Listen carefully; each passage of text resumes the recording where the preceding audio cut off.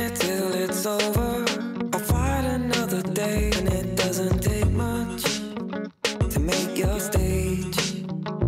Isolation, separation, it always ends in hate and it never stops. But I will keep my line of sight, my line of sight.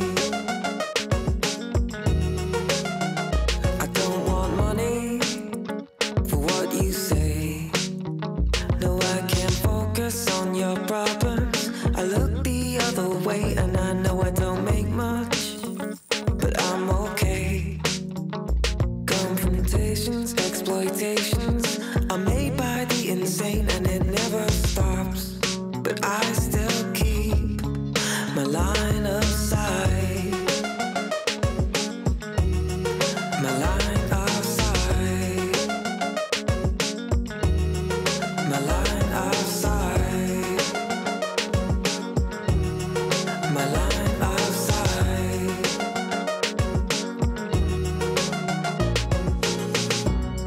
Yeah, I still keep my line of sight, my line of sight,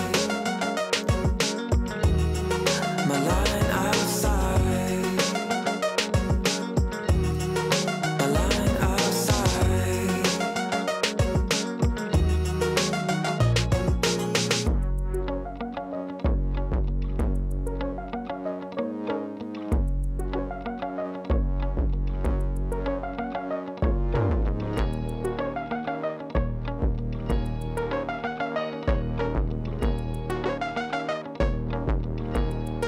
My line of sight,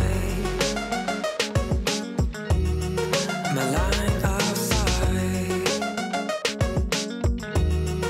my line of sight,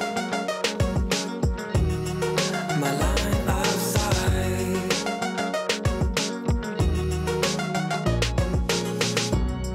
Yeah, I still keep my line of sight,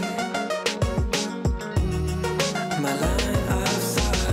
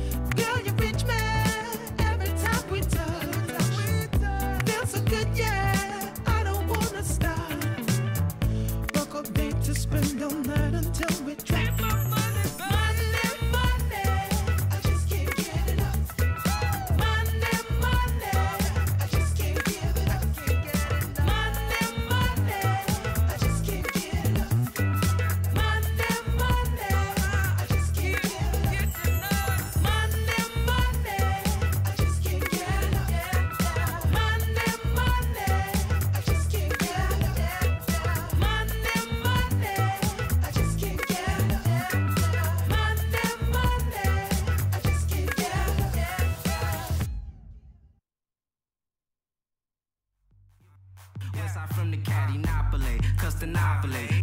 Is deep rooted in the matrix. We done hit the fan, and you know we run the dirty lane. Set the dirty lane. 9250, put it on the map. Slap her on the back while she handed that. My big cousin home fresh out. What I'm talking about? With that gangsta, if you ain't gangsta, don't be no fool. Get some money, little hanging with some. And they swear they was some killers, but the real killers ain't the ones speaking on their business. Damn, these gon' have me sleeping with some millions. Money, I get it like Malcolm by any means. Yeah. Shout out to my rallies, reppin' Team Green. We on dope, hating that shit on dope. Ballin' just like Rondo. I did it, took my time dope. Where I came from, nobody wanna go. Now I got people calling me pro. Everybody on money, dollar bill. I got money, I got money, I got money, I got money, I got money, I got money, I got money, I got money, I got money, I got money.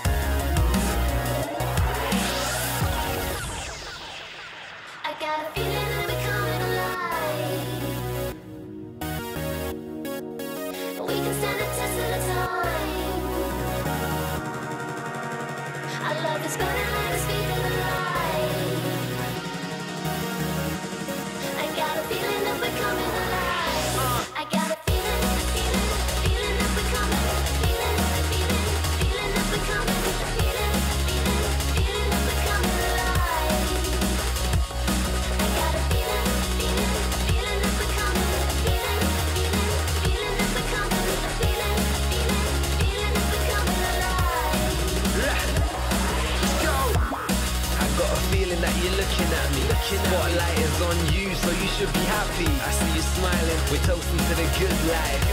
I know this is gonna be a good night. Drinks filled and the bar's packed. We built this with no hard hat. Nothing. We just wanna party. We just wanna party. Can't stop it when we started.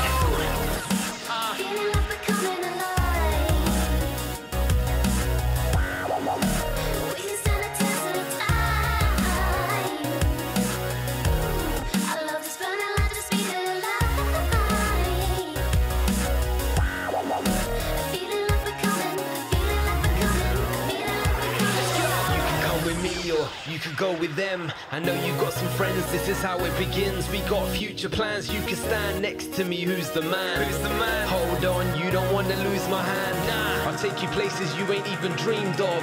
I feel sorry for whoever's got to clean up. Cause we just wanna party. We just wanna party, can't stop it when we started.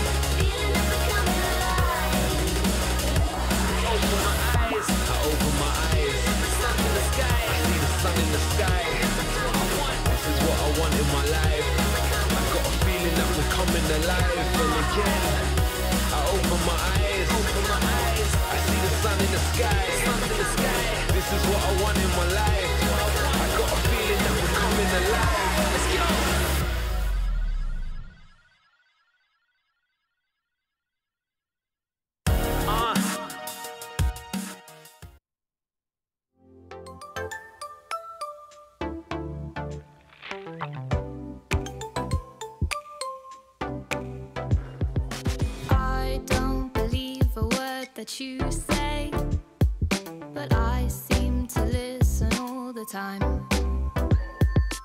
We can't achieve the things that every day are easy to friends of you and I. Anything I ask you for, you're too slow. Anywhere I want to go, you'll follow. Anything I need to know, you don't know. Every day I try to show your shadow. I don't think that you can read my mind. I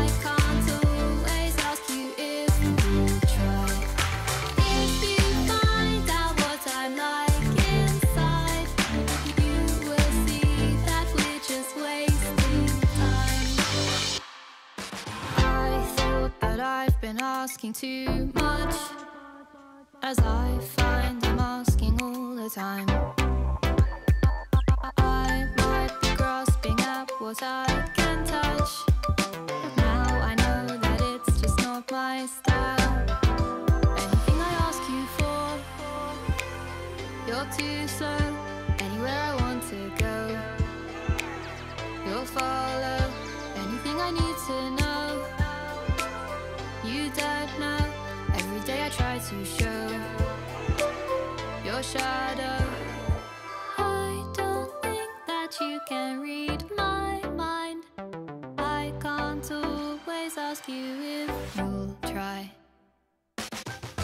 I don't think that you can read my mind. I can't always ask you if you'll try.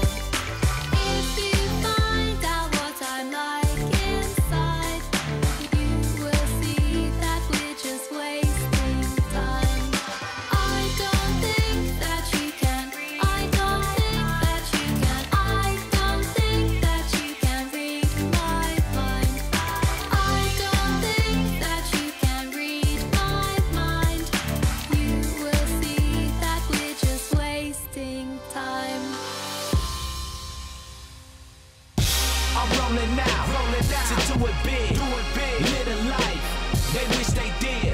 Gotta go for yours, no hesitations. Make the haters say congratulations, congratulations. Yeah, I said it. It's funny how they seem to love you more once you bred it. So set it or dead it, cause I won't let it get into the way of where I'm headed. Forget it, embedded in my mind as a youngin'. I'ma grow up to be something big. I know, you heard it all before. And I'ma hit the ground running, cause you gotta turn nothing to something big. I know, you heard it all before, yeah. I'ma go big. I don't know how everybody else tryna live. I had the feeling since I was a kid. I gigantic with everything I did. Baby, you know what it is. Black with pink slip, everything big. And you can come with, cause I ain't selfish, but I can't help but go. I want that big money, big house, big cars. So I grind every day. My life is no facade, no mirage. Sold out shows, hold the applause. It's why I spend so many nights in that garage writing, cause I'm aware that life is no massage. I'm far from relaxed with all this stress up on my back. My God, I seen her in that dress all black, and I want to go and get my hands on that. Yeah, it's nice to meet you. The way that I greet you, one day my name's gonna be big as Katrina's. See, the bigger the dream is, the more you achieving. Cause the things that they teaching, they sort of misleading. And I'm sort of prestigious without the education. I travel the world, rocking all of these stages. And all that I'm saying is that I'm trying to know you. And I got some big things in this life to show you, girl. I'ma go big. I don't know how everybody else tryna live. I had the feeling since I was a kid. I gigantic with everything I did. Baby, you know what it is. Black with pink slip, everything big. And you can come with, cause I ain't selfish, but I can't help but go big. I'm rolling out to do it big.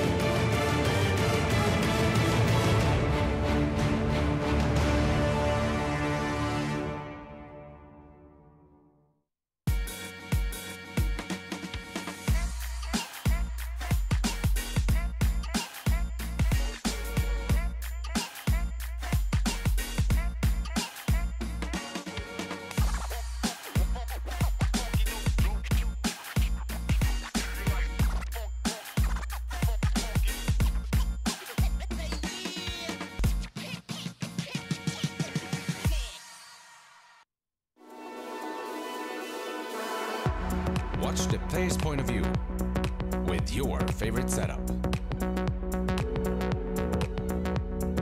Follow your favorite Dota 2 player in every detail. Watch esports your way. Get your digital pass now. Data analytics gives you the advantage of getting to answer questions in a faster time. In esports, you have a topic where all those technologies can be applied with an actual great purpose.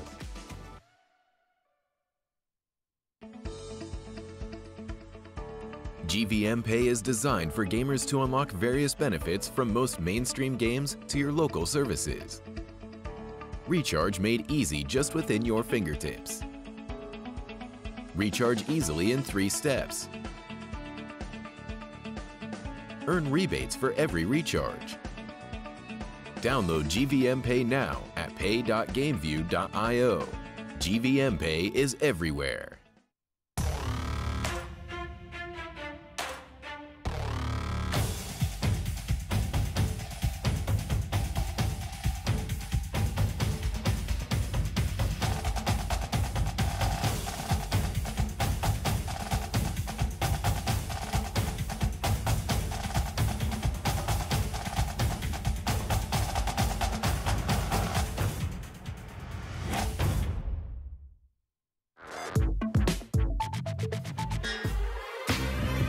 Good morning and welcome back to Bucharest. For live coverage of the Bucharest Minor today is Championship Sunday. That's right, we're going to crown our champion, $125,000 richer, 120 points better off, and more importantly perhaps, a place at the major for the second one of the DPC season. Plenty to come today, of course. Our lower bracket match still to come, the top 3 teams all in action, and then a best of 5 grand final. Before we get to that, and before we get to our panel members, let's check in with day number 4, the longest day of the tournament so far, and perhaps the very best of the matches.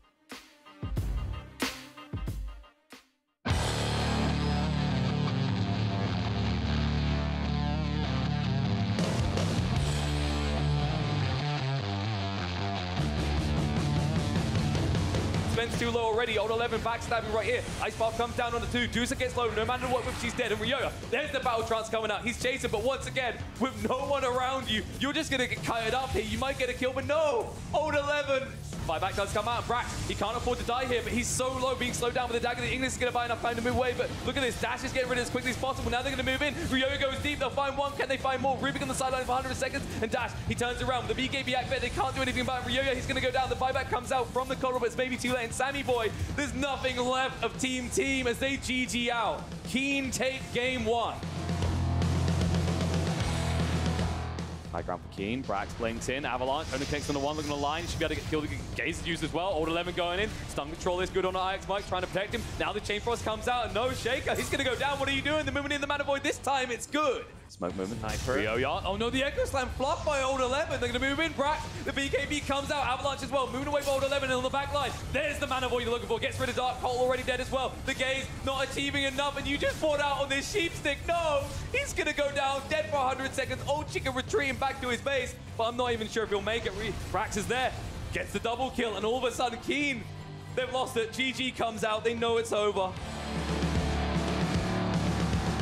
They're all stacked here, a lot of damage going around the place. Avalanche on the back line will find a kill. They're going to follow up with additional. Sammy Boy falls, Ryoya's down. They ping out, they see Brax. There's a lasso, not the target they want. Instantly, just crit straight through. Batrider already dead. Kaka, he's cutting this out. Ryoya barely does any damage on the back line. Sammy Boy does fall to Old 11. There's a TP out by your Lifestealer, but your base is now in peril, and your heroes are as well. Old 11, he holds his ground. The Gaze comes out, and the GG alongside it as Team, they got knocked out by Keen.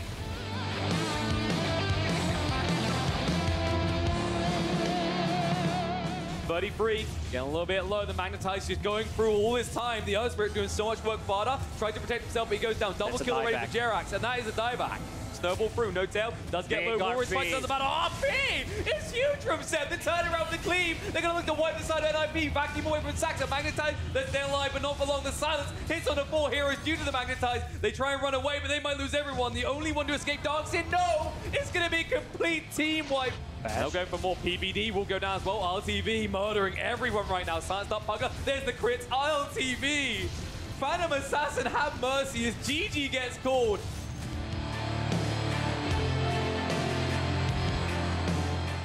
Oh, Thompson jumping in. BKB, Wukong's is down. Roche on half HP. They're going to move away with the Stampede. The Soulbind holds the two together.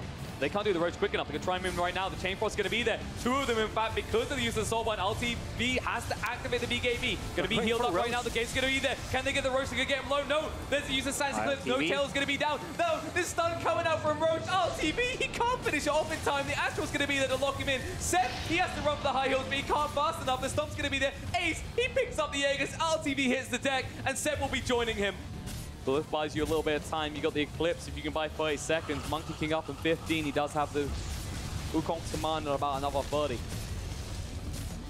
They needed to save Monkey King ulti when there's no Centaur ulti. Otherwise, they're not going to be inside of it.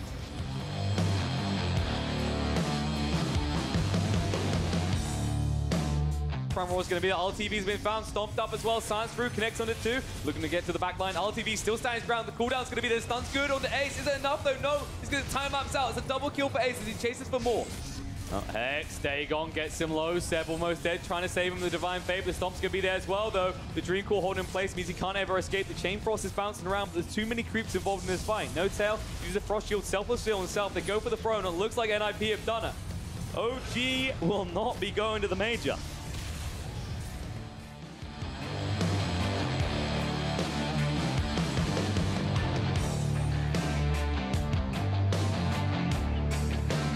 Turn over, but the Hawk, he's by himself, so maybe that is enough. He switched the cheese in. He'll have the life and the mana and the Hex as well. Terrorblade, he can't die now. He does die. The Thunder, it never came off. They turn their attention towards the Sniper. Pop him, flip him like a pancake, and then refresh it to hammer down. He's a little bit too far out as well, but it's Ego who's in the back lines. This Terrorblade trying to go ham. Thunder is available, but he's hexed up once again. Terrorblade is down. No buyback available. E-Home retreat back out. They've got the time. ET with a stomp. They're doing the work, but it's ASD. The cannon. Medusa jumps forward. The hexed up, stomped up. The push forward from the force up at least stomps the stomp, but it will not be enough. Dusa is down, and that will be the game. There is no way to defend E-Home in 72 minutes, the longest game of the minor.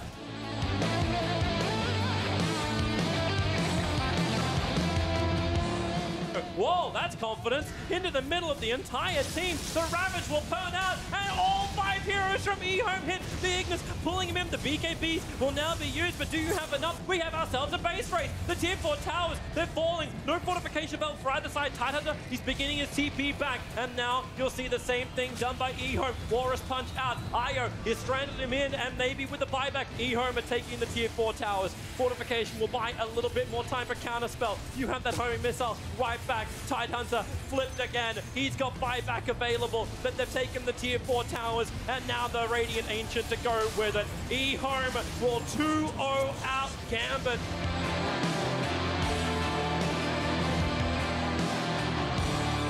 Farda's walking up exactly the same kind of way. The PPD went. The Burning Army will come down. Oh my god! Woo!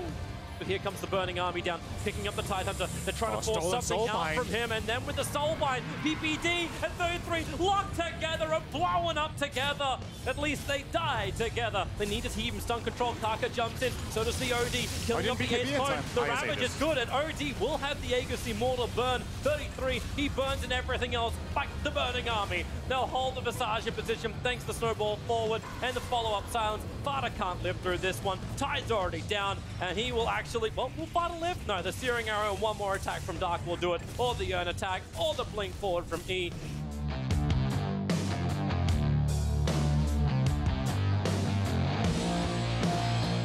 Farda into the back lines with a good dream ball, but picked up and thrown down. There's a dieback. Ace is barely holding it alive with the bash. He's controlled for half a second, and that is long enough for the Roar. This time it's on 11. Kaka with the follow. Puck will never get to cast an ability apart from Patient. He actually got it off in time, and then the follow-up Dream Call. This will give them something to fight with as Old Chicken just turns on the BKB and the Brewmaster split. King Gaming, they come back out again. They pick up 33. Primary target. He will go down.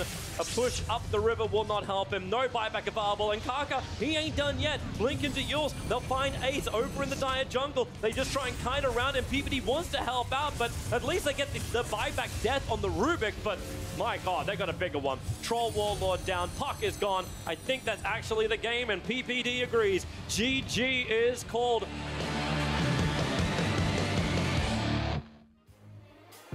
There we go then, day number 4 in the history books, and what a long day it was. Thank you for tuning in if you stayed with us all day long. I know a number of you did, but you would have been treated to some very high quality Dota tournaments. Exactly what we're looking for on Championship Sunday. As we narrow the field down to just 3 teams, we'll remove another one very shortly with the start of our first series in the lower bracket for the chance to play eHome in the grand final. Best of 5, and the winner takes all the marbles home with them, and they're off to the major as well. So a lot on the line for all 3 teams. And a lot on the line for our 3 prediction analysts this morning as well, all having various degrees of success over the last 4 days. We introduce you to Pyrian Flax, Synderen, and Black. Good morning, gents. Good morning, sir. Morning. Good morning, sir. Yes. We have the best and the worst of the predictors on the panel. I'm in the middle. You are. Look at that guy. Look, Ted, someone has to be bottom, right? Yeah, always. And, you know, why not be in that bottom? Yeah. Yeah. Someone's got to be. I figure I can take it. Yeah. Do you think you can overtake Twitter or Toby today? Because they're not that far ahead of you. Toby, no. Twitter, maybe. Right. I mean, for all the hate I'm sure I'm getting for these terrible predictions, they're almost as bad as me. Wait, Twitter fell off hard. Yeah, Twitter was like fall 3rd. hard yesterday. I was doing well at the start, and then I just started back in stupid. You didn't listen to your gut, No, Ted. I gambled. I tilted. Yesterday, Synderen was very good. A high quality Dota. We've been waiting, haven't we, a little bit, to be fair. We haven't had... Maybe we'd have one really good game with OG early on, but other than that, there's been a lack of quality, isn't there? Yeah, I think a big part of the reason the games have been so one-sided is a lot of them just don't have very balanced drafts across the board. There's been a lot of outdrafting this tournament. Yeah, a lot of outdrafts. I was, to be honest, expecting teams to be a little bit closer in that department, and that skill would play the bigger difference, like just raw play. But yeah, there's been a big gap in strategy, and some teams have definitely failed to deliver. I think especially OG has been disappointing to me with the drafting, and even if you play great and you have amazing players, you still need to be in touch with the strategy and the patch, and I just think this wasn't OG's event. Yeah, I mean, just talking about OG and NIP, because when we come into this event, those two were the standout-looking teams on paper. I know that they have various different degrees of form, but we're talking about a TI champion and a team led by a TI champion. You kind of expect them to go better than 5th, 6th, and 4th, which is where they've both finished. Yeah, it's not to take anything away from the other teams, though, because it's a tough competition, and the other teams are just better, right? But you would imagine that if OG and NIP brought their A game, this would probably not have been the final standings. Yeah. But yeah, you got to take the opportunities you're given, and I think the 3 teams that we have in the top 3 are the 3 best teams of the event. So not really that surprising after all when we saw how the groups went. Yeah, we said that day 1, Black. We asked if anyone could break these 3 teams. Yeah, I mean, especially eHome and Gambit, we said were like... Actually, we called them dark horses. We did call them. They were dark horses on day 1. They're not now. In reality, they were actually just like the best teams here. Yeah, that's how it goes sometimes, Sometimes you're eHome and you just don't lose a game. Yeah. Yeah, they haven't lost a single game, right? Not a single game. They're 8-0. 8-0. 8-0. Can they go 11-0? That's one of the questions that we're going to answer at the end of today. Before we get into today's games and we talk a little bit more about what we've got ahead, though, why don't we look back through the eyes of a different set of Dota eyes. Oh, hey, everybody. Welcome back to our final edition of our favorite show, America's favorite, well, whatever country I'm in, Slackstastrophes, ladies and gentlemen. These are all the fails and goof-ahs that you saw the other day. They gave me back my nanner. Let's go into clip number 1. Now, this clip takes a little bit to get off the ground, so we're going to skip ahead just a little bit here. There's a big old team fight. You guys can keep along. As you can see here, big old team fight happens. Now watch this part, though.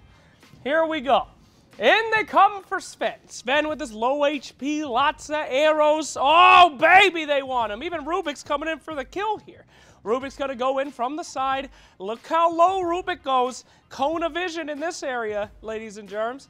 They're going to take out Rubik. Now, what you guys won't believe is that Sniper here, pause, decides to TP right next to that forgotten Sven. There he goes. Oh, not so forgotten today, baby. There you go. Sniper dies. That was the first clip that we have for you. If that wasn't quality, well, hold on, because it's only getting worse from here. Here's a great clip for you. Now, pay attention right here. Big team fight coming in. You're going to see these guys swoop into this area. Couple guys down over here as well. And really pay attention to all of the action happening up in that area. There's a big thing right there. Nah, I'm just kidding. This isn't actually anything at all. I just want to draw a picture of Red Eye. So there you go. Well, that looks pretty good. Next. And this clip over here. Oh! This is a clip right here, ladies and germs. Let's take a look. Toodaloo. Now, we're going to have these guys fight for a little bit. This is what I call a fail in a win. Pause it right there. Look at this IO initiation. Looks like an easy pick. Grimstroke all on his lonesome. Mr. Sakska. And they go straight in there. Nice. The link, the cleanup, completely brutalizing that poor Luna. She's out. But there's also a win in conjunction with this fail. Let's go over to the left side right here. Mr. Guy here, OD, he going in on Thompson, but oh! You see that? Is that balanced, Ice Frog? Absolutely not. No, not at all. Look at that ultimate going in on Thompson. He turns into a tree, and he receives no damage. He lives. I don't know how that works. I don't know why that's in the game, but there you go. Last but not least, you soccer fans are really going to love this one. Check this bad boy out. They're going in here. They're going to go. They're going to fight. And we're going to make a little bit of a goal here for our boy. Gets astraled. He looks like he's dead, but BKB into the ball. Oh, no. Now, I know a few things about, you know, European sports, so this one should be pretty fun for you guys. But check this bad boy out. You ready? Ball going up. Here we go. And, oh, I deleted the thing. Don't worry about it. You got the idea. Let's watch it one more time. BKBs into the ball, in up there, and then he goes out of there, and he instantly blinks back. That's the best I can do. Well, ladies and gentlemen, it's been a hell of a ride. Been a lot of fun doing this for you. I got one more special message for you, though. You guys are going to love this one. Da-da-da-da, da-da-da-da, da-da-da-da. I don't want to do this anymore. Bye, everybody. I'm sure Purge will be very happy to get his banana back. Thank you very much for Actions Slacks. They've been fun every day. They've been fun. There was a fail within a fail there, though, Ted. Hiring him in the first place, well, and let him on the screen. Too, but you're drawing the goal, the wrong kind of goal, I might add as well, right? And then deleted it before the ball went through. I mean, classic Slacks. Can you get fails on fails? I think you can. He can. Yeah. For sure. He's a master of that. Yeah. And he trained hard. Several people have asked me, Black, what on earth were you guys doing yesterday? I think they're talking about the thing. The thing? The thing. I don't know what happened there. Yeah. I was just being infected.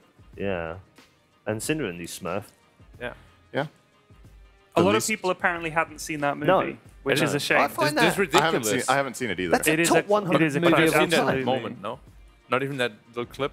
That clip is super famous. The clip is iconic, man. Yeah. Maybe I've seen it, but it didn't come to mind. Well, if you get the chance, but I just did what Slack said, so he would stop bothering me. Watch it, yes, please. Yeah. the thing, John It's a great Carter. And movie. also, just you know, because we're forward-thinking kind of people, right? We've got the first match of the day, first series of the day is going to be a best of 3, and of course the winner of that will then go on to the grand final, then a little bit of a break.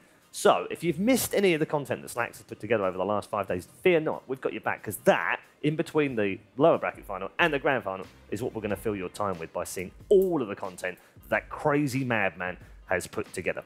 Now, let's take a look at the bracket and show you how these 3 teams made their way through to the top 3 positions. At the lower part of the bracket, we've got Gambit versus Keen Gaming. And at the top of the bracket, of course, eHome going through flawlessly. 2-0-2-0, just as they did in the group stage, and they are currently 8-0. It's eHome versus Gambit or Keen. I think that the only real surprise, maybe, is that OG didn't get there and that Keen did, but I think Keen have looked better than OG, honestly, I think.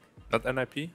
Not a surprise to you? Well, it was before the tournament, but once we saw them at the start, then I don't think it was a surprise that they went out, honestly. I mean, they didn't play well. But they got 3-0 by Keen. Look better, though. They did. Look yeah, better. they did look better as it went on. But Yeah. like I said yesterday, I think the teams that they were beating were not great. Sure. And as soon as they bumped into a decent team, they kind of got crushed. Yeah. They got problems at the moment, for sure. Yep, got plenty to fix, that's for sure. The top three haven't, however. Keen, probably the more inconsistent of the three, Syndrome, but the top two, not much between. I know it was 2-0 yesterday in the upper bracket, but there's not much between those two teams, eHome and Gambit. No, those games were close. So one of them was 72 minutes, and the other one I think was 41, but both of them at any point could have been won by Gambit. Yeah. So I think it's hard to not pick Gambit as the favorites going into this next match just based on that. They're the ones who have given eHome the best fight. But you have to remember, this is the first time Gambit loses. And that's something that the team needs to adjust to. Like, are you going to overcompensate for what went wrong in the draft? Do you feel like, oh, we just misplayed. We're going to keep playing our stuff. It's worked every other game. They beat OG last week 3-0 as well, or 2 weeks ago, whenever it was. Won that tournament. And of course, you have Keen, who have had more and more and more time to prepare for this Gambit style that's very defined. I think out of all the teams here, Gambit has the most defined style in how they play every game. So we'll see if Keen can crack it. Yeah, certainly what they've been drafting anyway. Yeah, so similar for kind of ethos behind it. We're getting towards the business end, Ted, of this tournament. So who's been the standout player? Because that will be our conversation we'll need to have at the end of the day. Who's been the MVP of the tournament? I think we've said ASD a lot. I feel like he's been nominated a lot. And he's put in some really, really good performances. But I think eHome's biggest secret weapon is actually Zhao 8, who's the one handling the drafting. And of all the teams, they're the ones that always seem to have a plan and not get out drafted and pull out a hero 4th or 5th that the other team just has no way to deal with. And also, they just pick up. He can spot the weaknesses in the enemy's lineup really quickly. You just think, oh yeah, they have no way to deal with that. I'm not talking about cheese picks. I mean picks that you might just not have seen coming. I think what's interesting is, these teams settle into this kind of meta, and later on in a patch, everybody's basically copying other people. Oh, if they play this, oh, I saw them, they countered that with this and stuff. I think that the guys that get the patch cracked at the start, people like Zhao 8, are the ones who can just figure it out and put other people to the test early. But I do wonder, when you come around and everybody's on the same page, that's when you find out who the best team is in terms of skill and execution. Yeah, sure. All right, we're going to get more from both of you. I want to hear your opinions on the MVP, possible players as well. But first, let's introduce you to our two teams. In the lower bracket final, these are your lineups.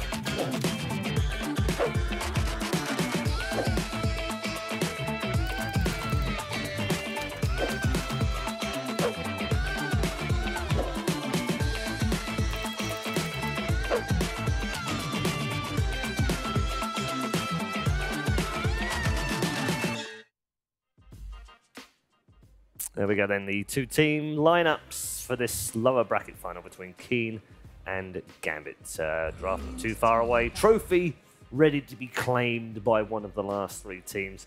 And I have to say, these two have come in very early this morning, both seeming quite good spirits.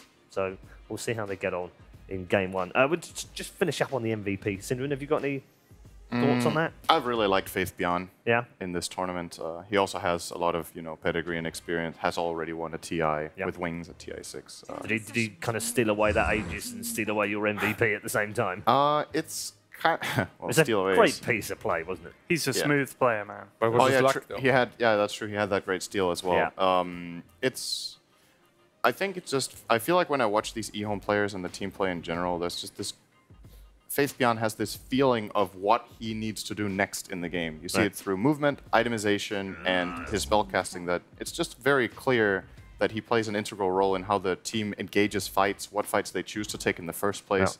Looks like he has a lot of initiative, and I just think he's been delivering consistently every single game. All right, Black. I guess that means Eon will win then, because I think Ego is my personal MVP. Is it? Okay. He has been, stellar performances throughout. He oftentimes gets the last pick and performs really well on them. He doesn't really feel the pressure. Pressure doesn't really get to him. So it's Ego, ASD, and Faith Beyond. He likes him because Anti-Mage went 14-1 yesterday. Well, and it was yes. Ego. So he's an Anti-Mage Invoker Spanner. Who played the best Anti-Mage this tournament? Oh, it was Ego. Ego is my MVP. And he plays Invoker as well, by the way. Oh, he does. Has he played it here? No. We've only had one. Thompson played the only Invoker, right? I think so, yeah. Shout out to Faith Beyond for learning English. Jack Chen gave him a shout out on Twitter, and he said he's coming on. Yeah, no, he is. I mean, I said yesterday and the day before, it's a real privilege for me personally to be able to have an interview with Faith Beyond. He's one of my favourite players from all of the Dota events I've ever done. And to be able to actually talk to him on a show is such a privilege for me. Like, it's a real privilege. Do you know what his motivation is for learning English? I don't, actually. So he can do interviews with Paul, obviously. Oh. That was it. so he can be interviewed by me. He was the one who was honoured. He just couldn't put it into work yet. What a terrible dream to have. Centaur Rubik. Right, we are underway in our first draft of the day. Centaur Rubik for Keen. Nothing surprising there. And Tiny's not that surprising. I get the Tiny's a little bit out there from Gambit. We've seen this up and down. Why has it been so up and down? Sometimes looks really good, sometimes looks really bad. It's been super up for eHome in their games. They've played it. I think part of the reason this hero is very good in my book is it can play the flex role. Yeah, it can technically play more than 3 roles, but I'm going to say 3. I think it's a good position 2, 3, and 4 in the right conditions. It is even possible to play it 5 and 1, but then we're stretching it a little bit with your strategies. So it's a great flex pick in this situation. You have your 5 picked already in the Caudal, and that means this Tiny can do whatever you want it to in the next phase. As far as Keen goes, they first picked the Centaur. That was Old 11's best hero in this tournament, he was fantastic. So grabbing him that comfort, can't blame them for that. Do you think he basically, the Tiny fulfills the same role as like Tuscan Earth Spirit in the team fights? The sense that he gets in there and causes chaos, mixes things up, disrupts people. He throws people back to his teammates in the same way Earth Spirit boots them back. Yeah, there's definitely some overlap in the way you play them when you play them as a 4 or as a 3. If you play position 2 Tiny, the playstyle is a bit different because you have to deal a lot more damage, so you stay in the fight and really have to hit things. But yeah, I would agree. As a 4, he's kind of in the same category, and the other 2 are banned out. So he's one of the better options to go to for sure. Lots and lots and lots of supports from Keen banned. Yeah. Yeah. They don't like supports. It's the same the other side, actually. Good I mean, call, Tusk, Dazzle, Jakiro all banned by Gambit. They'll both search for another support, at least one more, potentially. Not a lot of position 5s left. No. That are very strong in the meta, at least. No. By the way, just to revisit the point that you said, why would he be interested to learn English? There's this other player. You probably know about him. He won in TI before, Shadow. He expressed interest to join foreign teams, non-Chinese teams. Faith Beyond on a foreign team would be amazeballs. But the difference is, Shadow didn't bother to learn English yet at all, and Faith Beyond did. Or maybe he just wants to expand his horizon. We don't know. Seriously, Faith Beyond on another team in Europe or NA would be amazing. It would be hype. Imagine we're going to secret or something. I'm waiting for that day, by the way. Yeah. I know we get a few players like your good self and Ice and KP obviously going off to China and joining Chinese. I'm waiting for the day that Chinese players start joining Euros or NA teams, because those days are going to be amazing. Because we've had a lot of other regions start meshing with Europe. We've had CIS players come to Europe. We've had SEA players come to Europe. We've had NA players come to Europe, which is historically historically EU players been going to more. South America. Yeah. Which is a relatively new thing. We've had our own Dota 2 globalization. Third pick anti-mage. Interesting. You don't see that every day. So this is what we were talking about, right? Gambit lost yesterday, and they're coming into this. How are they going to adjust? Are they going to totally change up what they do? Are they going to stick to their guns? And this is already uncharacteristic for Gambit's drafting in the rest of the tournament. And they lost to eHome, so Maybe they did it learn once, some to be fair. things. Against Team, I think they're third. There's also But I think they have something countered. AM doesn't counter anything yet. No, this is just a flat-out open. There's also an element we haven't discussed yet, which is that Keen and eHome will have spoken. Right? They have two of their players from eHome on Keen Gaming. They're going to be talking to each other. They're going to be discussing how did you win against Gambit. Gambit know that, therefore they think already eHome are going to help Keen try and beat them. Therefore we've got to change stuff up. Yeah, I can't disagree with that. You got to be careful how far you stray from the plan, right? Yeah. The more you get out of your comfort zone, the harder it gets. There's a mag still. This is a good PA pick. Yeah, and there's a mag still. There's going to be a mag for possibly. Then position 4 Centaur or position 4 mag. I think position 4 mag actually is pretty bad now. But it's just that with the PA. Position 5 is, mag. Position 5 mag. Oof. Good luck in your lane, buddy. That's what you just love to see when you're PA, right? Just give me empower, and then you're sitting here safely and just getting dove under tower, and this guy can't help you at all. Yeah. Then you're like, why don't you help me? Yeah. Yeah. I don't think mag is the way to go personally. We'll see. It could be a pick for Gambit, actually. Yeah. But no, they stick to their Tide. So it's been a stable for them. Yep. Tide crushes PA. Great hero against PA in general. Yeah. Even if you can play, I don't know if Gambit do this. I don't think they will in this game, but you can even play the Tide as a position 2. Oh god. And he is strong against PA because Anchor Smash can't be dodged, and it scales with your damage. So when you start getting damage, huge win rate from 10 picks. Wow. I mean, I think those 2 wins are Gambit, by the way. Yeah, I'm pretty sure. Don't do him down. Tide's great hero. Love But they that also guy. lost with it, right? Yeah. They did yesterday. lose. Was it one game? It happens. They lost 1 game. It yesterday. happens. It's not his fault. All right. Look Or at 2. him. I think they lost 2.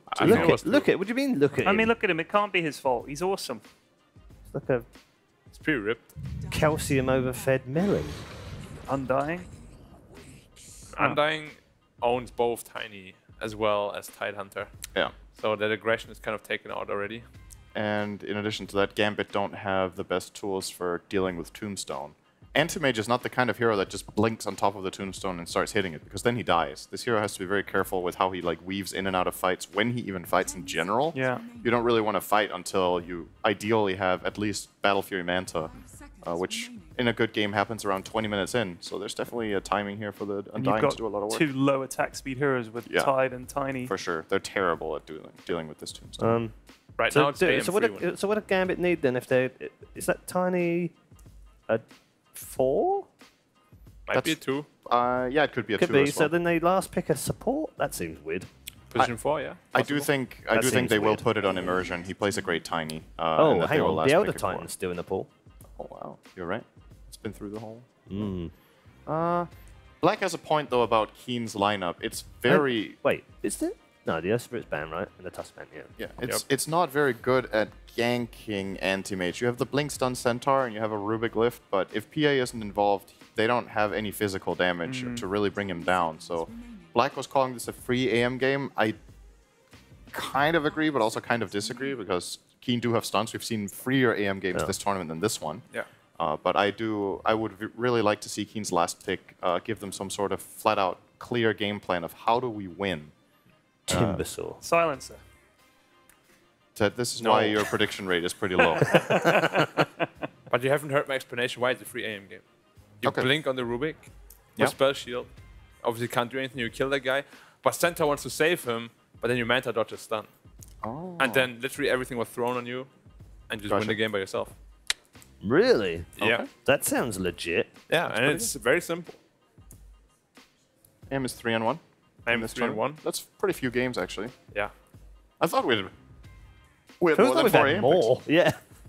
I was thinking exactly the same. Felt like we'd have more of those. I think we had like 4 sniper games too now, or 3. At least 4. 3. At least 4. Yeah. Possibly. But only even against 5. Medusa? Yeah, pretty much only against Medusa. Oh, it's 3. Okay. Right. Shadowfiend and ban. 100% win rate on a sniper. That doesn't sound right. I thought he'd lost one. Don't blame Keen for this. It's been one of Gambit's absolute go-tos for Alpha Shadowfiend. Ninja. Yep. What's good for them in mid here? It could even be a mid Rubik if they wanted to and pick another position 4. But there's not really any stand-up position 4 either. What do you hate playing against when you're an AM? Leash. What's the worst, actually? Leash is pretty annoying. Yeah. To deal with. Yeah. Not in the meta right now. I'm thinking about like the worst heroes to play. I think No, like something like Lycan. not Leash, the mechanic leash. So like, that's like what I mean. Slark Pounce or something. Something like a Lycan, I think, is super annoying. When you just know you lose one crazy fight, you lose the European game. pronunciation of Lesh. It's quite. I was like, I'm what really the hell? surprised you didn't call me out on that point. Lee I'm just going to Lee Shrek. Lee Shrek. The name's Shrek. No, Lina is something AM doesn't care about. Open-ended last pick from Keen. They don't know the mid matchup, so they get someone who's stable against pretty much anything. Doesn't lose mid very much. Could be a really good TA game though, if they wanted to. And they can still go back for the Elder Titan if they want it. I really don't like TAAM, so I hope they don't do that. Kunkka! That's a good pick. Don't worry, lads. Don't worry, the Admiral's here. Oh, Kunkka and Tidehunter on the same team, though. Yeah. Oh, that's bad. Lots of it's all to protect the AM, right? Gushing water. Yeah. This is pretty much, it's not exactly, but it's the pairing that they lost to against eHome yesterday. They had Kunkka AM. Kunkka was making space. They played with Kunkka, Beastmaster, Lion, whatever their fourth hero was, and then Anti-Mage. Now, the biggest problem for AM is, already he actually does a lot of damage with the mana break, but he dies really fast. But if you have the Kunkka buff, you can actually join fights actively, even before you Battle Fury. All right, good stuff. Nice. Interesting draft from both teams. Let's start this end this time. Black. I'm going to go with a Gambit, of course. Are you? Because you're not swayed by the Twitter predictions, by the way. 66% have gone for Gambit. Nah, I have higher prediction rate than Twitter. They should follow me. Right. What are you going for? Gambit. I think you went after Twitter personally, but all right. Synderen? This is really hard. I would actually like to see the drafts again, but I don't remember them by heart. Koppel, Tiny, AM, Tide, Kunkka for Gambit. Okay, I feel like I should be fast on this. I'll go with eHome in this game. I think the Undying is actually... There's no eHome. Sorry, Keen. I'll go with Keen. I'll go with eHome, then I'm on the safe side. Yeah, can we make him go for eHome in this game? I'm pretty sure he's going to lose. He said eHome? Yeah, I think he's going to lose if he goes for eHome. He's going for Keen. Ted. It is a tricky one. Yeah, it is. Don't envy you. Which might be good for you. It might. I'm actually going to go for Gambit. I actually think. Is this gut? Yeah, Gambit. Ted? It's Gambit gut. Okay, I've got Gambit gut. Oh, it's very painful, but you should get that scene to Ted before you get into any trouble. All right, Gambit for Pyrian Flax and Gambit for Black. Synderen with Keen. Let's head over to the game then, ladies and gentlemen. Get our lower bracket final underway. Thanks, Paul. All right, so we need to do our predictions quickly. We don't get to have a little banter with them about it. But where are you going with this, Lacoste? How are you feeling? If they're not showing my face, I'm going to go with Gambit this time. I think it's a free anti-mage game. But as Black pointed out, the Rum from Kunkka is going to bring him some tankiness that he needs because they could easily blow him up with the Centaur, Lina, especially PA. Yeah, I'm kind of in the same boat. I think the key here is who initiates first because while Keen do have the defensive usage of Stampede, when you think about the boat buff that comes out from Kunkka, how tanky Tide is, magic resistance on this anti-mage, it just feels like Gambit do have the means to repel Keen's fights. So I'm looking at the lanes, wherever Undying goes, that should be an easy lane because he's playing against one of the strength heroes, either Tiny or Tide. Yeah, we'll definitely get an advantage there. It's going to be interesting to see if Gambit want to stick with what they're showing bot right now, which is like they've got 3 heroes down here. They can't really leave the AM alone top, so at least they don't give the Undying the best scenario, which would be a tri-lane. The Hack, he doesn't actually manage to get the rune there, so it looks like it's going to be 2 runes apiece, as Gambit was able to secure the bot ones. It should be interesting to watch this mid matchup. It feels like this is definitely more Kunkka favored, especially with the new Bracer, right? Oh yeah, love me some bracers. I've seen this matchup going both ways, but most of the time it's Kunkka who comes on top. And of course, that race towards 6 is going to be crucial here because while you can Laguna down, if you've got like double Bracer by then, it's hard to actually get a kill out of that. And at the same time, for Kunkka, it's very easy with the X boat into Torrent. So you can definitely look back at this lane around 6 and expect to see one killing the other. The other lane's going to be a little bit more interesting, though. You're going to have the Rubing the Centaur, which should be pretty effective at shutting down AM's early farm, right? Yeah, Kunkka so far not doing well on the mid lane. There it is, Torrent. He's coming back now. You know, with 2 missed stuns so far. 1 out of 3 hit.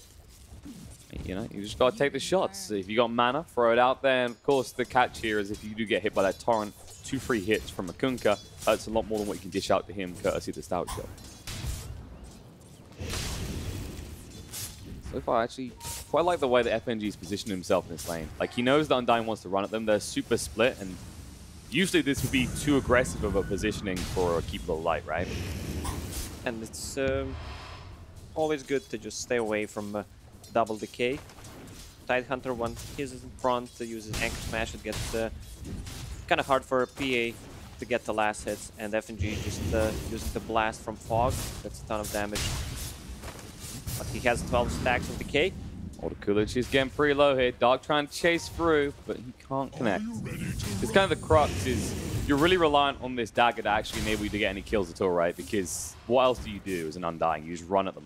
And in fairness, Tide is very tanky, and Keeper does have a lot of base movement speed. Undying's running low on mana. Has a Mango to work with, and a couple of charges on Magic Stick. When he uses all of his mana, he's probably just going to suicide on the tower. Yeah, we do see it quite often. I feel like Undying was the hero that started this kind of notion of denying yourself the tower, right? Like, as far as I can remember, he was the one that started doing it first of all, and then a lot of supports went, oh, this makes sense, actually. Oh yeah, we didn't notice Tiny is the king of the hill, just standing there. Oh wow, yeah, no, he got put there. Oh yeah, that's Rubik right there. Good old Rubik. Wow, Keen. That's a huge advantage for them in this lane. I mean, I was wondering why the AM had been left alone this long. Finally, Immersion will be able to get across here. But if Kaka wanted to be a pain in the ass, he could have tried to block the courier to bring him a TP. It was still not minute 3. He could have tried to snipe the courier. That's true. Which one has like more value there? What, like, would you rather deny the XP to the Rubik or the Tiny in that scenario? Like, I feel like either one being missing from the lane is equally disadvantageous. Oh, I'm definitely going for a courier. You just want to be annoying, right? Oh yeah, pain in the ass. It's the style that's my middle name. So looking at the CS up to this point, Old Chicken doing fantastically. Kunkka is matching him from the mid lane. And of course, we have seen what Phantom Assassin can do with 1 or 2 quick Wraith Bands just into aggression onto these type of heroes. Especially when you consider things like Tide and Keep the Light, they don't have the best means to defend themselves. Not exactly the anti-mage who has his escape plan, or the Tiny who has an avalanche that lasts a few seconds.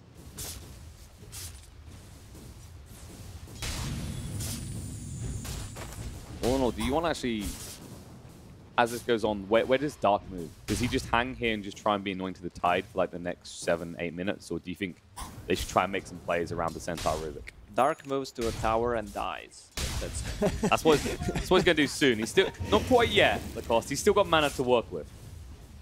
So he'll just pummel a little bit more before that happens. Yeah, here we go. We can actually see the lift coming out now. And this is the problem with playing Tiny like this, is if you get the tree like that, and Dash in the mid lane will go down as the first blood is drawn. Nice rotation coming out from Keeper. Now this is huge for Kunkka actually on the mid lane. He is level 5.5. Lina is actually same level, but she's missing a lot of XP because she's dead. And if Kunkka hits level 6, he could get a solo kill. Indeed possible. Courier was waiting there to actually give the ward. There's already a Wraith Band failed for Phantom Assassin heading towards the bot lane.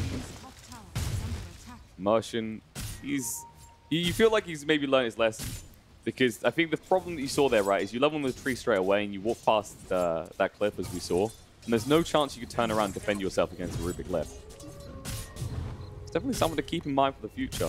And I'm sure Immersion will think of that. Just have flashbacks to that moment.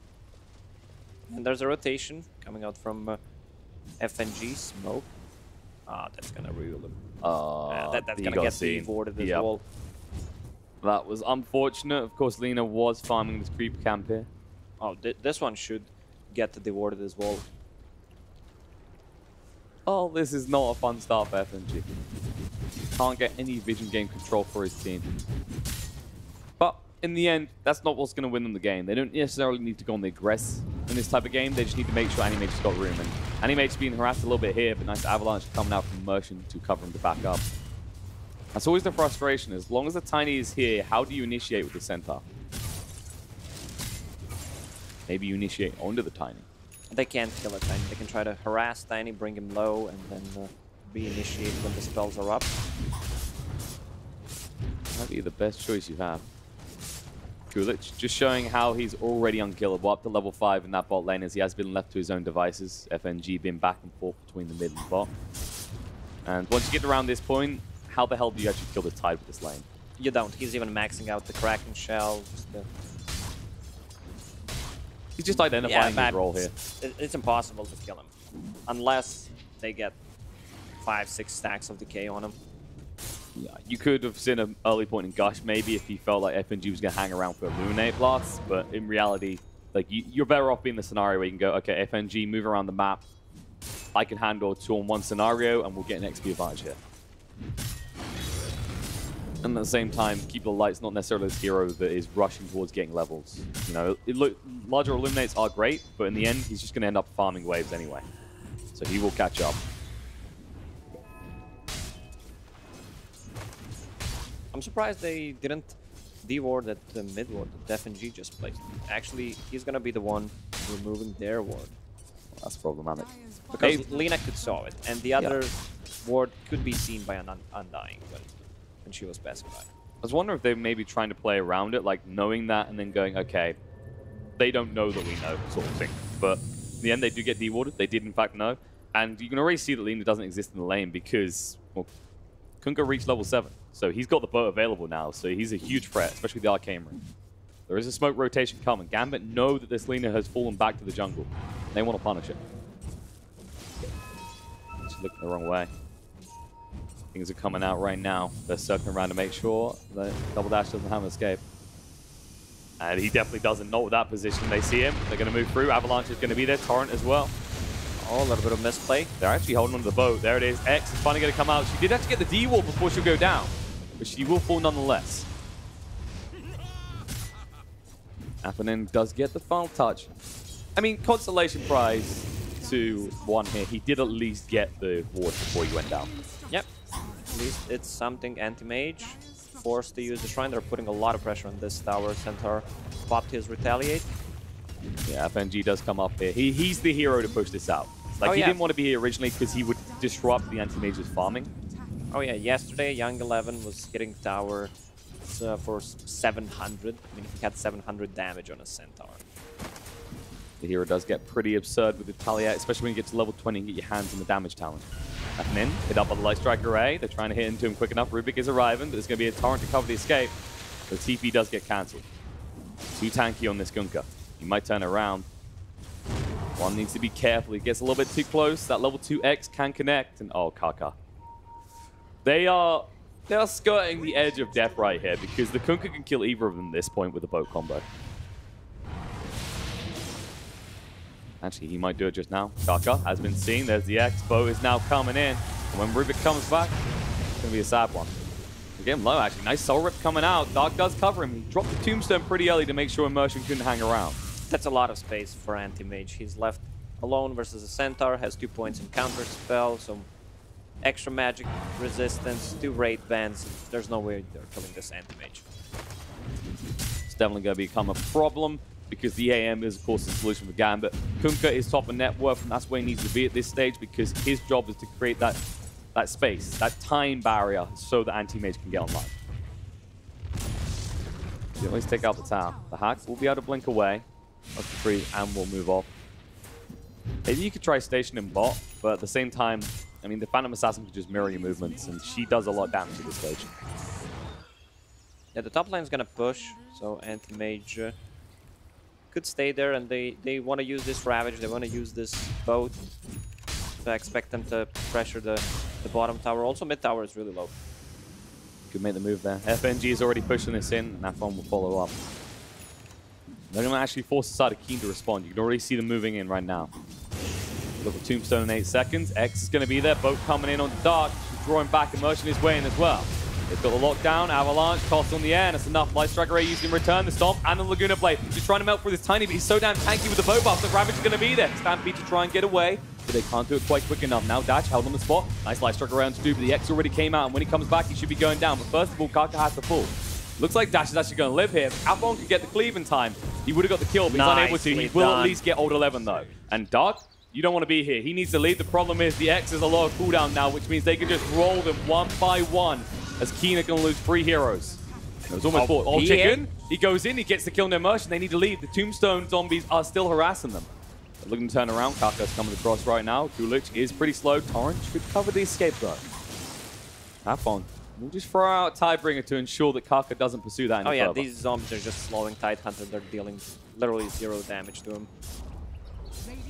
And this is the frustration, though, right? Like, Gambit are playing a variant of the Centaur Stampede damage mitigation concept. With the boat buff, with Tidehunter, with the anti-mage, everyone has their own means to kind of resist the damage that Keen does. Yeah, look at the patience coming out from Tidehunter here. He did not want to use Ravage immediately. He's waiting for Centaur to use ulti, and then he uses it. There it is. Beautifully done. Still flips on Melina. She did live in the end with the perfect Light Strike array. Kunkka just couldn't sidestep it in time, and the lift from Kaka did cover the escape. Keeper of the Light with the sick blast that connected on 3 people. Playing around these choke points definitely favors the side of Gambit with the bow, with the taunt, with the Illuminate. Of course, with the Ravage. And FNG is up to level 6 now. Considering how little time he spent in lane and was back and forth, not really achieving too much early on, he has caught up. Or 11 in the mid lane.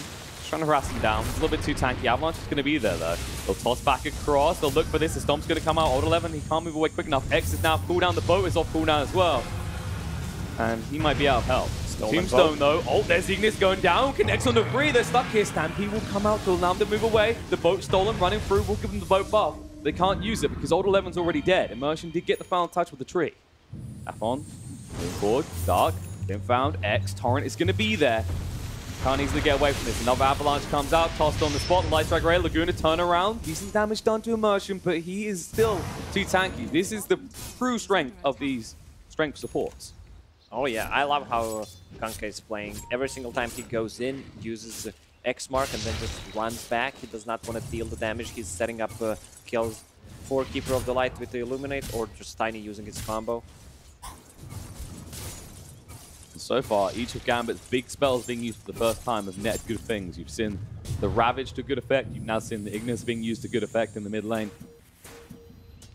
While you might not have got as many kills out as you would have liked, forcing that Stampede out of Keen is big because that is not only the defensive means, that's also the means of initiating. And level 1 is such a huge cooldown, 110 seconds. That pony had to be punished. He was a little bit too strong. Dark. Slowed up here. They can't move across in time. There is going to be an X and the boat coming in. A bow on bow action, in fact. For Kaka, he's going to be the one going down. Tried.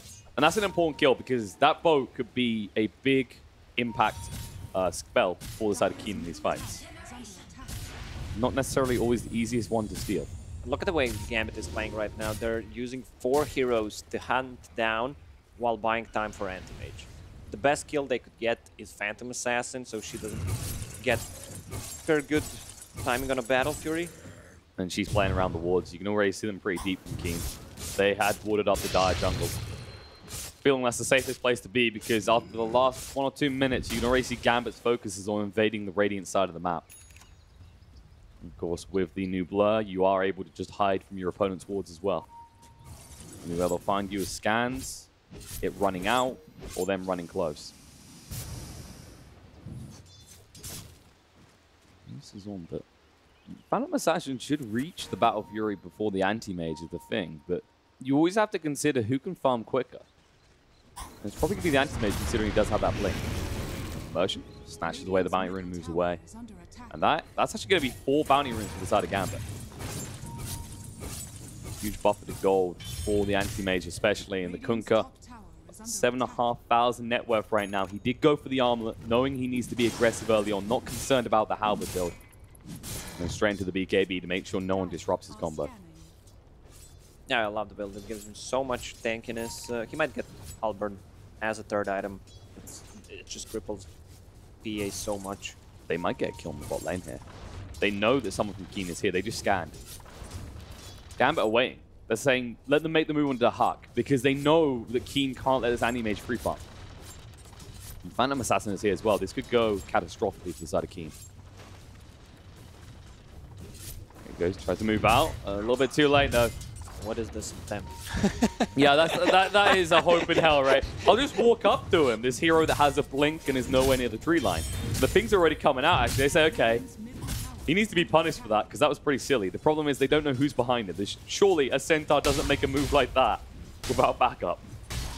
I mean, he tried to run in with phase boots from Fog, but the anti-mage positioning was, was way better. Yeah, see, Dirt Plus isn't amused. It just moved 2% more when it saw that move. 83% chance to Gambit take from this state. 4K net worth lead already. 3K XP.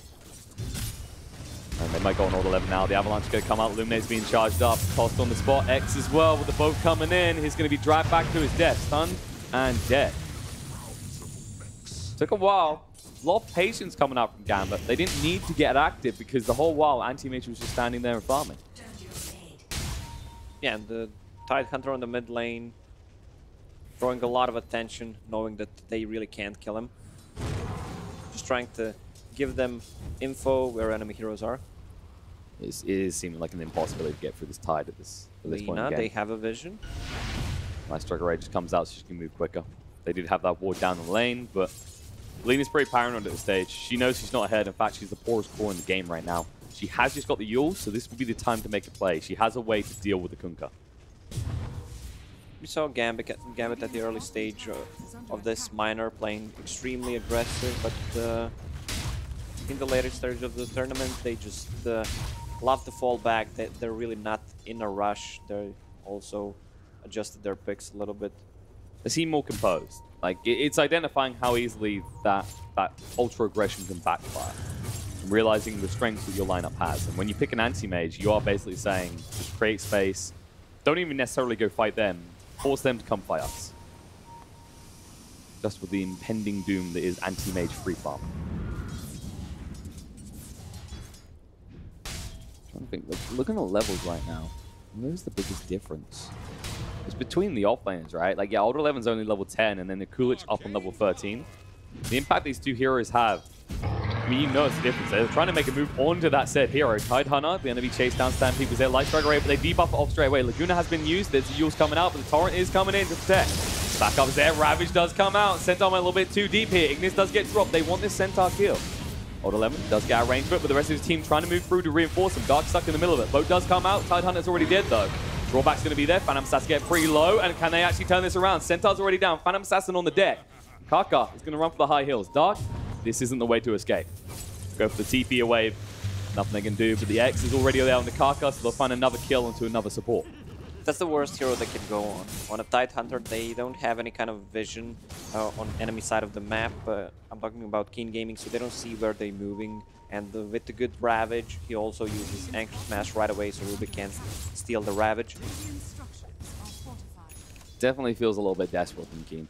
Like, you know that's the tankiest hero. You know that's the hardest kill. And we saw it. They land the stun. You see it in a second. And instantly it just debuffs because, of course, the Kraken shells. That's the top side. There we go. Just comes off, moves away. And, yeah, quick across from Gambit. Turns it all around. I like this at Ignis as well. It's not greedy. It just ensures that you separate the fight. Not just for a Tide kill. I mean, I say just for. It's a decent kill to find, but you're not dealing with the core issues, which is the Kunkka and the Anti-Mage. Instead, they're just farming you. And now, those two are the ones sitting top of net worth. Both about to reach the 10,000 mark. Order Kulich leading the way. Yule's going to be there. Let's Drag Ray as well. Connects onto two. Illuminate has been charged, though, so they'll back away. They got what they came for, and that was the bounty room. It's going to be 2 apiece. The Hack has picked up an Invis room, but it's an anti-mage, so there's no concern there. He was probably just going to use it to move back to farm. There's a lot of good spells to steal. Rubik just needs to be careful about his positioning. Either Tide ulti, both from Kunkka, Fatus. Even X. Like, the cooldown on X, the plays you could potentially make with it. X is not going to win them a team fight, but if they get a kill or 2, they kind of lack control, so X is going to be good. One, he's going to fall here. They try and turn around, immersion big court, but there's the Ignis going down. They actually pushed them further out, though. They want to get rid of this tombstone, and that is why they placed it like that. No way to stop them doing it either. Dark just stares on as he loses his beautiful home. Avalanche jumping even deeper, toss back. They're on the old chicken here, but they can't quite do enough damage. He'll escape. Can't see a Kaka hanging around. Old man with his big Ravage stick. ready. Oh, Ravage comes out, connects on the 3 heroes. In fact, another torrent. Avalanche follow-up is enough with the boat coming in as well. The Phantom Assassin is already dead. Kaka couldn't even get a good steal there. He'd already used it to get the Anchor Smash. So no consolation prize for the side of Keen. Tidehunter is so fast after he used Ravage. Instant Anchor Smash. They could go for a Roche right now. He has the Vlads. Has Vlads. 28 seconds. And, well, Anti-Mage is far away. I guess he just wants to get his Manta style before they take another fight. He just wants to farm. Like, there's no real rush for Gambit right now. They have control of the map. The pressure is definitely on Keen to go out and make a play. And at what point do you do that? Especially when you consider this Phantom Assassin went for that Battle Fury. They're going to try now anyway. Smoked up as 4, and the Phantom Assassin the only one not involved. Still dead. Bomb. Step off to the side. Tied again, though. They at least know he doesn't have a Ravage this time around.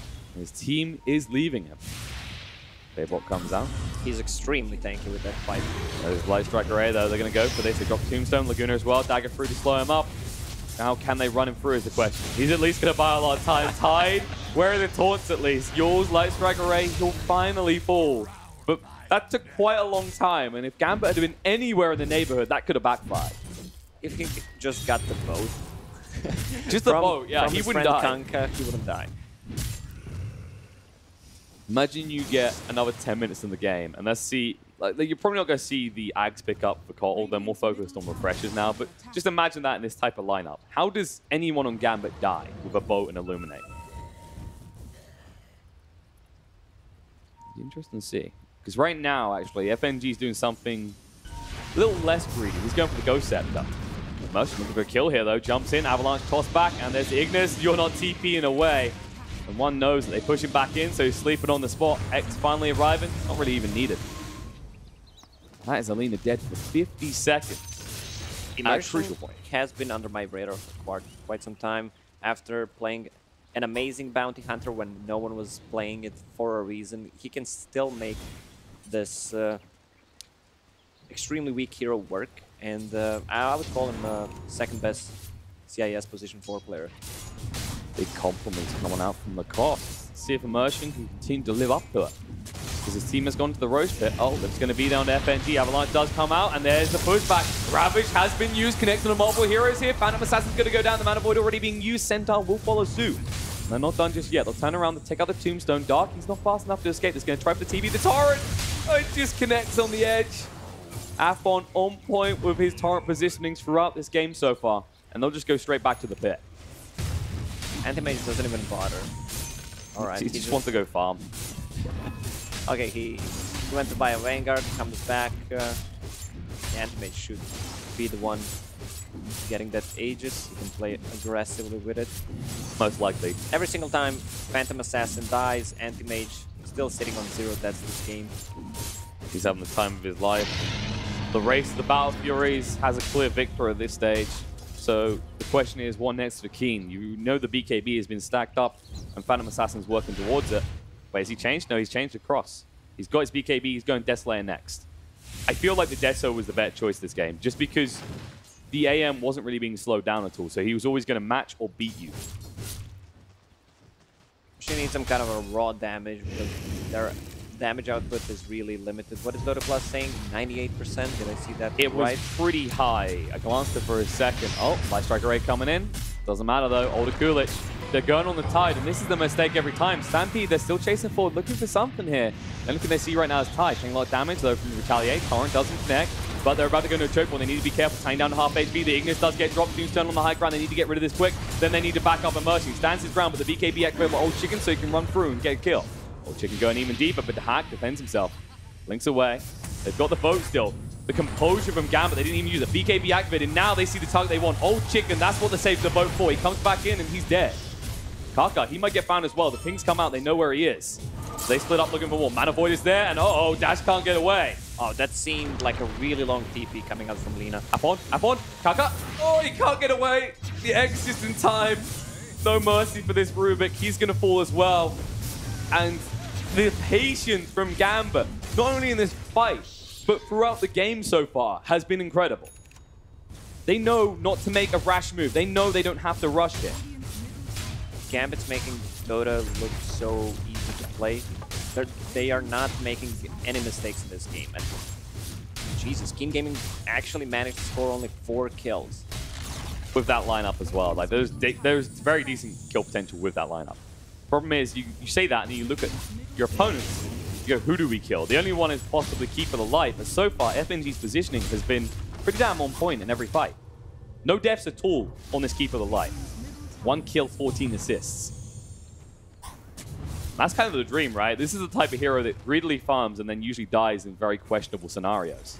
Yeah, his positioning has been extremely well. And now that he has a Ghost Scepter, he really doesn't have to care about the Phantom Assassin bursting him up. You were right about the Dirt Plus. Now it's gone up to 98% though. Half these odds. They've still got 2% chance, all right? Doa is not defined by this moment in the game. There is still a means for Keen to get back in. What is the primary focus? What is the next big pickup that gives him an opportunity to do something? I think they could just gather up once Kanka has his AC and just siege, try to force. Let's see if they can make something happen. Old 11, not feeling as tanky as most Centaurs here. He's actually queued up a BKB in this game. Yeah, that's what he did yesterday, but they were ahead, so he had a BKB, Heart. He uses a Retaliate, they siege. I guess his logic is, they can't X me, but there's always someone they can X and draw back. Even if you Stampede escape, someone's going to be left behind. Smoked by Gambit. Will be revealed. Oh, the Avalanche doesn't connect, though. Immersion. He's done it in a different direction. As a result, Old 11's able to blink away, but the hack is on your high ground. Old Chicken. Well, he will feel the fury of his own daggers as he's slowed down. X draw back. They've found a target. Torrent is out, and Old 11 out of mana, and maybe out of life. Ignis does get dropped. Connects on the 4. There's the Ravage. The Gulich moves straight in. They chase him while the boat's going to come through. Old Chicken activates the BKB just in time. Light Strike Ray is out. Nope. It's too late. GG gets called. They know it's all over. Gambit take game 1. Yeah, what an easy game from Gambit. There was throughout this whole tournament, a difference between eHome and Gambit and the rest of the teams. Like, you could actually feel the difference, the way they're picking, the way they're playing. They're really not wasting any time. The aggression that they put early on pays off in the late game. And it just felt like Gambit had it going from the start. You know, you saw, like, well, apart from right at the beginning where Tiny gets put on a cliff and Anti-Mage is left alone against 2. But the moment that Kunkka got that kill on Talina in the mid lane, things shifted, and Gambit, they just built momentum and it never seemed to stop. That's why I love these self-sustainable off-laners as a Tide, as Enigma.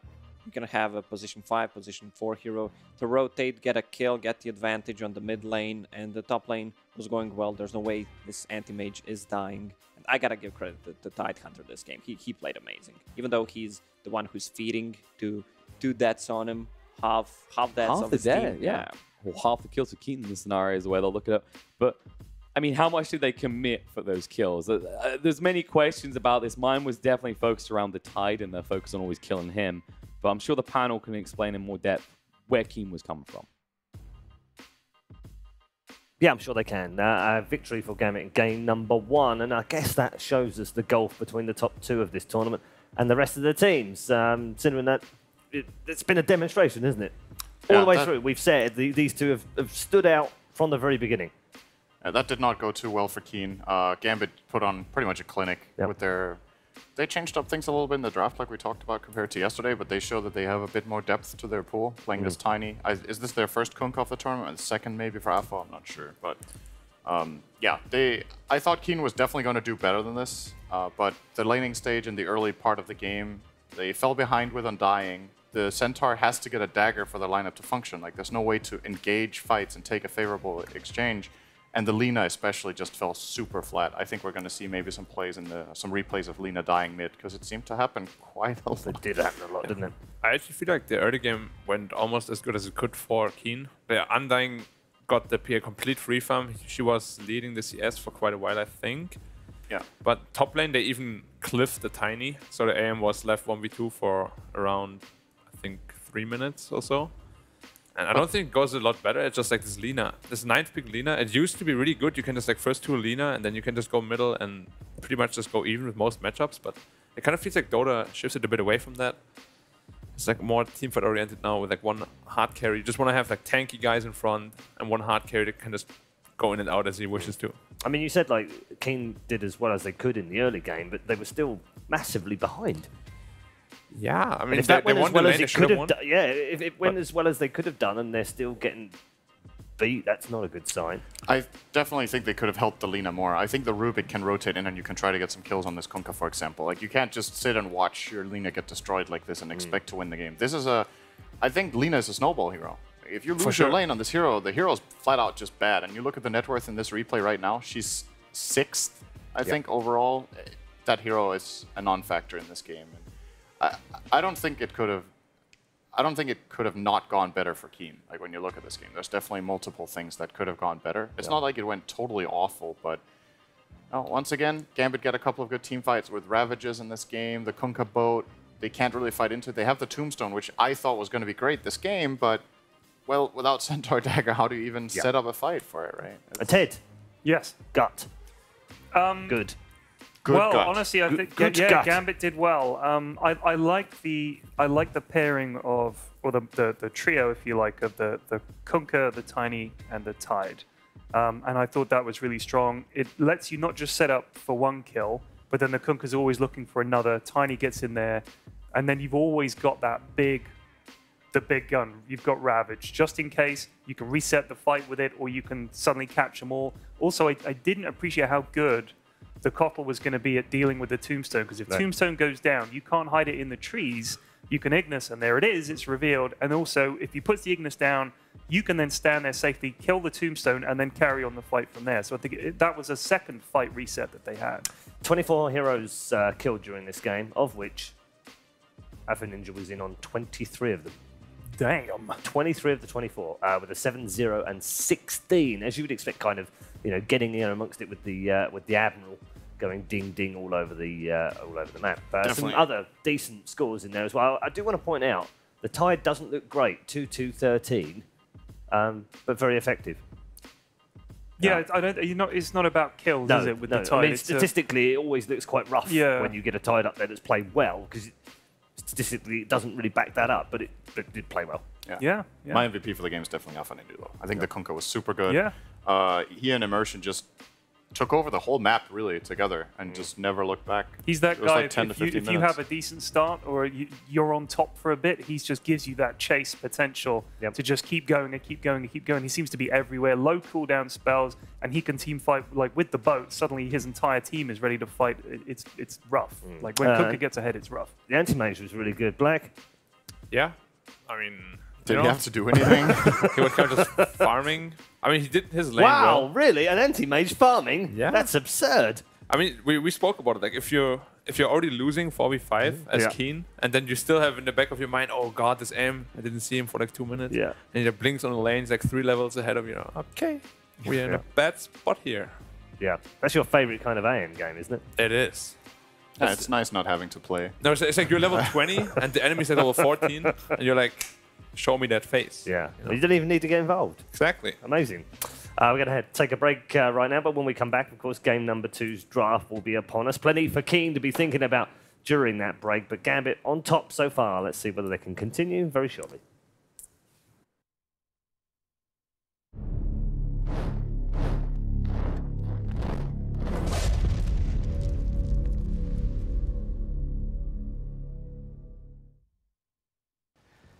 Here at PGL, we do a lot of work on the designs that you guys see in the tournaments. But this year, we did have a little bit of help. We were contacted by a very special person who helped us design our beautiful Balloon Dota 2 logo that appears in every single game. And I thought maybe you guys would like to meet her. Hello, Patricia? Oh, hello. How lovely to hear you. Hi, this is Jake. I wanted to ask you about the logo. You contacted us a few months ago saying you wanted to design our logo for us for this event, and I just wanted to talk to you about that.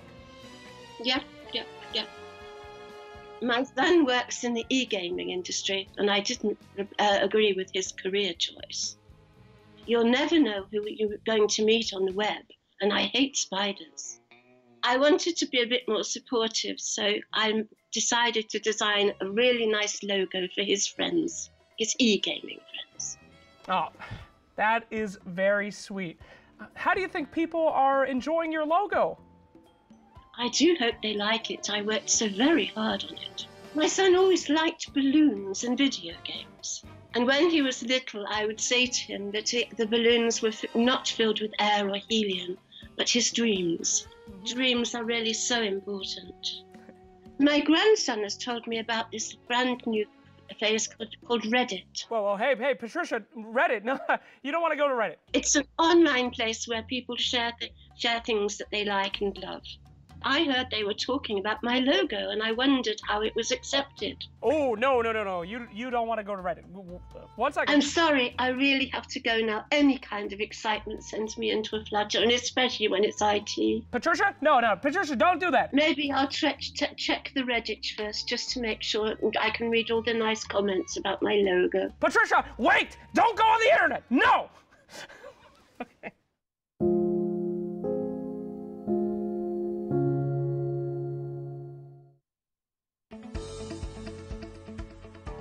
GVM Pay is designed for gamers to unlock various benefits from most mainstream games to your local services. Recharge made easy just within your fingertips. Recharge easily in 3 steps. Earn rebates for every recharge. Download GVM Pay now at pay.gameview.io. GVM Pay is everywhere.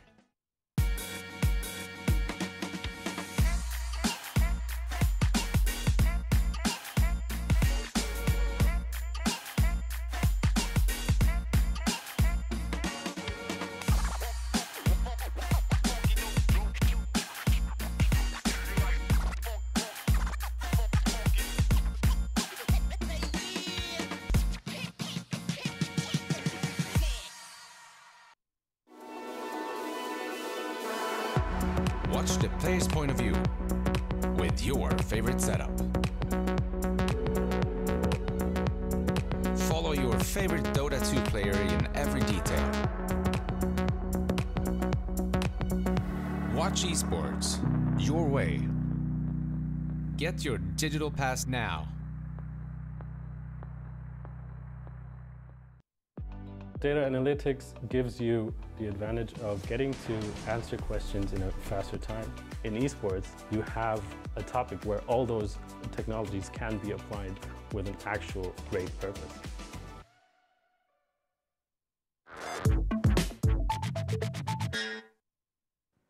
Welcome back to the Bucharest Miner, and a little message for you there from Sir Action Slacks after the interview with our lead designer of the logo. Just goes to show, you know, don't be mean on Reddit. You never know who you're upsetting. Red Eye. You were very upset yesterday. Was I? When Kyle insulted StarCraft. What did he say about StarCraft? He said it was boring. I used to love watching it, man. He wanted to kill him, yeah. and I wanted to support him. Yeah, I mean, the thing is, right, when you think of StarCraft, it is kind of like the start of everything. Yeah. You think about it, right? StarCraft, Brew War led to StarCraft 2, but also led to Warcraft. Wasn't the Big Bang the start of Warcraft led everything? to Warcraft 3, which led to Dota, which Big led to Bang. Dota 2. So how can you hate you're right. StarCraft? And also it started off, you know, the whole esports scene. That was the Exactly. first esport I ever watched. apart from 1999. In the arcade, Korean. which is where it actually began. Back in the arcade, watching people play. Ted, I'm with you. Fighter 2 Ted, and I'm with you. shit. Ted. Brighton Arcade, right? Yeah. The very first time I went and played any competitive stuff, we used to have a line of 10 people Yeah, on Street bingo, Fighter. man. And People what you do is watching. you'd be like, you pay 10p, and then you'd be like, I'm so good at this, I can just stay on all day, and Yeah. it's free. People would come, And strangers they would come and literally- challenge Yep. you. Winner stays Yep. on. Yep. Oh, Absolutely. true esports. So you never stayed on? That's not true. That's not true. Swanage Arcade, 1992, maybe 91 even. Street Fighter 2, put in my 30p. It was 30p by then. Wow. I was 2 by then. Huh? I was 2 by then. You were 2, there you go. Yeah. And I was playing. I would have still beat My you, mates probably. were with me, and some guy came up and put his money in, very cocky. He picked Ryu, I picked Blanca. He won the first round. I looked around at my mates, and they were shitting themselves. Beat him the next 2. Get out of here, kids. This is my game. Love it. You're just spamming probably that roll. Love it. No, just... It's funny actually, because when I think back to like the first stuff that I played in the arcade, Syndrome was just a mere twinkle in the milkman's eye. Yeah. Wow. Kind of worrying. That's deep. I love when you make me feel young. You shouldn't twinkle in the It's milkman's great. eye. That's rude. Anyway, Gambit 1-0 up. Video games. Yeah, Gambit 1-0 up in this lower bracket final. For a chance to play eHome again. I'm sure they're really looking forward to that. But doing very well, Black. That first game was a very good demonstration, despite the fact that the Syndrome pointed out that it was a very different lineup from them. Yeah, I mean, just overall, it looks like they're a better team cohesion, just better team play overall. Like they know where to be and when to be where, what to prioritize. Just looked a whole lot better than Keen Gaming in that first game. So they're gonna step up or go home. I think at this point we need to see. Keen needs to give us a reason to believe in them beating Gambit, because I think if the drafts are even, they're still gonna lose. Like they're getting out executed pretty heavily in that first game.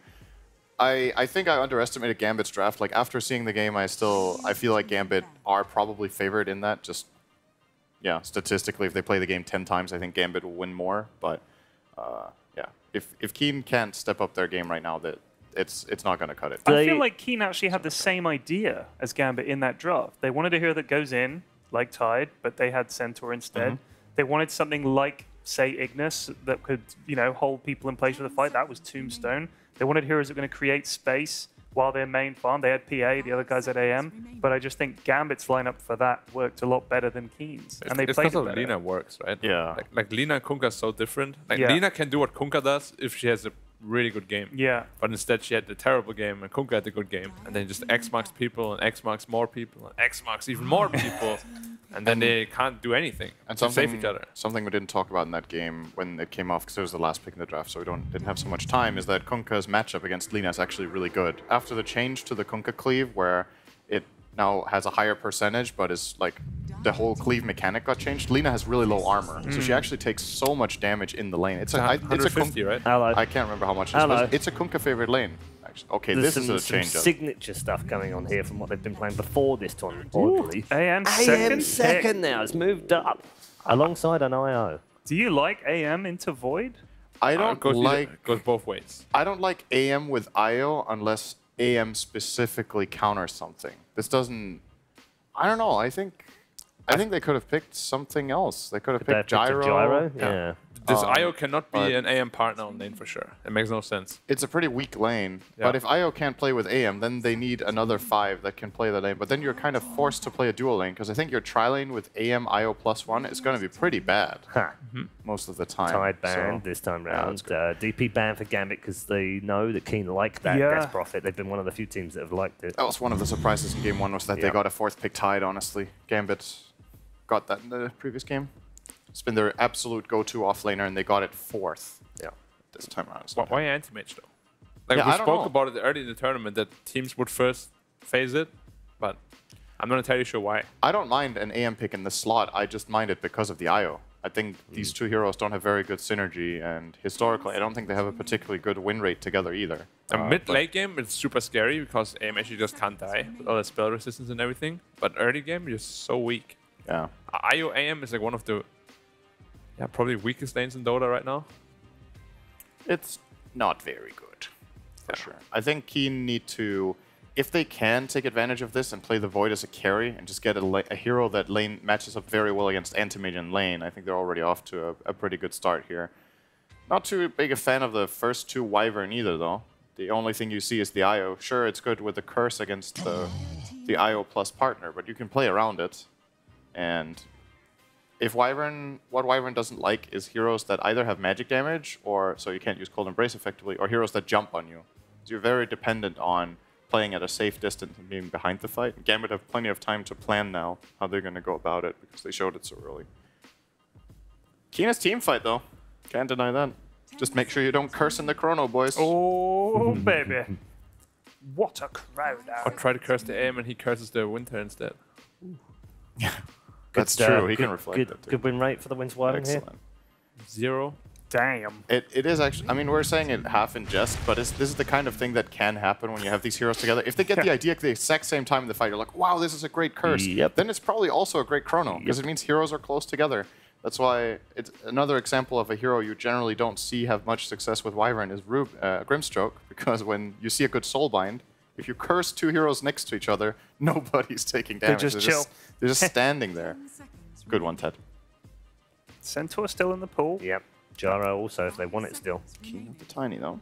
So, what is... Well, Immersion's going to play the IO, so they don't need the Tiny in this game. That's his hero. But what does FNG do? Does he want Coddle with this? I think that would make their lineup pretty bad. I think when you have IO, Really you squishy. need... Yeah, you have no catch, you have no playmaking. It's going to go for the Undying. So, laning focus, bit of team fight. I think what I should try to do is match the Undying AM against the Void and pick another pair for the IO. Yes, I think that's good too. Yeah, I think it's the best bet to have. They You could don't want to also- put this AM against Tiny +1, I think. Yeah. It's doable with Undying. Undying is really good against Tiny in lane. So Yeah, it is doable. But we'll see if Keen put the Tiny on position 4 and they get a 3 in the lane, for example, that is good against the anti-mage. I don't even know if it's enough with AM plus Undying for that lane. I like Keen a lot more already in this game than the last one, because Gambit's draft looks a bit awkward to me, but they might still end up turning it around with the last 2 picks or just better plays than Keen. So why is Keen not picking Dazzle? They used to first pick it all the time. Yeah, did they lose with it? They probably did.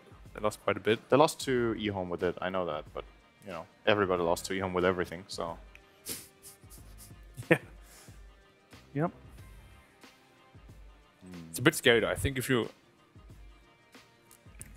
first phase AM, man, it's like Keen has the ultimate last pick. I think they want to save it for their mid hero, so this is the time when you have to decide what role Tiny is, if that's the way you want to go. You have to, or you have to pick another flex, so they can just interchange their roles in the game based on what Gambit's last 2 heroes are, because they're going to see 2 in a row, of course. I don't know. There's nothing that stands out to me that would just be amazing here for Keen, honestly, that we've seen them play anyway. Have they played Jakiro? Is he one of theirs? Yeah, a little bit. Jakiro's not bad this game, actually. Kind of like that. Jakiro. Double Dragon, Double Dragon. Because we've seen Void Jakiro quite a bit, I think. Good call. There you go. That's good. That's 3 why Ted's on the dragons. panel. Shut up. There you go. That is not why I'm on the panel. 3 dragons in the same game. All we need is Community a outreach dragon program night now to for the finish it off, elderly. and it'll be great.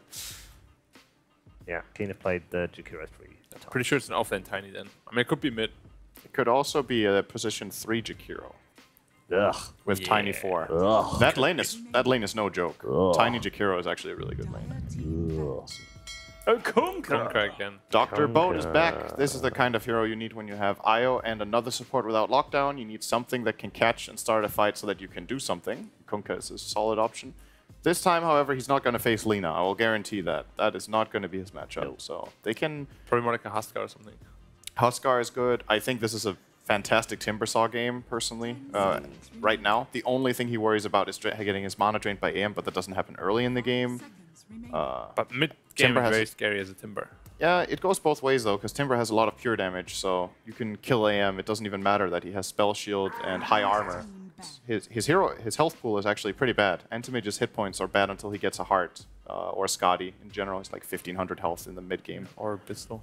Bissell gives a bit too, yeah. Was that 250, I think? 250 and 10 strength. Oh, yes, true, it gives strength too, yeah. Hey, you know what would be fun here for Gambit? Enigma. I think you just get cursed and the black hole gets cancelled, right? That's one thing, but it also doesn't really fit the pace that Not Gambit of has Gambit, been playing in general. I want to have something like Doom. Something that can actually really fight. Ooh. Doom is takes interesting. some Like out. Doom IO, I think, would be really good. Yeah, Doom could take Doom's the... great. Or Doom. They also need like aura carriers, so Doom fits into that. What other hero? What has Afterlight played this tournament apart from Tide? Brew? Tide, Brew. Centaur band? No, I was thinking Yeah, Centaur's right there. Centaur's No, decent. just chilling. Centaur doesn't particularly Underlord? enjoy... Underlord's banned, that's right, that was the one. And that's banned now. Yeah, Huskar Huskar Bam. That's a Bam smart was what we ban. thought. It's a good ban. Here it comes. Centaur. Centaur. Has to be. So to go standard. Why wouldn't it be anything else? He's Wyvern, good. Wyvern is How pretty did that get all the way through the draft? Wyvern's pretty good against this hero, though, in lane. Arctic Burn deals a lot of damage to heroes that have high max HP, and Centaur is one of the big boys, so... Yeah, there you go. There's the Timber. There was. This is amazing, this game. 4 All strength right, heroes, yeah. This is a pretty good Timber game. Keen needed to give me a reason. They gave me a reason. I'm a Keen believer in this game. I think this is good enough. Really? Yeah, I think it's actually good enough. I like their draft. Would you like some additional statistical information before making your predictions? This can't possibly be good. Keen have won every time they played Jakiro. Oh, like All possibly three very matches. good. Yeah. No, I like their draft. They have really good team fight. They have good lanes. They're not going to be roamed on like crazy because the other team has the support duo that they do. IO, Undying, not going to make any moves.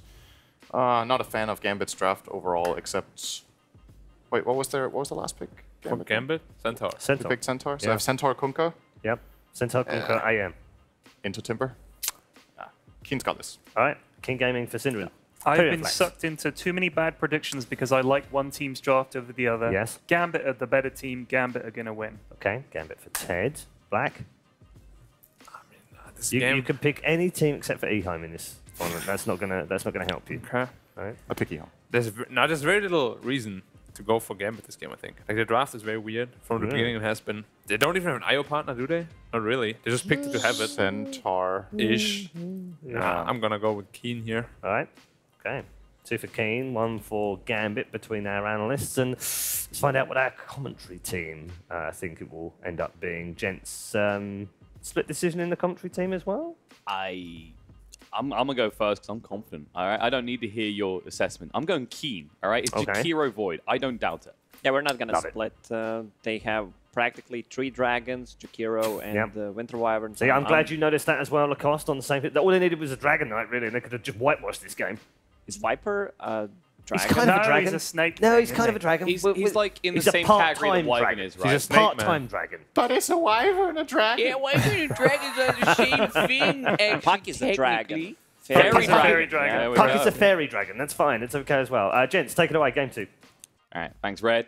And what a game we should have. Finally, it's looking... After that first game, there was concerns that Gambit might just run away with this, but as everyone kind of hit on, this draft from Gambit from the get-go seems a bit peculiar, I think is the word we'll choose here. The IO doesn't have a dominant partner.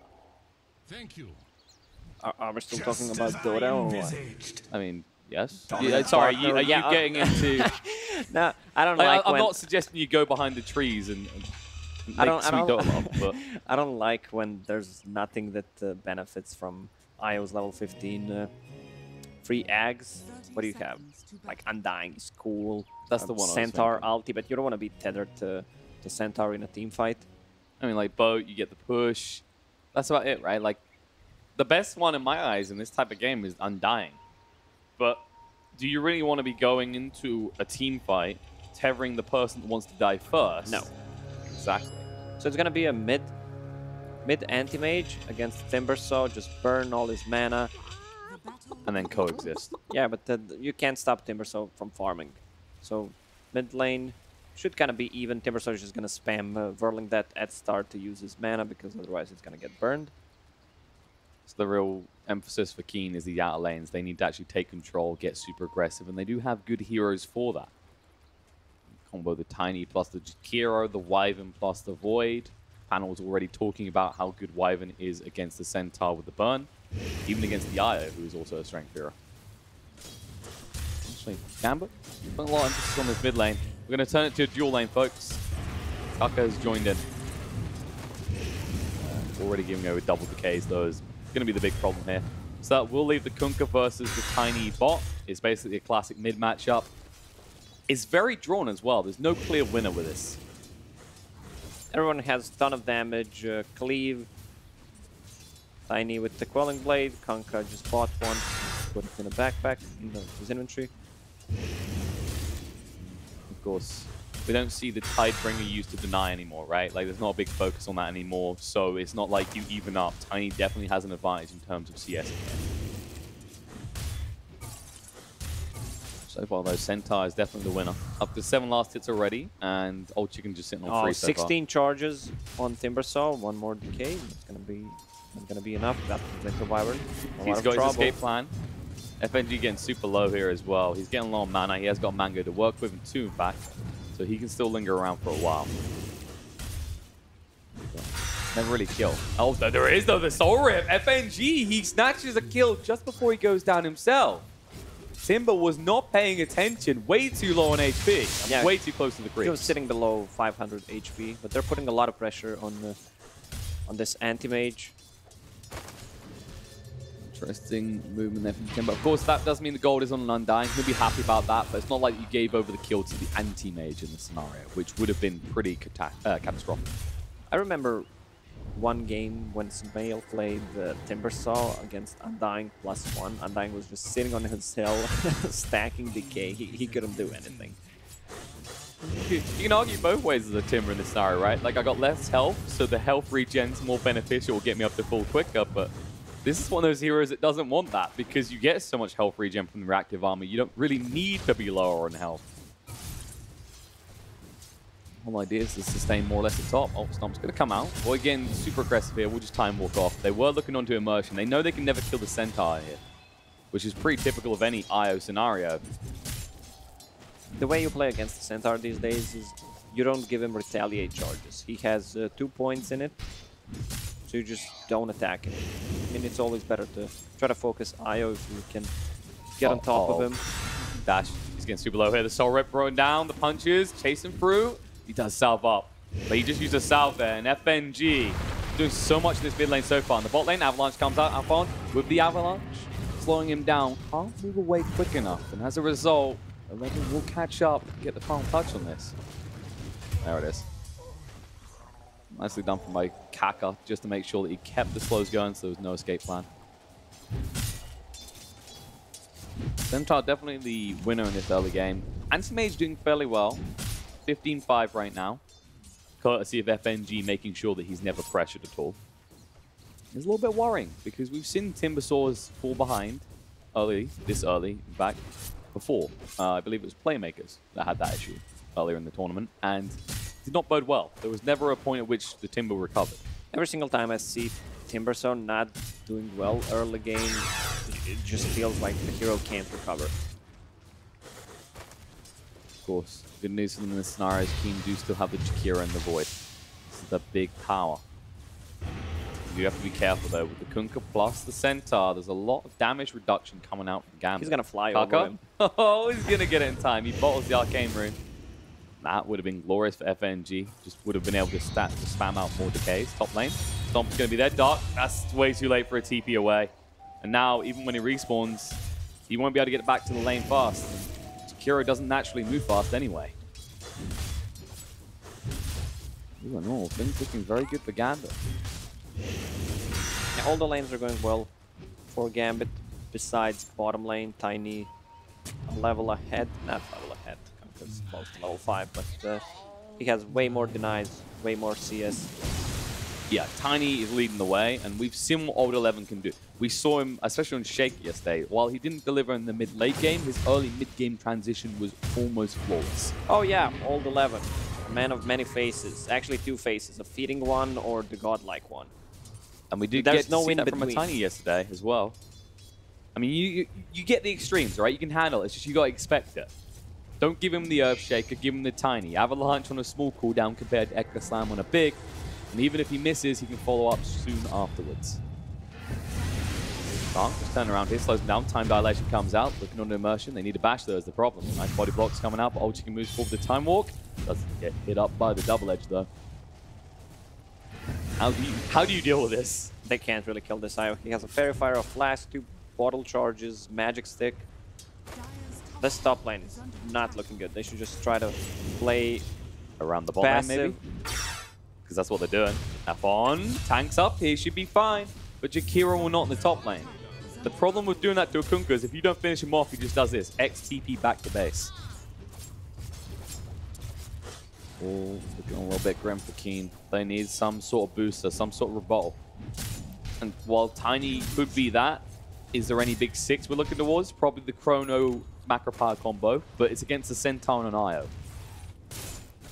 He just needs Chrono to get on top of IO and try to kill him, but he also needs to score a bash. I didn't see him bashing anything so far besides this catapult. He's just stacking all. When he goes in, he'll get a bash on a bash. The one call mechanic of Faceless Void now. His ability to do exactly that. Oh, chicken, he actually does almost have 6 here. The problem is, I don't think he even throws a Chrono out until his Jakira has 6 as well. As a result, that just means Centaur will continue to farm uncontested. All heroes inside of Keen Gaming are really level dependent.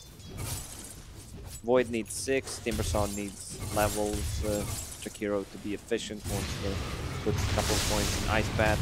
Bot lane, they're going in here. Afon protects himself. Both coming through now. Maybe a little bit too late. The extra back's going to be on the dark, but he's already too low. They try and farm up before he dies. They do get the Kunkka kill. That's the lane that they should play. It's hard to kill a Timbersaw on mid. Oh, check in. He's got the chrono. He's going to throw it out here. There's going to be a TP coming up from Jakiro right now. IO is going to get low. And they finish immersion off, though. With the breath, it should be enough to burn him out. Old Kulich chasing on the dark. Gets him pretty low. This retaliate hurts so damn much. 1-for-1 trade. Not optimal here, considering you did use the chrono. Double brace on this center. Just gives him the clicks, runs out with the phase boots, and they are helpless in the face of this scary horseman.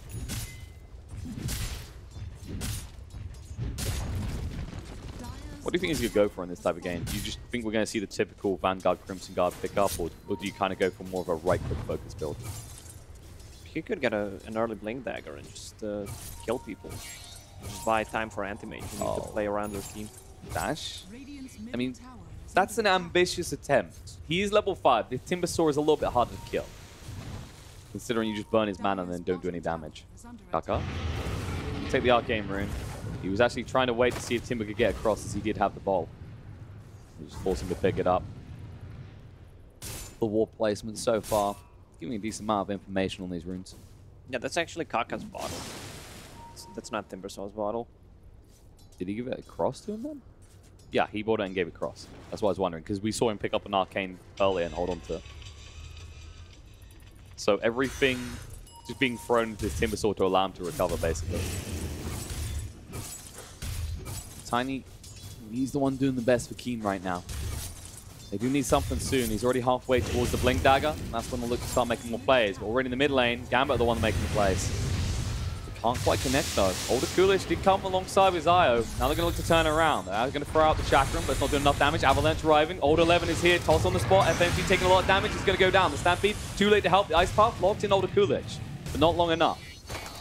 Stampede didn't wear out before he was able to make his escape, but that is a Stampede used fully defensive, and you still lose a hero.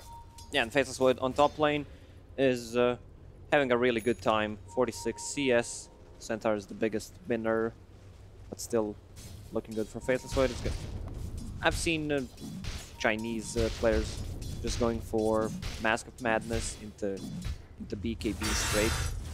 Maybe this game is not going to be necessary to get a BKB second item because they don't have that much lockdown. It's more the case of the Kunkka. The Kunkka's your real threat in that regard, right? He can boat you from outside the chrono, he can torrent you as well, X you on the spot. So maybe a BKB eventually, but depends if they keep pressuring that one like they have been. Who is already up to level 8, by the way. Because they have been investing more heroes in the bot lane here on the side of Keen, it does mean the Kunkka's getting an XP advantage. A hero that does have some decent talent to work with. Of course, you have got the damage. And the damage is still good, but there isn't really a focus like there used to be on the Tidebringer for Kunkka. It's now more about utility and the boat. Oh yeah, the Kunkka is kind of like a Venoman. This hero can build into anything. He gets one item for himself and then just buys team fighting items. Which means full focus on the anti-mage, and it worked out for Gambit last time. Doing reasonably well so far. Oh, Chrono going on to 2 though. They're going to actually TP up. 2 coming in to help out on the side of Keen. Ice Path goes down. Dark with the backstab. There's actually 4 heroes here, and Older Kulich, he might be tanky. Without the assistance of his IO, he's overwhelmed. He will fall. And actually, Jakiro got both of the kills. As a very happy support dragon right there. Oh yeah, Jakiro needs levels as well. You want to max out that Ice Bat. You want to get level 6 actually. He's level 4 only. Yeah, he's pretty far behind right now. That'll help him somewhat. He's almost level 5 now. But the thing that we haven't seen yet, is because it's not there, is the Chrono Macro Fire combo. That's where the damage really ramps up for the Void. All in all though, considering how they started the side of Keen, they are looking in good shape. They won the bot lane, but the early rotation paying off. And Kunkka side lanes, not that effective. He's going to try for a kill now, and that might be effective. Kaka held on the spot. He will go down. TP coming in now from the Faceless Void. Not sure how much he can do here, though. Maybe he gets a few bashes. Time Dilation comes out to slow up Afon. Reinforcements are arriving. They need a bash, though, and they can't get it. Let's allow him to back up. Regen Rune has just spawned bot in a What's actually coming out right now? How's Timber doing? Timber's up to level 8, actually. Considering the lane he was in, he is now ahead of the anti-mage. And this is a consolation prize. He is, of course, poorer. But this isn't a depressing Timber game like we saw yesterday. And he's building into good items. He has Yule Scepter queued up, Bracer, Soul Ring to have extra mana, especially against the anti-mage. Of course, Centaur is still king. 6,000 net worth on this big boy already. And he has queued up the Blink, already has the Vlads, just enabling his team to fight rapidly and early on. Now he just needs the means to get in there. And of course, you can see Immersion likely to just wait, hold the tether until the Blink comes in, because Centaur is still going to be his primary target for tethering. Actually, Dax's not that close to the Valkyrie. He's still got some way to go. And this is where Keen could start to make some moves, right? They could look for these tier 1 towers. They do have the means to break them. Yeah, every time the chrono is up, they're gonna smoke and try to go for a kill and grab a tower. There it is. 10 seconds till the chrono is available. They are looking at Afon and all the Kulich in the mid lane. They aren't overcommit. They are a little bit concerned because barely anyone is shown on the side of Keen. Only the obvious ones. FNG does get another tombstone down here. I'm pretty sure it's worth it though. Tiny with the Shadow Blade. Oh, jump straight in. Dahak stunned up, tossed on the spot. Is there enough to bring him down? He's going to blink away, but Old Chicken does see him. Does he want a chrono is a real question. He just wants a bash, but there's Stampede coming out. He actually needs a chrono right now, but he can't. He already used the Mask of Madness. There's the Winner's Curse. Now they can follow up. They'll be able to toss him on the spot. He is going to die, and they force out the Stampede from the side of Gambit. Meanwhile, in the mid lane, they are going to go. The boat's coming in right now. Dash getting low, but he managed to get away, drawn back. X was controlling him up. He will fall. Jakiro TPing in. There is a chrono available, and he's going to commit it. It connects on the 2. Io is going to be the first to fall, and Kunkka just on the edge, so close to not being in it. But no, Immersion is too damn tanky. He moves away with Older Kulich, and Old Chicken will be drawn back by the X. There's no chance they get killed into the Io, and that was the chrono committed. Oh yeah, the problem is this Jakiro is still level 5, so no Macroplier into Chrono, but they get a kill on FNG. This Tiny is extremely farmed, and he's gonna be the one hunting them. Early Shadow Blade pickup, I love that way more than a Blink Dagger because he gets extra damage, especially against a hero like an Anti-Mage. He can't solo kill him, but he can also cut into backlines and just grab a kill on Io. Definitely seems like Old 11 is stepping up. This is the thing you were saying. You either get 100% or you get 0. Old Chicken. Maybe stunned up. He has got the time walk to work with. The relocate is coming in right now, but he'll be able to move away. Immersion on half HP. This may not have been the smartest relocate. Old 11's going to be locked in place, but it doesn't matter. The X doesn't control, and Afon's going to be left behind. The boat is going to come out, but it's way too late. He's already dead. Dark, Ice Path, onto Older Kulich. He can't escape. He hasn't got the Stampede available. They can chase through. He's going to go for the TP away, but there's the Winner's Curse. They say you are not going anywhere. We need the golden XP that you provide. If they had Vlad's, maybe they could have gone for Roche. But the runes are spawning, and it feels like Gambit is going to grab all 4. Someone steeping bottom. Jakiro trying to grab at least 1. Looks like they will be able to get it. Dark is closer. And he'll realize FNG took the other one, but look at the win probability. We're pretty even here, and for good reason. The gold has just swung back towards Gambit with the pickups of those runes. XP is still in favor of Keen, and they're going to get this tier 1 tower, which is big. Will open up the map a lot for them, and they have the heroes that can exploit that. We talked about this Tiny already, the Shadow Blade, and then going for the Blink next. And he's Shadow Bladed again. He sees FNG, tap comes out, Avalanche, toss on the spot. Timber gets in range to get the XP, and so do their supports. They have invaded the jungle now. They haven't even taken the tier 1 bot yet. There's no real pressure for them to do this. They have amazing heroes against the Anti-Mage. You have a Timbersaw with the pure damage, just reducing his HP. Tiny, once he gets the Echo Saber, he did get the damage talent. Yeah, so he might one-shot the Anti-Mage. Indeed possible. Even the Kunkka, we saw what happened last time. Before the boat could even affect him, he was dead. And that's problematic. It's just saying to Gambit, if you initiate, you can do something. If we come first, we're in trouble. Stampede comes out, but Winner's Curse used. Taka will be brought back by their X. He'll go down. He just forces Stampede. Me on the top lane. The Chrono's going to be there to hack. And actually blink away just in time. They don't quite find him. We'll go for the TP away. Ice Path is there, though, and the Magpie as well. They do see him. The hack. He has got the blink coming off cooldown. He can move away, but they can keep on chasing. They toss forward. Hack, he's ticking low. He's going to stay alive for the moment, but he has no TP back to base now. Dark is already anticipating where he is. He looks the wrong way with the Ice Path, though, and Old 11, he sees the kill. That's a huge kill. I mean, in the end, you give it over to the better hero because Tiny is just being funneled full of gold so far in this game. Already up to 8,000 net worth. And the Centaur starting to fall behind a little bit. Of course, you would like to give the kill to the Void Form. That's kind of a given. But right now, this mid-game is just all about Tiny. It's the Tiny show. Centaur has enough money to buy a Blink Dagger, so they should try to smoke up, grab a kill. 3 smokes on Undying. The problem is, again, once you pick those supports who have no ways of initiating, you're kind of want enemy team to fight into you. You're not making the first move ever. Absolutely. The whole lineup is based on this, right? Because eventually the Centaur will have the Axe benefits, and he's in the same case with the Stampede to reduce damage. You've got the bow, and of course you have got an anti-mage that has magic resistance. So, Keen, they'll give you what they want. They're going to actually smoke up and look to move towards Gambit here. Gambit will do exactly the same. Question is, who's going to get the jump here? You're going to dangle the anti-mage, which isn't a bad kill. Wrap around. I'm not sure they're going to find anything with this smoke. No, they're just searching. They're searching in all the wrong places because Dash is still shown in the bot lane. Always refusing to leave. His team does join him. They'll take this tier 2, and it's at no cost because Gambit is nowhere to do anything about it. I mean, that's Cliff. Is it buying time for Roche? Yeah, they've gone in. All right, Centaur right-click build enables Roche. This is not going to be quick enough. Keen realized that for a second, then Gambit are in a lot of trouble. They do at least have the Stampede to work with. I don't think they have enough damage. Retaliate is going to last for only a couple of seconds. Charlie's gone down to half HP. I mean, they have a sustain, but also Keen Gaming's approaching. And they're getting low as well. Keen, they're going to suspect something soon. If they're allowed to just chip away at this high ground, there's no response. There we go. It's going to be obvious now. Can they get there in time? Void?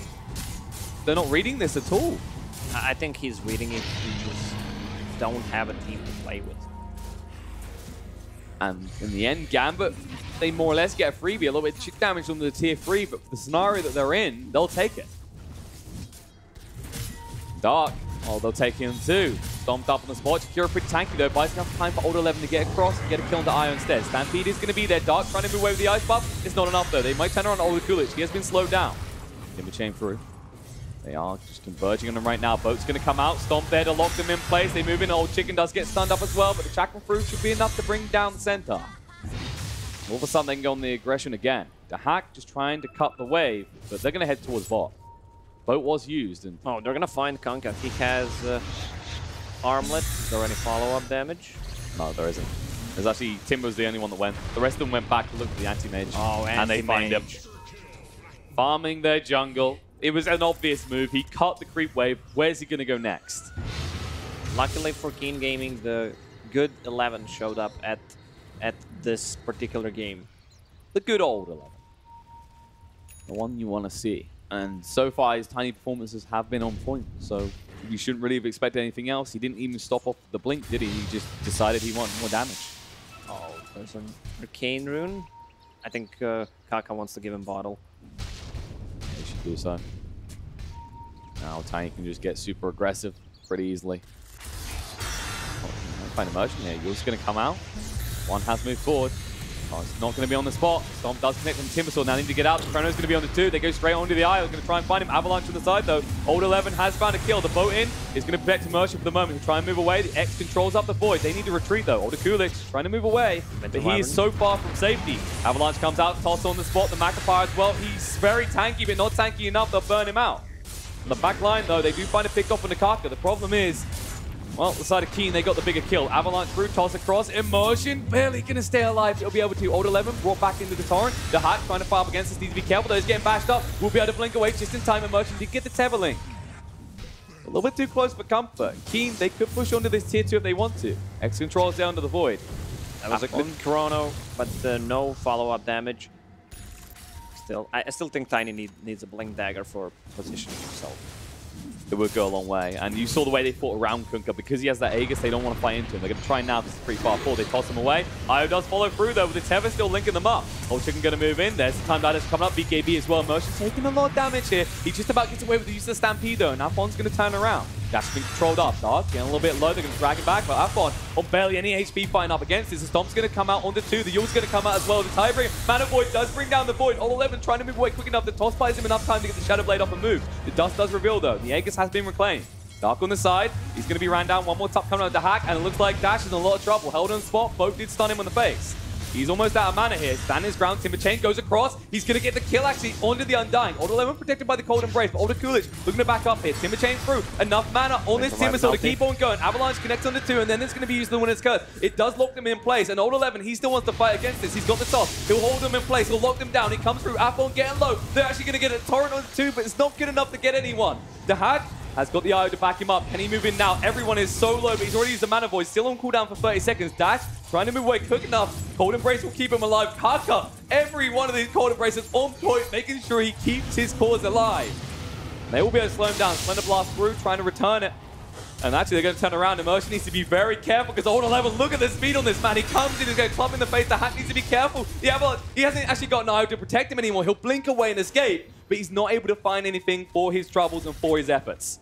Oh god, these fights are lasting for a minute and a half. The Chrono is back online after this fight. They don't have enough damage if they don't use either Chrono or Tiny plus some follow-up damage to kill an Anti-Mage. So Anti-Mage is doing a good job just grabbing a couple of kills on the side. And we don't see Wyvern too often these days, but when we do see it, we're seeing Cold Embraces used perfectly. Skill that is usually frowned upon because you're essentially stunning one of your own teammates while healing them. Well, these damage sources, it's the perfect solution. You've got a Centaur building right-click, you've got a Kunkka who's doing a decent amount of physical damage, and if you're out of mana, you don't actually care about Anti-Mage's mana break anymore. They're going to punish the man that was responsible for ruining those hopes. Kaka going to be stomped up on the spot. Still on half HP though. When his curse does come out, he's going to TP away, but Old 11 is here. There's the Mana Void being used. They forced it out of him. Old 11 might go in. Avalanche toss is there. This is a tanky Undying with the new ultimate though, and now they're going to relocate it. They use the Stampede. Ice Path perfectly placed by the Shakira though. They can move in a fight. They have got the Chrono available. Old Chicken hold on to it. He's going to be patient. They have got the relocate out, so there's no target there. And they already let the other ones escape. So it looks like the side of Gambit will escape. They only get killed on the Wyvern, but they did force out the Winner's Curse. Oh, yeah, the IO's healing them a lot in these team fights. He's level 13 with the XP gain, should get him closer to level 25, and he's going to be tethered to a Centaur with the Aghanim Scepter upgrade, mitigate the damage, especially for people who get caught in a Chrono. Look at 11 here, 83.3% kill participation. 22.3k hero damage. Oh. This man has been doing all the work. Radiant's top tower is under attack. He's been smart with his movements as well. He has a double damage. See how he can use it. Shadow Blade in 10 seconds. Runes, it looks like it actually should be 2 apiece here. As Keen are in the top lane, they know there's another bounty rune available. They just want to get this tier 1 before backing up. Slowly building a lead. 3k net worth now for Keen. 6k in terms of XP. And when you consider the heroes they've got, you said very early on, these heroes need to be an XP advantage. I like how Void gave up. He just bought hyper stun. I'm not bashing anything. I just need more attack speed.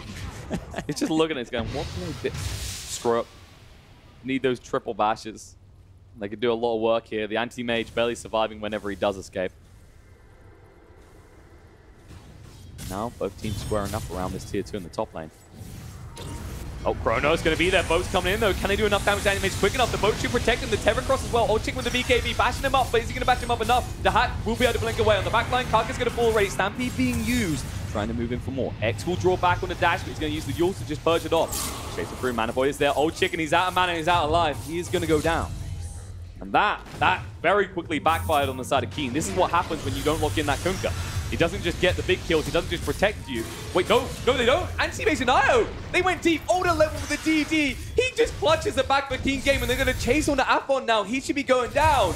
And Tiny is carrying his whole team on his shoulders, and with those big brawling muscles of rock, there's no surprise there. FNG to fall afterwards, and it's a triple kill for the Timbersaw. This fight started so well for Gambit. They managed to save Anti-Mage, but they managed to throw it again by chasing. They need to kill Io first, definitely.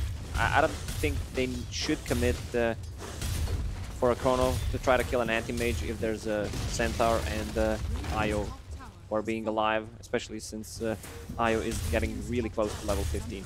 And Gambit just seemed overconfident. It seemed when the Chrono got committed, they're like, okay, we're good to go. By the end of the fight, they went, oh yeah, this team has a Tiny. We totally forgotten about this.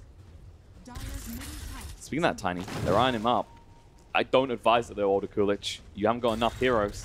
They could try and TP out now, but Timbersaur's keeping an eye on this. 11, Shadowblade tries to move away. Dust will reveal him though. Needs to be careful. X is going to be there. Timbersaur involved though. Yules to disrupt Kunkka's combo, and Order Kulich turned around on. He can't move away quick enough. The Torrent does connect on the two, but that was your initiation. They're chasing for more. You still have the boat to work with, so there should not be any more follow-up kills, but you can already see Keen moving across the map. They're looking to re-engage again. Chrono up in 15 seconds, and this time, probably have a higher impact. You have two heroes who are godlike at this moment. Roche will respawn in 30 seconds, but they're not stopping. They have a Tiny who's level 20, deals a ton of damage. I think they're just fine with this. They could take a Shrine and go for a Roche after. That's a full AC on Tiny. He's a beefy boy, a scary one as well, and, well, you want more attack speed on your Void, your Tiny's providing it. Which leads to the question, what does Void go for next? It looks like he's going to go for Mjolnir. More attack speed. That's always the answer. Mjolnir is not that effective against the AM, anti-mage. Right? Kunkka has a BKB as well. Yeah, I mean, you could argue protecting himself and just getting the procs off, try and lower them a little bit, but maybe MKB would be better. Yeah, Io should not be here, trying to move away. Stampede, though, I don't know if it's going to protect him. They're getting pretty low. He should be fine, though. The overcharge plus the Stampede with the Axe benefits will keep them alive. Thank God he reached that level 15. At least that's what he'll say. Only just, actually. Meanwhile, the Hack just trying to split push, be wherever the rest of Keen are. That's the only choice he has because he's gone into the 30-minute mark and he's ahead, but he doesn't feel it. And he shouldn't because the 3 heroes below him in terms of net worth are all Keen Gaming ones. They need to take this Roche. Give Tiny Aegis, cheese for either Faceless Void or Timbersaw, but they're not committing. They're actually just going to zone out here. They've got some people in the pit, so Keen will be able to actually whittle down this Roche, but you can already see the supports being pretty far forward. Old 11 as well. Just scouting out, making sure no one responds, because look at the wards from Keen. Around the high ground, around the top and the mid. There is no angle of approach for the side of Gambit. And they already know this is going on. Like, when no one comes back to what you're doing in the bot lane, you know Aegis and Cheese is being claimed, but what can you do about it? I'm going to tell you what you need to do about it. You need to get out right now. Taka coming across, has the Glimmer Cape. There's the Winner's Curse out into Io. Maybe the Centaur gets away, but this little friendly ball won't be so lucky. Avalanche, they can toss him in the spot. I should be able to get the bounty run as well. Perfectly timed to make sure they get additional gold just because they did not find the kill onto a core. Timbersaw with the XP game talent, he's getting himself closer to level 25. Not long now. In this game, would you want to see the Whirling Death, maybe? I think it's pretty good against this lineup, right? Oh, yeah. Against Kunkka, Centaur, Undying, even Anti-Mage are stealing a lot of attributes from him. Less damage. Yep. Yeah. I mean, the Timber Chain is the thing that people see to do a lot. But in this type of game, you're not kiting and buying time. You're just fighting. Afon has been found. The Chrono, no! Oh, chicken! Oh, the farewell kiss from Afon as he knows what just happened as he escapes. He'll be holding his deep breaths as he goes, thank God that was a little bit too late. And this is going to be a huge item on Jakiro. Spirit Vessel, even though he does not have any charges, just to mitigate the healing coming out from Io. Always a good item against Io. Old 11. Hunting the tankiest here on the side of Gambit. I'm not sure you do this. Maybe if you get +1. Kaka's on the way, but I think you want the other heroes. The Centaur right now is the key. I mean, the boat is very good from Gambit, but it's all about the Centaur. Yeah, we've got to see this once again. Make fun twice. I'm sure Old Chicken appreciates us just showing his worst moments. nice that I think the production crew is a little bit biased because yesterday when Old 11 had a few mishaps with Echo Slams, they didn't show them. They do it for the Chrono Man. Smoke movement. Keen looking to move in here. No Chrono for 45 seconds and Gambit fully aware of this. They will be off their guard. Shadow Blade being used, trying to move in right now. They put down the sentry, they know they're being seen. Old 11, can he get across in time? Nope.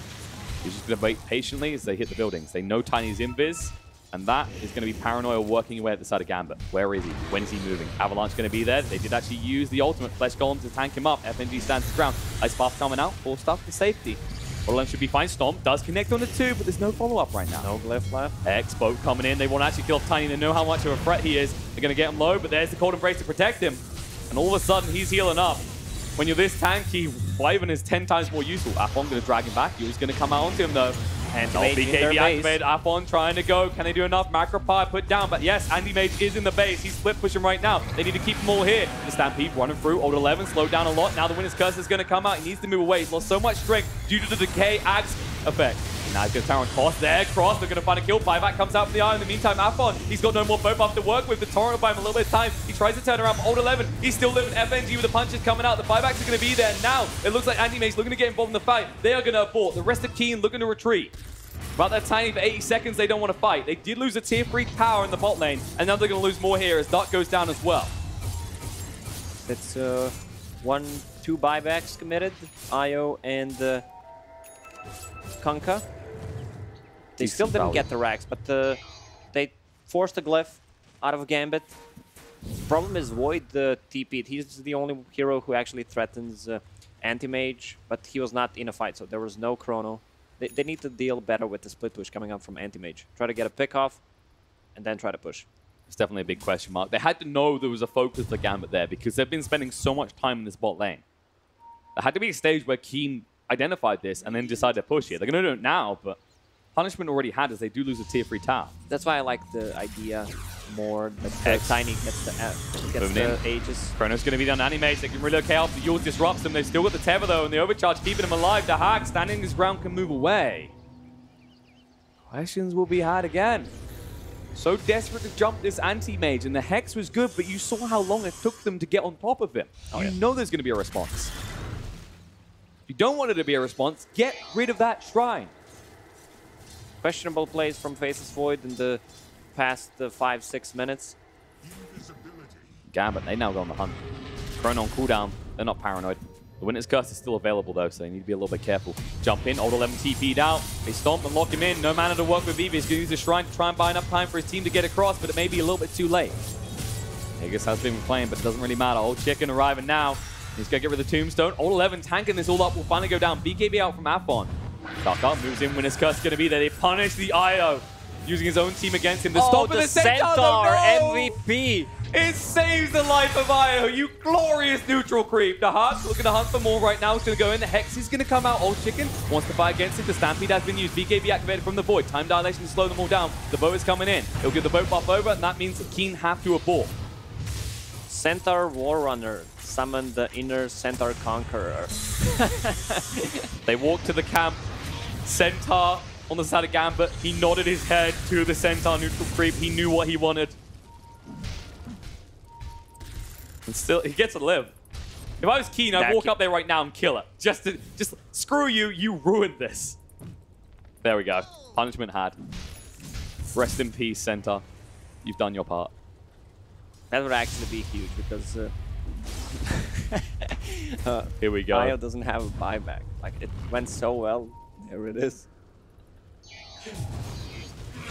Change targets under the Centaur. Said, what up, bro? Just whispers in his ear. Save my IO. Yeah, that's a definite. He can't believe what happened. Just checking himself. I'm alive? You are indeed. As a result, your team shall be protected. As Lacoste said, no buyback available on this IO. And that could have easily been the one that broke the horse's back. 10k net worth still for Keen though. This is starting to just even up. Anti-Mage still has a decent little bit of a lead, but I'm concerned because when you get a Void and Anti-Mage matching each other in terms of net worth, Void definitely feels like he's ahead.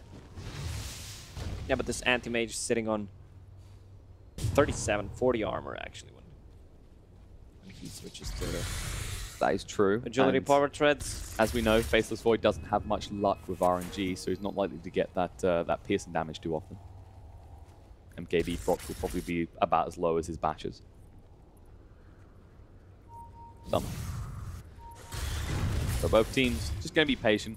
Roche should be up soon, potentially. No one wants to tempt fate before that moment. Jakiro. Go for the Yules next. I was wondering when we were going to see this. It's such a good item for this hero. Especially the heroes you're up against, right? You just dodge out the X. You can just interrupt the IO as well if you already use the Ice Bar. He has 3 Spirit Vessel charges, so that's gonna be bring a lot to the team fight. Just cast it on Io. Gambit, they are smoked. But so is Keen. Keen is waiting. Old 11 has Shadow Bladed up. Can move in. Hack. Gonna break the smoke. Dangling himself. And it's pretty obvious. When you walk like this, it's a bit too easy. Keen knows something is up. Better go in now. They just want the regen ring. I think maybe you could have made that less obvious if that's what you want to do. Like, just walk into the pit, make Keen assume. Roche is gonna spawn in 2 minutes. Long wait. I don't think anyone wants to take a fight before the Roche. They just need to have lanes in good position. No tier 3 tower on both sides. Which means advantage Gambit, because of course anti-mage can split push a lot more effectively than anyone else in this game. If you can force them bot, I mean, that's the idea. It's risky because you don't know when it's going to spawn, so anti-mage going bot like this could backfire, but at the same time, with the blink being such a low cooldown, you can get across again in time. And you know Keen will be hesitant to go in the pit in a rush anyway. Tome's being picked up by Wyvern though. Just needs to get that level 3 ultimate. And of course, when you get to level 20, well, do you take the Cold Embrace cooldown with the things we've been seeing? Oh yeah, definitely. Hex coming out. Undying, he's pretty far forward, but it's an Undying kill. You don't want to commit too heavily. The Macropyre's going to get him super low. Not enough to finish him off. The Flesh Golem will keep him alive, and he tries to keep the Tombstone alive as well. Dash just standing his ground, trying to get rid of this. He's jumping right now. Dahak on top of him. Jules is going to be there. Stomp does connect under 1. Finds the Jakiro. It's not good enough. So it looks like they're out of mana. Now the Chrono does go out under 3. Can they do enough damage? Old Chicken just moving in, looking for the kill, and I will be able to get it. Turns around looking for more. The boat hasn't gone out just yet. He tries to get in before he can use Avon. Looking to move away. The Stampede should allow him to escape here. He gets super low, but he will stay alive. Old Chicken will back up here, but Old 11 looking to fight more. BKB is going to come out to make sure he can move away before he got X back into a boat. But 2-for-1 trade in the end. And while it looks like a clear advantage for Gambit, at the same time, they've lost their biggest component, the IO, in that last fight. Once Anti-Mage gets Abyssal Blade, that's going to be so huge. This Anti-Mage is not dying to any spells. Like MKB, Mjolnir, that's not going to deal any damage to him. He has 80% magic resistance. There we go. You can see it, that you don't want to commit heavily onto an Undying. No, Undying uses a Tombstone and he wants to die. He wants to spawn another Tombstone. And they just dangled Timber Sword. They said, let him deal with it. The problem is, Anti-Mage deals with Timber really well at this point. He's got so much mana to work with and just burns up so quick. Good Chrono coming out, but the problem was they just didn't have the spells to follow up at that moment. They needed a Macropyre there. It just wasn't ready. I think if they get Macropyre, they actually take out all 3 heroes. Old 11 looking to take someone out. Needs to be very careful. Kulich, he knows about this. Tiny's been found in the tree line. He just walked straight up. He knew what was going on. Avalanche does get him low. BKB coming out, but he got bashed. He can't move away. Old 11 forced to fight, and his team is nowhere nearby. This will be the end for Fair Tiny. He does not have a buyback. He's 300 gold short, and Roche just spawned. So this could be a game for Gambit. Questionable plays coming out from Old 11, who has been playing almost perfectly up to this point, but that mistake could cost them everything here. I mean, this is the big one. This is going to be your Aegis, your Cheese, and your Refresher Shot, which is double Stampede, double both. Both of these things very, very scary. Especially at this point in the game when you're approaching the highest talents. I mean, Kunkka's up to level 23 right now. Gets his hands on the Ghost Ship fleet, then it's a clear choice. You take double Stampede. Things just get ridiculous. Double Stampede, duration 8 seconds if you refresh it. and he has a Lotus Orb to get rid of time dilation, which is a huge team fighting ability. And if you cast it correctly, you could just win a team fight on the Winter's Curse. The key for Keen right now is this top tier 2. It means that if Gambit wins a fight and tries to go in the base, they have to go for the throne because they won't be able to get Mega Creep. So as long as they keep this top wave pushed out, try and buy enough time, Keen can hold back Gambit. They have the means to do so. They have the right heroes. Problem is, if you split up a little bit too much, like we saw, then you're in trouble because Old 11, I mean, he was positioned so aggressively with his team so far away. That's why it backfired. For how much time he bought, if his team is anywhere near, you turn a fight and you can take it. There's the big crits coming out from Afon. We're going to see your classic Kunkka build here. No focus on halberds and the likes. He just wants to hit hard and rule with an Iron Fist. Kira actually, yeah, almost level 20. At that point, GPM should be the obvious choice here. He's still got plenty of items to buy. Yeah, Io got his level 20 GPM talent, so he's good to go. And their buybacks are reset, so they're good to go.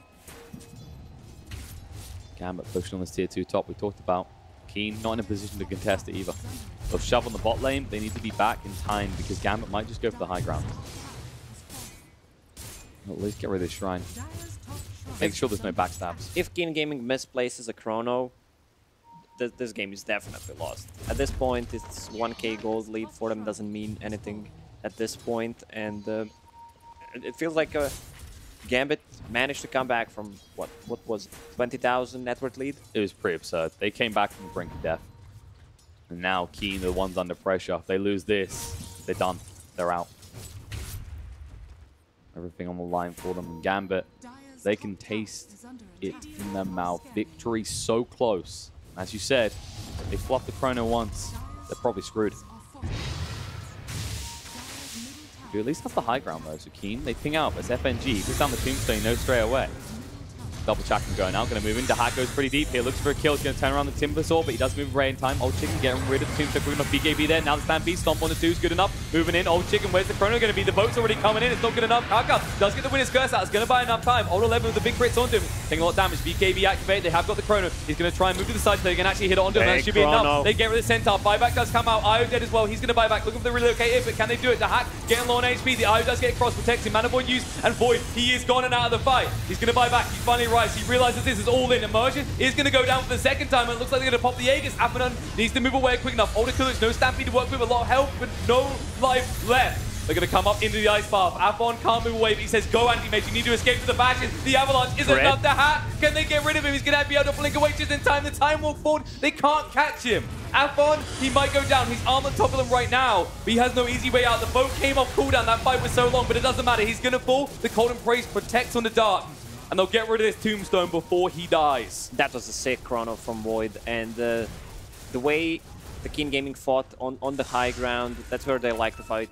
There's a lot of trees for Timbersot with all the pure damage, and he has Aghanim Scepter actually. That's shit ton of damage in the Chrono, and there's not enough space, so Jakiro likes to fight in those areas. Ice Path is always gonna connect. And beautiful patience coming out from Keen. They were threading a needle there. If Kaka went down to start, they lose that fight because without the winner's curse, they never buy enough time for the boat buff to wear out. Afon does buy back. Got the boat again. Trying to slow us down, but now they can go for either lane. Yeah, they use the buyback on Centaur, Winter Wyvern, and Faceless Void. Investing pretty heavily from both sides. Oh, Hex coming now. Looks who's a little bit too far forward, Undying. He might go down again. Go Scepter to protect, but it's too late. Finish him off with Well and Death. Old Chicken will be able to move on. Despite the big crits, Abyssal is going to be there, but one more capable protect. Means that you can actually just move on out. They actually force the buyback out of FNG before they leave. Yeah, I'm not sure he needed the buyback there. He already dropped the 2 tombstones, so they're not going to fight into this. He wanted to feel involved. As a result, you do manage to keep them out of your base, but you are investing most of your buybacks now. You're running out of things to throw at them. You have to remember that when Gambit went into that fight, they went into it with an Aegis. They had a second life to work with. It still backfired. Anti-Mage needs to try to jump on Winter Wyvern, take him out, because he's controlling these fights with Winter's Curse, with Cold Embrace, and I like the item choice on Winter Wyvern. He knows that if he dies, this game is over, so he undesk for him, queued up. The early GPM talent paying off. Of course, Jakiro has had to wait a long time to get his hands on his, but he's finally there. You can already see the aims he's building into. He's going for the Yules. He did delay it in favor of the Glimmer Cape and the Spirit Vessel. After that, maybe an Aeon Disc for the Jakiro as well. These ice paths could be pretty crucial. Kunkka just bought a Refresher Orb, even though he didn't go for a Ghost Ship Fleet. Interesting. Double BKB, but still. I think the thing to look at right now is we're approaching level 25 for the supports of Keen, and I mean, these two combined together are pretty lethal. Like, especially the Wyvern with the Splinter Blast stun. And the other interesting thing in this game is Faceless Void. He has put his fate in the hands of God here, as he did take the backtrack talent. I like that more. Oh, Missile coming out. Tiny a little bit of trouble. Bow's coming in. Ice Pop's going to be the Magnifier as well. All left pretty tanky. Is he tanky enough though? He's healing up courtesy of the Cold Embrace. Should be able to move away here. They don't want to engage too hard. They know the Chrono is available. Has ulti. He's going in. Stomp's going to be there. X, Torrent. Actually connects on the two, but the two most tanky heroes is not what they want. They're looking for this Void kill maybe, or at least a support. If you enter on a Tiny or a Timber Saw, you're never going to kill him. This time, when Tiny was in the mid lane, he did have backup. And amazing the difference it made. Anti-Mage doing such a good job. He's going in on Tiny, burning all his mana.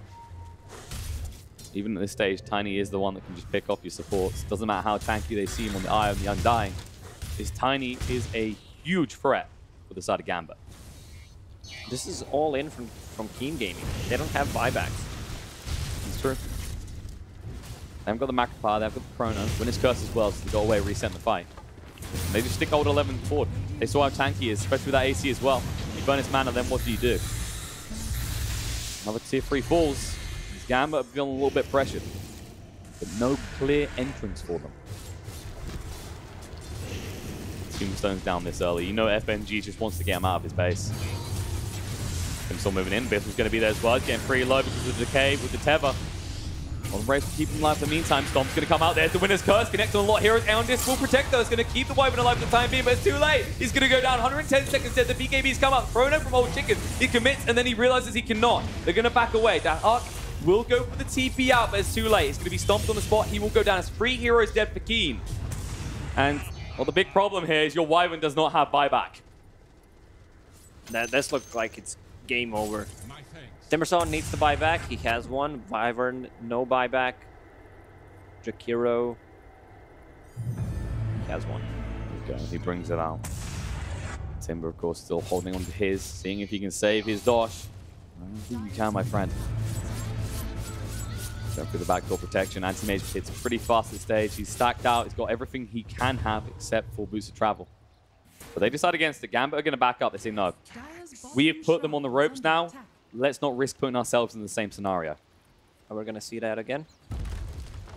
Dire's bottom shrine has fallen. Perfectly done right here. Try and go Sick in. Lotusaur play. Winter's Curse used against them, and it could have been so huge. That moment for Keen could have been crucial, and the Chrono committed afterwards. No insurance policy left. They needed to make sure they get out. Roche will respawn in 20 seconds. Do they have a gem? I saw a gem being picked up by someone on the side of Gambit. Yeah, Centaur has one.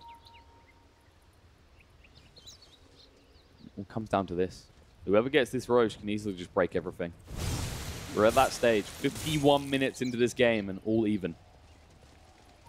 Good old counterspell. Double damage for Anti-Mage in bottle, plus the Satanic. Ready to fight. Just waiting for them to give him the opportunity. No BKB though. You lock him down, you'll be in trouble. There's no way this Anti-Mage is dying. Little Dark Guy though. The things just came out. They know about the Glimmer Cape. Ice Path's going to be there. Actually might be able to retreat from this. The Hex as well to ensure the Anti-Mage can't do anything. And there you go. They're going to purge off the DD. Old 11. He is pretty far forward here. And the last time he was in trees this close to that team, it didn't end well. You You can feel how intense it is here. The network swings, the dips back and forth. Keen behind in terms of gold, but they definitely have the stronger combo coming out of their supports for 25. Yeah, we saw Tiny's already going for that avalanche cooldown reduction and picking off the Core. There it is. It's all in. He does not have a buyback. He knows this is it. The problem is you let him get Roche. And now it's back to your base. Wait for the inevitable siege the Gambit is going to commit to. You at least have to get the creep wave in the middle. So that buys a little bit of time for Keen. But Wyvern's still got 2 levels to go until level 25. Jakiro again ever closer, up to 24. Both of these spells could be so useful in these choke points when you're defending base.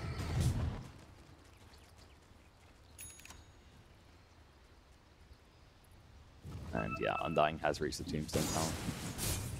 Well, Keen, they've been very good at getting rid of those tombstones quickly in these fights, and all of a sudden this is going to become really problematic. Yeah, you don't want to focus a tombstone in the late game.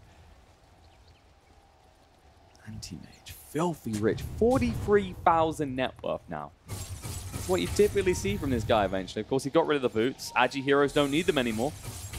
They get their movement speed out of their stats.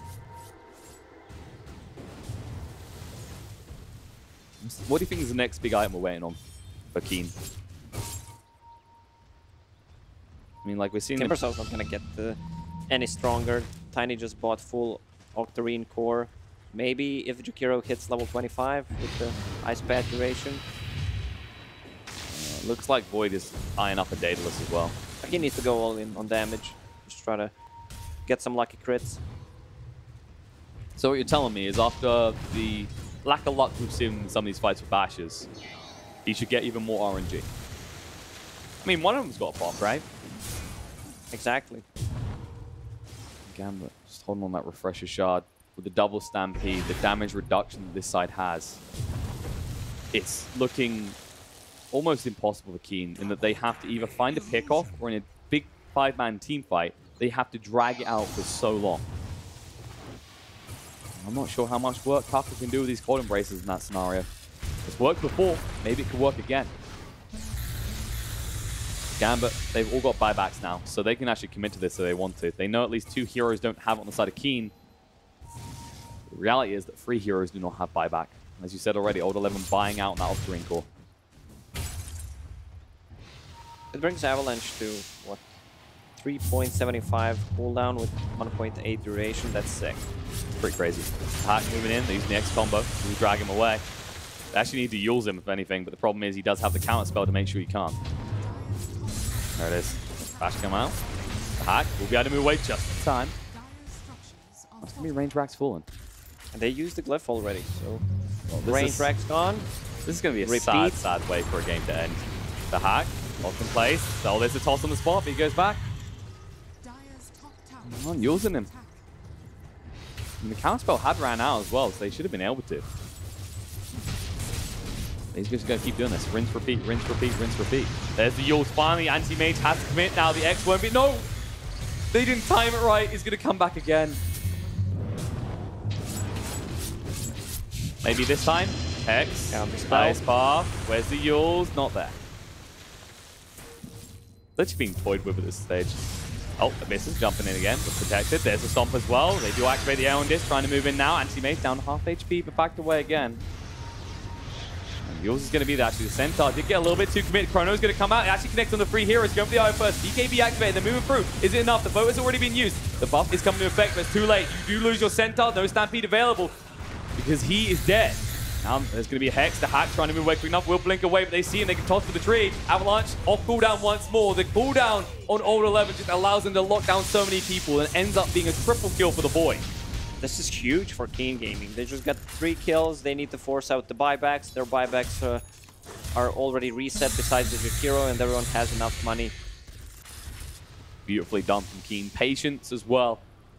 Many teams would get frustrated in that moment when you see the X combo being used against you like that. See if we can see it. It was actually Centaur. They really needed this Wyvern kill, but that Aeon Disc just allowed him to escape. Centaur was holding ultimate, did not want to pop it. And he could have bought back Stampeded to get them out, but he decided against it. Buyback committed now from the Io. Just trying to slow down this Void. They need to. Tombstone's been thrown down. He's going to go for it. Takes a lot of hits, though. X is going to be out there. Taking these smart damage. There's the wall and death. Reduces so much of his health. He's going to go down once. When he comes up, they're going to be waiting to take him out a second time. He's at least got the boat and a BKB. Activates it, looks to move away. Hold on to the boat in the meantime. Time walk forward. Void, he's not done with his base just yet. X once more, slows him down. They don't want to deal with this Undying. Boat is now coming in. They're going to split up a little bit. BKB activated by Old 11 just to club onto these buildings and look to escape afterwards. And Mage still saving his buyback. Chicken Void needs to be careful. BKB time walk away, but a little bit too close for comfort. Now the Stomp's going to be there. They catch on the Jakira. He can't move quick enough. The Winner's Curse comes out. Dark, he can TP away. Beautiful 4-star from Kaka to make sure there is no chance he loses his fellow support. That's almost 6,000 HP Undying. Axe, we wondered what we were saying. It seemed like the cool option, and they agreed. I mean, if somehow he gets himself to level 25, yeah, tough choice. Depends if Wisp wants to tether him or if he buys the Aghanim Scepter for himself. I mean, yeah. Reincarnation is decent. The boss. I mean, Talent, he's committed to it himself, though, right? Yeah. That's the thing. He's going for the axe himself. So there must be a point at which Immersion's just gone, I'm not going to do this forever. I need to tether my paws at some point. And then who's it going to be? Likely choice is Anti-Mage. Maybe he links up with the Centaur again, but that's been backfiring for them. The biggest problem you have is two sources of your damage reduction can get caught in a chrono very easily. And look at that dip in net worth. Keen holding on as we approach the hour mark here in Bucharest. No easy end in sight. The Ice Path talent is now there. Wyvern is the key. If they can get 25 before they fight again with that Splinter Blast stun, that could just swing everything in favor of Keen. Roche could swarm very soon as well. And if the times align, Gambit cannot afford to wait. They will be forced to make the move. And it has to be on that Wyvern. That Aeon Deer so smartly picked up. How the hell do you kill him quick enough? If Faceless Void gets enough money for a buyback and Refresher Orb, that's going to be really huge. Radiant are scanning. I feel like we're at a state where you could maybe have Anti-Mage switch out an item for the Nullifier. Like in this type of game, it feels like it would be a really good item. Against the Void, against the Wyvern. He could get rid of the Battle Fury, not get rid of, I mean, he can just put it in a backpack, have the Nullifier. He's gone BKB. Problem is, if you get chronoed, you're still at risk. This Void is starting to dish out some mean physical damage. Around 350 now, in fact. And going for the Refresher. He wants to make sure if something goes wrong, if he fluffs a chrono, no pressure, refresh. Next time you fight, you're good to go again. Of course, he doesn't have much mana to work with. We gotta see what the time is going to be on Roach. 5 seconds until we know.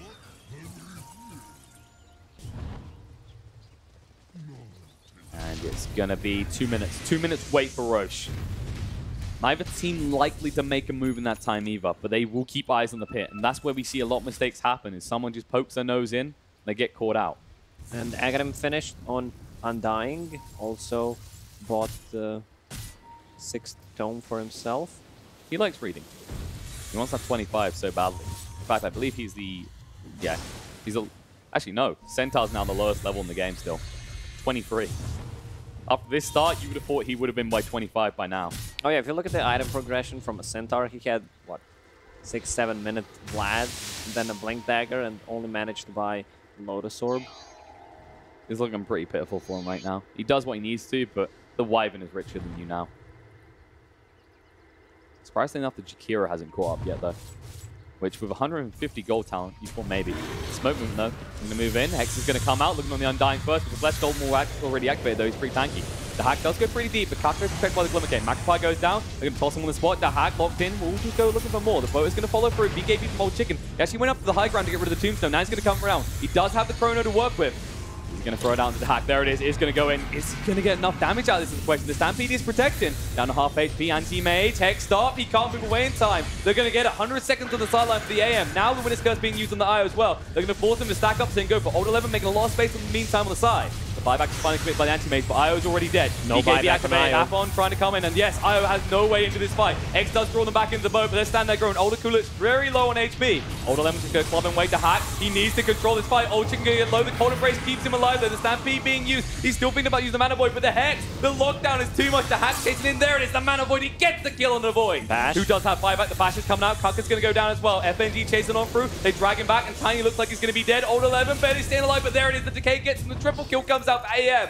And they can move towards the pit, and it's almost time for Roshan. They need to scout it out. It's going to spawn in less than 10 seconds. Double damage on the bottom as well. The Hawk might want to go for it. Is this the moment you buy back and go to the pit on Keen? Like, you can't afford to give them an Aegis. Like, you repelled them before, but it was a sequence of events that forced Gambit to make a mistake with Centaur's positioning that allowed that. Oh, we're going to see that again. Chrono on anti-mage. And this was when the Stampede came out to protect him. It ran out. Patience was there, and the Hex was enough. There was so much hesitation from AM to buy back here. It eventually worked out. He's pinging it out. Roche. He can solo kill the Roche. No biggie. It's taking long. Looks like Keen are just going to wait it out. They go, okay, we'll stand on our higher ground. We'll hold our ground. It does put a lot of pressure on Timbersaw to just keep the waves pushed out in the meantime. There it is. Victory punch. He's feeling good. They still have the cheese on Io, and he needs like 2 creeps to get himself to level 25. We're approaching the point where if you're not 25, you're the odd one out, and Io's the last one remaining. With the heart as well, you probably go for the, you can go with the attack. I think you go with the attack to over target. Oh yeah, they really don't need to relocate. We haven't seen any relocate plays in the past 30 minutes. Except this one. Just to speed up the push. Flip was forced to hack doing what he can. Get free tower, should at least go down. The tombstone's already on the ground. The Winner's Curse being used, punishing Io, but he should make it out in time. Actually takes the anti-mage with him. They X'd onto the Io to bring him back though, and the ping's already coming out. I'm not sure if this was the move. He has stunned up. Jeez, Stampede try and get him away. Avalanche does disrupt him. Yours is going to come out of the 2 as the Lotus Orb was used. And Immersion a little bit too tanky with his heart pickup. They have another cheese. Kanka needs to give it to Io, but the problem is they just popped the Centaur ulti. Gambit essentially having a wine tasting party here, and they made sure they stocked up on cheese. Well, as a result of this, Keen keeps them out of the base, and they'll back away. They did get the tier 3 tower, but they're not getting the juicy center. They're not getting these melee racks as yet. Everyone is 25. Welcome to Dota 2. Welcome to Dota 2, 65 minutes in, and a 54% chance for Gambit to win, 46% for Keen. Oh yeah, I'm glad that Undying picked up the DK cooldown talent with Aghanim Scepter. It's gonna bring it down to 2 seconds, stealing 10 strength. Should be pretty impactful here. He's not the optimal target. You've seen they don't want to usually go on FNG first unless he puts himself in a stupid location. Now he can just snatch away the biggest advantage for Keen, which is these super tanky heroes, the Timbersaw and the Tiny especially. Even the Void, I mean, he doesn't have as much HP to work with, but if you bring him down to about 1.5k, he disappears pretty fast. Especially with the Kunkka build. Oh, X coming out, looking to make a move here. Can they do enough? Animate's being kept alive by the Io. There's the boat coming through. Older Level looking to move away with the Glimmer Cape, but they're moving in. Abyssal's going to come out. Jakira in a little bit of trouble. Chrono does go out, maybe a little bit too late. Cold Embrace will keep Dark alive, though. The Mana Void was not alive. They're going to turn around. Tiny did walk into the Chrono himself. BKB activated before the boat can connect. Tosses on the spot, trying to control him up. They can't. Stomp is going to be there to hack. Chase up for more. Older Level looking to retreat. The Winner's Curse will protect. The center can't chase on, but Timbersaw's going to be left behind, and Jakira did fight back. Problems arise. They can't really fight. After they use a boat, a Centaur ulti, they're literally not taking any damage. Aegis still on anti-mage. They have a refresher on a Centaur. They have another cheese. There's a thing here. There's a Faceless Boy is very close to the refresher, and they did use the boat plus the Stampede. He's trying to figure out if he can sell something if it's worth it. Because you have to be all in here. Timbersaw is going to buy back. The Hack trying to move away. The Ice Pop stuns in place for a very long time here. X is going to be there. He tries to stand his ground and fight though. Now, Stomp. Ultra Kulich moving in. Boat going to follow through. Does connect on the tiny space. And it looks like Timbersaw getting low. Yul to protect himself. The Torrent is waiting. Ice Pop goes down. There's user Stampede trying to escape from there. He's interrupted. The Avalanche does lock them down, but not long enough. Cold Embrace to protect the knees out. But Timbersaw getting low. Buyback comes out in the eye. Ready to commit to the fight. Old Chicken goes around to Immersion, but he can't bash him up yet. Ghost Scepter protects him. Old Chicken needs to think twice about this and maybe move away. Gets tossed away to safety. Old 11 says leave. Don't fight like this. The Decay is just stacking him down. Tiny not so tanky anymore. The Stomp comes out, the double-edged fruit, and FNG gets the Decay kill.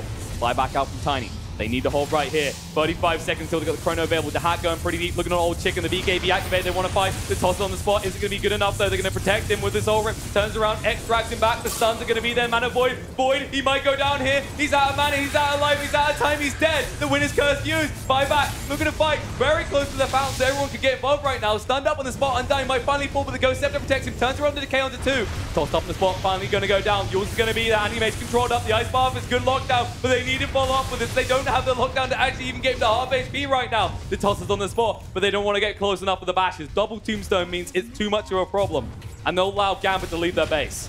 Anti-Mage still has that Aegis for a little bit less than a minute. Centaur ulti ready in 30 seconds. They want to go in. No buyback on this Timbersaw for another 50 seconds. That network swing. Right now, Keen, the chrono is everything. It has to land, it has to be good. If it's not, they're in trouble. And as you said, Aegis still running means they can't commit hard on this anti-mage, and they've only got one lane left. Man, sick, what a game. Back and forth, back and forth. 68 minutes. We are approaching the point. What was the longest game we had yesterday? Was it 72? Around that one. Sniper against Medusa. Yeah, that was a long-ass game. And Gambit was in that one as well. We are getting one hell of a show out of Gambit nonetheless. It's just impossible to get through IO and Anti-Mage when they're linked up like this. Yeah, I just got confirmation. 72 minutes was the longest game. Oh man, this Undying lives through everything. They got him so close to dying so often. And keep in mind, this was without the Flesh Golem, which increases his health now, courtesy of the changes. What a god. This is going to be a really big item if Undying manages to get it. Is he going for the... He's going for the E-Blade. Ethereal Blade, that's one of the best items you can get against the Winter Wyvern. Just try to pop it in your teammate. Not just that, the Decay build, right? Because you're going to stack crap tons of strength. Yeah. And then you just nuke someone down. And imagine if Tiny gets to the stage where he's decayed all up and he just gets nuked by an E-Blade from a support. Because that's the thing. These decays are screwing over that burst damage that Old 11 has had for so long in this game. Anti-Mage still up at 938 GPM. We haven't broken the 1K barrier yet, but one hell of a performance out of the hack so far this game. Definitely proving that him on AM, it's not just a comfort pick, it's an effective pick. Does he start buying moonshots for other people yet? Are we at that stage? I feel like we are. I think he maybe bought... I think he bought one for Kunkka. Yeah. Centaur would like one as well, though. Centaur has a refresher orb for himself, so we have 2 refresher orbs, and we used, like, what, 4 or 3 refresher shards from Roche? It's been quite a lot. This is going to be the 5th Roche, I want to say. I believe it is 5th. We had 2 refresher shards, right? Yeah, 5th Roche. We had 3 for sure. 3 refresher shards? Yeah. I'm losing track with the refresher orbs coming online. Void, he's going Divine Rapier. He was going to go for a refresher orb himself, but he realizes the problem here. He's not doing enough. That's how he feels anyway. And with a Divine Rapier and the amount of attack speed he has, maybe they can finally put an end to Animated Rule, but Animated moving in, DD's going to be there, Glimmer Cave on Dark to protect him, Hex does come out, counter is back on the Timbersaw though, they're moving forward, Dark, Ice Bath down, BKB activated, the Chrono is going to be there, but on the Immersion alone, they can't do enough, Hex up, Old Chicken just running around like a headless chicken, and now he's going to be drawn back, BKB activated to make sure he doesn't get stunned, as the boat comes in, they're going to hold their ground, Dark gets low, will go down, Buyback comes out from Wyvern in the meantime, the BKB activated by Old 11 to try and TP away, it's too late, Kunkka gets the kill, and they're going to leave Timbersaw behind as well, he has no way out of this. He has no buyback either. No one does. This is everything for Keen. They have 2 heroes remaining, and there is no way in hell you can hold, not without that Chrono. You would need a godly Winter's Curse here that would somehow kill Anti-Mage. That's GG. There's no way they're winning this fight with 2 heroes. Chrono was already used. What a game, man. One hell of a game indeed. And in the end, Gambit, they take it 2-0 from Keen here. It looked so good for Keen. The initial start of those lanes looked rough, but going into that mid game, for a huge majority of this was Keen favored. Oh yeah, I think they had way better draft, and Faceless Void used 2 or 3 chronos not efficiently, not getting anything, and that's their team fight potential. And after that, Gambit managed to swing back.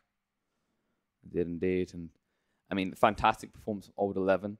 I think the kind of tipping point was that awkward play from him in the mid, right, where he was very far forward, his team was nowhere nearby, and that just seemed to just oomph Gambit on. It gave them the momentum they needed to start taking more control of the map. Yeah, it feels like they could have played differently throughout the mid game. They had a huge advantage. They managed to come back from around 20,000 net worth lead, which is pretty insane. I mean, it's still an anti-mage game, but in the end, 60,000 damage on anti-mage, 995 CS, not even 1,000. So close. But yes, so far. And I mean, you got to give credit where credit is due. The Undying Ags benefits from the IO at a crucial point. But that does mean that Gambit are going through to the finals. That does mean that them and eHome are going to meet up again. But I know I'm upset that Keen didn't take it to a game 3. How does the panel feel about all this? Well, it wasn't as clean as game number 1, but Gambit have gone over the line, and they will go back to the grand final and face eHome for a second time. We're going to break things down with Pyrian, Flax, Synderen, and Black alongside. Synderen, we'll start with you. Not the cleanest of games. There were plenty of things that we could talk about that were not so good in this game, but let's talk about the fact that Gambit have held strong in this game, because that surely is a game they should have lost. Yeah, I think this is the perfect conversation to have with Ted. Like, Ted said Gambit are going to win because they're the better team, and Gambit had the backs against the wall. I liked the other draft from Keen better. Keen had a big advantage, and Gambit found the win condition, which was playing correctly around this AM and their Ghost Ship and IO. Something that stood out to me in this game was that it was almost like Keen, during the game, learned how to play against the Wisp Kunkka combination. Because this moment, for example, they're piling so much damage onto an AM that's affected by Ghost Ship and Overcharge. You're not killing it. And then they changed their approach later on in the game, and that's when they started building an advantage. So they kind of realized, okay, we can't play fights like this. Let's change it up a bit, go on different targets, play longer fights so the boat expires. And they started doing that, got a good advantage, and then there was just some weird moments where they didn't really... I feel like especially Old 11 on the Tiny, his death mid was weird. There were moments where he wasn't effective with his tree, where they weren't combining spells. Like, you know, the tier 1 stuff with like playing it crisp, and Gambit just played fights better, honestly. That's what it came down to. Yeah. Great AM game. I mean, thanks for the farm. Yeah, I mean, I think there's a lot that I could criticize about how he played and itemized. I know you weren't particularly happy with some things, but he got the job done in the end. Yeah, and the later the game went, the worse it got, didn't it? Because it's just out of control. Yeah, no, the problem is that, as we said before, the lineup early is really weak. But once it gets late game, they have the Kunkka boat, they have the Centaur Aghanim's, and the IO Overcharge. How much % damage reduction is it? 20? Yes, I want to say. So they have like 20, 40, 50. It was like over 100% damage reduction. I don't even know where that adds up like that, but... And the Undying as well. They just can't kill. Yeah. It's just impossible. And this Undying Axe, of course, I think it was a huge game changer too. This like 2-second decay cooldown on level 25. You steal 10 strength every 2 seconds. It's ridiculously strong. They definitely played well, but they were shaky. They were shaky this game. Yeah. The draft was shaky, and their play was also not very... Like, they didn't look very confident in their play. But was that partly, Ted, down to the fact that they were under pressure in this game? I don't know.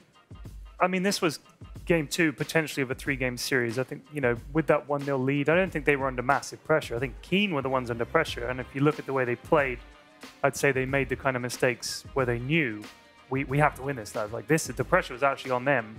I feel like Gambit, you know, they probably felt, hey, if it does go to a game 3, we know maybe they felt they didn't get the best draft, or maybe they felt they could have drafted better. Who knows? But I don't think they felt too much pressure in this game. I think this would have been... It would be great if we could win here, but I think they should have been confident going into a game 3 because of how game 1 went in particular. 61 minutes into the game, 44-26, and XP and gold lead over on Keen side. Not by much, admittedly, but you know, we're at 62 minutes, Synderen, and still Keen have the lead. Yeah, the fights were... I don't want to say it was a coin flip, because that's like not giving enough credit where credit is due for good fights, but they kept changing sides, like who was winning fights. It didn't really seem to be the deciding factor who had the Aegis or Refresher Shard or whatever. It's about who gets, when you get this late into the game, it's about who gets that massive combo or who gets the key jump. AM tries to find a good jump onto the right hero, start off the fight, and for the other side, try to get those big chronos, get the ice path combinations. I love that. And the curses, which, oh yeah, we saw a funny interaction in this game, obviously, with the Wyvern cursing itself and then getting denied. Which was one of many mistakes in this game. Both teams made a lot of them, but the longer the game goes, the more likely it is to make mistakes. And the smaller a misstep you need to make to just get blown up. Like playing a support in these late games, for example, any misstep you can die super fast to a 6-slotted AM, for example. So I actually think what you were saying about all the damage resistance that they had and the fights going on, you said wait until the run wears off and all the rest of it. But as you've said, the Undying wants these long fights, you know? Yeah. He wants the fight to go on for a minute and a bit, and he's just standing there, and he's getting stronger and stronger. There's more and more zombies. I feel like Undying really, those big brawl engagements that go on for a long time, that is absolutely what he wants, if he doesn't die first. And they were never targeting him first, so he's always going to be there to keep the fight going. Yeah, it's a bit hard to grasp when you're playing that game, like who it actually favors. But I think both teams want long fights. One problem that the Keen Gaming side had was that their burst damage was pretty weak. The Void doesn't hit very hard in this game. Timbersaw is not really... He has a bit of burst, but when you get to late in the game, you know, he doesn't have a Dagon 5 or something like that, so they don't blow up heroes right away. I would also argue that the lineup that Gambit had was a lot easier to execute in late game, because basically whoever gets chronoed, you just bolt him, you just overcharge him, and he won't die. And then the Dire lineup can't really do much more after that. Okay, let's take a look at our MVP for the series. It is Dahak, who wins the MVP. 6 kills in the first game, not particularly good, but he didn't really need to do anything on the anti-mage in game 1. Game 2, however, 18. Well, it's easy to get 18 kills in an hour-long game. And a crazy amount of damage in this game as well. He almost got to the 1,000 CS as well. Just 5 short. I think the whole team played very well. It's obviously, in these situations, it's easy to pick the late-game carry as the MVP based on these long games. I think FNG played an awesome series. His Coddle in game 1, I think he was 1-0 and 17. Had massive Ignises. This game, he's making so much work with so little. And that's what's, you know... That's what you want out of an Undying in this game. You know he's not going to get rich, but he had awesome tombstones all game. He did. He had super good awareness of how deep he could go, and including the one on wanting the cliff. to die at the right times. Yeah, it's excellent game. He's probably my personal MVP for the series. I think his 2 games were outstanding. Not taking anything away from the anti-mage, he definitely got the job done. But like Black said, there's certainly stuff you could criticize about Dahak's play in this game. It's harder to find bad points for FNG across the series, in my opinion. Yep, and great drafting throughout the tournament as well. I know that, Ted, you brought up the fact that Zhao 8 might be in for the running for the MVP just because of the drafting. FNG's surely got to be in for a shout on the same score, isn't he? Yeah, maybe. I honestly think Zhao 8's probably just a step above most people. So we'll have to see. I mean, luckily, we've got a 5-game series coming up between these 2 teams, so that'll be the measure. I think if you're drafting in a 5-game series, that changes a lot. And you definitely talk to teams like... when they come to a final like that, the drafting goes to the next level. Like it really does. It's its own meta, isn't it? It does, yeah. So the final meta, I think, will be this. In a way, is a final between Zhao 8 and FNG as much as anyone else. So look forward to that. What's additionally interesting as well, looking forward to that final, Syndrin, is the fact that they didn't show much in this game that eHome can learn from necessarily.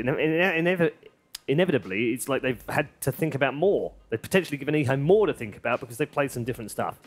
Yeah, I feel like this kind of opening, though, that they pulled in this game isn't going to work against eHome. I don't think eHome will lose to an IO anti-mage opener where anti-mage doesn't specifically counter anything, but it's like what Ted said. They probably feel confident after that game 1. All right, we go in here, we beat them with our anti-mage, just playing this kind of game, we can do it again, switch some pieces up. But you're right, there wasn't like, there isn't... I don't know. I'm kind of just with Ted on this. I feel like Zhao 8 will have the edge regardless as far as drafting goes, but we'll see. Gambit have at least showed a bit of development too. So. Okay, let's bring FNG in because he's waiting in the player area right now. Congratulations, sir. Well done. That was another long game. That's the 2 longest games in the entire tournament, and you've been involved in both of them. Why are the games going so long, do you think?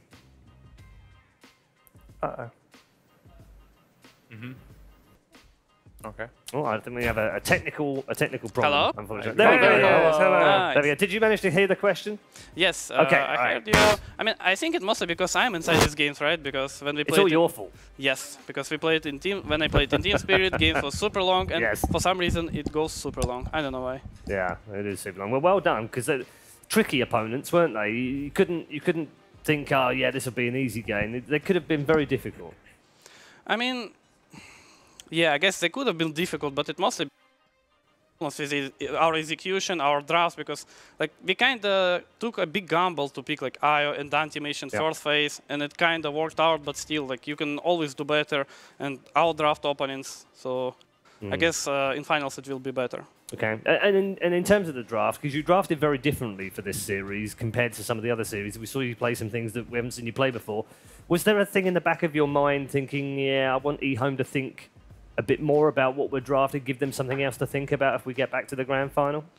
I mean, yesterday when we were playing against eHome, we didn't prioritize second pick at all. We just choose Radiant, so they got twice second pick. Yep. So I guess it might be like some difference in grand finals if you take second pick. And also, I mean, drafts were kind of even. I guess we slight advantage towards eHome, but it actually, like most of the problems were because of the execution on both sides. Because like anyone could have won first game, anyone could have won second game, and I just want to play a good dots. All right. Well, hopefully you get to play good dots in the grand final as well. Gents, any other questions? I go first? I can go first. Sure. Do you want to go first? No, you can go first. You sound like you want to go first? No, you can go first. Okay, I'll go first. All right, he goes first. So when you go into a best of 5 grand finals, you played against eHome earlier. Obviously, Xiao 8 is the drafter of that team. As far as we know, he has the final say, as it looks. Based on what you saw yesterday and just eHome's games overall during the tournament, they haven't lost a single game. Can we expect some sort of like, are you going to just try to double down on execution, or will you try to throw some curveballs with picks? Like, how do you prepare for this best of 5? I think it mostly depends on what heroes will pass the first ban stage, because like let's say they let Medusa or Visage go through, so we'll pick these heroes. Maybe some other heroes like Kotal, Earth Spirit, whatever will pass, and we'll pick it. So I think first games will be kind of messy, because it will be just like, you know, random drafts as it usually goes, and then it will be some kind of interesting meta in the grand finals.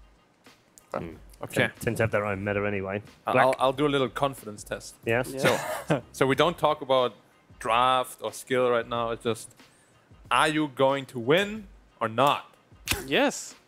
That was easy. Yes. Ted? No question. Just best of luck. Best of luck to you. Best of luck to you, sir. Thank you, guys. All right. Thank you very much, Chef NG. See ya. Go and get a nice break. They are going to have a long break as well, by the It way. was an easy interview. Hi, Toby. Oh, hey, Toby. Short Tobes. That's where he lives. He stays there the whole time. Like people wonder, like, what does he do when he's not doing it? That's where he is. He's in his little cabin the whole time. Yeah, gonna look forward to this final. I think this is the best 2 teams, obviously, because they've reached the final. But that isn't always the case. We know that sometimes teams fall by the wayside because they, don't meet the right team or whatever. These have been hands down the best 2 teams throughout the entire tournament, and I really enjoyed that upper bracket final yesterday. I think we've got a really good final ahead of us. Yeah. Gambit has to refine their gameplay just a little bit. eHome yesterday looked not like too much stronger, but like just like about 10% or so. Yeah. I mean, FNG said it was about execution, right? So, and there was not much in it, I think for the first 30 minutes, maybe Gambit is like 5 or 10% better, and then for the rest, eHome has been like just the big game-winning decisions they have been better at. eHome's mid-late game is actually just impeccable. Like, they just don't seem to make mistakes. They know when to split push, they know exactly when to TP back. They just know everything so well in late game, and no other team could compete with them yet when it comes to that stage. All right. Thank you very much, gents. We're going to take an extended break. This one's going to be quite long as well. It's going to be about an hour or so to give the teams, the players a rest. An hour, not 10 hours. Wow. Such a lunatic, Black. But that means that you get to have a break at home as well. So, go and have some lunch or eat some dinner or breakfast or wherever it is in your time zone. Or stay with us and enjoy an unabridged version of all the fabulous content that Malistrix and Syraxis have put together over the last 5 days. We'll see you in an hour for the grand final.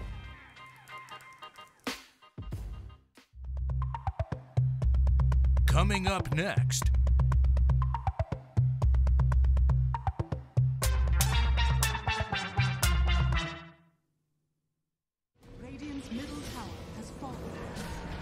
Dire's Ancient is under attack.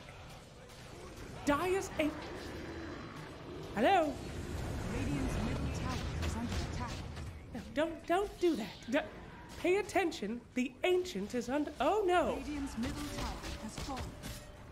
Dire's Ancient is under attack. Is this on? Stop. Cancel. Team victory.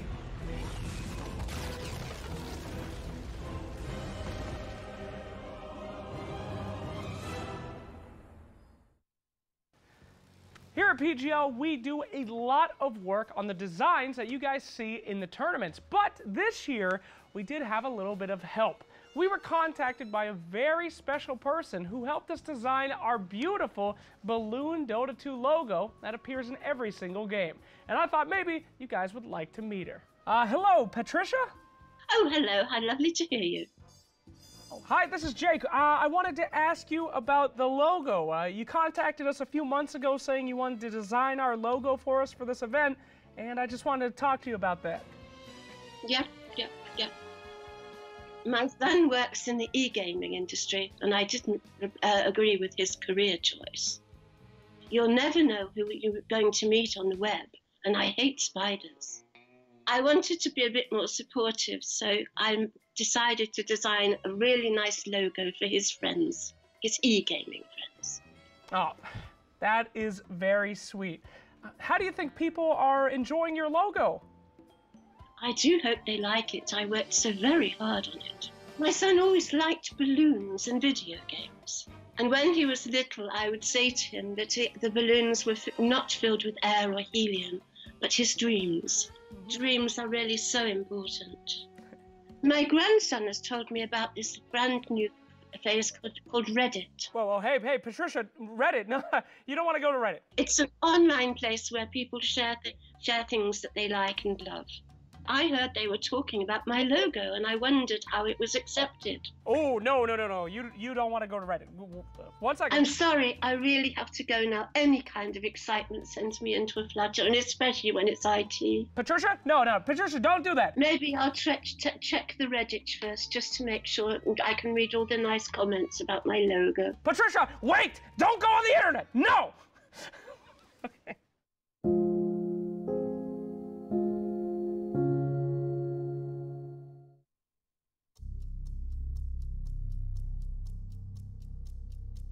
We are going to a Game 3, and it is going to be rough. It's going to feel like it's going on for a long time, so it's going to be hard to stay alert. It's going to be hard to keep farming, but you have to do both. You need to do every single thing that I say, or we will not win. Under no circumstances do you take off your blindfolds. Do you understand? Terrorblade player, let's go. All right, let's go do Roshan. Let's go. What the fuck is that? Did you take your blindfold off? Put it back on. Put it back on right now. What the fuck is that?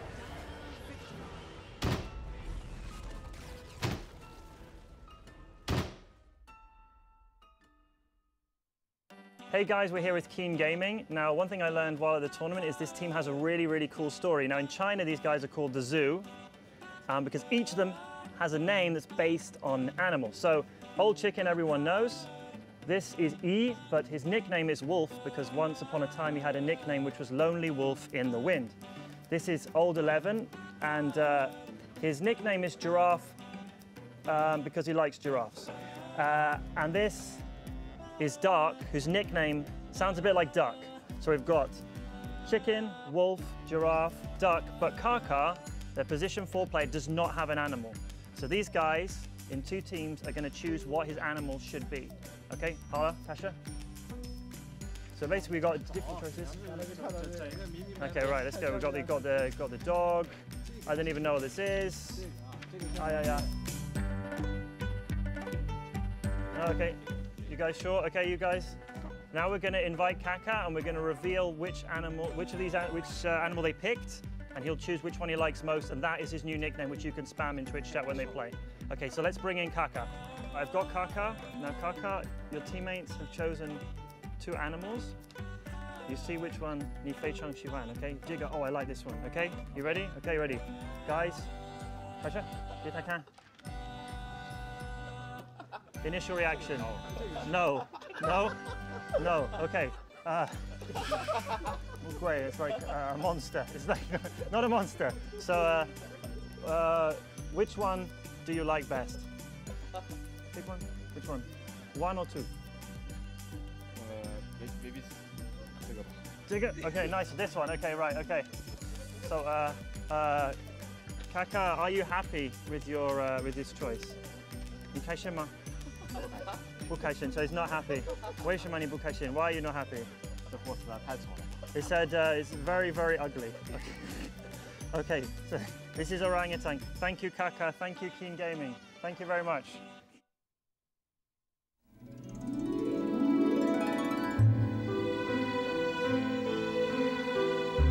I would say iced tea is like cocaine for me.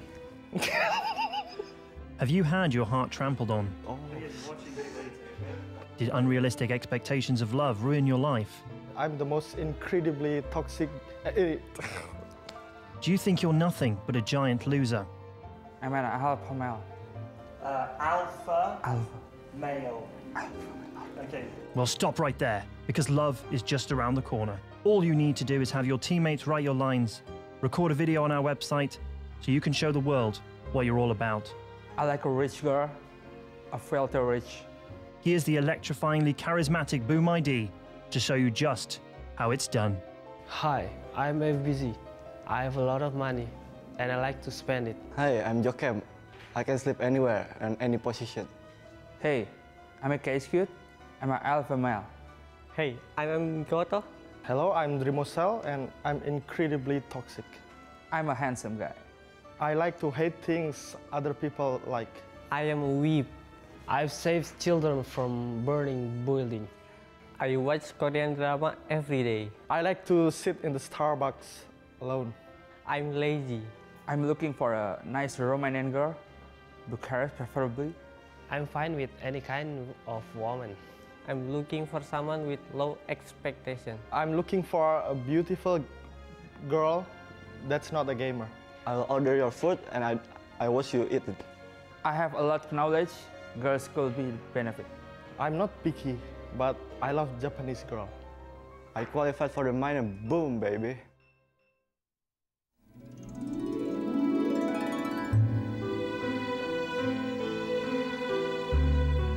Welcome to PGL, Pure Gamer Love. Wait, what? A dating service for busy professional gamers. I'm so confused. While you were busy playing matches, we had your teammates write your lines for you. What is this? I could get behind that. Wait, what am I saying? Take it away, Team. Hi, I'm Mike. I'm a virgin. I'm fine with anything that walks. I prefer cosplayers, and it's a bonus if she has a mustache. Hey, little Sammy boy on the block. Fellow Zoomies only with me. Roll with my crew. Let's get it! Hi, I'm Brax. I enjoy listening to piano music at home with multiple cats.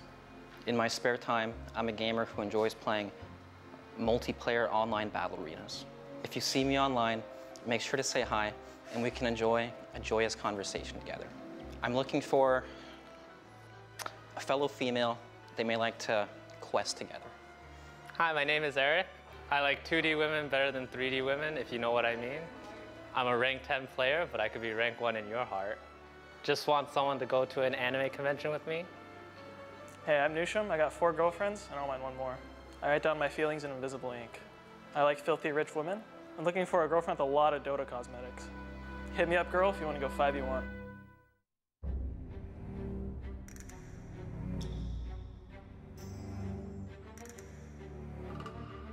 His name is Afterlife, and at first glance, you'd think he's a perfectly normal pro player. But look a little closer, and you can see something strange by his side, an ancient kettle. Kettles have been instruments of the occult for thousands of years, some used to brew potions, others to trap wayward, ghastly souls. Like the warlocks and witch doctors of legend, Afterlife brings with him this mysterious kettle, and Gambit Esports have never been the same since his arrival. But what lays within Afterlife's kettle? Some say the tea bags contain the ashes of his fallen ancestors. Others believe Afterlife is a lich, and that the kettle contains an elixir taken from the Fountain of Youth. and without it, he will surely perish. Whatever the story, Afterlife keeps an ever-watchful eye on his precious kettle, a bizarre relationship which has left his teammates baffled and bemused. First time I came into this team, I came to bootcamp, and you know what I see? I see a golden suitcase. And he has this cattle inside. He's crazy.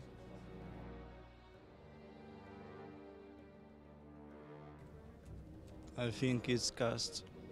Actually, I think it's like a girlfriend. I think he's obsessed.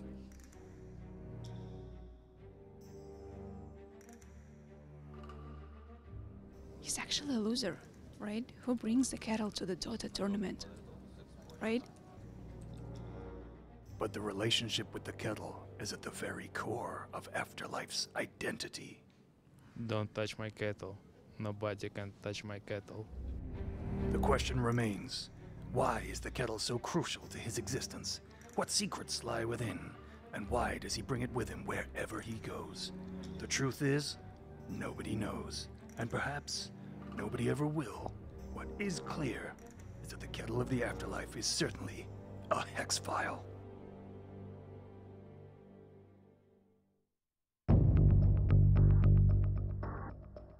Dota has reached the furthest corners of the world, but behind closed doors, there are still unsolved mysteries.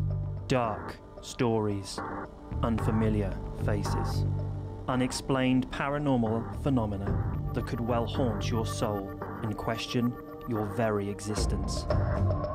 These are the Hex Files. In the heart of Peru, legends are passed down. Legends that tell of a man, El Multi-Man. Records say he was born with the name Alonso Leon, but El Multi-Man has forsaken that name, for inside his mind, strange forces are at work. Forces that have made him not one man, but three. When young Alonso first began playing Dota, he called himself Minos. He hit the Dota scene running, an incredibly formidable foe and a hero for Peruvian fans, but that's when things got strange. Because out of nowhere, he changed his name to his second identity, Hiyama, in honor of some kind of weird anime character. But when the name changed, something unexplained happened. His plays changed as well. As Hiyama, the once fearsome player, became a soft-spoken, gentle spirit, the change was so noticeable some questioned if he was the same person at all. And then another appeared, Kotaro. The name which most people know him by, but that fame came with a curse that would not let him enjoy success, only witness failure. Some believe Kotaro is the demon within, the creature which has split this once normal gamer into three. Get it! Ooh. The question remains, is El Multi-Man Di Mucho Mystery actually three different people, or just three men trapped in one body? And how many of them will be making an appearance at the Bucharest Minor? Nobody knows, but what is clear is that El Multi-Man Di Mucho Mystery is clearly a hex file. Here at PGL, we're always innovating, not just in in-game things, but also in content. That is why you are about to see our newest creation, interactive content pieces. In the following scene that will come up soon, you'll be able to choose your own adventure by typing in certain choices. As you can see, choices may appear. Type an exclamation point and then the choice that you would like in Twitch chat, and when the timer ends, we'll collect those votes and we'll play that scenario. Should be a lot of fun where you are in control. Chungus? What the hell's a Chungus? Why would you guys pick that? Don't pick Chungus. Try to take it seriously. All right, whatever. Have a lot of fun, and we'll see you very soon, because you're the star.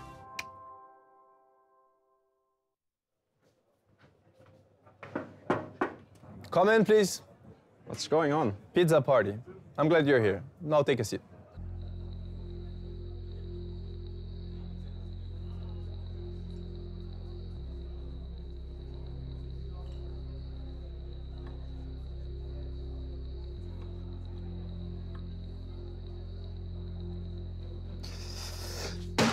Fuck you guys. Oh!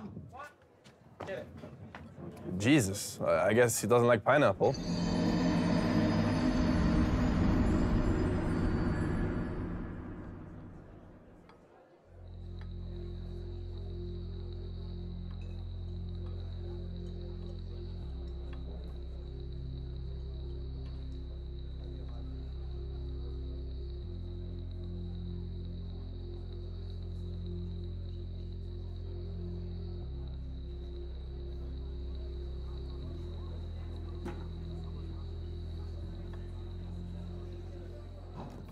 So, how do you feel your performance has been so far at the minor?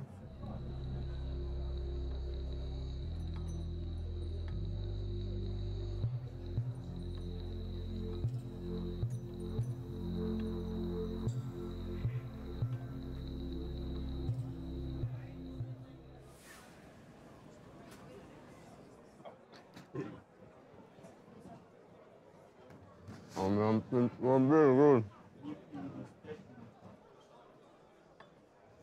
Okay, well, I think we all know we have had a weak link lately, and I think it's time to address it.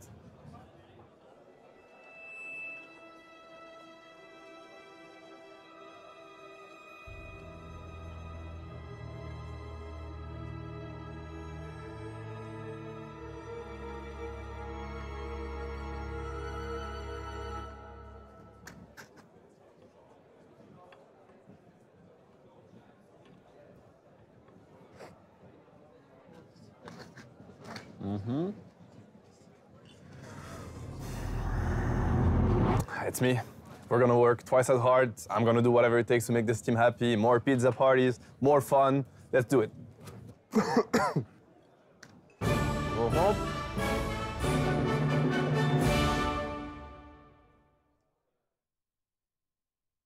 Hello everyone, we're here at the Bucharest Minor. We've got like a little fun game. FNG, I don't know if everyone knows, but FNG has some pretty sick tattoos. Our plan is for you to design some tattoos. You've also got your manager Ivan here. Ivan, how are you feeling? I'm fine, thanks. We've got two victims. We've got a Phone Ninja, right? And we've got the Hacks. These guys are going to draw some tattoos for them and we're going to stick them on their body, keep it small, and then we're going to stick it on the body. Okay, let's go. Go FNG. Go Ivan. Ivan, how are you doing? What is your plan here? I want to draw a death near the door of other teams. Is that supposed to be a tower? Because it really looks like something. Yes, I'm trying to build a tower. And now this is our coach. But which teams are you going to put on the door? That is the question. Of course, Nip and OG. I can't believe he's going to have this on his body for the next 3 days. Yo, just last minute. Okay, fine, right. Okay, very good. So, can you just show to Hacks your drawing and just your feelings, you know, in a few words. It's good. Phone Ninja, what do you think of this one? Very nice. Okay. Yeah, you don't know our coach. He's like very angry when we do push tower. Very angry.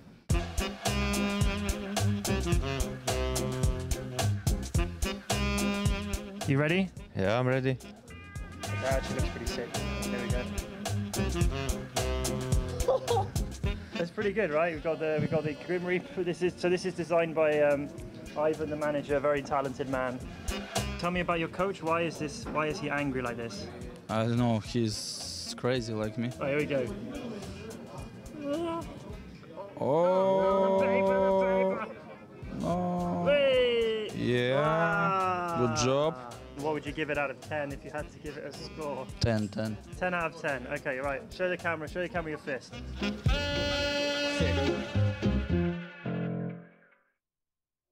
Okay, we all know that somebody is not who they appear in this room. Am I right? No, this is ridiculous. We don't need to be tested. Shut up! One of you is a fucking smurf! Oh, shut up! Shut up! Shut the hell up! Now I have a way to prove it, all right? I got this little baby. We're all over Smurfy. It's that guy over there. All right, shut up, all right? Smurfing McSmurferson is cool. We play together all the time. He's garbage. Anyway, I got something that I know one of you's not gonna like. Okay, this is an immortal sign, baby. We all know Smurfs are afraid of high MMR. They're cowards. They want to be low. Which means we just have to see how this feels on you, huh? Feels good. Oh, that's nice? Yeah. Oh, okay. All right, come on, help me out here. Okay, buddy. You ready? You don't need to touch me. I'm awfully thought anyway. Stop it. Okay, come on. Do it. Come do on. Oh! Ah! Hey, man, what the hell?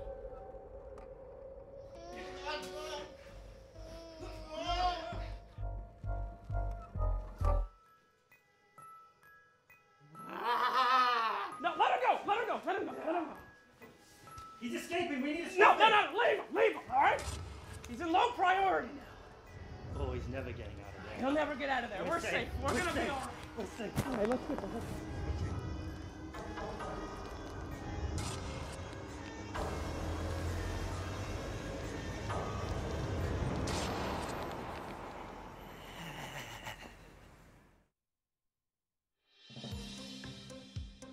Hey, boss. All right, boss, we got something here for you. Now, you told us you want to have the most memorable as ever PGL minor. Is that right? Obviously. Okay, we got something for you. We got baby. it. Unforgettable. Are you ready for this? All right, hold on. These look boring, right? I mean, they're nice. The colors are there. We got something better. Mally, show them. You ready for this, boss? TI winner becomes a thick winner. Thick boys, baby. This is what the kids like. They like sex appeal. They like the legs. They like the boys looking good. Ready for another one? Boom! Curious. Thick boys. Proud, you know, confident. Put in the passive for it. Even the shy one. Shy one. Thick boys. Listen, nobody's gonna forget these player pictures, babies. This is gonna put us up at the top. What do you think? What the fuck is this? Get out of here. Okay, well, you know. Do you want to? We're wearing them. Do you want to see? Okay, forget it. Just take the shit. Sorry, boss. Yeah? Don't Don't bother pay for me this. this year again. Thank you. You wait till next year. Yeah. Shane, PGL says we need jerseys for this event. We don't have a real sponsor yet, so it's gonna be tough. But first of all, they need to be sexy, they need to be amazing, but most of all, badass. Guys, it's a Christmas miracle. Look what we got. We got jerseys. We got jerseys? Come on. One for you. Okay. One for you. You're tall. Thank you. Mike, you got the triple XL.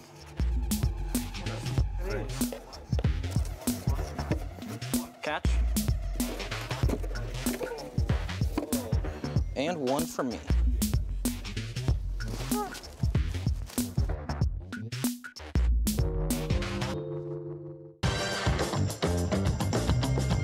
Last time I checked in the dictionary, this is booling. This is definitely booling right now. Anyone else have like a sick farmer's tan going on? I'm pasty as hell. I'm real pale. I'm sick white right now. I look like sour cream.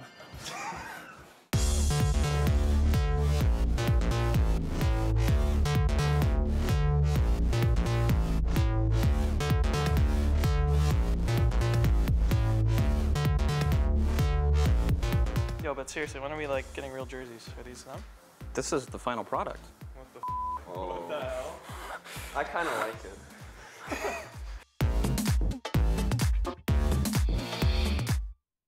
I think the movie that described my team is Avengers. 疯狂动物园。最能描述我们队伍的电影应该是《复仇者联盟》吧。I guess I would say Code Geass. You have some kind of evil mind and some guy who like brings a lot of stuff, and you never know what will happen the next like 10 seconds or 1 minute. We just like doing some crazy stuff every second. Penguins of Madagascar because they do funny stuff always and make me laugh, and we can work together as well. 4 warriors and a baguette.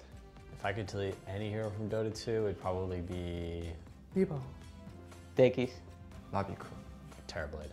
If I could remove one hero in the game, it would be Our World Devourer. If I could delete one Dota hero, I would delete Broodmother from the game.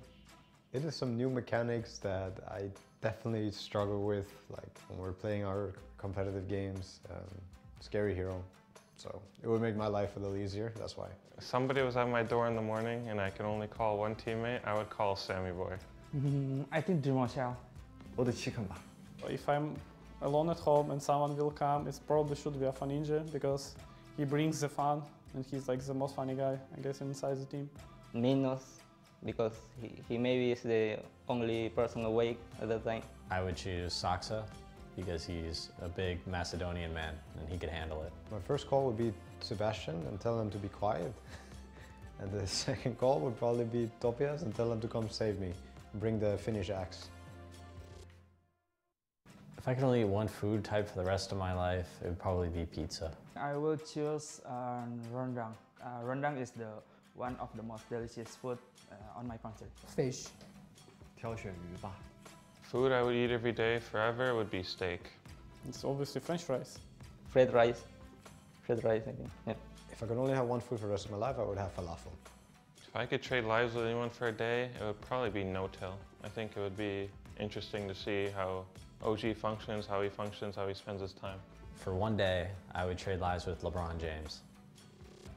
NBA Finals as well. Will be the Jokowi, Indonesian president. Yeah, because I can do many things on my country. Oh, I wouldn't trade my life for any living person on this planet, for sure.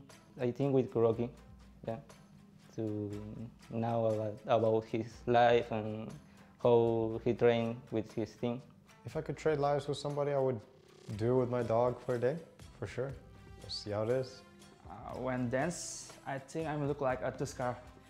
I don't dance. I'm not dancing, so I don't know. If I will dance, I guess I will look like some kind of noob. When I dance, I look like a tree who's moving like by the wind because I don't dance too much. I would say between bad Wi-Fi and low battery. I think low battery is more worse. WiFi 信号和电池电量，我更讨厌电池的电量吧。 Poor Wi-Fi is worse than no battery. I don't think it matters, to be honest. I think it's like the same for me.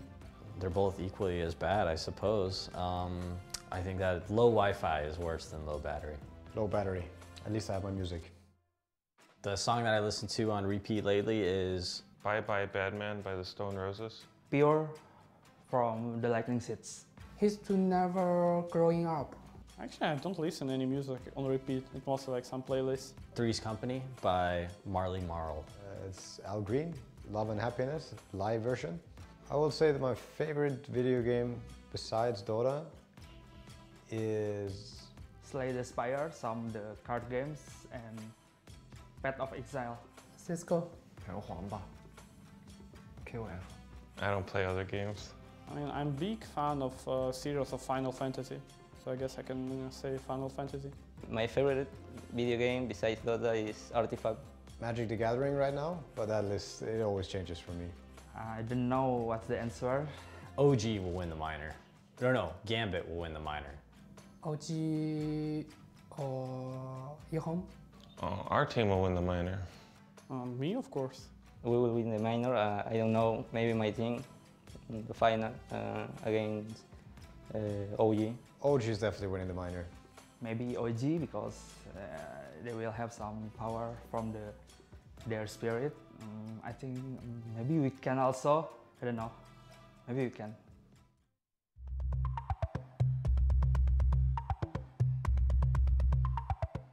When I see Invoker, I think of Ferrari. Miracle? Miracle. Blink. When I see Invoker, I think Miracle. I guess Miracle.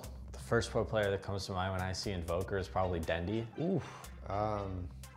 Miracle and Thompson. Those two names that popped into my head. Yeah. 看到拉比特这个英雄，脑海里第一个想到的是 FY。 Yabzor. When I see Rubik, I think of GH. It's obviously Yabzor, mostly because he's like the god on this hero. FY. Yabzor. I think of Kuroki. I think of Jarex. Terrorblade, Miracle again. RTZ. Miracle. Paparazzi. When I see Terrorblade, I think of Ame. Miracle Terrorblade. Arteezy or Envy, I guess. For Terrorblade, ILTW. When I see Meepo, I think of Abed. Abed. Abed. Meepo is Abed. Abed, I think. Ace Meepo. Weeha. Weeha. And I also think of Abed. Overall, it's Admiral Bulldog because he won't tie with this hero, but I mean, Mind Control is also coming to my mind. Admiral Bulldog. Mind control. When I see Nature's Prophet, I think of mind control. Mind control, absolutely. Mind control. For Nature's Prophet, I think Sebastian.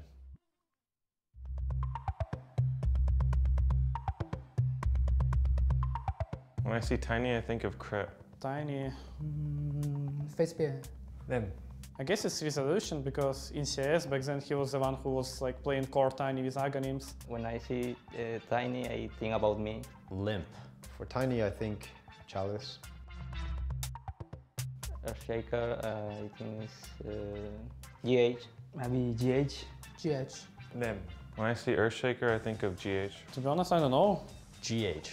For Earthshaker, I think Jerax. And GH. For Pangolier, I think Jerax. 100%. Ice, ice, ice. Xingqiu. Ice, ice, ice. Ice. Pasha. Zai. When I see Puck, I think of Fada. S4. Fada. KPI. Puck. S4. S4. TI winner. For Puck, S4. When I see Storm Spirit, I think of Sumail. Sumail. Sumail. Storm Sumail. When I see Storm Spirit, Miracle again. Sumail. For Storm, I think about Sumail Nana. Here at PGL, we do a lot of work on the designs that you guys see in the tournaments, but this year, we did have a little bit of help. We were contacted by a very special person who helped us design our beautiful Balloon Dota 2 logo that appears in every single game. And I thought maybe you guys would like to meet her. Hello, Patricia? Oh, hello. How lovely to hear you. Hi, this is Jake. I wanted to ask you about the logo. You contacted us a few months ago saying you wanted to design our logo for us for this event, and I just wanted to talk to you about that. Yeah. My son works in the e-gaming industry, and I didn't agree with his career choice. You'll never know who you're going to meet on the web, and I hate spiders. I wanted to be a bit more supportive, so I decided to design a really nice logo for his friends, his e-gaming friends. Oh, that is very sweet. How do you think people are enjoying your logo? I do hope they like it. I worked so very hard on it. My son always liked balloons and video games. And when he was little, I would say to him that the balloons were not filled with air or helium, but his dreams. Dreams are really so important. My grandson has told me about this brand new place called Reddit. Whoa, hey, Patricia, Reddit. No, you don't want to go to Reddit. It's an online place where people share things that they like and love. I heard they were talking about my logo, and I wondered how it was accepted. Oh, no. You don't want to go to Reddit. 1 second. I'm sorry, I really have to go now. Any kind of excitement sends me into a flutter, and especially when it's IT. Patricia? No, Patricia, don't do that. Maybe I'll check the Reddit first, just to make sure I can read all the nice comments about my logo. Patricia, wait! Don't go on the internet! No! Okay.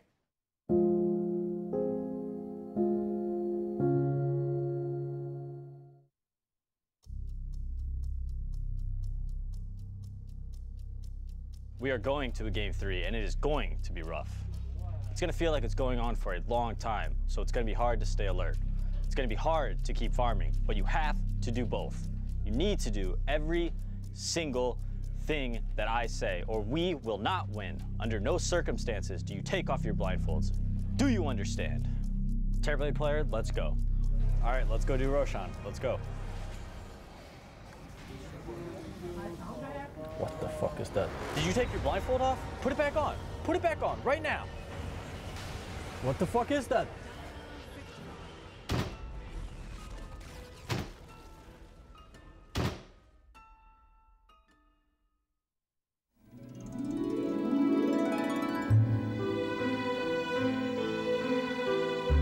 I would say...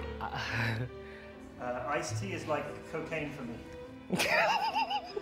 Have you had your heart trampled on? Oh. Did unrealistic expectations of love ruin your life? I'm the most incredibly toxic... Do you think you're nothing but a giant loser? I'm an alpha male. Alpha male. Okay. Well, stop right there, because love is just around the corner. All you need to do is have your teammates write your lines, record a video on our website, so you can show the world what you're all about. I like a rich girl, a filter rich. Here's the electrifyingly charismatic Boom ID to show you just how it's done. Hi, I'm busy. I have a lot of money and I like to spend it. Hi, I'm Jokem. I can sleep anywhere and any position. Hey, I'm a cute. I'm an alpha male. Hey, I'm Goto. Hello, I'm Drimosel and I'm incredibly toxic. I'm a handsome guy. I like to hate things other people like. I am a weep. I've saved children from burning building. I watch Korean drama every day. I like to sit in the Starbucks alone. I'm lazy. I'm looking for a nice Romanian girl, Bucharest preferably. I'm fine with any kind of woman. I'm looking for someone with low expectation. I'm looking for a beautiful girl that's not a gamer. I'll order your food and I watch you eat it. I have a lot of knowledge. Girls could be benefit. I'm not picky, but I love Japanese girl. I qualified for the minor. Boom, baby.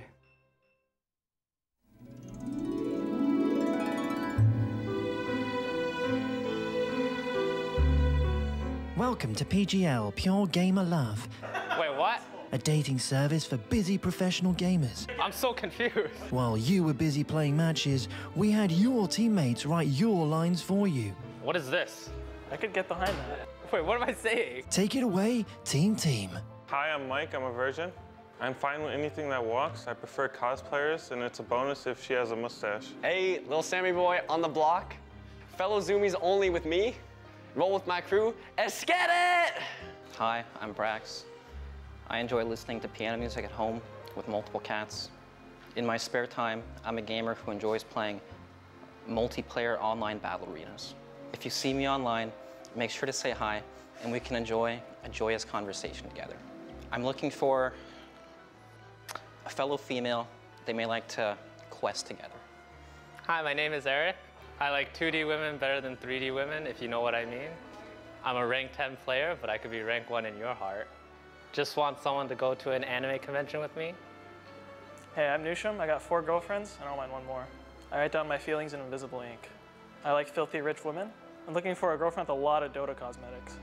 Hit me up, girl, if you want to go 5v1. Here at PGL, we're always innovating, not just in in-game things, but also in content. That is why you are about to see our newest creation, interactive content pieces. In the following scene that will come up soon, you'll be able to choose your own adventure by typing in certain choices. As you can see, choices may appear. Type an exclamation point and then the choice that you would like in Twitch chat, and when the timer ends, we'll collect those votes and we'll play that scenario. Should be a lot of fun where you are in control. Chungus? What the hell's a Chungus? Why would you guys pick that? Don't pick Chungus. Try to take it seriously. Whatever. Have a lot of fun, and we'll see you very soon, because you're the star.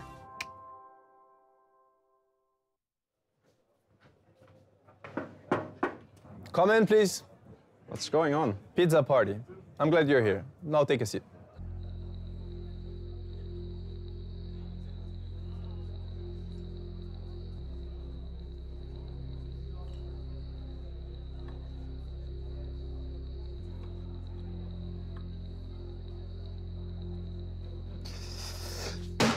Fuck you guys. Oh! Jesus, I guess he doesn't like pineapple.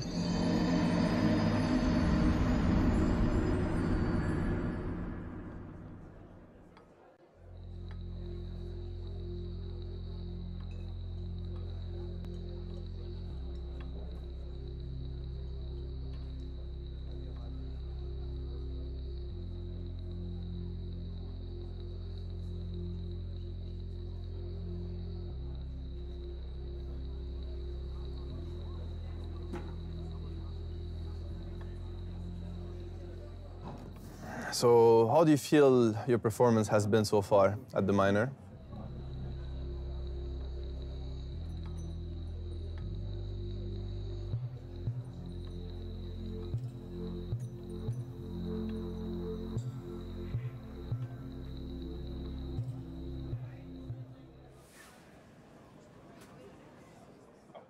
I'm very good.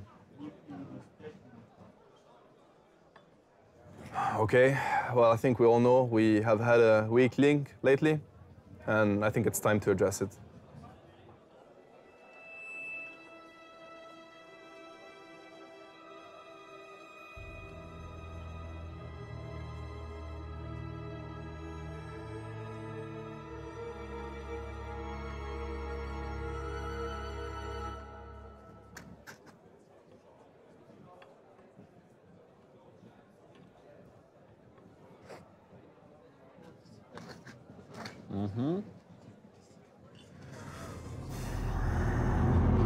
It's me. We're gonna work twice as hard. I'm gonna do whatever it takes to make this team happy. More pizza parties, more fun. Let's do it.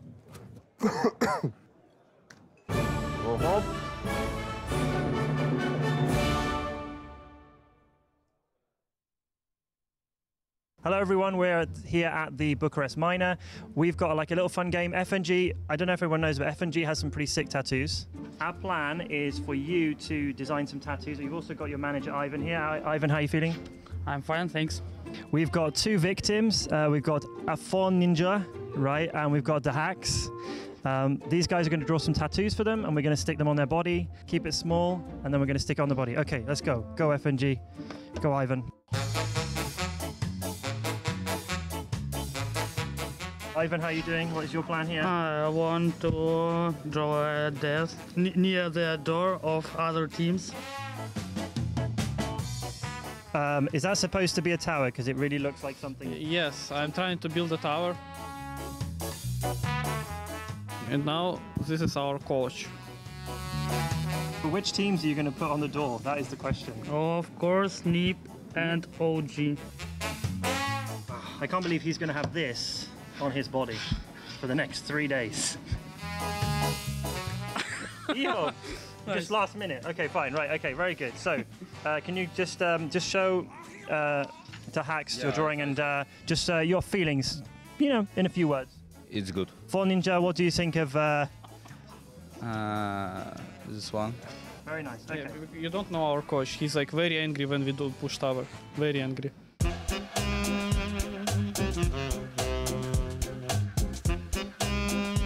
You ready? Yeah, I'm ready. That actually looks pretty sick. There we go. That's pretty good, right? We've got the Grim Reaper. This is designed by Ivan, the manager, very talented man. Tell me about your coach. Why is he angry like this? I don't know. He's crazy like me. Oh, here we go. Oh. No. Hey. Yeah. Wow. Good job. What would you give it out of 10 if you had to give it a score? 10, 10. 10 out of 10. Okay, right. Show the camera your fist.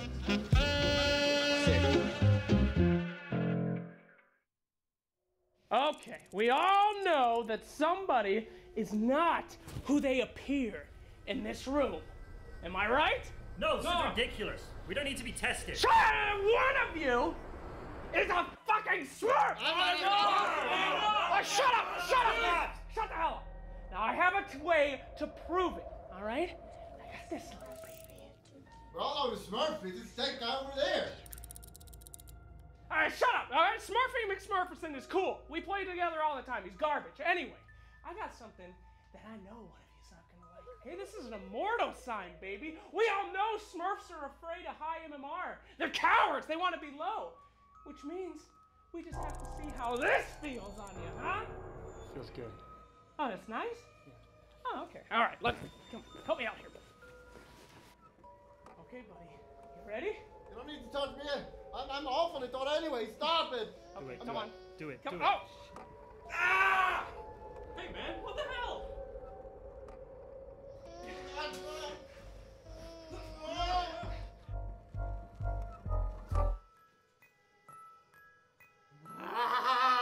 No, let him go! Let him go! Let him go! Let him go!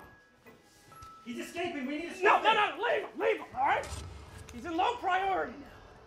Oh, he's never getting out of there. He'll never get out of there. We're safe. We're gonna be all right. We're safe. All right, let's get the hook.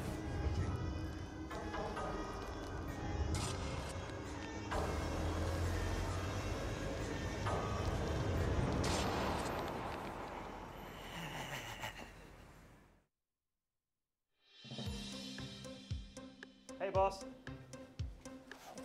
All right, boss, we got something here for you. Now, you told us you want to have the most memorable as ever PGL minor. Is that right? Obviously. Okay, we got something for you. We got it. Unforgettable. Are you ready for this? All right, hold on. These look boring, right? I mean, they're nice. The colors are there. We got something better. Mally, show them. You ready for this, boss? TI winner becomes a thick winner. Thick boys, baby. This is what the kids like. They like sex appeal. They like the legs. They like the boys looking good. Ready for another one? Boom. Curious. Thick boys. Proud. You know, confident. Put in the passive for it. Even the shy one. Boom. Shy one. Thick boys. Listen, nobody's gonna forget these player pictures, babies. This is gonna put us up at the top. What do you think? What the fuck is this? Get out of here. Okay, well, you know. Do you want to? We're wearing them. Do you want to see? Okay, forget it. Just take the shit. Sorry, boss. Yeah? Don't bother me this year again. Thank you. You wait till next year. Yeah.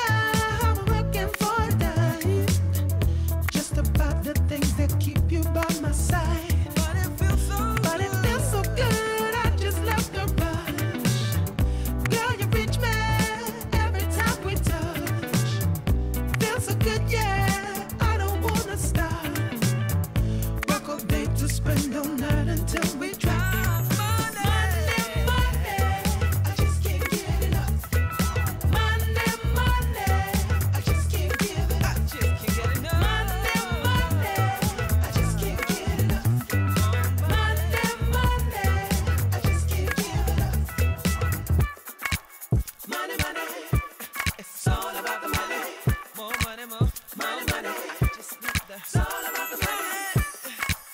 Money, money. It's all about the money. Money, money. It's all about the money. But it feels so good, I just left the rush. Girl, you reach me every time we touch. Feels so good, yeah, I don't wanna stop. Fuck a date to spend the night until we talk.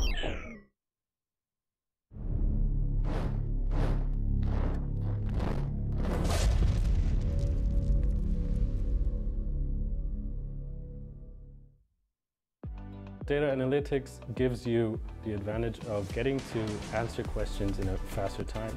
In esports, you have a topic where all those technologies can be applied with an actual great purpose.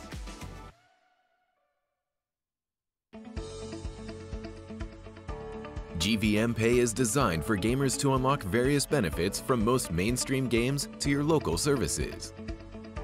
Recharge made easy just within your fingertips. Recharge easily in 3 steps. Earn rebates for every recharge. Download GVM Pay now at pay.gameview.io. GVM Pay is everywhere.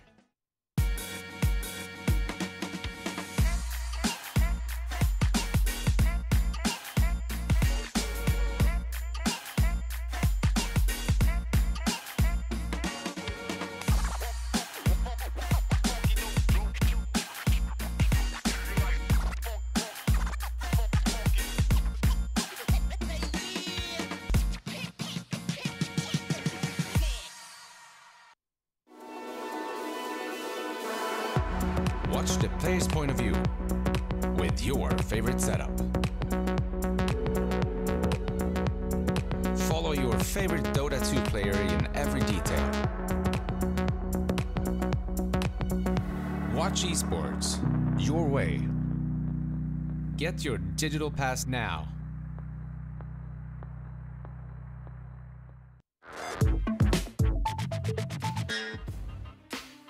We hope you enjoyed the 1 hour break and got yourself some food, some drink, relaxed, chilled out, enjoyed some action slacks and Malistrik content throughout the last 5 days. But it is time to get serious, ladies and gents. Welcome to the grand final of the Bucharest Minor. 120 points, $125,000 for the winner. And more importantly, the final 16th place at the next major. Who's going to take it home? We're going to find out over the next few hours in a best of 5 between the best 2 teams at the Bucharest Minor. These 2 teams have been already played each other and have been fantastic all the way through. A flawless record right now for eHome, an 8-0 in games. They go head-to-head with Gambit, who won earlier on against Keen in the lower bracket final. We've got our grand final panelists, as you would expect, already willing and able to bring you their thoughts as we look ahead.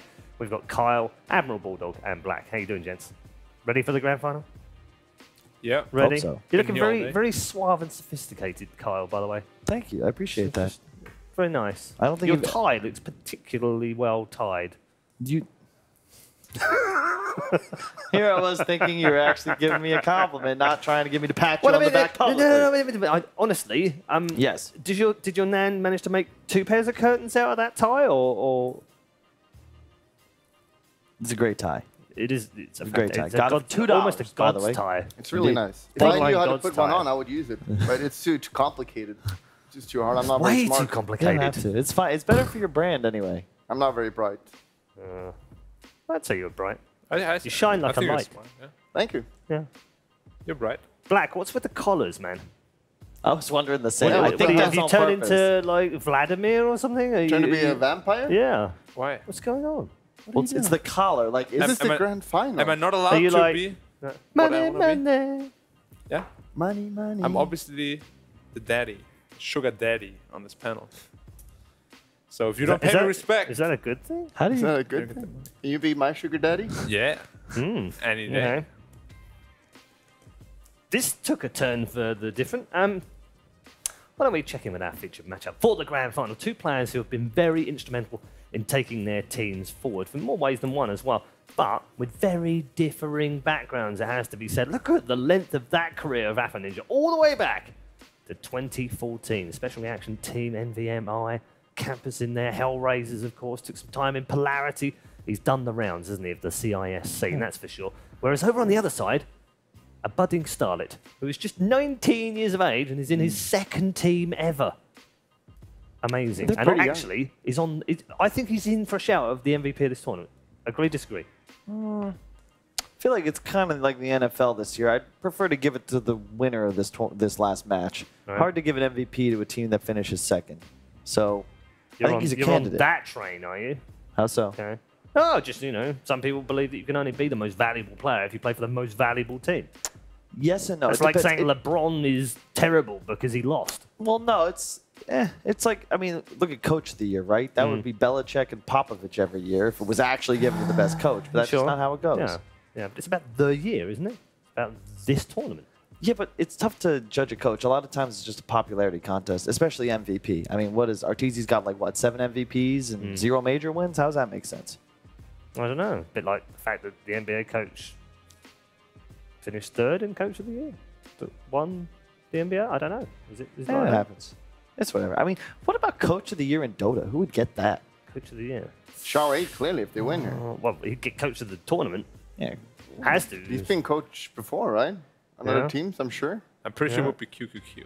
No. No, Look, no. If you take the whole... Look, if we take Kyle's vibe of you have to win to be, you know, most valuable, right? Then you go, who won TI? So OG, right? So who's the coach? Passerelle. So Passerelle's Coach of the Year. That's the way it works, right? He definitely gave the best interviews. I love those interviews. That's the way it works. Well, it's 2019. There's no TI this year yet, so I don't know what you're talking about, sir. I was talking about last year. Yeah. No, last year doesn't count anymore. Right? Okay. New year. That's a good job for New you, isn't it? opportunities, Kyle. So that means you haven't won any tournaments then?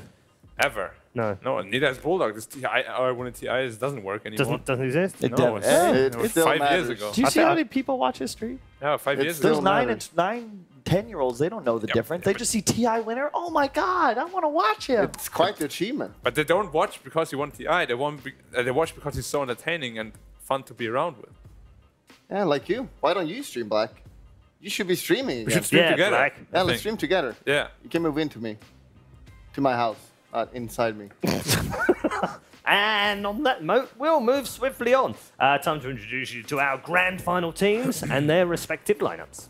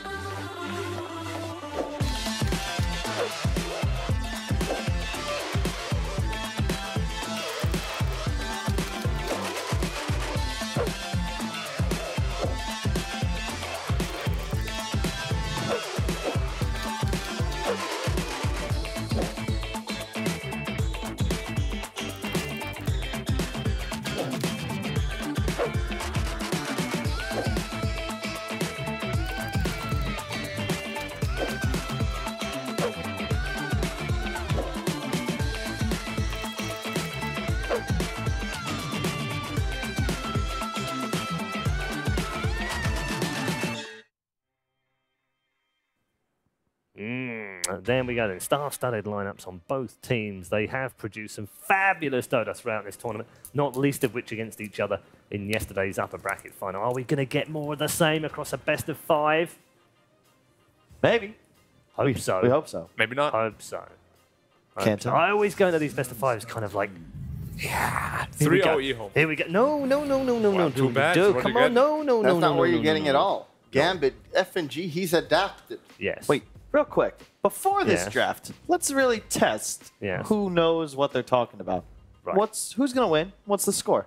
3-0 E-home. 3-1 I would write this down, except that Kyle stole my pen yesterday. I gave it back? No. I didn't give it back. No, you didn't give it back. I'm definitely going to 3-1 Gambit. Though. I'm feeling Gambit. 3-0 E-home. 3-1 Gambit. 3-0 E-home. Jeez.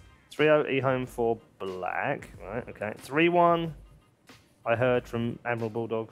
Gambit. For Gambit, okay. I'm going to go crazy here and just call it 3-2. I don't know who's going to win. No. You said this is a test of who knows what they're talking about. But the 3-2 fifth to game who? is a toss-up. Doesn't matter. No, it's not. 3-2 to who? Gambit. This is tough. You really think Gambit, Bulldog? Yeah, they're going to come back. You think? They're feeling it. I just don't know, man. They were playing so weird in that last game. No.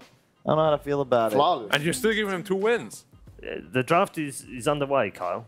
I know, but... Stop looking. You have to decide now, dude. 3-2 to who? I don't want to say E-home. This is your game. I would say, okay, you know what? I'll go Gambit. I got Right. faith. But I will say... Gambit. Well, I think... they haven't got faith. E-home have. Yeah, I think... Faith beyond. True. Nerves are going to play a big part in this series, though. And I think E-home, just because the Zhao 8 factor, right? I mean... You can see, I think, in the previous series, like even when they win, right? Gambit gets a little too excited. They're not used to winning, and when they lost yesterday, they looked a bit rattled. Zhao 8's like, this is a minor. He probably made like $100 grand just to like show up. You know, he's not worried. He's gonna just chill, and he wants to win. But if his team loses, he goes home to China and streams to 200K people anyway. So I think that'll inspire him. That's burning. So it doesn't stream. Yeah, he does sometimes.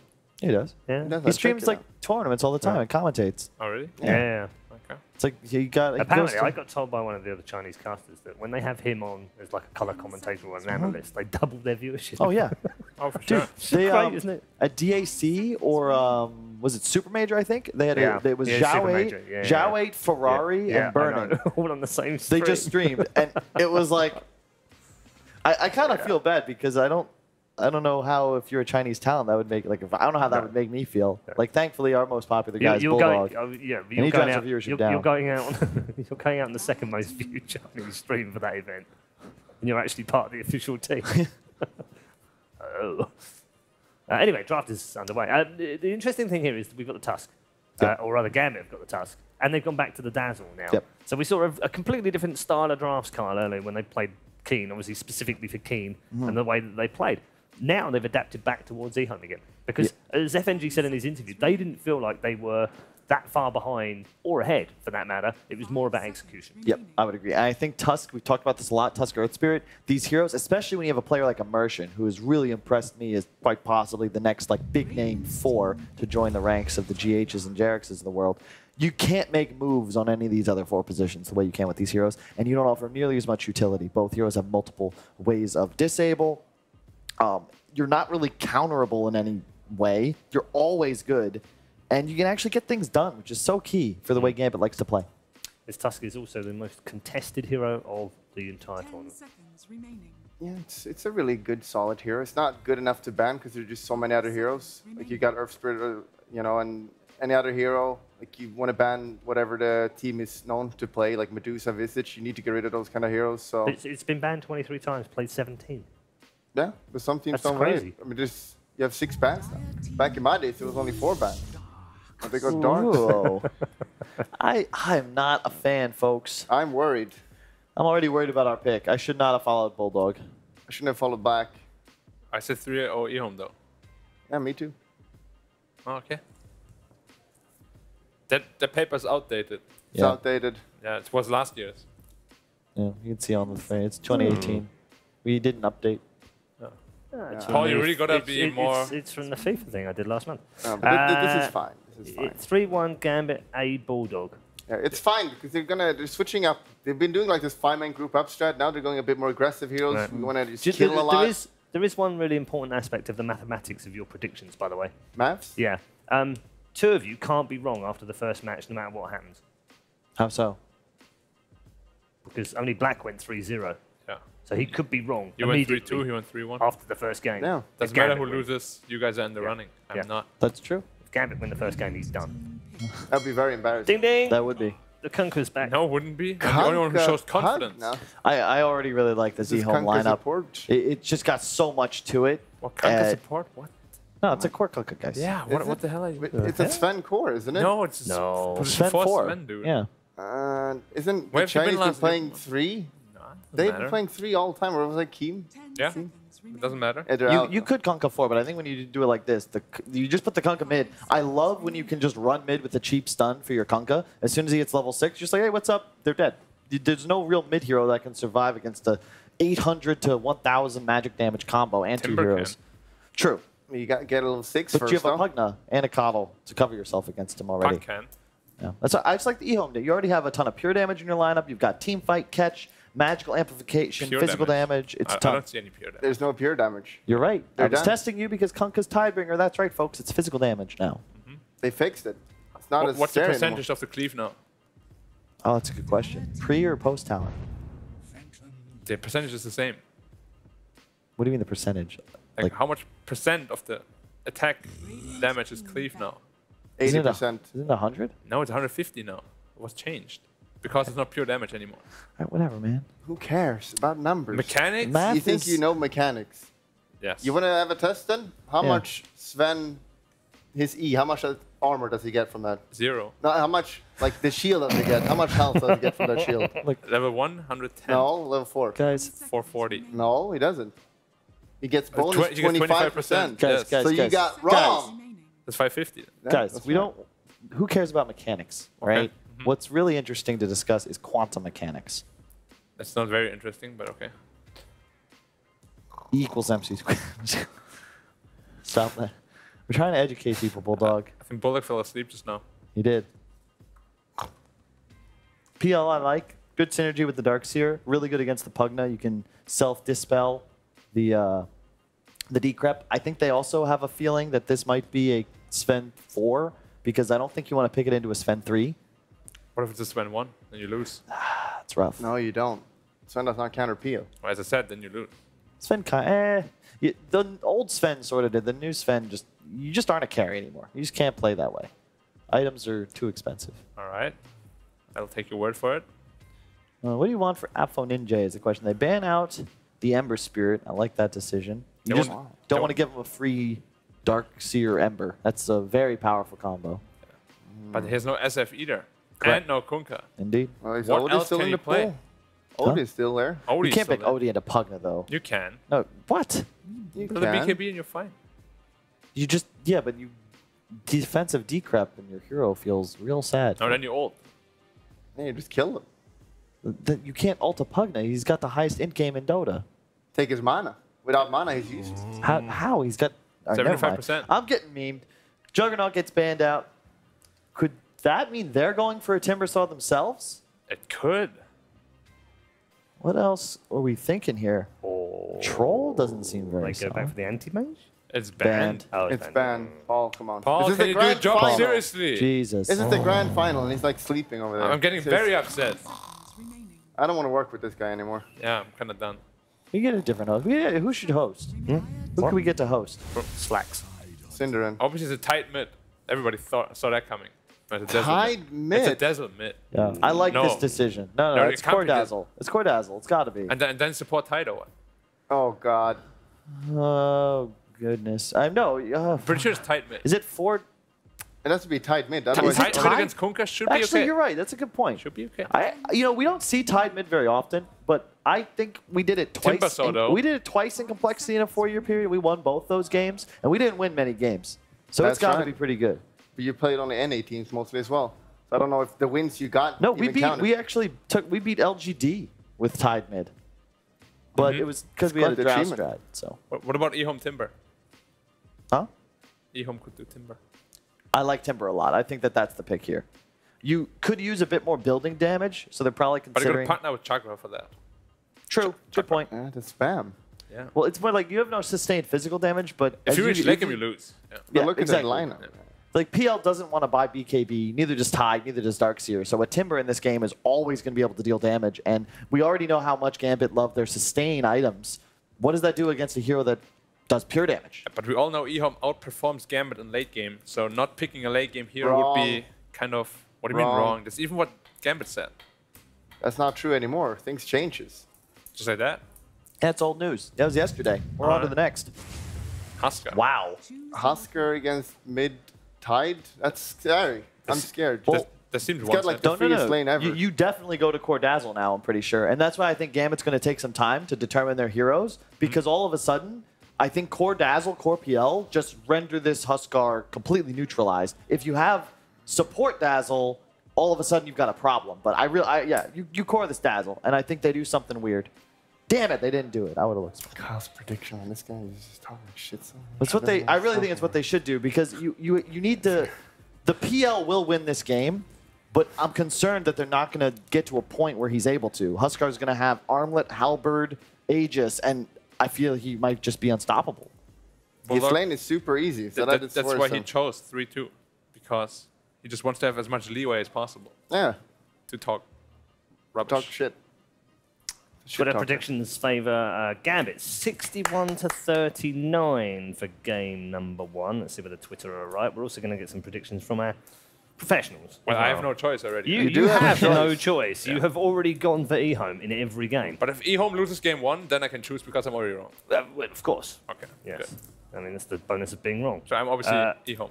Mr. Bulldog. This draft is very scary laning-wise. I think eHome might just smash them pretty hard. Don't beat around the bush. I'm worried. I don't know, but I'm still going to go with Gambit, because FNG wouldn't pick bad heroes. He's smart. He wouldn't pick stupidly. He's not stupid. Okay. We're missing something here. All right, if they swap no, you can't swap anymore. I have to go with eHome. I'm sorry. I don't think Gambit's going to have enough damage. I'm sorry, and guys. I feel as if the lanes are going to go just complete snowball for eHome, and PL is going to take too long to come online. And even when he does, you're up against, Connell, Sven. Darkseer is not the greatest hero. All right. I'm very sorry about that. They've made their decisions on the panel. Let's bring in our commentators and find out what their decisions are from the predictions point of view as well. Gents? eHome. Hello, Cinderan. eHome each? Hey, Bulldog. Glad you're in another room. How's the cupboard? It's great. Cupboardy? It's fantastic. It's a bit hot in here. Yeah, it's getting warm. All right, we need to get into game, guys. Yeah, let's do it. So let's do this. I mean, we're ready. Bye, Red. I didn't know we were still talking to you. There we go. Thank you. Finally. Mics are off, and let's go to the game, because you didn't even give a crap what we look like. We spent all this time dressing up throughout the day. It's like not even required. I mean, you're saying this, but if we were on camera and we were wearing something absolutely hideous, people would care. So the reason they don't care is that it's acceptable or better. That is true. I remember. I think I remember when Immersion was alive. Walks directly into eHome. They're already body blocking him up, so he's got to go the opposite direction, which is into Faith Beyond. They're trying to get the last hit to. Okay, Faith Beyond will just take it. They wanted to give it to ASD, I think, the mid Kunkka as well. Or side lane Kunkka is going to be in this game most likely with the Huskar mid. Yeah. I think this Huskar last pick is super good. He has no bad matchups in that mid lane. He's either playing against Phantom Lancer, Tide, or Darkseer, and he will be fine in either case. They want him You against really don't Tidehunter put though, Darkseer right? in. That's what the panel was leaning more towards. Ideally, but I also think he crushes the PL. I don't know what PL is supposed to do in this lane. You get Burning Spirit, yes, you can doppelganger, but then he's just going to throw more Burning Spears. Like, he's going to harass you out of this lane. You're going to spend a lot of gold on regen. And I actually... Innocence. I kind of like Kyle's idea of putting the core Dazzle this game. I think that would have been an interesting choice. Yeah. This last pick Huskar is certainly a problem. Faith Beyond, Gambit, wanting to get aggressive. They have not leveled up anything on the Tuskar just yet. The Illuminate is well off target, and Faith Beyond running back underneath his own tier 1 tower. But will he actually reach it? Seems Tag Team makes it very difficult to do so. And one more punch to Cripify is delaying it. And that's all it does do, just a delay. Yeah, it's going to TP back up there. And they will get, you're right, they really want this matchup. They're actually going to enforce it by putting the Huskar in the off lane. They wanted that more than anything, and that means they will get the Kunkka against PL, which is also a good matchup. So, yeah, eHome with some options, and I do think they end up with something very good. I don't know if this is the perfect setup, because you have a Pugna against Tusk Darkseer, which is very difficult. Yeah, but they'll change the lanes up, right? Once the balance of the bottom lane can be, or at least burn through some of the consumables, because there's not a lot on Tidehunter.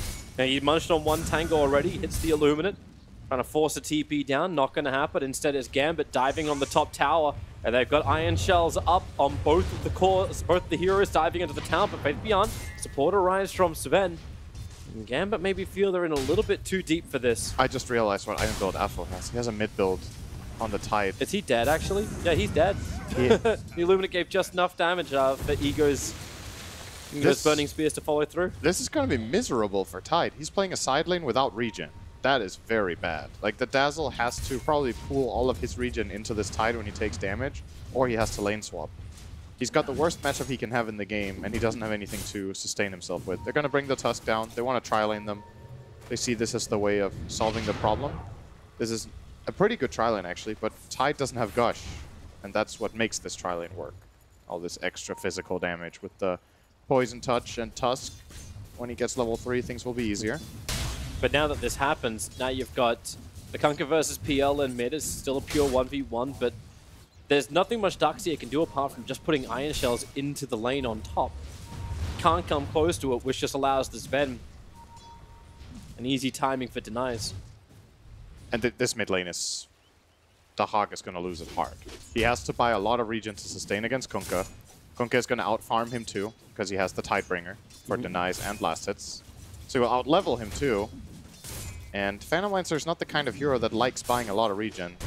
Every minute you get slowed down on this hero, the hero is just bad at playing from behind. Stormbolt. Level 1 Surge doesn't get you very far. There was a small nerf to that one, and this will be the death of the Darkseer. Faith Beyond claims the last hit.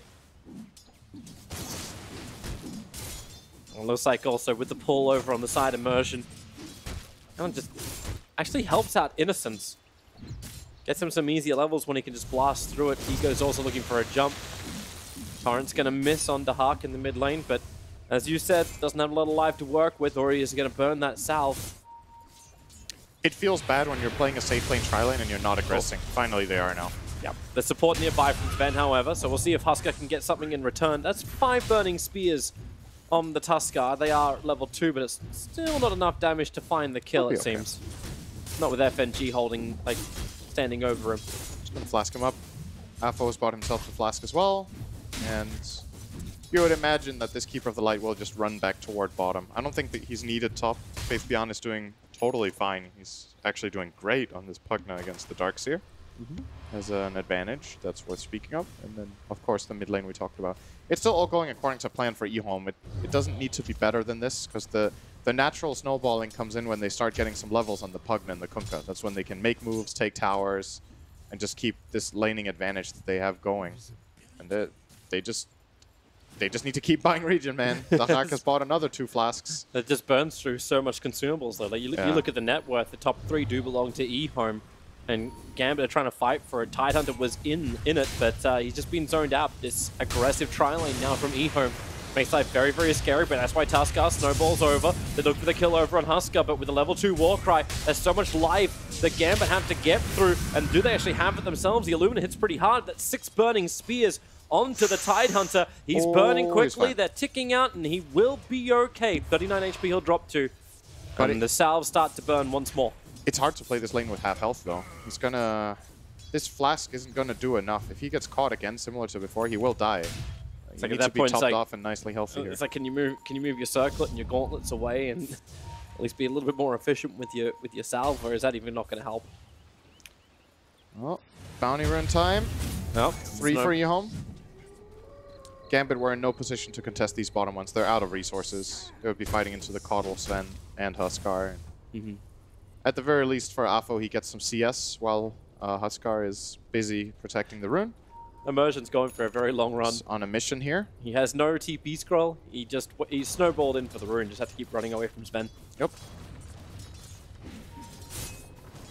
You can tell this is like uncharacteristic for Gambit's games, right? Like what FNG is forced to do. He's like half babysitting mid, now he's dead. Oh, yeah. Pulling back in with the X marks the spot. Babysitting mid won't be enough. Had no point up in Shallow Grave anyway. Went for the 2 and the touch. Nice snowball. Immersion though. Yeah, no more Stormbolt. Oh. We haven't really seen Gambit this far behind in the laning stage in any game, I think. But it's a true struggle right now. They have to run around and help every lane, except the Darkseer's lane is like staying okay, but even there, Faith Beyond is 1,000 net worth ahead of Afterlife. There isn't much good happening really right now for Gambit. Yeah, you look for an upside, and like maybe it's the fact that PL at least has a little bit more space, but this space comes at a cost.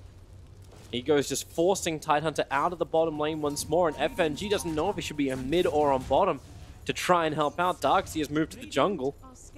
and Immersion, Tusker. Panel was talking about how much this hero is just wanted to be picked or banned, like just have him in your lineup or just don't play against him. He's been great for rotation, same with the ES, but in this game, you rotate somewhere and you're probably going to die. eHome just have the numbers. Top lane, Faith Beyond starts the drain. Support is there, and the Stormbolt won't get the double stun, however, but it should be enough control to get the kill over onto Immersion. As Darkseer is managed to search himself away. Immersion can't nice get blocks. through the trees. The body block is perfect. And with the Nebula Ward down, you can't really help too much. The Stormbolt's already up. Combine it with the blast and the base attack. That was Immersion will fall. Awesome play from Jianming there. That was very, very good. His movement on the Sven. First of all, his body block toward the end, but also the fact that he was there at the right time. Oh, that was failed both. Yeah. X not working the way he thought it was probably going to do it, but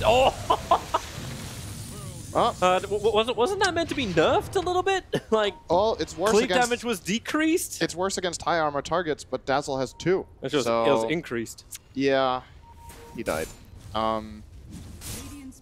Yeah, I still want to just quickly highlight that Sven play from before. He got the great body block off, but it was also that they anticipated that this was happening. They were up there, ready to go onto the Darkseer when the aggressive Tusk player was supposed to come in, so Pugna kind of set the whole fight up. We've seen multiple plays of those from Faith Beyond, just with really good foresight in this tournament, that he makes an aggressive play that kind of looks bad, but it's under the condition that he knows his teammate is coming in just a moment later.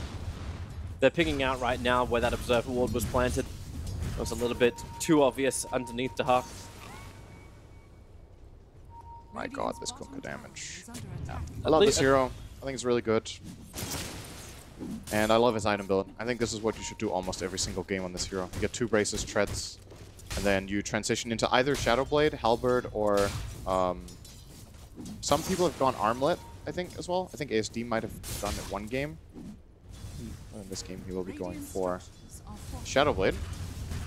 As it looks, makes it easier to catch, makes him have a surprise burst against the Phantom Lancer as well. Maybe he wants to finish a full Silver Edge against Tidehunter. That's a possible option too, so they can lock him down in chain stuns with Sven and Torrent. He's just that big pop burst damage while... And he does have the full Silver queued up, so... He actually... Well, it's keeping... So Darkseer, okay, yeah, you can run the top. Forcing the PL into the jungle and totally abandoning bottom lane feels a bit odd, but then again, Eco's not the greatest at pushing down the tower. Not yet. You want to try and work with his Ven to do it. He's pretty good. He's not the greatest, but he's the second greatest because there's a Pug now. He's still doing just fine. Armlet completed probably in 1 to 2 minutes. I wonder what Immersion is waiting for. He's sitting behind this tower. That's kind of the key word for Gambit in this game, right? Is waiting. Because their lineup can't really do much right now. That's the problem that they have. The initiative can be taken by this Tusk, but he has nobody to play with. He wanted to play with Darkseer, it didn't work. Now he's kind of just running in circles, because he can't do anything with PL. He can't do anything with Tide. And his plays with Tusk are with Darkseer kind of limited right now. In fact, Beyond kills off FNG.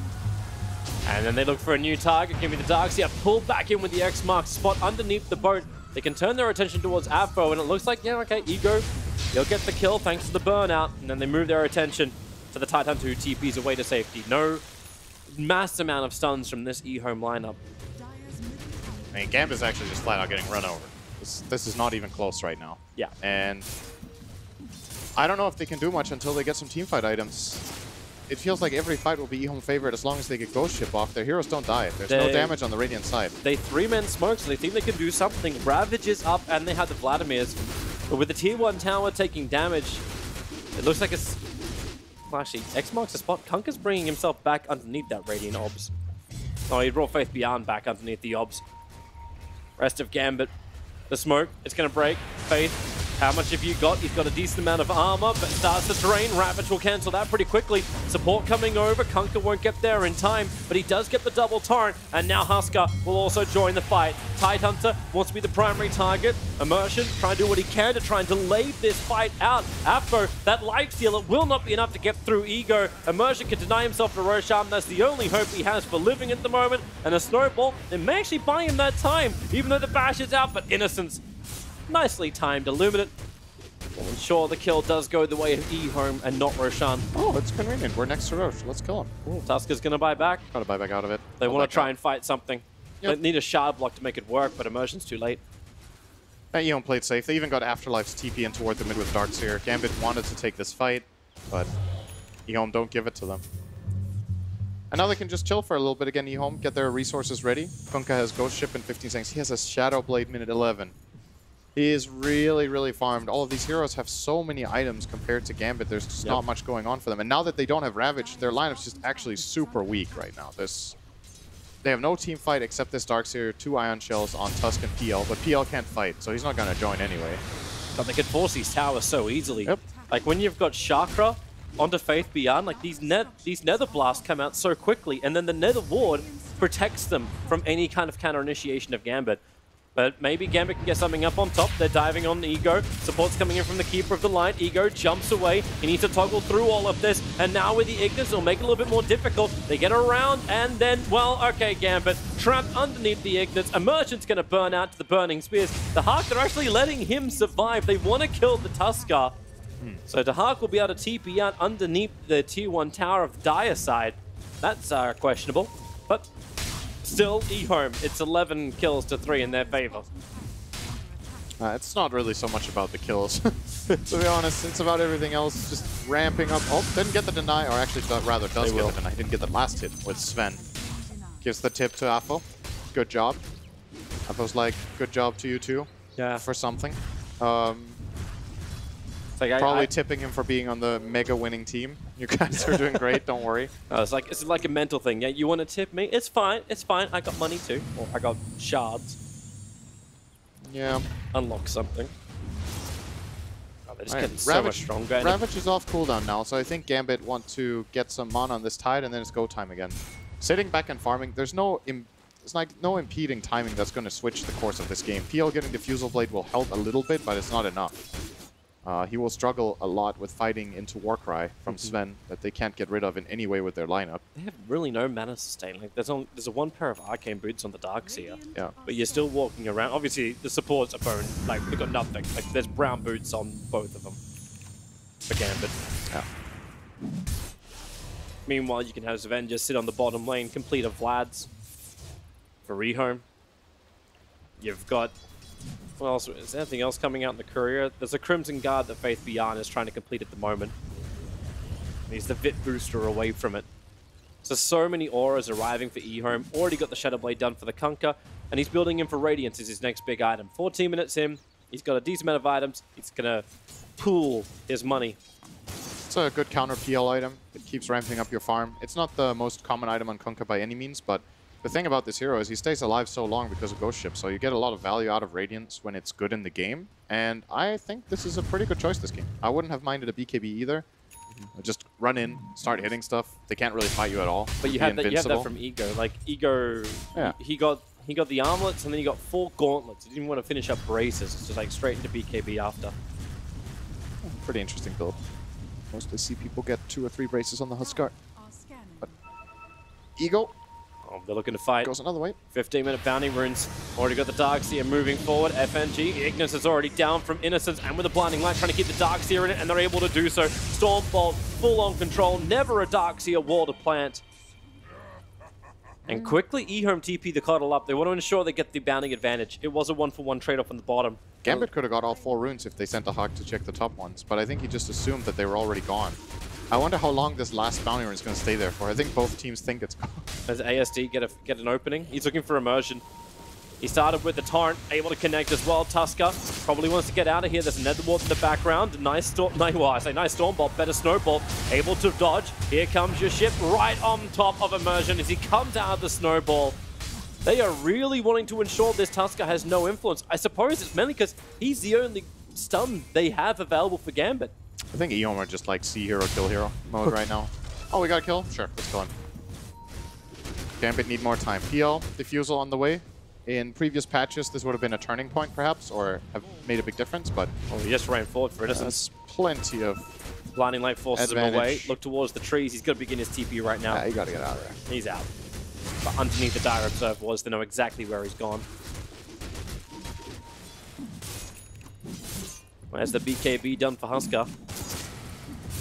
So yeah, is this as you said, like, does eHome go Roshan, get Aegis Immortal and push?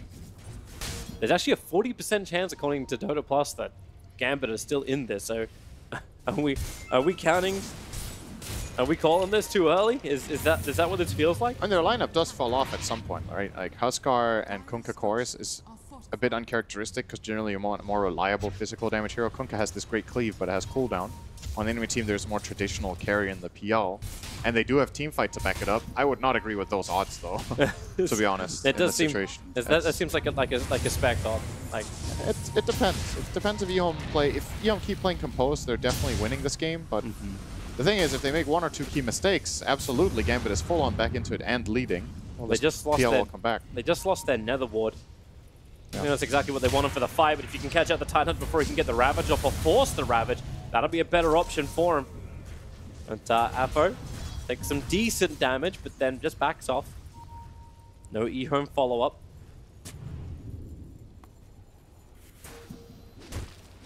Just these weird side battles too. So okay, eHome are done with Roshan. They're coming for Dahak. Innocence needs to reveal him. Dahak does have that TP scroll available once again in the trees. They break through the trees. The Ignis is down, and they're going to X-Marks him.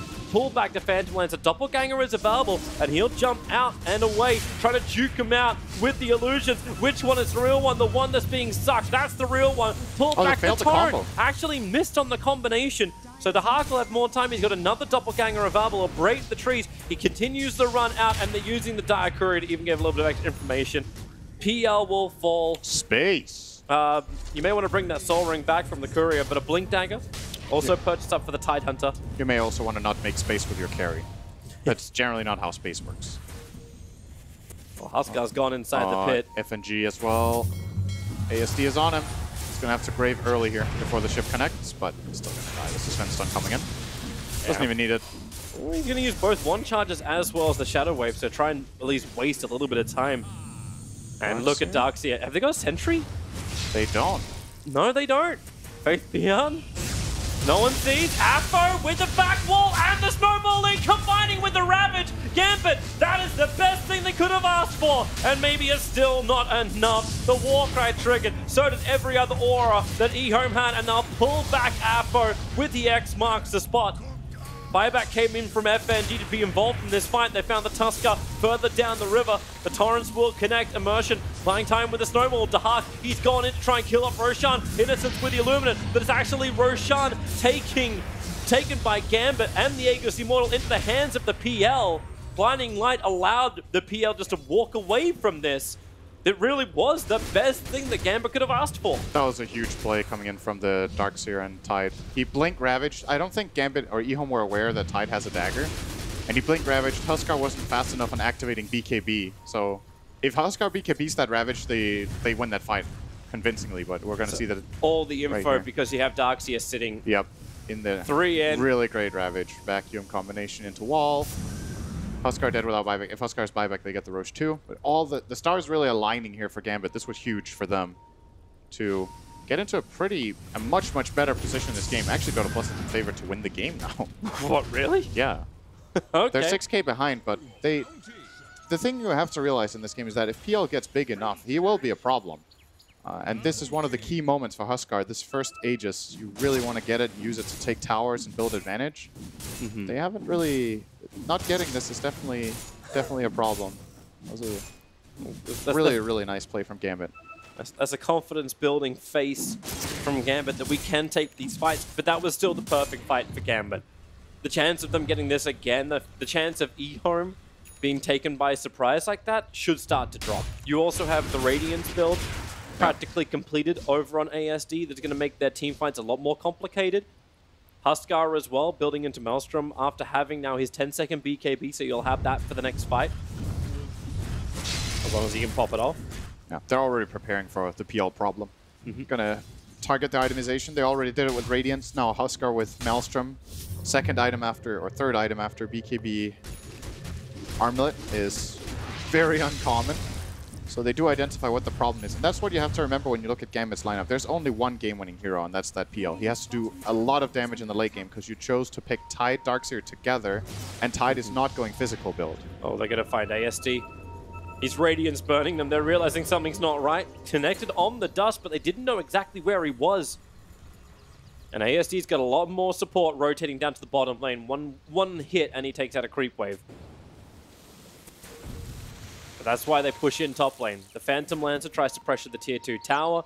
Tidehunter quickly moves in towards the mid to try and push this out as well. Anything to make eHome look behind themselves, but they found a better target. Darkseer in the trees. He's still got the mech, gets the back 3-man wall off. Shallow Grave buying time from FNG, and now the Tidehunter Blink Ravage. It looks really good. ASD and Ego, they're in so deep, but now maybe the Ignis. It creates so much space, and Kunkka, he can't walk all the way out, but it may not matter when Ego can stand his ground anyway. That Ignis causing so many problems for the Phantom Lancer, but remember, he has the Aegis the Immortal. There's that secondary life. It's not in the hands of the Husker like it normally is. FNG finally stunned up, and he will be brought down, but the jump forward, Phantom Lancer now finding the second core kill against eHome. The snowball from Immersion trying to create more space, but now he becomes the primary target for eHome. 3 heroes down for Gambit, still on the run. That's an interesting smoke. Smoke up, boys! Yeah. This isn't a smoke break. The Hawk wants to get back in there. Stormbolt's coming off cooldown now. eHome need to start getting out. Tide is respawning. There's the surge. It's like they keep Gambit going. want to chase. Crimson Guard, Luminate spam, just push away all the illusions. That was the Aegis fight of Gambit. They lost the Aegis on the Hawk, so they won't have that in the following fight, but he got a lot of gold out of this. Got a couple of kills. It's overall a gold exchange in favor of the Gambit side, even though they have more deaths. Yep. Just that big kill on especially the Huskar, or well, rather, especially the Kunkka. Yeah, they got both of the huge cores. A good win. You see ASD as well, just preparing for the next fight. He's getting a BKB, but this is that bottom fight. Darkseer gone on. He survived this entire engagement, and he did what he needed to. A big wall that eHome did not want to fight, and they just couldn't walk away. Aphro's positioning in the last 2 engagements have been so good, but Ignis, also good. Yeah. If that Darkseer kill goes off, this game is totally, or this fight is totally different, but good grave from FNG just in time. Allows them to get off the mech, pipe, and the vac wall. All of these things really important. Nice! La! Not so nice. Oh, still happy. Okay. We fucked up. All right. Oh, this just went serious in the end there. eHome laughing about this, like, yeah, we're winning. Oh, wait, hang on. Let reality check. eHome would have to feel confident coming into this already. Aphro, hello. Pushing back the Sven. ASD wants to have a little bit more fun himself. If he can get close enough to it. Oh, he's trying the blind torrent because he lost vision. Couldn't reach. And good read from Aphro. He will be getting out in time. Oh, never mind. Willie. Ego's moved over. X marks the spot, will keep Aphro in position. He does not want to ravage this. That's be a waste. So they let him die underneath the tier 1 tower. And yeah, Ego, turn around, man. There's no backdoor regeneration on tier 1 towers. They can still fortify. Yeah, because if the tier 1 tower dies anyway, you get the fortification back, so you don't care about burning it. I really thought Aphro was going to just get out. I think he had dagger ready, but he wasn't expecting the Huskar coming in from behind, then he got X-marked by the Kunkka, I would say. Did he use Blink? I don't think he used Blink. I am uncertain. Greaves have arrived for Afterlife on Gambit's side, so progressing his item build further. Very curious to see what his next pickup is. When you have these Greaves plus Pipe, you start getting into very different item builds for Darkseer. It's got to be a Blink Dagger, right? Could be Dagger, could be Hex. He can't rely. They found ASD. This is a nice kill to find, especially when they have the dust reveal, but underneath the shrine, this is where you want to find. ASD does go down very quickly. Ego trying to push everybody away, but they don't care. They'll move back over. Sven doesn't want to be part of this in the back. Pulls Ego up the hill. His BKB was very, very late. Still on the run to the tier 2 tower. Have they got the damage to get through him? Faith Beyond, is there some life to be given? They put down the Ignis, but the snowball takes him right over the top. Immersion, maybe too deep. This is underneath the tier 2 tower, but the Ravage. Gambit don't give a crap. They just keep fighting. Faith Beyond will fall as well. No buyback available from him. The Ignis will time out. And Sven's kind of in the middle of nowhere, but Gambit, you were at the tier 3 towers. You hadn't even taken a tier 1 tower there. And they still felt the confidence to fight. They got 2 extra freebies out of that. eHome could have chosen to just cut this Kunkka, but they really wanted to try to help him. They came in way too late, completed their TPs, and end up taking a horrible fight here. Gambit get more than they came for. They came for 1 core kill on this Kunkka, and they were rewarded with bonus freebies. And suddenly, I cannot believe the game is turning this way. They are starting to they've actually equalized the gold, and that's concerning for this Dire lineup with the lead that they had early on. So we're going to see here Kunkka is not expecting this move. They have the aggressive ward from earlier placed by FNG. They get this kill. You see Ego completing the TP. Now we're coming in with Qianming as well. This fight's already hopeless. Like, you can't fight in the perfect vacuum here from Afterlife is what really gets them the big outcome here with the additional Huskar kill. All right, if this continues, if Gambit continue to be able to find these fights every time Ravage is up, eHome have got a lot of problems. They can look towards next Roshan. He may respawn in 15 seconds time, and that will be, at least where my eyes will be sitting. Because can Huskar get the Aegis? Can they let him be that frontline aggressor? And actually, do you even give it to the Huskar? Do you need to actually protect your Kunkka now? They have to give Huskar the Aegis if they get it. There's no other choice? Because he's your frontliner, right? Yeah, it's just more useful on him than the Kunkka, I would say. When Kunkka gets BKB, he shouldn't be dying like this anymore. The reason he died was that he couldn't get Shiva. He got stun locked until he lost all his mana. Next time, that will not be the case with BKB arriving, unless he gets Blink Ravage. That's like the only possible way that he doesn't get to use his spells. But yeah, eHome, after a big lead, they've kind of fallen off here. The game is definitely still within reach for them, but Gambit have effectively, arguably taken a bit of a lead. It sounds weird when you're 4K behind, but just looking at the lineups and how PL is progressing now in this game, eHome's tools are pretty good, but they're not awesome. Huskar is not good against PL. Kunkka is pretty good, though, for a while. And ASD has to keep scaling and has to be able to stay in these fights with that Radiance constantly. eHome have a 4-man smoke up, running through mid. They are drawing a line to rotate down to the bottom. Warcry, I don't think caught all the heroes they wanted to. Listen, some Faith Beyond not included in this, but they will find the Darkseer. Now, they have no information. There's 3 Sentry Wars that were planned down already, but it won't matter when the Darkseer walks directly into him. But now we'll see just how much he can survive. The Greaves, as well as the Triumph, burning as he surges his way through. Stormbolt flies forward, and the stun will be able to connect. They'll find the kill. Now get the bottom. Wait, 28-minute rune? Sure. Okay, why not? Nice. And Darkseer dead for 47 seconds. So there goes the side lane pressure. That was being a bit more of a pain in the butt for him. So what other items do we have? Both teams have Glimmer Capes. There's one on Dazzle, one on the... He can't die now. Has to burn the BKB. X marks spot Torrent. Trying to pull back in FNG. Does not want him to survive, but with the Glimmer Cape, ASD can't attack. In fact, he just TP'd himself away to safety. Immersion might have been able to get that punch, but I think he either misclicked or got path blocked by a PL illusion. Either way. Kunkka does get out. But yeah, I think we should stay updated a bit on the support items too. So we had the Glimmer on Dazzle and the Glimmer on Coddle. You want a double jabble? Sven has the Dagger together with Vlad's, and the Pugna a while back got the Force Staff and is closing in on Aghanim Scepter. It's an interesting choice this game. You can, you know, burn 1 PL illusion at a time. It's something. It's not great. I don't know if I think the item is that good here from Faith Beyond, but his item choices the whole tournament have shown to be on point. So I'm ready to be blown away by how excellent this is in this game. I was actually looking for the different item from Sven because he had no Assault Cuirass lined up before he switched over to the Echo Saber. Maybe a bit more of a mindset change from eHome or PL. That's just going to be illusions coming forward, but the smoke breaks, and the double Stormbolt! He caught FNG as well! That's huge, because there's no Shallow Grave if they could just keep him controlled. They're jumping away, out of range of the Ignis, and FNG and Dahak actually just back out. Did they get pushed? I don't think so. I think they just didn't have detection in the fight for the Glimmer. There's no dust on the Sven, which I think is kind of unforgivable 30 minutes in and you're playing against a Glimmer Cape. And this level of Dota, you need to have dust or a gem when you go in like this at this point. Trade out Stout Shield, insert dust. Absolutely. Okay, let's have a quick look at this again. So Stormbolt gets really lucky catching both, but it's the Dire Observer Ward that helps set this up. So Doppelganger for one, Glimmer for the other. They wait out the Ignis, and FNG, they just walk it off and deal with the illusions. Yep. With the dust there, they absolutely get the Dazzle, and who knows if they could have snowballed the kill on the PL perhaps. I think they would have actually got the Dazzle. But there's no way you play without dust at this point, and yeah, there it is for Sven. He's got it now. That was a bummer out of eHome, but Qianming has got it covered for the next fight. What's PL's progression? Oh, he's got a heart now. Sure. That's pretty good. You got a heart on him. I like the Tidehunter already having the Halberd complete in the Aghanim Scepter. Like when you got the heart on the PL, how does Huskar even get through him? Because you've got also the disarm. Oh, Huskar does not do anything to PL in this game anymore, more or less. It's the Kunkka and the Pugna, and maybe a good Sven stun.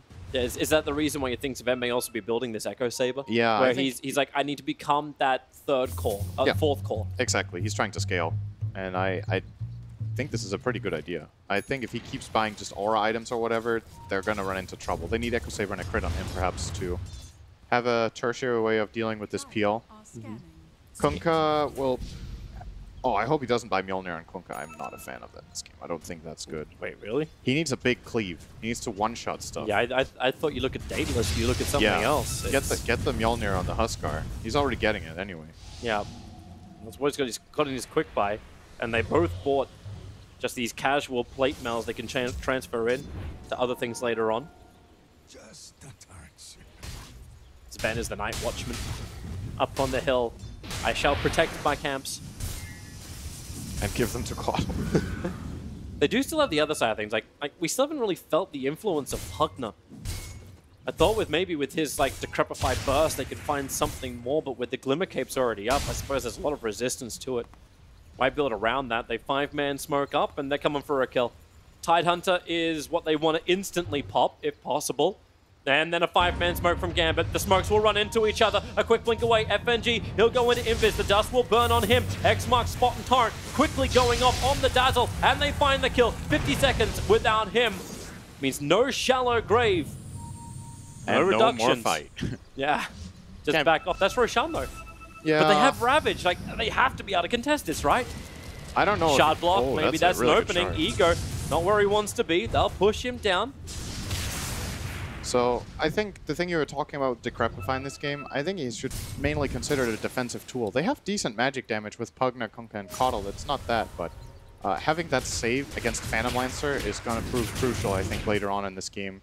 It's a very long cooldown save, 3.5 second duration for a 6-second cooldown, and PL, unless he buys Nullifier, he can't get rid of it. And that Faith Beyond has a lot of impact in this game if he plays wisely and keeps his distance and doesn't get killed first. He can absolutely turn the fights around even after Ravage with that save. So you got your wish Kunkka to change his item build. He's gone for an AC. Oh, it's also good. It's more damage. Nowadays, since the cleave changes, this is a much more viable build on Kunkka than it used to be. We almost never saw Kunkka buy this item in the past, but nowadays I think it's pretty good. Well, he was the one-hit wonder, right? You walk in, everyone's dead, but how does AC help you with this? Yep, but now it does because the cleave changes. So Echo Saber done on Sven, AC done on the Kunkka. Sven's buying the Crystallis now. Or BKB. Both, it looks like, is both queued up. Daedalus and BKB. We'll see which one he buys first out of the two. And Kunkka is now planning on Mjolnir. Oh, come on. I mean, maybe they feel like if they put a Mjolnir on him and on the Huskar and just run in, PL is going to die to all this lightning. Sure. I mean, it's something, Oh, but... this could be a nice torrent. Gonna catch two of them, reveals the fact that Roshan's already underway. Huskar begins his TP in. X marks spot. Kunkka just wants to say hi. Dahak will be nearby. Line up for an extra bit of a hit. Immersion loses a lot of life from this. eHome already looking to fight. They popped the Crimson Guard from Faith Beyond like they wanted to run in and be part of it. But Gambit have already backed out. No fight. Mjolnir can actually be purchased from Ego, but that's only if he wants to expend his buyback. It's funny how eHome have built their gold advantage again. Just slowly but steadily, being more efficient on the map, farming out. Which is a bit surprising given that one side has Darkseer and Phantom Lancer who are pretty good at wave clearing, but they're just scared. I love how they're running for the runes. Can he actually blink in time to get it? No, he can't. The X marks pulls him back. So it's a 2-2 trade-off. Yeah. But thanks to the X mark, Sven's already back with the rest of eHome.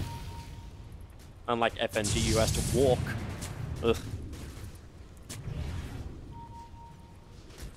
Looks like they're still not ready to fight yet. Courier's bringing out the Mjolnir recipe. It's got a smoke on it as well. So maybe eHome does find that engagement they're looking for. It's got to be their last smoke. They've smoked like 3 or 4 times. They have, but so has Gambit. In the last like they 5 both minutes broke or 6 each other's minutes. smokes. Yeah, there's been a lot of smokes though.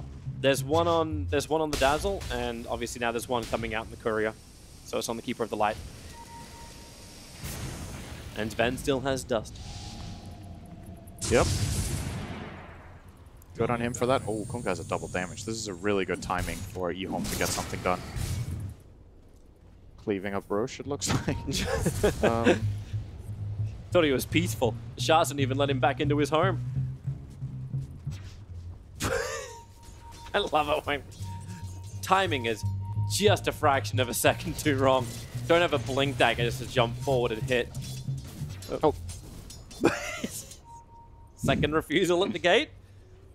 Is the third time a charm, or is it just how defensive ASD feels he needs to be? He wants to play as safe as possible, of course. They don't have that much information on the map right now, but... Huskar's still farming up a lot. All right, here we go again. Giving him a lot of he space. Shadow Blades this time. Now he's going to make it. Yay! Missed one. Back to board. It's like a... Thought I got a strike. A bowl for the spare.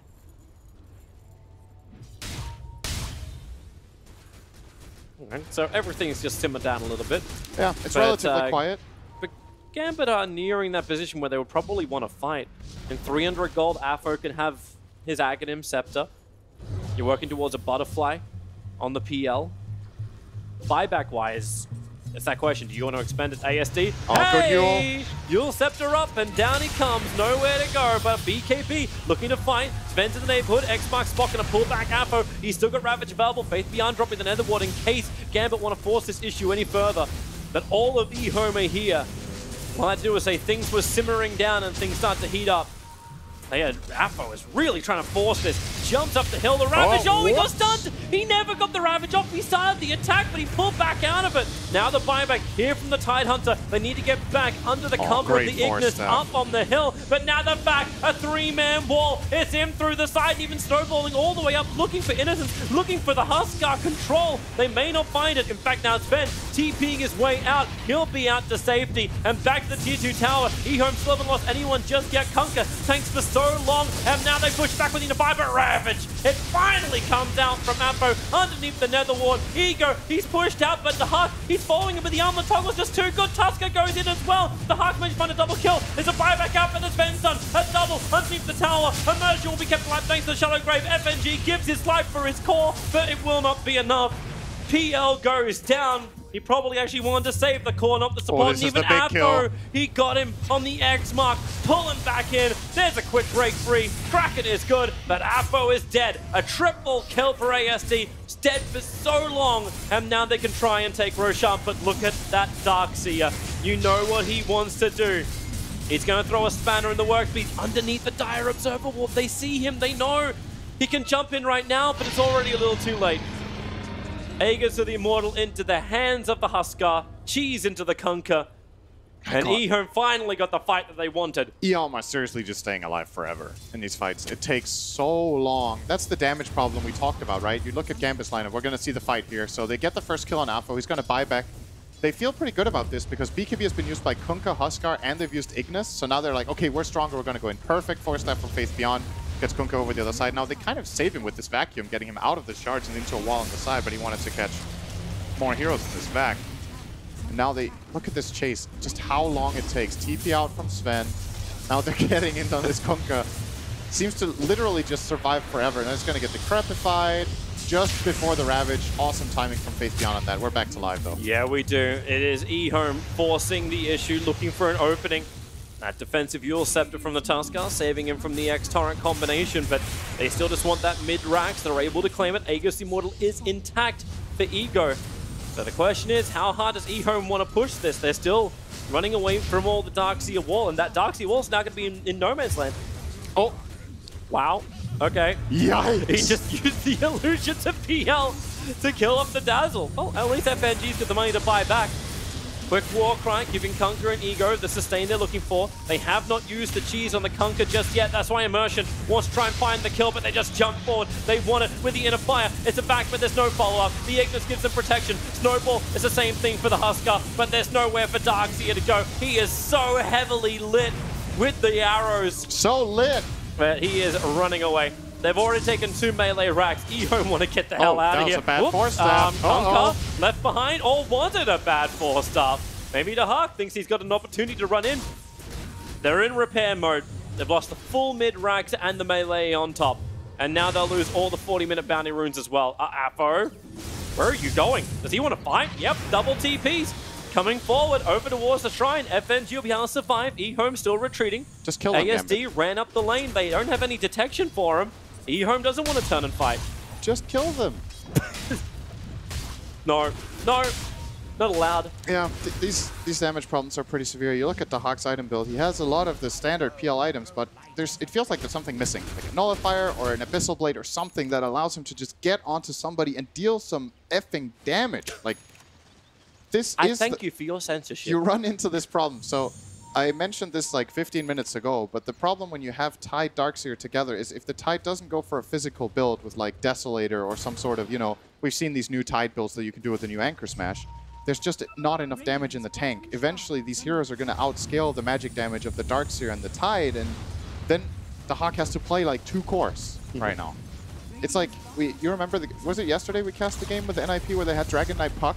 Yes, and they run into this like wall at some point. You're good for 20 minutes, and then it feels like you just hit a brick wall where nothing dies anymore. And it's kind of happened to Gambit after they managed to recover really nicely. I think this Tide would have had to go for a different build than this. Afo has to kill stuff. Yeah. They need that extra bit of damage. It's like more than the Tides evolve. It's like just get your Ravage and Anchor Smash off once Darkseer back walls. That's what you needed before. Now, Ego coming high ground. They don't want to go on him. It's the Aegis Immortal. ASD's lining up. He's hoping for a kill under FNG, who's keeping as much of a distance as possible. Faith Beyond. Give him the suck. Medic at the end. This is a mercy as, well, Darkseer, he gets the control, and wow, what a great Ignis. Nowhere for the Phantom Lancer to go. Tide tries to help out the Unify, pushing around. He'll finally get his Ravage off, but there's still 2 BKB protected eHome players. That should be the game right there. This will be full megas up for eHome, and they just don't have anything left to defend. GG, well played. 43 minutes in, eHome take game 1 in this grand final of the Bucharest minor. They're not a major yet. Maybe next year. Maybe later in China. If eHome can keep this win going. The Bucharest major in China. That will be a sight to see. Yeah. Anyway, we can do it, says Protection. Bucharest major in China, no problem. So, yeah, eHome end up taking the win in this. They built a really big advantage for themselves, kind of lost it away again, but then it kind of felt like they just... Both teams had these moments, like Gambit, okay, things are hard, we need to change our approach a bit. They get 1 or 2 good fights, they're back in the game, and then eHome just reset. They get the key items, they understand, okay, what's the adjustments we need to make for the next fight, like how do we play around this Gambit lineup? And it seemed like they just realized, okay, soon they can't kill us anymore, guys. Just hold on, use our defensives well, Force Staff Decrepify from the Pugna, the Sven Warcry, fight in the Kunkka boat, just buy the time that you need, and Gambit, I sound like a broken record now, but damage problems. That's got to be adjusted for the next game. Yeah, but it did look good for a little bit. Like they still showed the fighting spirit. I still don't think they're out of this grand final, even though eHome, they beat them 2-0 in the winners bracket. The grand final looks like it's starting to move the same direction, but anything can turn around. This is Dota. Correct. Okay. Yes, it absolutely is. Can confirm 100%. Dota. 1-0 eHome. They go 9-0 right now. Can anyone beat them? Can Gambit beat them? Because they're the last man standing now. A question we'll pose to our panel shortly, but also we'll break down that first game. An impressive display back with Kyle, Admiral Bulldog, and Black. Kyle is... they're looking hard to beat, eHome. Oh, for sure.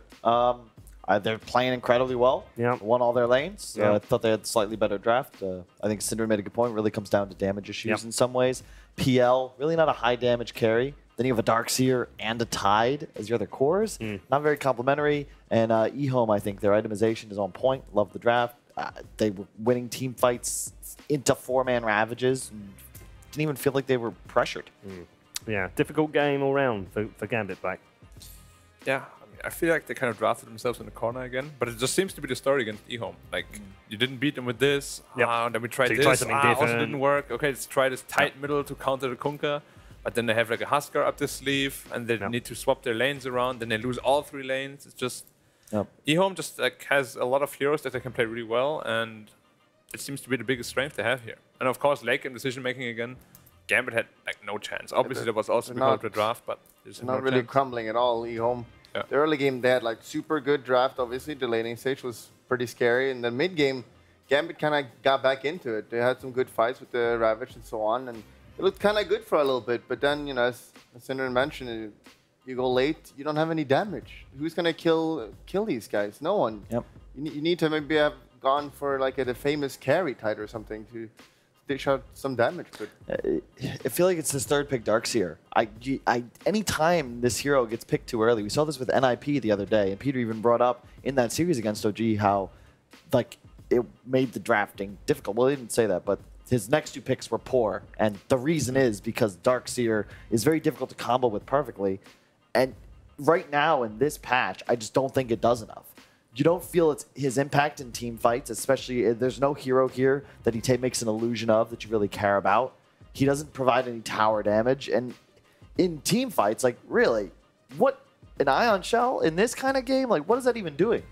I mean, what you want to have with it is like a Shadow Fiend, right? Some big AoE, like you want to run away from this SF and then get pulled back in, you're in a really bad position, and then you just lose the team fight because you can't fight anymore.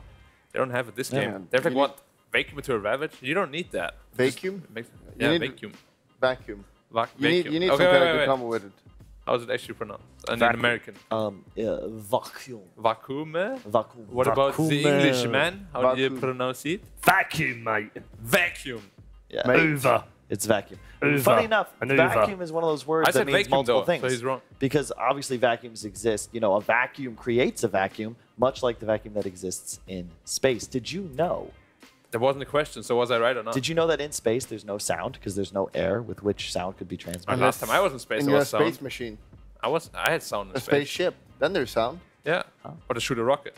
If you take a vacuum cleaner into space, into the vacuum, and suck up the vacuum, Whoa. then does the vacuum cleaner make sound in the vacuum? No, that's how you make black holes, actually. Whoa. But only Dyson vacuum cleaner. Only if Black's using the vacuum in space. How did we go down this rabbit to hole? Black's point, I think he touched on something like, well, you know, how an SF would look good. I'm thinking, like, when they go to this last pick, shit, what do they pick? Like, there's no SF, there's no OD. Could have gone Terrorblade. It was banned. Banned? Oh, was it? Banned. Like, I want to see Gambit look to first to their win condition again. Right. Because right now, it feels like they have too many ideas. Like, they try and have this, Dazzle Tusk is very open. Dazzle Tusk into Darkseer, it's still open, but it's like you've got too many branches. You're not getting a strong like draft out of it because you're trying to do too much and stay too open.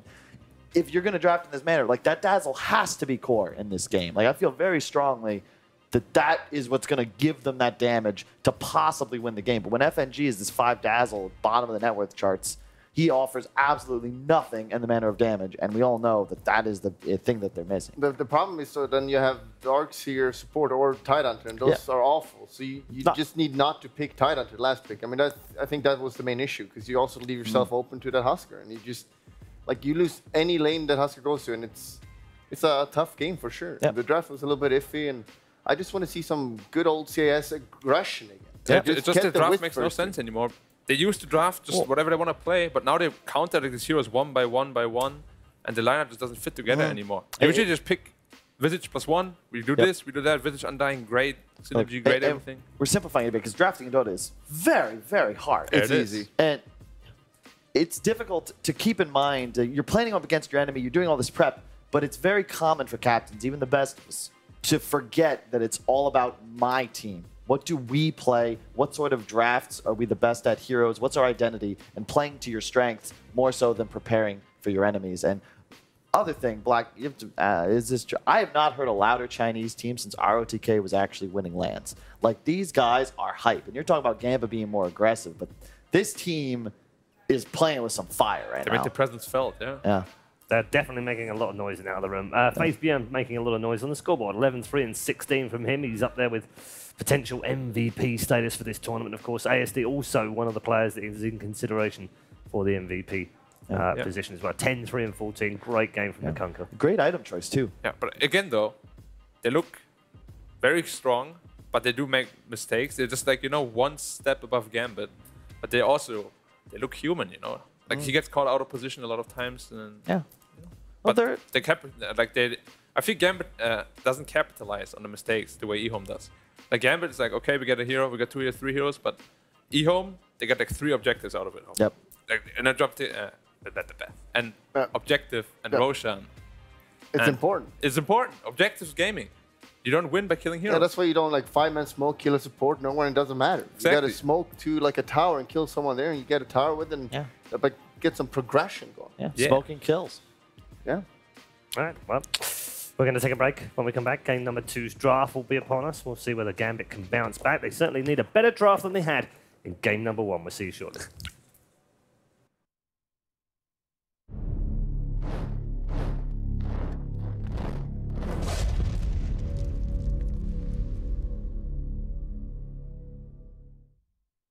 Hey everyone, hope you enjoyed the Bucharest Miner. We've got one extra bonus video for you. We turned the Bucharest Miner into an ASMR video for you to listen to just before you go to sleep. So hope you guys enjoy this one. Definitely download it and like it. If you and comment below which one you like the best, which talent gave the best ASMR rendition.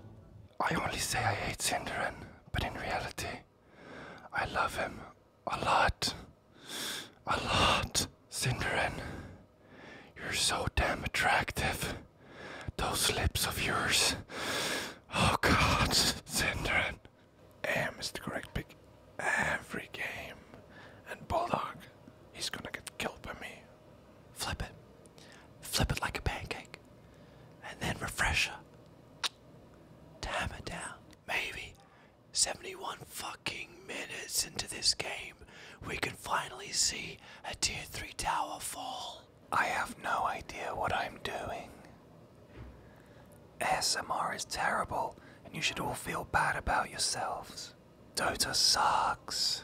Did you know that if you make a hole about the size of a quarter with your hand and look through it anywhere in the night sky, there are billions and trillions of stars, entire galaxies that exist. Who knows?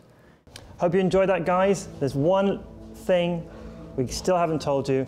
We've got some extra bonus track, audio only. You can download on all your favorite platforms. And the best bit is we're going to give you a taster right now. So definitely turn up those headphones.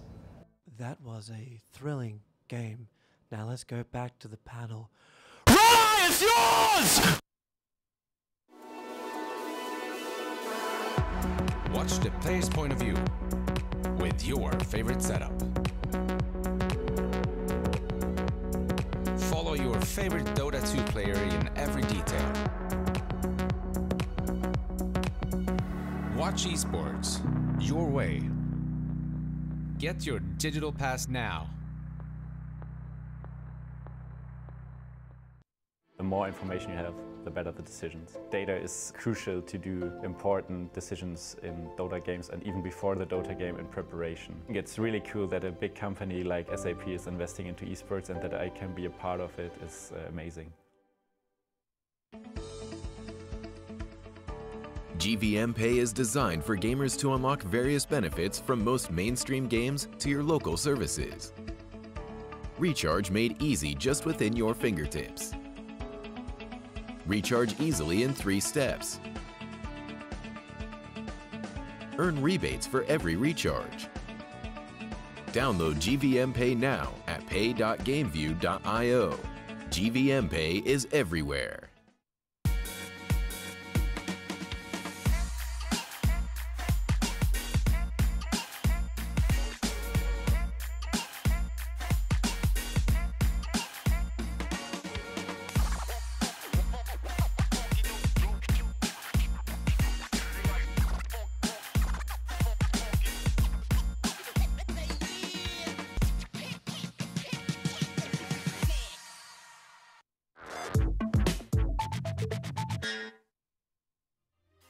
Welcome back to the Bucharest Miner, the final day, Championship Sunday, and we are into the grand final. It's eHome who've taken yet another win. They are now 9 consecutive wins in a row in games. They've won all their series up to this point, and they only have one more final boss to beat, and that is Gambit, who are 1-0 down in a best of 5, of course, now, so plenty of chances for our CIS friends to come back into this one, but firmly in pole position are the eHome boys. Henrik, your perfect predictions now require you to see Gambit winning the next 3 games.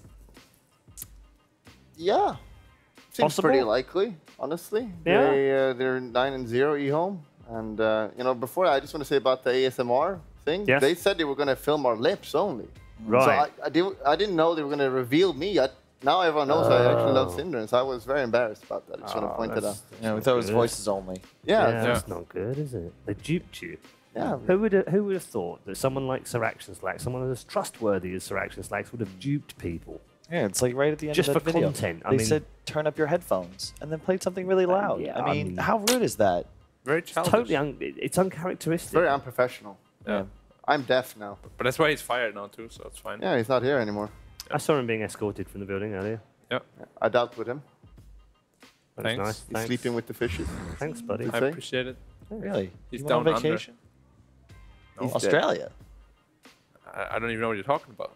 Here's a fun thing. You know, Talking of we're not from Australia. England or America. We don't know what What all do you that stuff mean? means. The land down under is Australia worldwide, bro. Everyone knows that. You know we were talking didn't know about that. science. No, we Black. didn't know anything. Black. You know Yeah. we were talking about science the other day. If you start digging a hole, right, through England, right, and you carry on through the Earth's core, and you come out in Australia, do you come out with your feet first or your head first? Your head first. Head first. Obviously. How? Where did you turn around? Earth's core. You're gonna whoop. But did you? Yeah, I mean, I already did You that. talk about my shitty science, and that's what you come up with? You can't even tunnel through the Earth's core, Red Eye. That's not possible. You can. What if it was possible? You just have like a heat You have a suit on. suit. Yeah, you have a suit on. Obviously, man. What's wrong with you? It's only like a little bit hot there, I think. Yeah, it's like my sauna at home. It's a bit hotter than black sauna. That's what you think, but you have not been there, my friend. You have. Has anyone? Yeah, you did. Yeah. You like it? Man, eHome is all about their coddle. No, they don't. They're not. They're not. They only pick it when they can. It's 1/5 of the lineup, actually. You guys need to be separated. Like, I can't imagine what it would have been like if you had met between like 7 or 8, right? If I was your mom's, it would have been like 30 minutes a day tops, and then just nope, stay away. Well, that's why you're. And we like each other. We would have made a team if there was a chance. Yeah. Yeah, we were in a team, but then I kicked them. Yeah. Because you were not good enough. No, because you're a traitor. That's why. You were not good enough. I had you or Loda. Obviously, I'm going to pick a living legend. He wasn't a living legend at that time, though. No, but I made him one. Exactly. You could have made me one. I don't think you had it in you. I do. Okay. Can you do it Prove now? it. Yeah. And we can make a team. Yeah. No, you can't. We actually want to win. Yeah. Like, you can be a water boy. Yeah. It's fine. I'll end up starting. You never watched Waterboy because you don't know American culture. I'll be Adam Sandler. I That was watched one of his Forrest only Gump. good movies. Huh? I watched Forrest Gump. Good. And he was not the sharpest tool in the shed. No, he wasn't. But you know what? That's not important because he cared and he was a genuine man with a good heart. We've And got he to could run. switch up, boys. We've got to switch up. The Prophet. I like it. I Why thought has you'd this buy it. here not been picked more? It doesn't make any sense. It's Thank so you. broken. Thank this you. hero. Agreed. Pound that, Yes. Bulldog. What? My man. It crushes Coddle. Like, Coddle actually can't play Dota. You're a 400-something HP hero. Furion runs up and hits you for 70.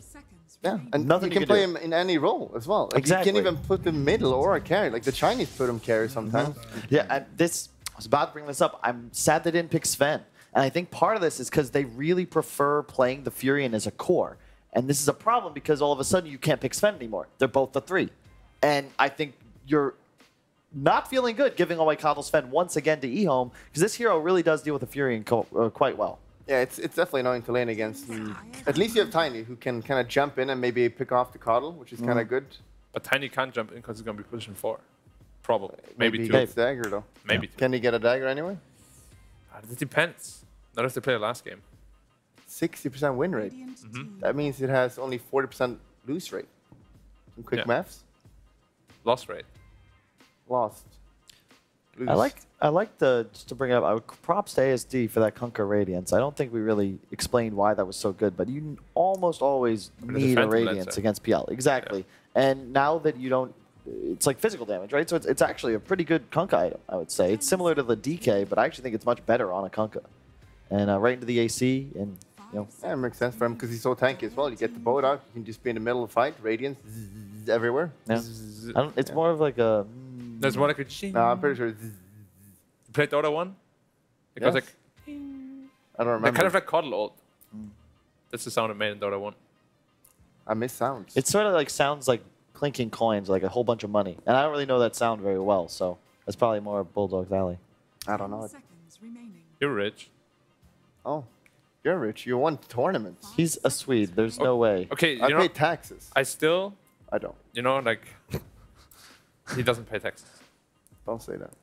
I mean, he pays taxes. Yeah. You know, I occasionally the Swedish government watches esports streams just to find their citizens who may or may not be paying taxes. I mean, they started that recently. They go through a lot of this esport. Yeah, You they know, went 5 years ago, no one really cared about it, but now they're like all over it. You gotta pay those taxes. So I had a teammate that had the government message him because they went through the esports earnings website. Yeah. And we're like, this income doesn't seem to match up with what you had. We had to like give them letters and stuff because, you know, it doesn't work like that. Just because a tournament website says you win X dollars doesn't mean that your cut is that much. That happened to me too. Really? The German government, yeah. I got a message. It said you won this amount of money. Why didn't you tax it? I'm pretty sure I paid taxes, but I didn't actually win like that amount of money because they don't know how much you get. They just like see 200,000 for like everyone together, so they think you got 200,000. And you gotta appreciate taxes. So you get like free health care and stuff like that. Yeah, It's I very mean, good. I love taxes. Anti-mage. That's good. Okay. I mean, especially with the Lich already, I feel like this combo is just so devastating to deal with. You just get shielded, blink in, you have another shield to cast. I hope Coddle is also some hot garbo right It really is. Yeah, this is awkward. And it means that...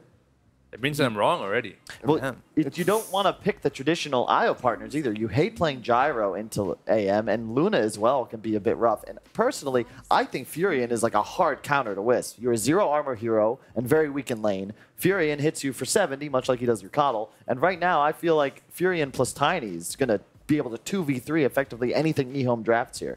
Oh, but the hero is just really fast as well. It's always annoying to deal with it. And it's probably going to go offlane anyway, right? Probably against Lich AM, and I think probably that's one of the few matchups that could do well against Lich AM, because usually Lich AM beats pretty much everything. But when you have this movement speed, it might help out a lot. We'll see. I do say I like the Gambit lineup a lot more for their personal style, because I think when they simplify the game a bit, they certainly play better. And it's so much easier to play Dota when you have a Prophet for the global mobility to shove out lanes. You don't really have those issues with split push ever, and you can be a lot more active without committing too fully. I felt like that was a big issue with them in the previous game, where they had these big smokes, they would group up as 5 and look for fights, but if you can't find them, you're just squandering time. That's why eHome was able to outfarm. Now you can kind of be in the best of both worlds. Magnus is back. What is going on? This lineup is so weird. It's a mid-Magnus then. Mid-Magnus? That is a core Sven then? Core Sven with Wisp? That's kind of a classic. I mean, it's offlane Sven for sure. You got to ban PA, right? Yeah. They're still... They can still take the Gyro. They're still terrible. No, you got to ban... I think TB... Oh, that's... I feel like you could deal with TB better than a PA, though. Just because PA against Fury and Lich, I mean, those heroes just die. But they've got a choice now. They can do IO Gyro. They can do PA Mag. Yeah, but if you want Gyro, you don't pick Mag. Dragon, right? What? Or you bring out something we haven't seen yet. What the? Oh my god. If they're going to go Ags LC. All right, Ags LC, you duel the target. Only you and the target take damage, okay? Man fight. From each other. You cannot take damage from other abilities. And it makes the duel last like 9 seconds maxed out. The hell? Yeah, it is insane. Did I mention that while you have Ags LC ult, you're BKB'd? What? Yes, when you cast ult as an LC with Ags, you get a like BKB. You're spell immune. It is utterly absurd. For 9 seconds. Not yes. It's 8 or 9 Until seconds. it's like what? But you need Blade Man as well, and you need Dagger, and if you can get it off AM, sure, that's super good. But he's probably gonna go Lincoln, right? You go Lincoln, and then it's so hard to get it no. off. But what if? Here's the thing: he counter spells. You still duel. Yeah, because it reflects back on he duels. He man. He duels. Yeah. Does he get the BKB? Yeah, he gets the BKB then. This is crazy though. Like LC in a duel will kill everyone in this game at the moment if he's just moderate in net worth. That I like. We talked about last pick Razor. They have such good lanes. Their lanes are super strong in Gambit right now, and their game plan is so easy. Just create space for Antimage, and he'll carry you. And I don't know why Ian was doing this to me. Doesn't Razor just link the Sven, and they're gonna win the fight? Yeah, or LC, or anyone that's fighting. It's weird. Like Gambit 1. but I have to choose eHome. Racer looking really good here. Any matchup he goes into, he should do really good. Yeah. But at the same time, eHome's lanes are also really strong, except the one they put against Racer. Okay, let's do some predictions. I don't think that was me. I'm trying to fix it. It's definitely Kyle. If anyone can hear it at home, it's Kyle. He's very unprofessional. He's definitely. His microphone is like in his mouth sometimes. He likes to like be disgusting. But don't worry, we got him in check here. We keep him here. Don't worry. Good. Thanks, guys. Well, Black's going eHome because he has to. And Bulldog has to go. Gambit bros. Gambit. I'm going Gambit. He has to go Their Gambit. lineup is good. I'm a little bit worried about Profit though, going all tank items. I have a feeling we might end up being wrong just Okay. because of the Ags synergy with this Wisp. When he hits level 15, Sven, Mag, and LC will all benefit. I have a feeling this is some weird pocket strat of some sort, but on paper, I just think Gambit's got a way easier time winning this game, and I think Zhao Wei played himself. Okay. I just wanted to clarify, even Yes. though I have to choose eHome, I Yes. think Gambit is gonna win this game. can't But wait I'm to- stuck with my perfect prediction of I want to hear course. what Synderen has to say. Yeah, me too. Synderen? See what I have to put up with on this panel? How could I have had Synderen on the panel? Oh, no, he's mine. You can't have him. Synder's mine. We don't want him. Which way are you going? Yeah, which way are you going? Synderen? I went first last time, so you can't put it on me. Well, I'm gonna go Gambit. Well, if the drafts were swapped, I would easily take eHome because they would be the better team with the better draft. But this is some weird stuff. There is some very weird stuff. Enjoy that Legion Commander Ags. I like how we have from production quick predictions. This Yeah. is very quick, Synderen. Just shoot to the game. We'll predict in a sec. No. Shoot. No! Do it now. Now! Bye. Okay. Okay. Bye. eHome. eHome. Okay. eHome? Let's do it. Let's do it. Funnily enough, I was actually thinking eHome as well. Okay. Just the way the... I was not expecting that actually. For me to go for eHome and not for Gambit? Yeah. Like, I like Gambit's lineup. I hate Razor as a... I'm with Ted on this one. Razor can go die in a dumpster. All right. But it's the fact that how many of these fights could just end up with eHome hitting a great RP, having his Ven follow-up, and then Legion just wrecking face with the Empower buff up. I think there's a lot of ways where eHome can really capitalize on any mistake from Gambit, and that's why I lean that way. It's clear that eHome, if they are to win this game, need to win big team fights. I don't think the skirmish game is going to really favor them, and I don't think the lanes are going to favor them that much either. Jianming will survive here, tethering away. They got 3 runes, that's a good start, at least for them. But yeah, I look at this Razor lane being fantastic for Razor. He has 3 good matchups like this on the panel, so there's no real obvious solution to this problem. And then looks like Gambit will run an aggro trial in the beginning with a safe lane Nature's Prophet for Afterlife. How's that meant to work up on top lane? Because like we've seen Nature's Prophets, they get this early Blightstone. Anyone who doesn't have armor, that's a 3 armor magnets and a 1 armor Coddle. Like, does Coddle have to stay up here and keep blasting the Prophet? Because doesn't that just push the wave back underneath the tower where he's very happy to fight? I think this is definitely what they should be doing. Just spam your nukes. That's how you get CS and you stop the treants from being effective. And then you can always go and pull the big camp on the side in 10 seconds. That will be spawning for the first time. If they do stay as 2 up here. And they could potentially force a rotation. Like, this is the second Illumina's going to hit, plus the Shockwave on top lane. So it's heavy damage. You've still got a salve available. And they are really diving for this. Nature's Prophet's in trouble. Into the tree lines. Innocence with the Illumina will find the kill. They have to cut through the trees to get away from the treants. Yeah, that's not going to be complicated during this game. Tether away from Io. He's waiting to go back to the spam, but that's why Immersion's already there with the tree. Hit him as hard as you possibly can. Coddle will die still in the meantime. He denies himself to a neutral creep. But it's the bottom lane where FNG makes the most of the Frost Shield and Tiny just zoning out this Io and Sven. But remember, all the damage you do is very efficiently regenerated up with the Salve and the Tether combined together. The sustain in this lane looks real nice. And then later on, you've got the other good sustain, which is the fact you can press the attack combination with the Io. Yeah, they have a lot of sustain for sure. Between Io and Sven, when the Warcry runs, when they start leveling up Overcharge, the heroes will be difficult for Gambit to kill. That's actually a good point we haven't talked about so much yet, is that the composition of Gambit doesn't have the best burst damage, except the Tiny, but he's a support. So killing heroes quickly is difficult, and then you will be fighting into all of these tanky heroes with Blinding Light and Ignis eventually. Yep.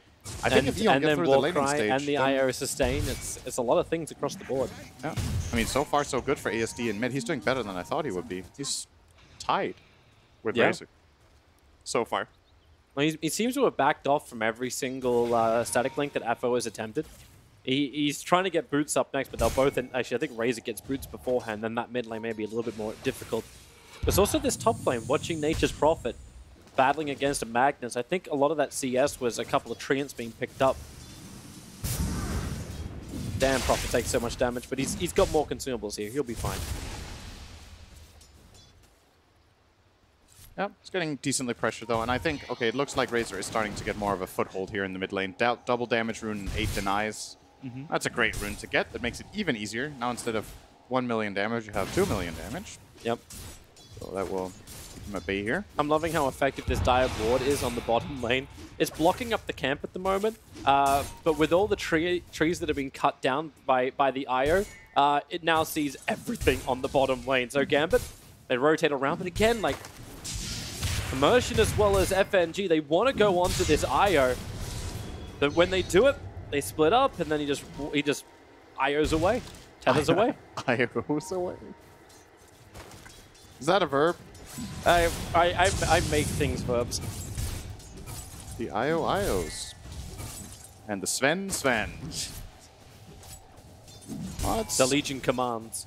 It's a relatively even laning stage so far. This is going better for eHome than I think most of the panel were expecting at this point. I know it's just 4 minutes in, but they're managing. They're jumping up, going after the Sven. You still got a Fairy Fire to give a little bit of extra life, but they're underneath the tower and trying to run away from that Frost Shield is so difficult to do. While up on top lane, Nature's Prophet, Skew is available, and you'll go underneath the tower, but TP coming in from Tiny. You say force the TP to be burned. The whole rotation does not happen, however. But I think that rotation actually helped out nicely, because now Io gets the bottle on bottom lane with the return of the Magnus. And they're going to instantly Stormbolt as well on the bottom, looking for the kill onto Immersion. Lich is nearby, giving the Frost Shield so Immersion can get back to the tower. And into relative safety, as Prophet has to use his TP to go home. And then he'll use a scroll to come back to the lane. Man, they're killing these treants so easily. This double wave clear setup in the top lane is being super effective. They have infinite mana. Do you actually get Arcane Boots onto Magnus, just so they got even more? Yeah, they're really going in. But yeah, Io sitting behind, already had a lot of life burn, and they're giving mana as well as life. So these Storm Bolts, even though like you burn 2 and you got no mana for a third, like now they can spam it a lot better at eHome on their safe lane. .16 CS on Sven, not the greatest. He is the position 1, let's not forget. He needs to be doing a brunt of the damage in this game on this Sven, but the hero can recover. I wouldn't say it's a great recovery hero in general. But with the Magnus to help him out, it should be a little bit better. I mean, it's kind of overkill, to be honest, on Cleave. But if he does end up having a good game, you will see some one-shots in this game when he cleaves for both Great Cleave Plus and Power. It's pretty insane. It's like, do you actually bypass getting the Cleave in the early points? You just get like Stormhammer as well as Warcry, and that's it. It's like, okay, Magnus, you've already had a fantastic time up on top lane. Now just give me the buffs. It's a possible option. I could definitely see you doing that. I do think he wants at least 1 point Great Cleave, though. It's a really high value point. Level 1, yeah, or level 4 Great Cleave is only twice as good as level 1. So first point's really nice. FNG's moving over just to point down an Observer Ward. Leaves the bottom lane a little bit more exposed. Nafo is going to be very happy, however. Another double damage rune for him to grab.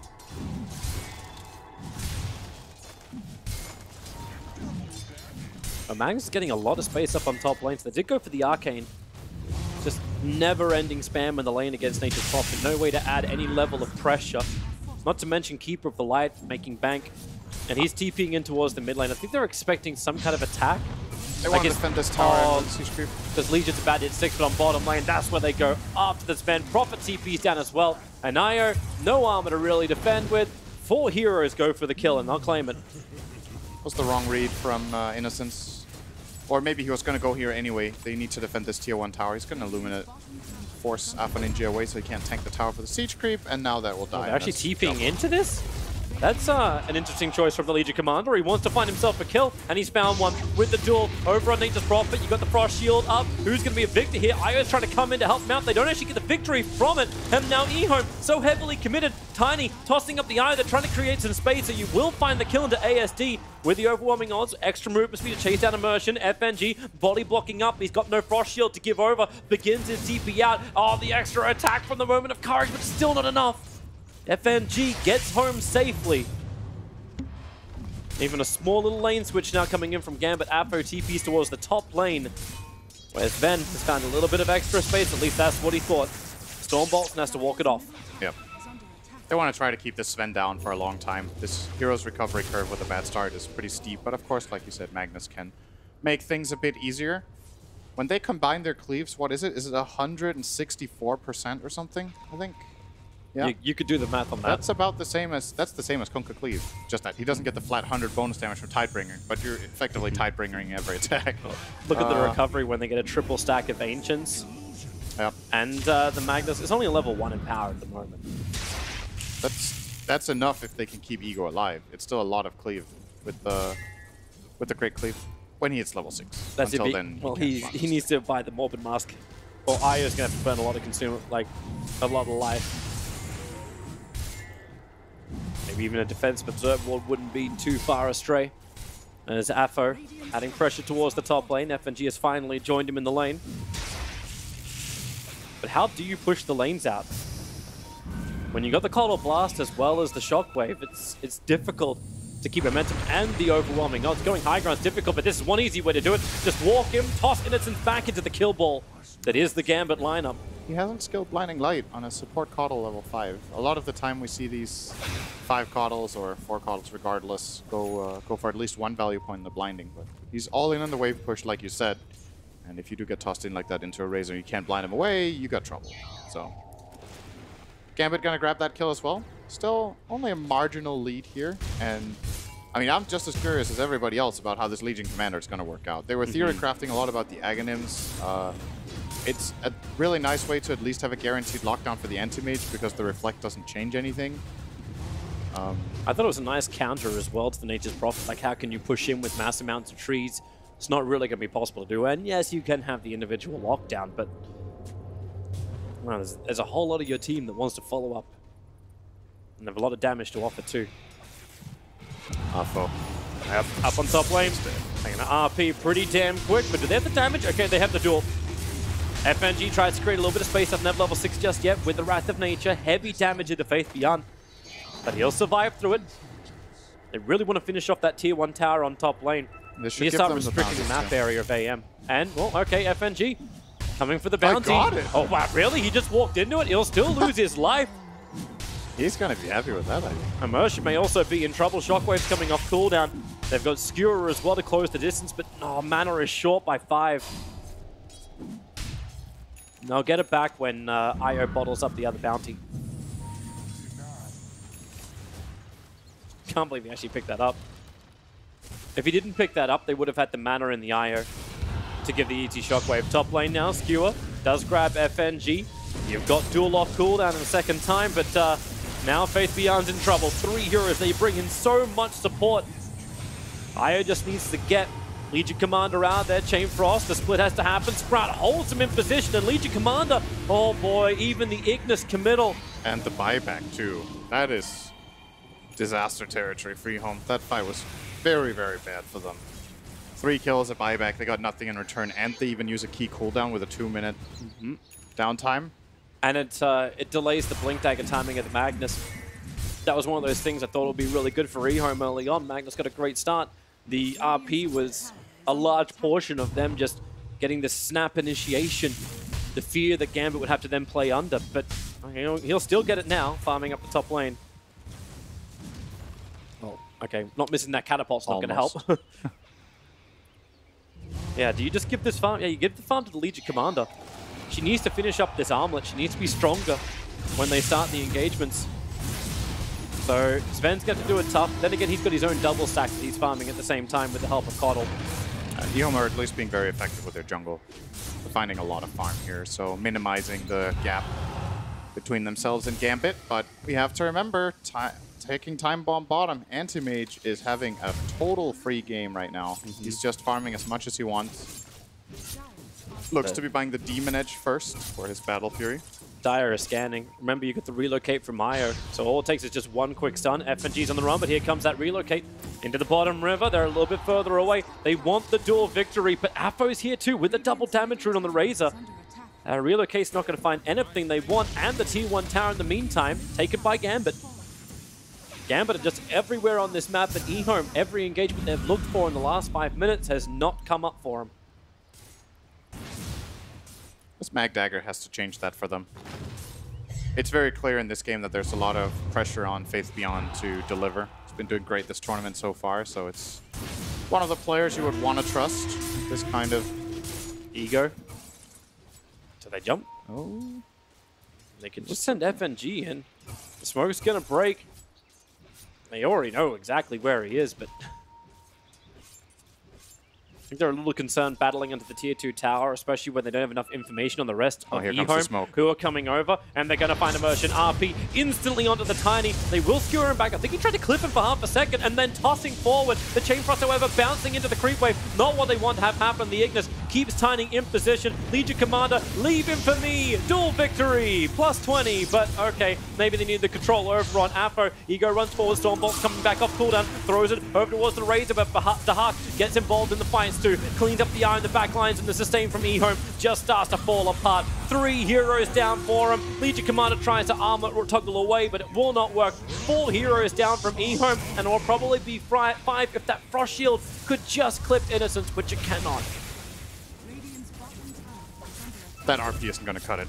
No. That's just not enough. You can't RP one support and expect to win the fight. I think eHome choosing to chase that was a little bit crazy. I think they got enough out of it. And the RP isn't great, but you got to just take what you get. If that's the RP you find, back off, wait for it to come off cooldown again. We're going to see the replay. So he was hoping to get them both. FNG just barely sidestepping there. Really good Chain Frost, ends up bouncing around quite a lot here. Unfortunately, actually, he's pretty unlucky here. Only It could have maybe bounced back. It could have maybe bounced back, but see. So Immersion's going to die. They have the choice of backing off here. Afo gets scared and backs. That could be a full-on reset here. And eHome, with the read that they're going to win this fight, pretty big mistake. Like, they don't have tools left. Yeah. So they're out of stuff. I'm still wondering if it's a little bit more of like a narrow mindset when they go into the fights. I RP on one target, I Legion duel just so I get the bonus damage. But if they got that instant kill and then Legion duel the Razor, does that fight still go down the same way? Gambit had time to almost reset and set up a new line of defense. Yeah. The dagger for ASD is going to be necessary, and he needs to indeed not just go for that greedy duel. If you do make that call to duel the Tiny, that means we're done. That's our kill, and we're out. Yep. If you duel a support like this, you're not winning the following fight after having used your team fight spell. So, yeah.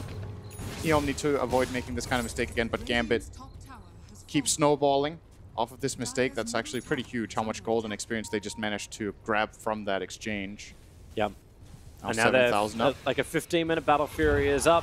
Gambit looking to push. RP pick him up, throwing back in again. And under the tower, they will find the kill as a big streak to end. Meanwhile, Higher gets exploded, but it's a great Ignis. And with the push down, Lich is caught on the wrong side of the tracks.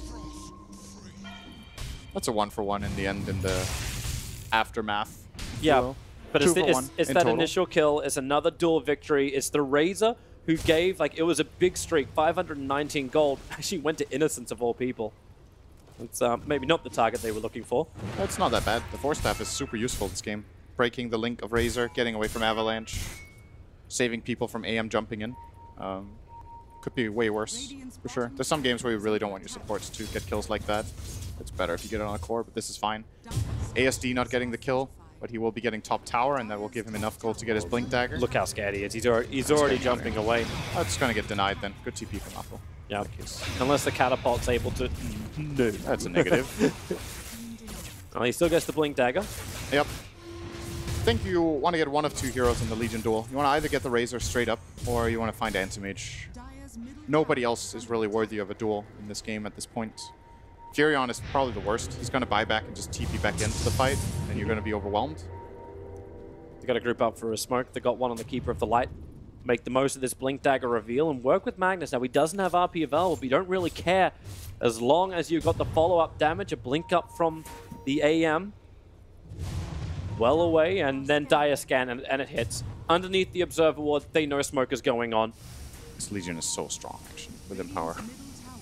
He hits for 170 with Armlet on. Wait, what? Really? He didn't back up. The Shockwave is out. Illuminate spam damage, and they get a victory on the duel. Yes, they do. Plus 48 now for Innocence. Got the kill again. But sure. 18 damage for the Legion. Every single core kill, or every single kill in general, 18 damage with this level 2 duel. Bottom lane, Ego should be a little bit more careful. And because FNG is rotating over and Tiny's moving through the trees and they're both TPing out already. There's no observer ward that watches this movement, but I think it's just because they want to do... Oh, they're underneath the Radiant Orbs them. Okay, yeah, they're safe. They're safe for now. They know they're fine. And they smoke up, but they smoke up underneath the Dire Observer Ward. No. I was like, yeah, that's really good. They're underneath the Road Observer Ward and they can get themselves away, and then they just walk to the Dire Observer Ward and then smoke. I like eHome's mindset, though. They really want to use their duel. The reason they smoke again is that duel came off cooldown. It's a 50-second cooldown only. Hello. Oh, yep, hello indeed. So they got a haste rune into the Legion Commander bottle, and Nature's Prophet's revealing himself on bottom lane. This movement from eHome, they've gone all the way up from where they did smoke on the northern side of the map, down to the bottom. Remember, that duel, they will need to find him. He's got a Quelling Blade, but it's on cooldown for half a second. Okay, now the duel is out. Legion Commander buff him up. The damage output's enough to get him a victory. 66 bonus damage. Yeah. Watch the counter tick up and then get immersion buffed. in the middle of nowhere alone? Yeah, they can just jump over here, move quickly. Sven's here with him. No Stormbolt available. Keeper of the Light still on the run. Frost Shield is up. Immersion just trying to get back to his side of the river, but there's the Stormbolt. Slow him down, get the pump out damage. A blink in for a shockwave, pulls Immersion back, and then the skewer to hold him where he is. Faith Beyond will find the kill, and damn, that avalanche animation looks really odd. They're actually outplaying them really hard right now, eHome. Just finding moves on the map. Gambit are losing their composure a little bit. They seem a little bit lost with how to place their heroes. The Furion getting caught completely alone. Notice, by the way, how Legion didn't instant duel him. I think there were two reasons for this. First of all, ASD wasn't sure if there was a lot of backup, so he didn't want to just full-on commit in, so he tried to like get a read. And then afterwards, he will also be able to get the bonus damage because he couldn't have killed him alone. Just straight up needed that bit of help. Furion, of course, with a very tanky item build, Mech, Vanguard, and Vlad's. So, but yeah, this I was actually going to talk about this when the game started from a drafting perspective.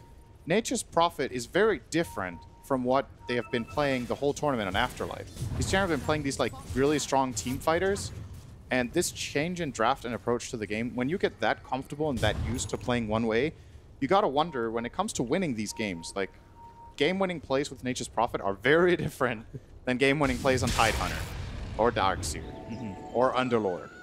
You look at this build, and it could easily be a Tidehunter build. Just take out the Blightstone. Of course, I don't really blame him for itemizing like this, but at the same time, when you're playing 4 Protect 1 with this Anti-Mage and you're buying time, you're not playing your usual timing push here for Gambit. They need time to farm up, and that means right now, the play potential for Gambit is almost non-existent. Who makes moves? Nature's Prophet, 0 damage. Tiny, he's a support. Then you have Lich and Razor. The eHome heroes are actually just running around the map freely and don't really care, because there's very limited threats of them getting picked off, and Legion Commander slowly just ramping up the damage. Yep. So it's a problem. It's going to be hard for Gambit. It's going to be almost impossible for Gambit to pick off eHome. The Gem of True Sight was picked up nice and early on Coddle. All that money from the kills built 4 staff and now paid for the gem as well. And they got rid of that Observer Ward they smoked underneath. Now there's only one... Actually, is there even one aggressive ward? I don't think there is. Remember when Sven was poor this game? Yeah, I remember that. It wasn't that long ago. He has Sanjin Yasha, Mask of Madness. Prophecy being over! The RP! It catches Nature's Prophet, but doesn't catch the hero they really wanted, or maybe it does. They've isolated him out, but the damage output combining with the Chain Frost. Ignis will buy some space, but eHome, they just can't split. The Chain Frost is killing Io and Magus in the back lines! Gambit! They got the fight! They'll take the Roshan, and, well, Gambit's back. Full on back from that one move. Another bad RP. It's not easy. There's a lot of pressure on him, but I don't even know if Faith Beyond has to go there. I think you can let Gambit be a bit more patient. Let Gambit come in and try to fight you. Gambit's heroes need to come in close to do stuff. If Faith Beyond just chills and waits, look at him hunt, and let them make the mistake.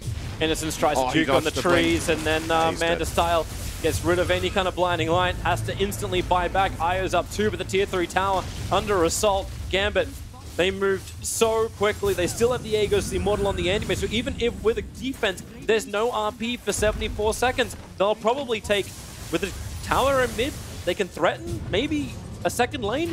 Have they got time while the abilities are down? I think they're going to go back after this one.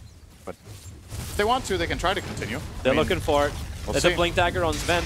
Gambit just needs to group up a little bit. It's not easy to get in.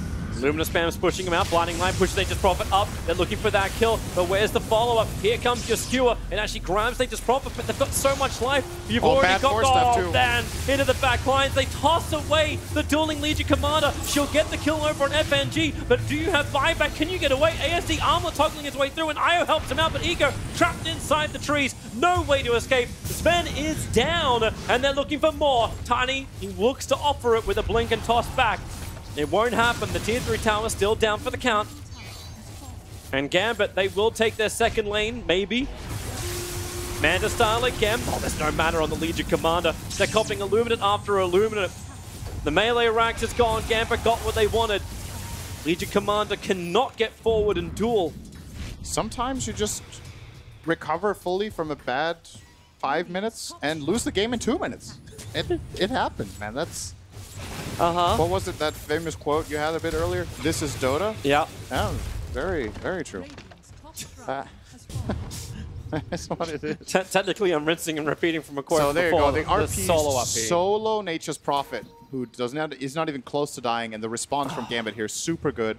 Great Chain Frost, great jump in from the Tiny. They split everything up, and the Razor survives through it all, gets the link out on the Sven, which is what's really important here. The moment that RP fails, the fight is actually lost, straight up. They can't really do much at that point after that. And Faith Beyond, like I said, I think he's been playing awesome this whole tournament, but this is, for me, his worst game, individual performance-wise. And he has to be more patient. He has to let Sven or let Legion lead the fight. Somebody else go in first, let Gambit respond, and look for that 3-hero or at least 2-hero RP. Should be definitely very easy to get. Anti-Mage, Razor, and Tiny all need to come in close to deal their damage. So the opportunities will present themselves for him. They're trying to use Legion as bait, but no one fell for it. Legion just continuously farming up, needs to have the BKB in the engagement, so that Chain Frost isn't as much of a problem. But it's also the Avalanche. Like, that Avalanche, it's like Legion raised the sword every single time and a rock just got caught in the blade. Like, no way to actually connect. They need to be able to stop that. Stop the stuns. Let Ego actually be a presence in the fight, but he's not even going his own BKB. He's going for an Assault Cuirass. And Faith Beyond's just following Legion wherever he goes. There's still a hell of a lot of damage on the Legion, but he's not finding who he wants. He wants Nature's Prophet, but Prophet now TPs towards the top lane, and Gambit's coming in. They want to try and force up closer towards the Megas. Blinding Light, problematic, but not unsolvable. Illuminate tries to dodge it with a blink, and then Stormbolt out. Tiny jumps in once again with the Avalanche. The spell block up for the Anti-Mage. Does he actually, he duels back, right? Yeah, it doesn't matter. But I think ASD didn't want to use it because I'm pretty sure he would win that duel, but it's the Aegis, and they're going to need that duel for this coming fight if they want to defend the Rex. That is very true. We'll see if he does it. That doesn't help. It's not just to gain damage. He can reflect a Stormhammer, I guess. Spell Shield. That is all he can reflect, actually, this game. Well, smoke up in the back lines, but the Hawk just moves in. A lot of damage. Avalanche already out. Oh, boy. There's no mana on it, but Tiny is very well isolated. It's a great RP in the back lines. Skewer back in underneath the tower. And oh, boy, they can't get out. The Ignis holds in position. You do get the duel off, but now a quick buyback. ASD not exactly what he was looking for. They turn their attention towards the Razor. Back behind the tier 3 tower, but he can just survive. One charges up. The Hawk, he's still not down yet. They've actually let it go, but they found the Razor. That's the bigger target. Don't worry about the Anti-Mage. You don't want him to live again. And then the TP out just in time from Nature's Prophet. I will flag the fact that there's a plus 44 dual victory damage on the Razor, but apart from that, eHome did defend. Cost buybacks on 3 heroes to do it. Wait, he's lost 2 duels to Razor? He's lost 2 duels. He's lost a level 2 and a level 3 duel to Razor. Yeah, it's something for eHome, but it cost them so many buybacks, right? Yeah. It looked like an awesome RP. So we're going to see here in the backlines, finally, Faith Beyond is patient. He lets the other heroes go, and now he finds that 3-man RP. Yep. Gets the Skewer on into the Ignis inside the base. If Sven has one more item here, the whole team just dies from Gambit. But there's not enough in the tank. He gets drained up by the Razor. And all these buybacks being expended, definitely very costly for eHome to defend. But they do defend at least. And perhaps they strike a little bit of fear into the hearts of Gambit that, well, next time if you don't have an Aegis, you can't go up like that. AM's just going to get dueled and the RP will follow through. And Immersion, he went from uh-oh to okay, I guess, in 5 seconds there. It's like, hey guys, we're looking still pretty good in this game. The Anti-Mage is still completely out of control. But the Aegis Immortal is gone from him, so that's the big defense from eHome. The fact that, okay, yeah, the Aegis Immortal didn't claim all 3 of their lanes. The first part of it claimed the middle as well as half of the bottom. But this Anti-Mage is problematic, but that's the reason why you look towards Legion. No Aghanims build, going for Desolator instead. Yeah. There's so much armor on everyone, I'm not exactly certain. We get an Axe now on Io, level 15, in just 1 creep. He will give the tether target Axe, I imagine. So true. It's just the Legion Commander combo then. We'll see. But is that the way you want that to work? I'd also beg the question, what happens if tether breaks during the duel? I think it's still an Axe duel the whole way through. Yeah, there's no... As long as that's how it starts, that's how it should end. It definitely should be. Okay, well, there's the bonus. Who else can he actually give? Sven? Yeah, it's true, Sven. Everyone can have extra damage. That is a lot of damage. They have Empower and Sven ulti AoE with the tether. So that is no joke. That's God Strike being granted to all to the allies. Grants bonus damage, 125% to the whole team. Legion's base damage is 135, so it gives her about 150 as BKB.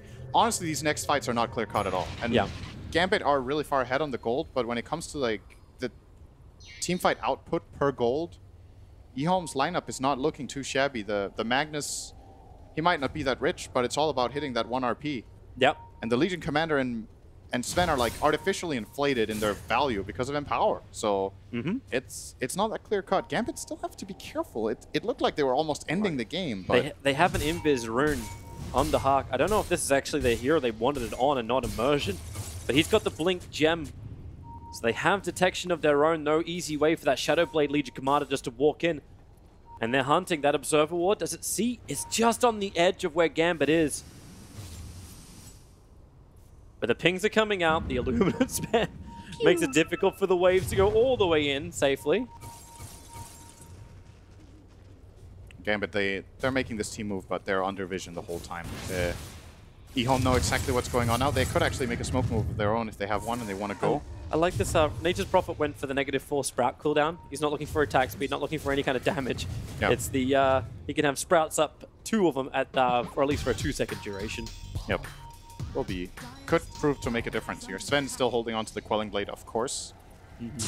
Wonder what he's going to do about this MKB. If he will swap that in for the Quelling Blade, that's dangerous. Actually dangerous.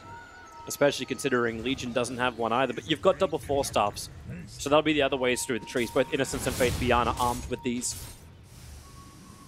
Io hasn't got his own. He's trying to build into a Go Scepter at the moment.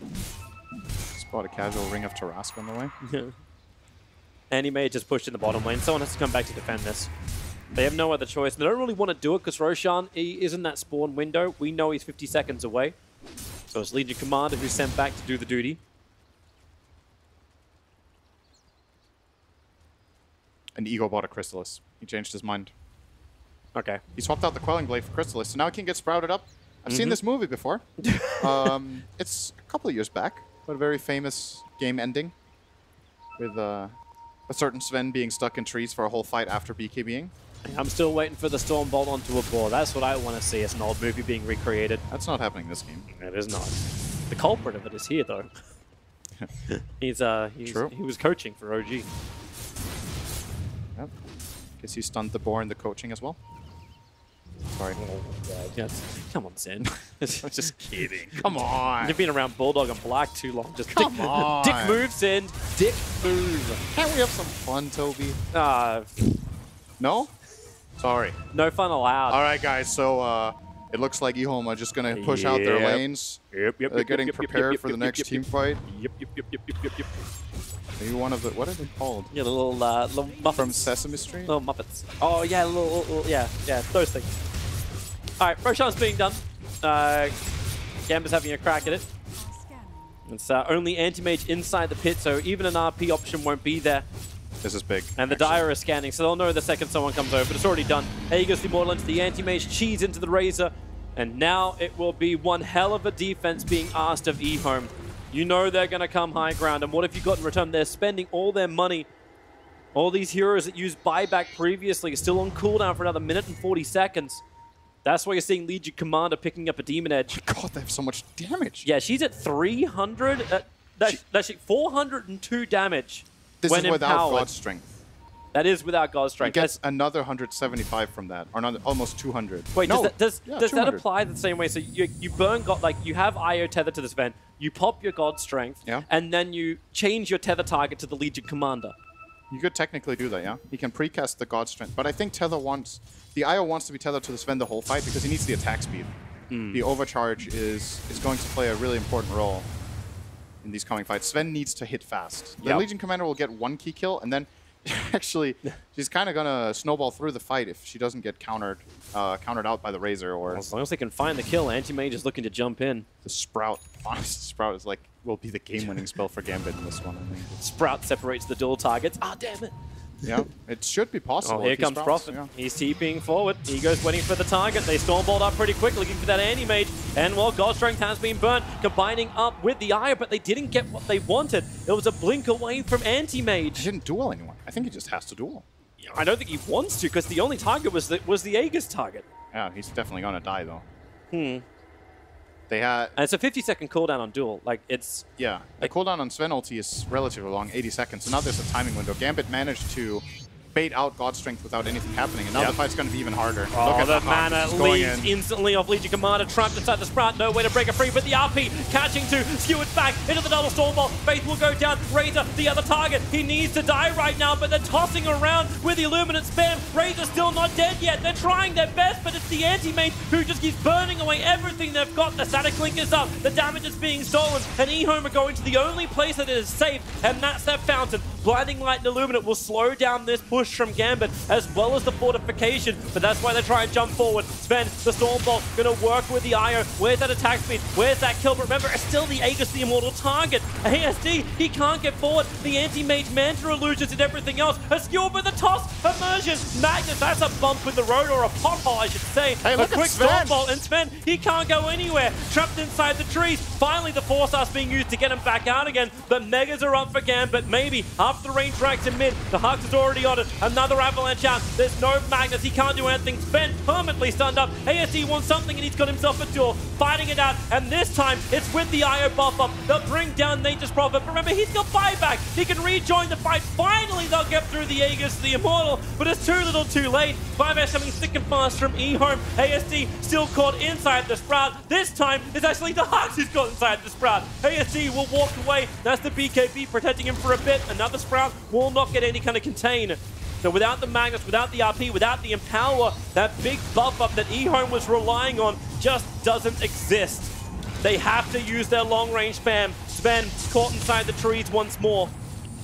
Anti-Mage, jump in, no duel available. It's 10 seconds on cooldown. Legion Commander, the Force off him out. This feels like just smoke and mirrors distraction. 18 seconds till Magnus is up. He will not have RP when he spawns, but the Radiant Ancient under attack from Apo. They need something. They need a duel. They need an initiation, because if they don't, this game is over, and that's what Gambit are looking to do, to level the series 1-1 if possible. The Hux still wants to finish the job. ASD just basically checking out trees. He's a Fallener expert at the moment. Anti-Mage, quick blink out. Magnus is alive, and with the Ignis underneath the fountain, they're a little bit concerned about this. The Empower buff ups are starting to arrive for eHome and Gambit. They're backing all the way out. Prophet's already on a rune grab.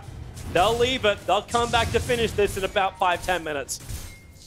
We'll see if they're going to wait that long. The Roshan is spawning in anywhere between, what's that, 3 minutes, 46 minutes, 40? So yeah, maybe you're right. About 5 minutes time. They can wait for the Aegis if they want to try to end the game, or they can go for it right now.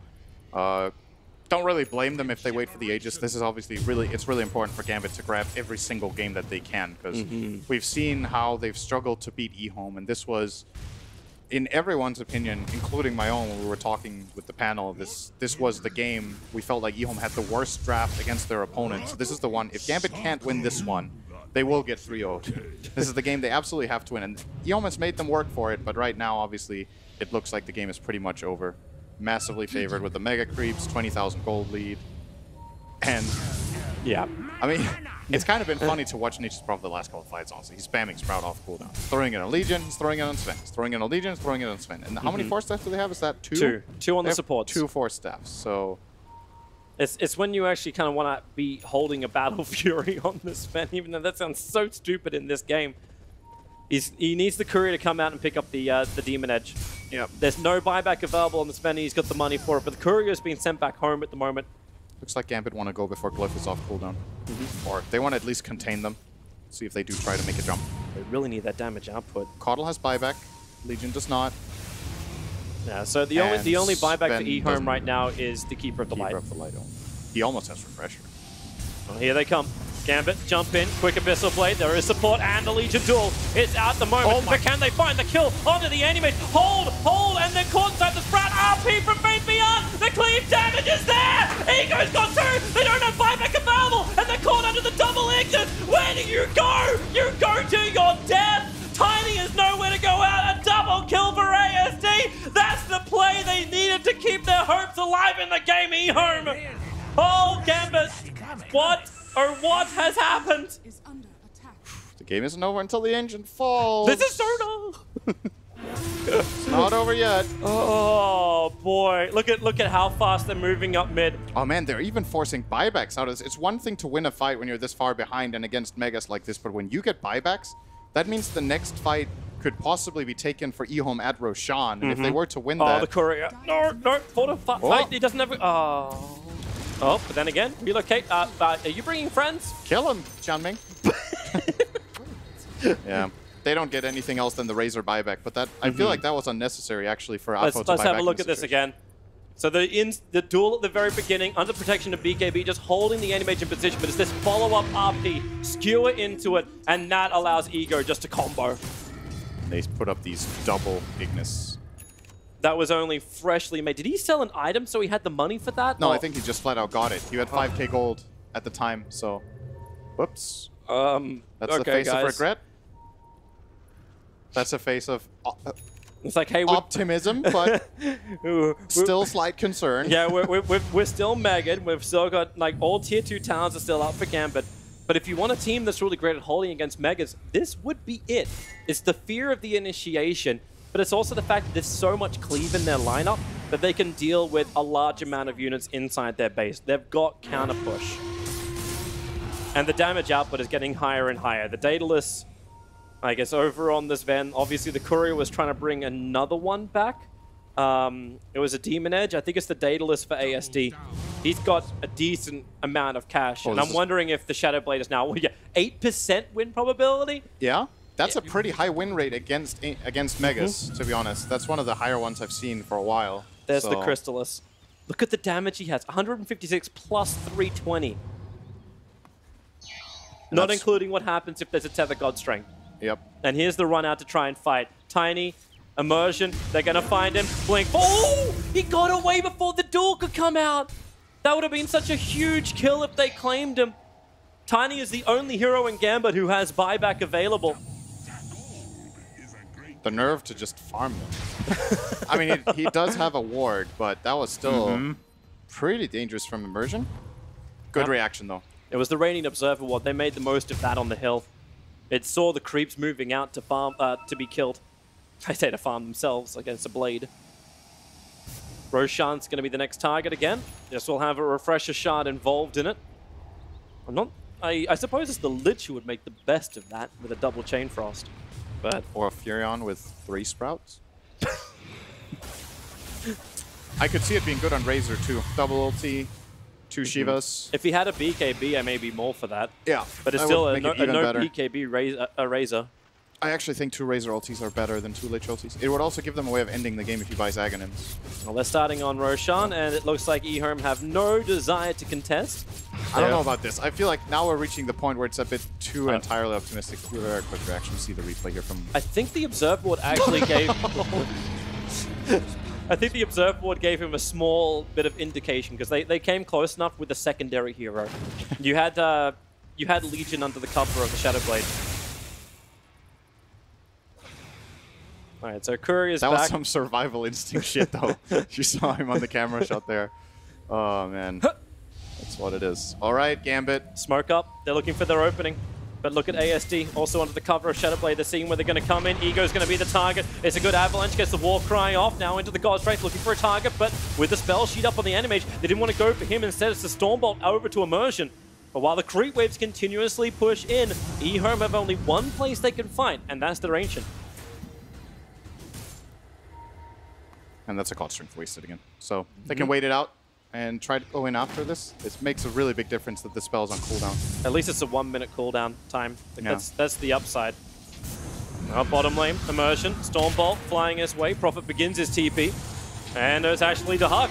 He'll go in deeper, look for that target, Faith Beyond. He's wanting to get the RP off, push forward, able to catch 2 inside of it, but then Io is already down. Skewer them all back together, looking for the cleave damage. There is your second Ignis. They have to fight under it, and the Legion Commander, she just has to fight bashed up. Her buyback is available, but where's the bump up? So Magnus is already down. That'll be the game. You're losing the Ancient. No way to survive through this. Gambit finally put him down and ensure that this grand final will not be a 3-0. We have a 1-1 equalized final with a major position on the line plus the lion's share of 300k.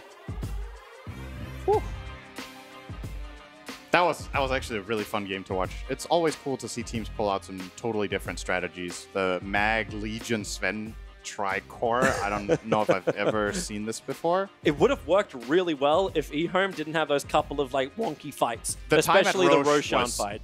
Roche fight was total disaster, and then they still managed to somewhat recover it after, but they went down barracks against Nature's Prophet. Their waves were pushed in all the time. They took this awesome fight in their own base, but Gambit still, that one moment at the Roche pit has got to be the game-winning moment in reality for them. Yeah. That's what built them the huge advantage. That's so when it all started to fall apart. But again, eHome then shows signs of life. This is that great combination that can happen, but also Gambit. It almost feels like they're being tried and tested as the games go longer, and they seem to be getting more confident as these games go longer. Something we've seen in both the lower bracket as well as this match. Yeah, I'm just curious to see how both teams draft in the coming games. eHome has been pretty creative. We had another game against Keen earlier in the tournament that they played Drow Clinks. I think eHome had as their as their dual core. So who knows what these guys will pull out of the bag. But this time around, it was maybe a bit too crazy. But they almost made it work. Yeah, they actually almost made it work. It had some nice ideas. Yeah. We'll it was fun. It fun was is good. It was good as fun. When megas are up and you're still having fun, that's a good game of Dota 2. I'm down for that. Yeah, fun, panel, fun. Fun. Fun. Yes, very fun sometimes. And they have been very creative throughout this tournament. Their dominance, however, has finally come to an end at the 10th time of asking. That's right. It's taken 10 games for any team to figure out how to beat them. And there is a small argument here that they might well have beaten themselves with a little bit of a funky draft, gents. I don't know. They obviously didn't want me to win my prediction. No, you're out. You're 3-0. eHome's gone. I'm still in it. You're still in. Yeah. Kyle's still in. Is that a little bit over arrogance though? Like you're picking. Well, that's the question, isn't it? Yeah, like, we can beat you with anything. Yeah, but this is the grand final though. Like surely you want to super try harder. You don't want to like give a free game. Like we're picking Legion mid. But it's Sven carry. But Henrik, isn't the theory that if we think we can beat them with anything, we play them with anything, we win, and we're 2-0 up, then they've really got no chance because now they have no idea what we're going to draft and we can't beat them. There's an old saying in baseball, you never want to make the first or third out at third base.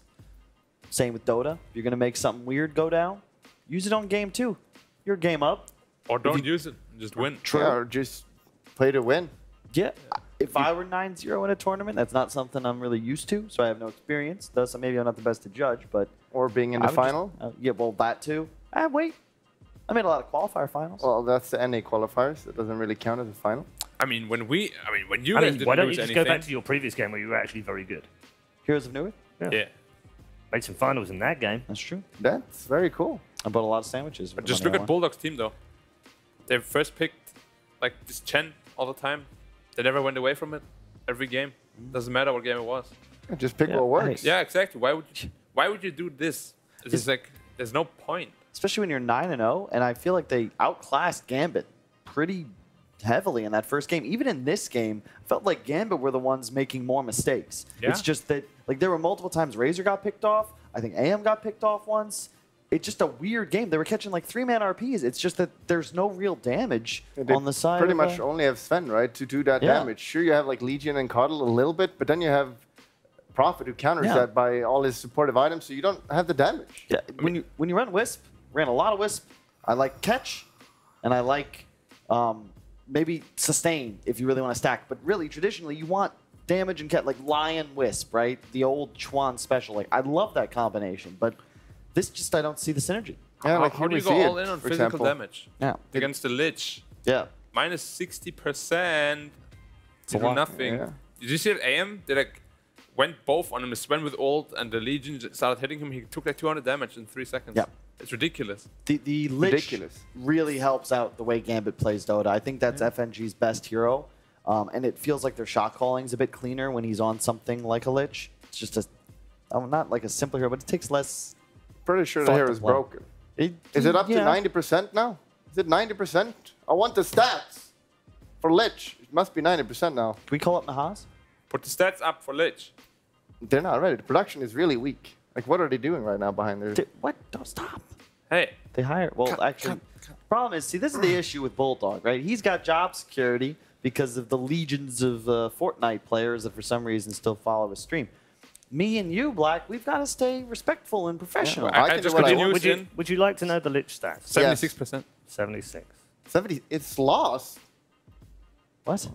Like 76? total games picked or win percentage? Win percentage. Wow. It was 80 before. It was 88 before. And it's bad, I guess. Yeah. But it just offers so much compared to old Lich. Old Lich was like, okay, you win the lane, you take a few creeps, that's super good. But then mid and late game, you didn't do anything. You were literally like just your ult, but now you have Frost your armor. ult. Yeah. Yeah, but it didn't do that much. Now you have your ult, you have your Lich like defensive armor, which is way better now, and you have Gaze that you can potentially get off in a fight, and like, oh, I have a 2.5 second stun or whatever. It's like he's so good now. And that drags you up terrain. Yeah. Well, I Hey. can't deny I'm triggered. I'm triggered by eHome right now. Coddle Sven Wisp, like as an opener?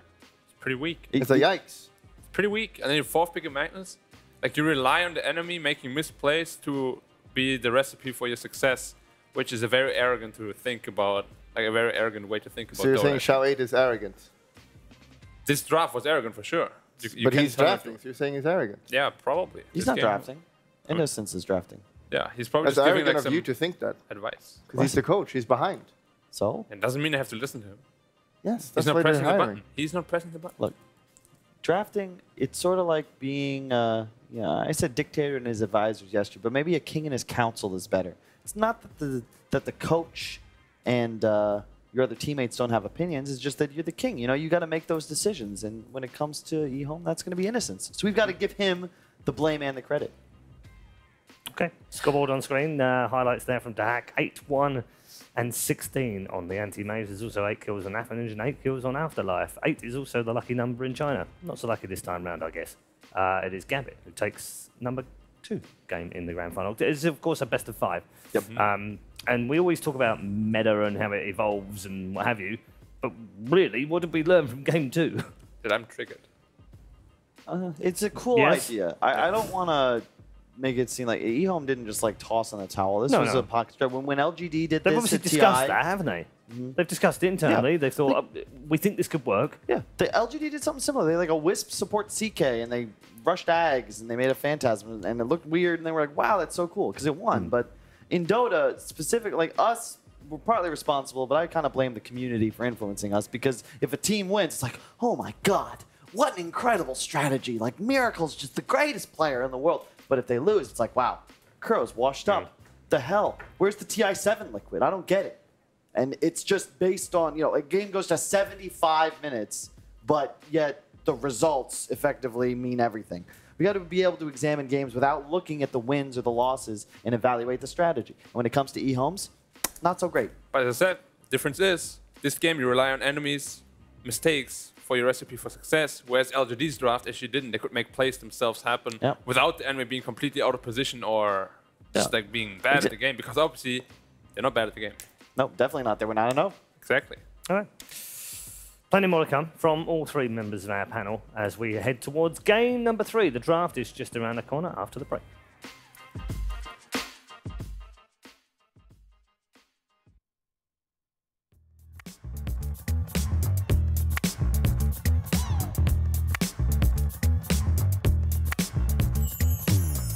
Money, money, I just can't get enough.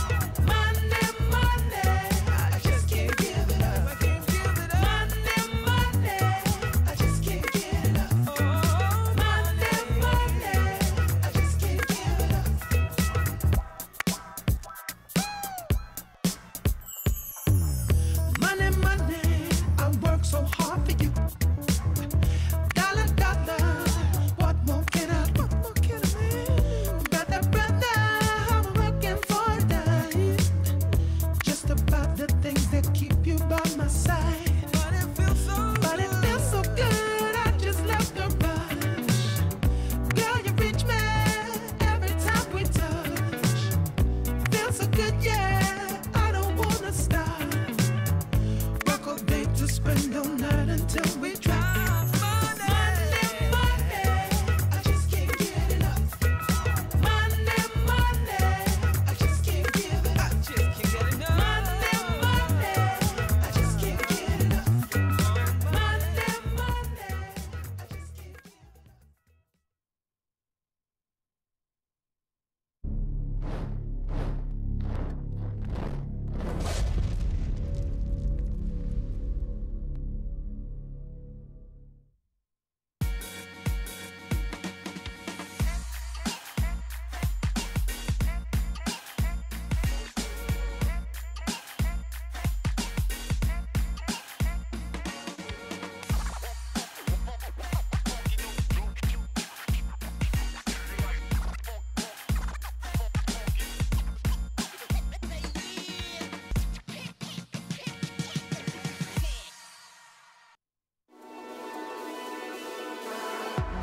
Watch the player's point of view with your favorite setup.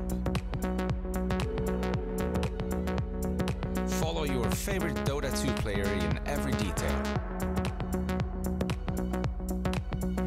Watch esports your way. Get your digital pass now. Data analytics gives you the advantage of getting to answer questions in a faster time. In esports, you have a topic where all those technologies can be applied with an actual great purpose.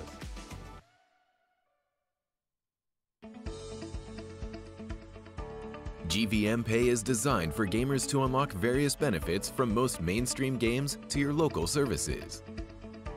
Recharge made easy just within your fingertips. Recharge easily in 3 steps. Earn rebates for every recharge. Download GVM Pay now at pay.gameview.io. GVM Pay is everywhere.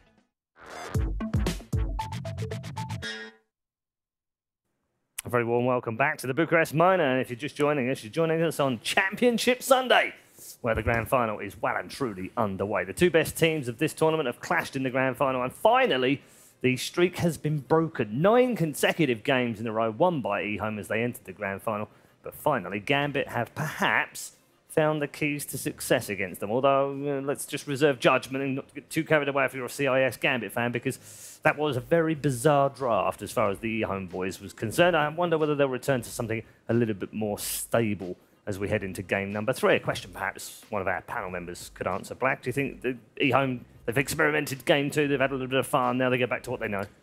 I hope so, because this game was, they could have won, obviously, but you rely on like 3-4 man RPs to do all your splash damage. It's very risky. It has worked before.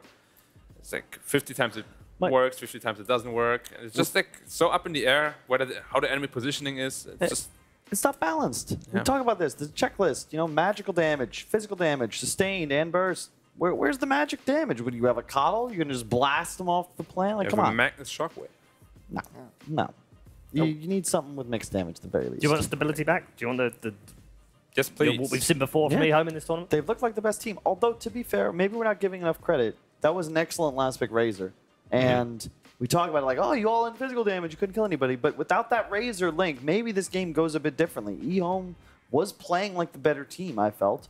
Just, they lost all of their lanes. Furion, as a product of the Heroes kit, takes all your tier 1s by 12 minutes. It's a really tough game to win for eHome. It feels like it could even be like a Timber last pick and it would be the same result pretty much. Yeah, especially because they just tanked up on Gambit. Exactly. They were all just tanking up, and then eHome doesn't have the damage. So do you, collectively, do you give Gambit more credit than you take away from eHome for winning that second game?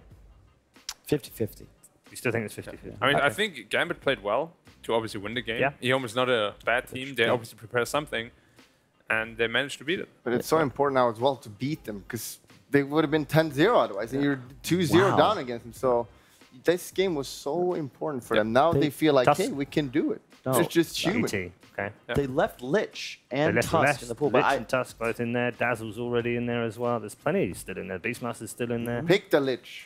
I really like this ET. Pick the Lich. I really like this ET. Pick the Lich. Because they took Tusk in the first game, lost, You don't want to go in with the exact same mindset, and I think this Elder Titan is an incredible pick. That's still on that same level of tier. What about the Lich, though? What about Lich? I think they picked the Lich. Who? The Lich. E-Home. E-Home. Gambit can pick it as well. The Lich? Lich, Not Elder yet. Titan It's is not their okay. turn. Well, they can't pick right now. You have to take your turn. You can't just get seconds before everyone else So do you finishes their just meal. pick Bulldog. Lich now then? They picked the Tusk Lich. Lich, 79% win rate. Don't tap into your bonus time. I do Shao like Lich eight. a lot in this position. Should we pick Legion again? You really like playing heroes like Lich and AA that are susceptible to reach and gap close.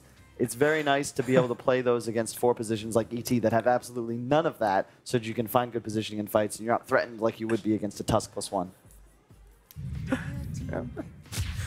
Tusk, here we go. And pick the Lich. What other heroes left? Is any Dazzle is still Dazzle here? is still there. Not as good against ET as he was before the change, Why because defensive weave against ET was really nice. Now, of course, it's only offense. Now it's offensive weave. Have we seen any Dazzle core in a while? I feel like every game has been Dazzle support, pretty much. I think Dazzle support is what I would like to call basura caliente, aka hot garbage. I would really like to see it as a core. Pick the Lich now. Pick Lich now. Ban. I just Ban brought Void. up why you don't pick Lich into heroes like Tusk, and now you want them to pick Lich into Tusk Jakiro. Tusk's ultimate is like a physical boom. This you is- know? this you is- reduce his damage. He doesn't do anything. I want to see the ultimate snowball lineup from E-Home. Yeah, they know what you're talking about. Yeah, Kyle, go out of here. Woo! I know that. You don't Look, pick Lich. It's 79% No, win don't rate. pick Lich against Tusk. It's so bad. He's also frost-based against a fire dragon. But it's also exactly. frustrating. No, but in that case, Bulldog's actually correct, where I feel like Jakiro will be super effective against the Lich. You put on the shield, but doesn't do anything to the macro pyre damage, and you can't threaten a Jakiro. He's going to be free. Look at these 2 heroes. How do you threaten a Jakiro ever with Lich ET? You didn't get his point. He said Lich is good against Jakiro. But you just said Jakiro is good against Lich. Yes, And then you because said you agreed fire with him. is better than ice. Yeah, but you said you folks. agreed with him. He said, oh, whatever. He said. No, frost extinguishes fire. No, water beats fire. So Fire what happens beats if ice. you take water on fire? Water is super effective. Yeah, put the fire out. That's why frost is. You know, do you know that ice is actually water? So you take that and remove the flame. No, you throw it on the flame, science. and then it melts, and then it becomes water. And you, my friend, Ice are is outclassed. Water. You're But outclassed. the Lich is the one intellectual. that turns into the puddle. So while he might then extinguish the fire, it doesn't matter because he's dead and has to wait for respawn. All right. What do you have to say about that, Bulldog? Not to mention, Jakiro's fire is magical. Listen to the lore, you idiots. Why do you think it works in the river, also, huh? It's also dragon fire, which is more powerful than normal fire. Exactly. So, do you think this is bad or good now? But it's It doesn't matter. We're trying to talk about professional draft analysis. We're all ex-pros here. We got a TI winner, a TI I'm a LAN winner. attendee, Just say LAN winner. a LAN winner. And Kyle? I'm a world champion. 2-time world champion, actually. But not in Dota? this game. So it doesn't matter. Well, they're pretty similar. No, it's not the same game. Ice Frog technically made Han. He just left. No, technically, Han just copied everything of Dota, and then he left. No, he made them do that. But then S2 Games was like, no, Ice Frog, I know you're incredible and amazing, but we don't want to give you full control over this game. Whatever. Fuck Ice Frog. No offense. He's cool though. I like him. He's very good at balance. That's why they're going to pick this hero now, which is kind of balanced. He's taken away from Gambit. This is like Gambit's bread and butter. Which we they want our lose with, team though. fight. We take the time. Well, they lost one game. No, they lost 2 games yesterday as well against Iran. Yeah. Yeah. I really like the Tide. I really like the Tide here because Jakiro is such a tanky 5 support, and they have so much lockdown now. So many, all of their heroes have multiple ways to slow and or catch or stun. And it just makes your team fighting very simple. Again, especially against these heroes of Gambit that have very unreliable stuns and disables. Isn't this what Gambit played in game 1? Well, they didn't have Titan. They had the Tide, didn't they? But not a Or Titan. am I thinking the game Oh, you against... mean E-Home's lineup? Oh, I'm trying to think of what game it was now. One of these 2 teams picked Well, it's definitely Tide not any game fifth, I and we watched. thought they were going mid and they didn't. Maybe it was the Keen game earlier. What? Can you do me a favor? You take that chocolate milk away from Bulldog? I'm I think hungry. you put coffee in it. He doesn't need any more. I'm hungry. When's dinner? What do we got here? The Void. They pick up the Void. Yeah, they're literally they're 100%. trading each other's heroes right But now. Black says it's super bad against Tide in the lane, though. It's terrible. Common? Yeah, it's not. Well, it's not. I don't like it too much against the eHome heroes necessarily. Bear in mind, though, Void is good against Tide in the sense that you can at least target him. Yeah, the mid-late game is super good. Exactly. But the landing phase is, let's say, it's tough. Yeah, very tough. But I feel like with an ET, you can get away with it just because your lane is so strong. And it's also another. I love when you have a carry with gap close and you're a Lich. It just makes the fraud, like, you throw your armor on the core, he blinks and all of a sudden, like, you don't need the chrono, you don't need a bash. They're slowed in front of you and you just smack them to your heart's content. Yeah, I like smacking. All right, they need a carry and mid hero, presumably. There's not going to be a Kiro core. Might be You can tight hope. mid. Doubtful, No. but possible. Thank you for that input. You're welcome. What would you think about a Kunkka? Could be quite good against the Faceless Void. And add some magic damage so we have more balanced damage types. Some kind on the of field. savior. Indubitably. OD is banned. It's a Luna, okay. That's questionable. It's, yeah. Can be quite good. I like it in the sense that you already have so much beef around you. You can pick a softer bun. And when you look at the Gambit supports, once again, it's very difficult for them to deal with a Luna. He's a very fast and evasive hero, and these heroes don't have real stuns. But have you seen OG's game where they picked Luna? I have. That was pretty terrible. It's without a Wisp as well now. We don't see Luna at all anymore, but when she has Wisp, she's like kind of okay. But you give 24 strength to Tidehunter. SF, perhaps? I think this is a nice SF game. It is so good against Jakiro Tide because you just blast them with damage. I like it against pick Luna too for Underlord? the damage reduction. Underlord still a hero? Underlord is insane. That's actually that's the pick. You are correct. That's the pick. That is a very That good is pick. prediction. All right, pick it now then. Pick the Kyle has Underlord. confirmed that it's pick, so it's coming. Because whenever you're playing against Luna, it's the same concept. Luna, Gyro, Medusa are all the same core concept. Spread damage carries. If they have a ton of damage output, everyone's going to die. They hit this critical mass where all of a sudden they just wipe you.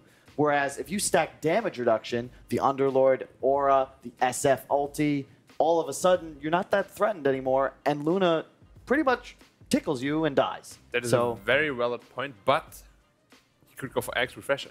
Sure, but no. Probably not. Magic build is actually viable, though. Yeah, It is viable. Plus 100 Luna Blast, what's it called? Lucent Beam damage, Lucent. level 15. It is a lot I of believe. damage. Yeah. And Lich ult seems pretty good this game as well. It's going to be bouncing Yeah, a lot. I love Underlord here. I think you want a pipe hero. That's the pick. Underlord Void was one of my favorite combinations when I was still playing because you love when your offlaner. If your offlaner can output some sort of AoE magic damage in the chrono. Whoa! Meepo. Hold up! All right. Did not Hold see up. that one coming, but that is a Luna counter. That is a Wow. Tide counter. But Looks like man, Underlord. There's a lot of AoE stun, though, which is kind of annoying to deal with as Definitely. Meepo, Tide ult, and Ice Path. Yeah, they have a lot of AoE damage, which Meepo is kind of like, sure, I don't mind that. Yeah. I think you got to ban on dying here for eHome. Think about the global mobility. If there's a Meepo split pushing you, while Underlord and the team walk around, possibly with another Meepo, you just can't give a team that sort of mobility. Plus, Gambit desperately need a pipe hero at the moment, and no one can really pick Yeah. that up reliably. If you see any tank here, Centaur is still in the pool as well, potentially. They And do ban Underlord's it. gone. Very perceptive. Very perceptive. And also good is that they have, it's not like, we see a lot of times it's all in on the Meepo, and this time you have a Void as well. Like, if the game goes late game, this hero is just one of the strongest, no doubt.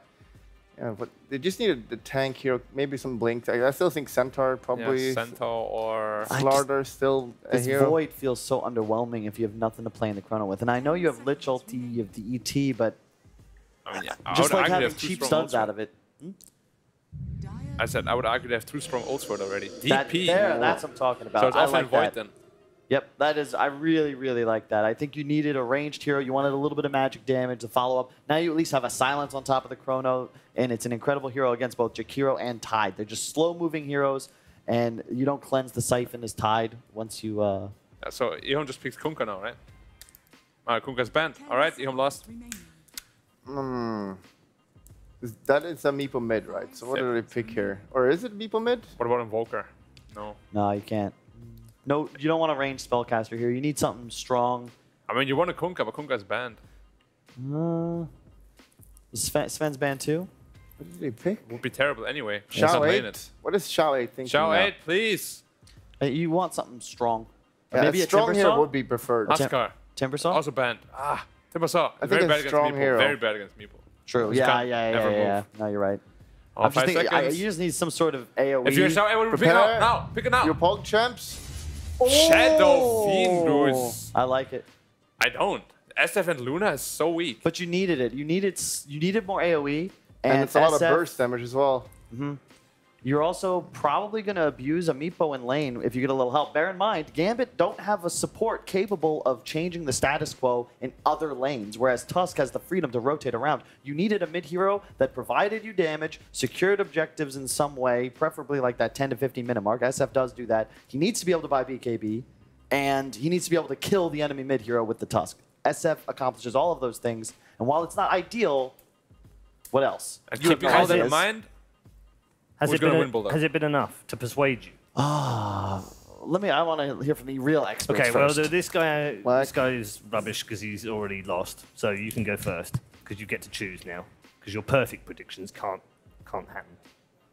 Should I go first? Yes. You go first because you can choose. All right, either. I'm gonna go E-Home. Gonna go E-Home. Okay. All right. I like Gambit's lineup. I think I like that Meepo is not an all-in pick. They have other cores as well, and the lanes are also kind of good. So overall, their lane should be fine. And Yep. it's not. You know, And you have to go for Gambit anyway. I don't have to. You have to. If you for want your prediction. perfect prediction to be perfect. Maybe I want to win my other kind of prediction. Maybe.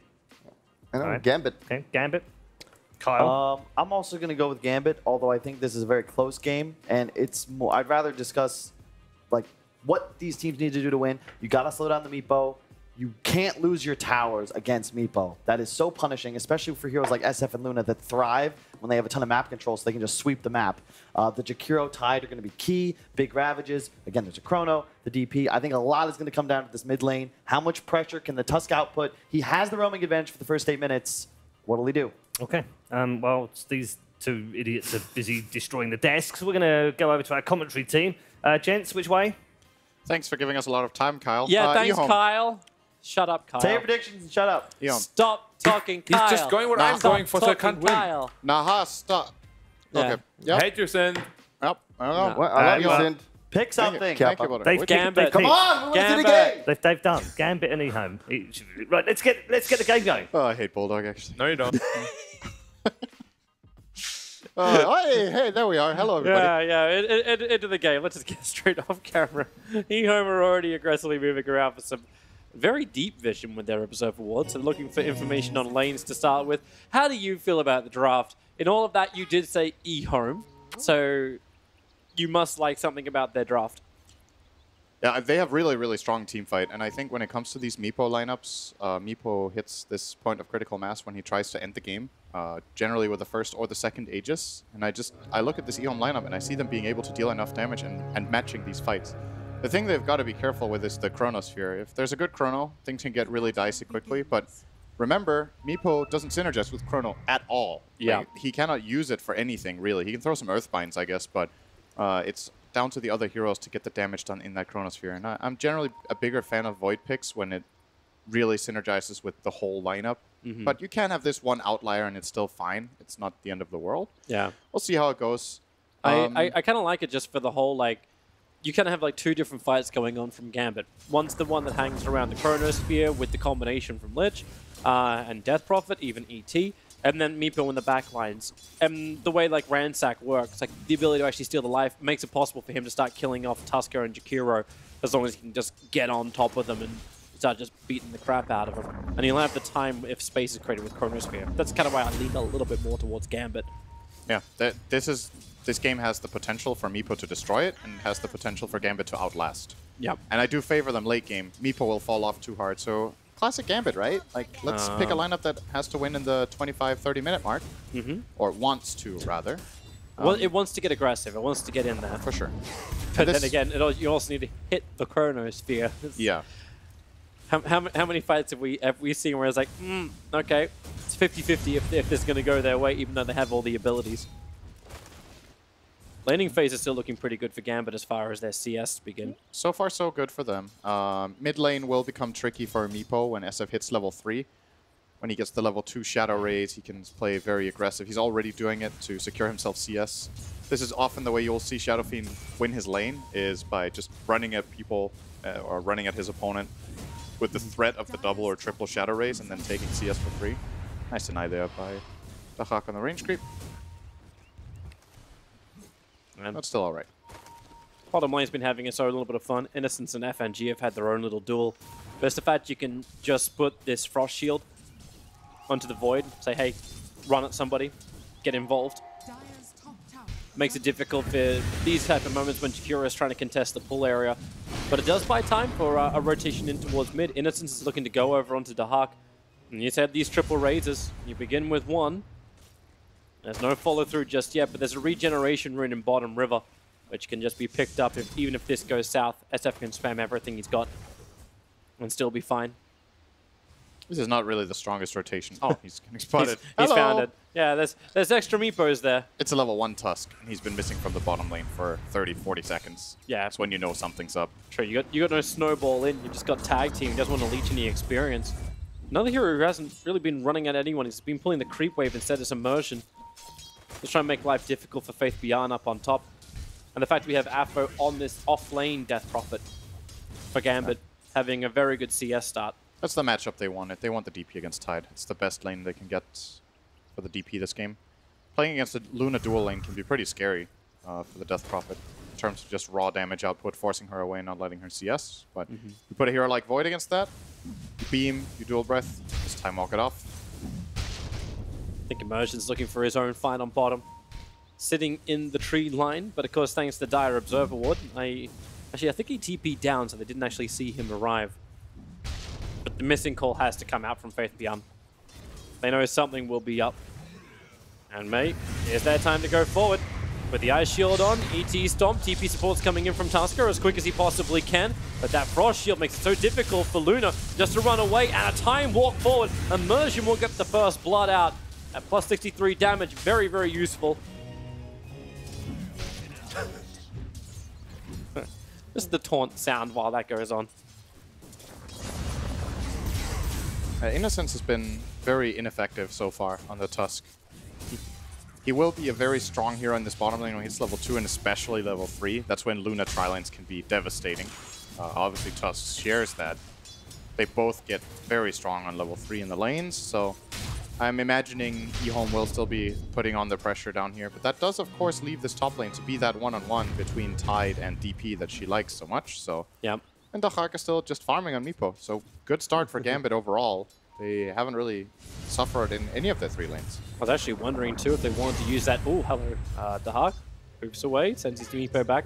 If they actually wanted to use that Dire Observer Ward to block the camp up, this small camp right next to the mid lane is just so easy for Meepo to get some extra experience when the wave's pushed out. But they have no control over this whatsoever. And the Tusker's rotation from Innocence didn't really do much. They'll battle for the 5-minute runes on bottom. FNG's already starting with the tag team, FNG.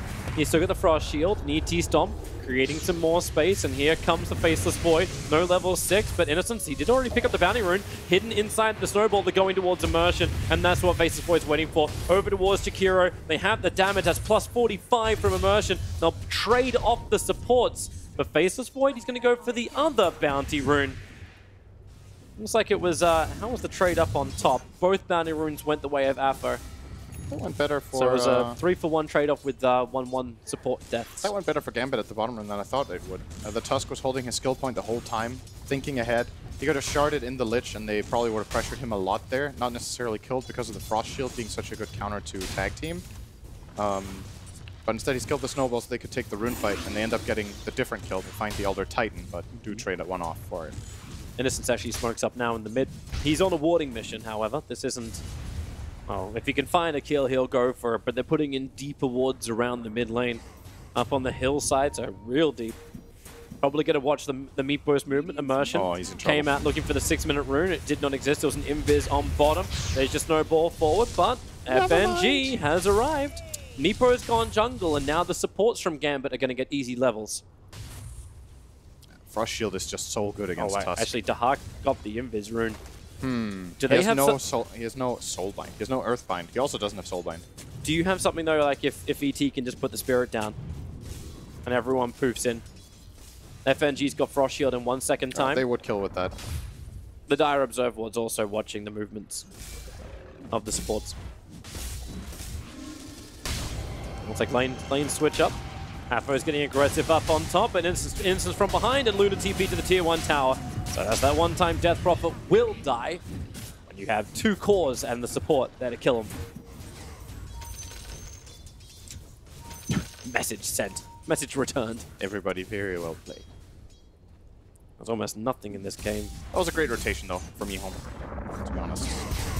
They looked for something to do on the map. The game was reaching kind of a stalemate. They couldn't really pressure mid very much. They couldn't really take out this Void bottom, but this top kill, DP is very susceptible to getting outnumbered. Can't really fight back very well at this early stage of the game. So they grabbed that kill. They put Luna and SF at the top of the net worth board with Tide almost in third.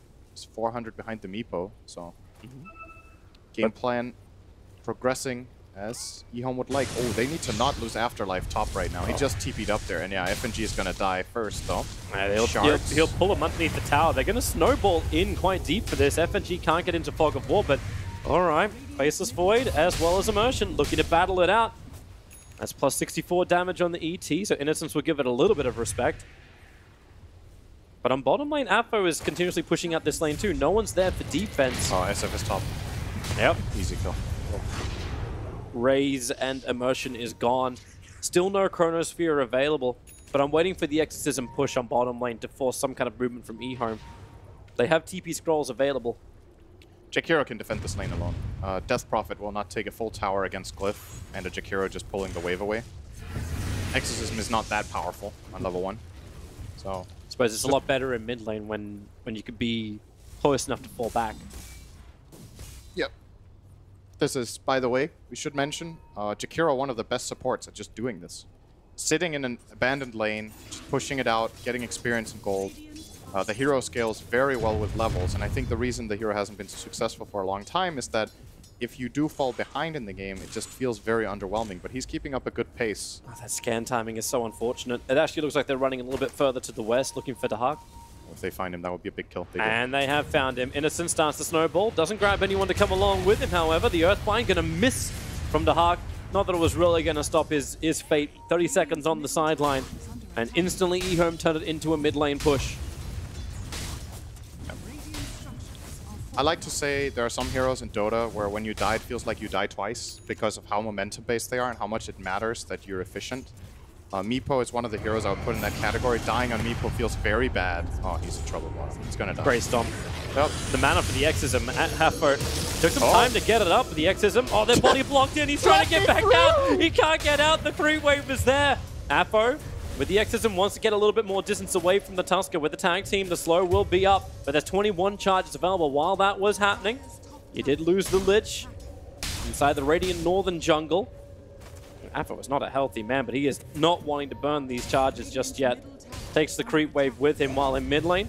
Earthbind again from Meepo goes wanting, now trapped down the Luna, and that's when you have the extra help from Faceless Void to come in. It will be Dahak who gets the kill.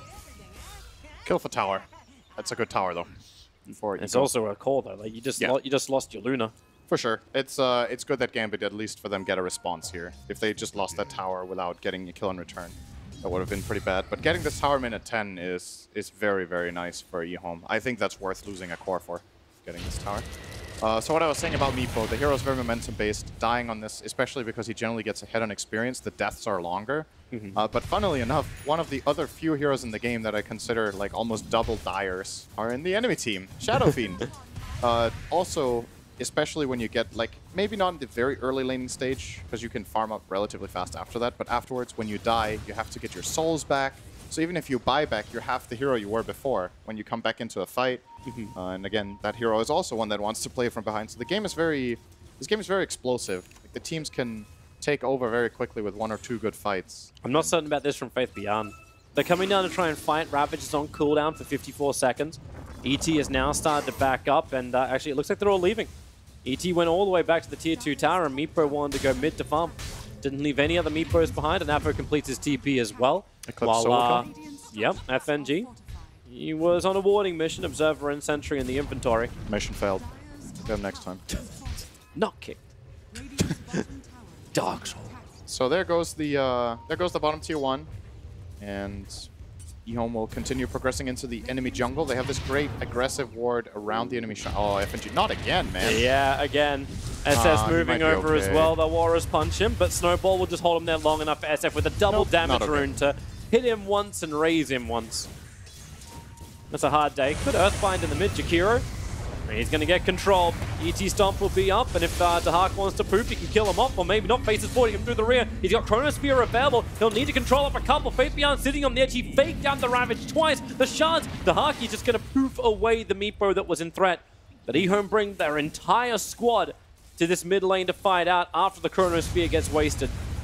You gotta wonder if they could have actually killed the Meepo by Ravaging there. ASD was close with a double damage, but he was probably worried that if he were to Ravage, there would be a counter Chrono and they would just get out. This way he got the Chrono for free, kind of. Still holds on to the Ravage for this bottom push. Looking at eHome, Gambit are strong right now in this move. They are pretty strong. Well, they're only 3 heroes. They don't have Chain Frost just yet, and it's still a level 1 Did I say exorcism. Gambit? I meant eHome. Yeah, you meant eHome, right? Yeah, but they're only 3 heroes, so that Ravage being up and Chrono being down enables them to make a power play, but they can also use it to just farm. It means that the aggressive potential of the Gambit side is very limited. They have only the Elder Titan Stomp as reliable lockdown. So, with Chrono on cooldown, that is, of course. So they'll spend the time trying to be efficient here. Shadow Fiend farming up a double stack of Ancients. Getting some really good camps here. He got the Dragons and the Boys. The Prowlers. When did the Prowlers become the Boys? They're called the Boys. You know it's the Boys. The Boys? Yeah. Okay. They don't look like sad boys, though. They look like dead boys. He didn't kill the big dragon, though. I mean, finish off your job. Yeah, what are you waiting for? Meepo is hiding up on the top lane. Got that Ghost Scepter, still trying to work his way in towards the E-Blade. Decides not to hide much longer. He's actually killing off the boys. Is this a good E-Blade game, though? Like, you gotta wonder. Sometimes when you buy E-Blade on Meepo, it's mainly for the... it's because both aggressive and defensive uses are useful in the game. It's gonna stop Luna from beating the crap out of him. Defensive E-Blade is really bad this game. Like, look at how much magic damage there's in the enemy team. Jakiro, Tusk, Tide, Shadow Fiend, Eclipse. It's a lot of stuff, but... Anything to stop the Luna or the SF from attacking, it has to be. Yeah, he can also use it aggressively, of course. Like, the disarm into then doing way more damage with Poof, and he also has a bit of synergy with his team with the E-Blade, mainly from the Lich. But this is definitely not the ideal E-Blade. He was probably considering a different approach, but he does end up going for it. This is a side question. eHome and Roshan, like, they are... Like, you have auras, you have the Lunar Blessing, obviously you got the presence of the Dark Lord also available, even though they've both only got level 1 in this. But is this one of those times when you beg the question if eHome can actually go in and take Roshan for the push? Or should they just always forget it? I'm just wondering if they can take it before Meepo goes. I think top lane, wind up, ASD, trying to be on top of him. Boom. Here comes the explosion, immersion, stick charges will not keep him alive. And Meepo was just a little bit too far away to fight. In fact, I think they kind of want to. Earthbind's out, but Innocence is going to be the one who's going to be here. And with the Chain Frost, they're both Earthbinded up. Both will die. Very nice from FNG. Okay, you know that question about Roshan? I think it's now probably possible for Gambit. That was actually a crucial gaze from FNG to get out before the snowball, or they could have bought some time there and evaded the Chain Frost. What a dick. Turn it into an oven, boys. Yep. Grill them up. Did Prophet want a Yule Scepter, or you just want to go for the kill? Chronosphere. Lucid Beams are already coming out. Time Walk, are you going to take off none of the damage? Well, okay. They bought time. He actually stopped the Roche, but they use Eclipse, so it cost them a bit. I was gonna say to your question about if eHome gets Roche, I think the only thing that really matters is that the enemy team doesn't They have Blink Ravage on Tidehunter. Didn't get in though. They're all far enough back. FNG's good. Yeah. So Roshan in this game is kind of weird because traditionally you want your Shadow Fiend to get this Aegis, right? And hit this mid-game timing. But honestly, even with Shadow Fiend, the most important thing for eHome in this game is just don't give it to Meepo. If you can, if neither team takes Roche, imagine in this game neither team takes Roche for 30 minutes, it definitely favors eHome. Because the Meepo timing will fall off. The longer they delay this, the better. If they tried to take the Roche themselves, they could get caught in Elder Titan combo with Chronosphere in that pit, so they have to be a bit careful with how they approach this. As long as it doesn't go the way of Gambit, they're happy with it. Conversely, Gambit, they will want to smoke, when they have their next Exorcism, look for any sort of 2-hero pick-off or team fight, and then use that to get that Aegis for themselves. I think just going into the pit with Meepo is very dangerous this game. Yeah. Unless it all becomes a trap. But eHome, they're watching it very closely. This Jakiro is kind of like pitched a tent on the top rune, trying to give as much space to the rest of his teammates to find these items to fight. Like the BKB build is on the way for ASD.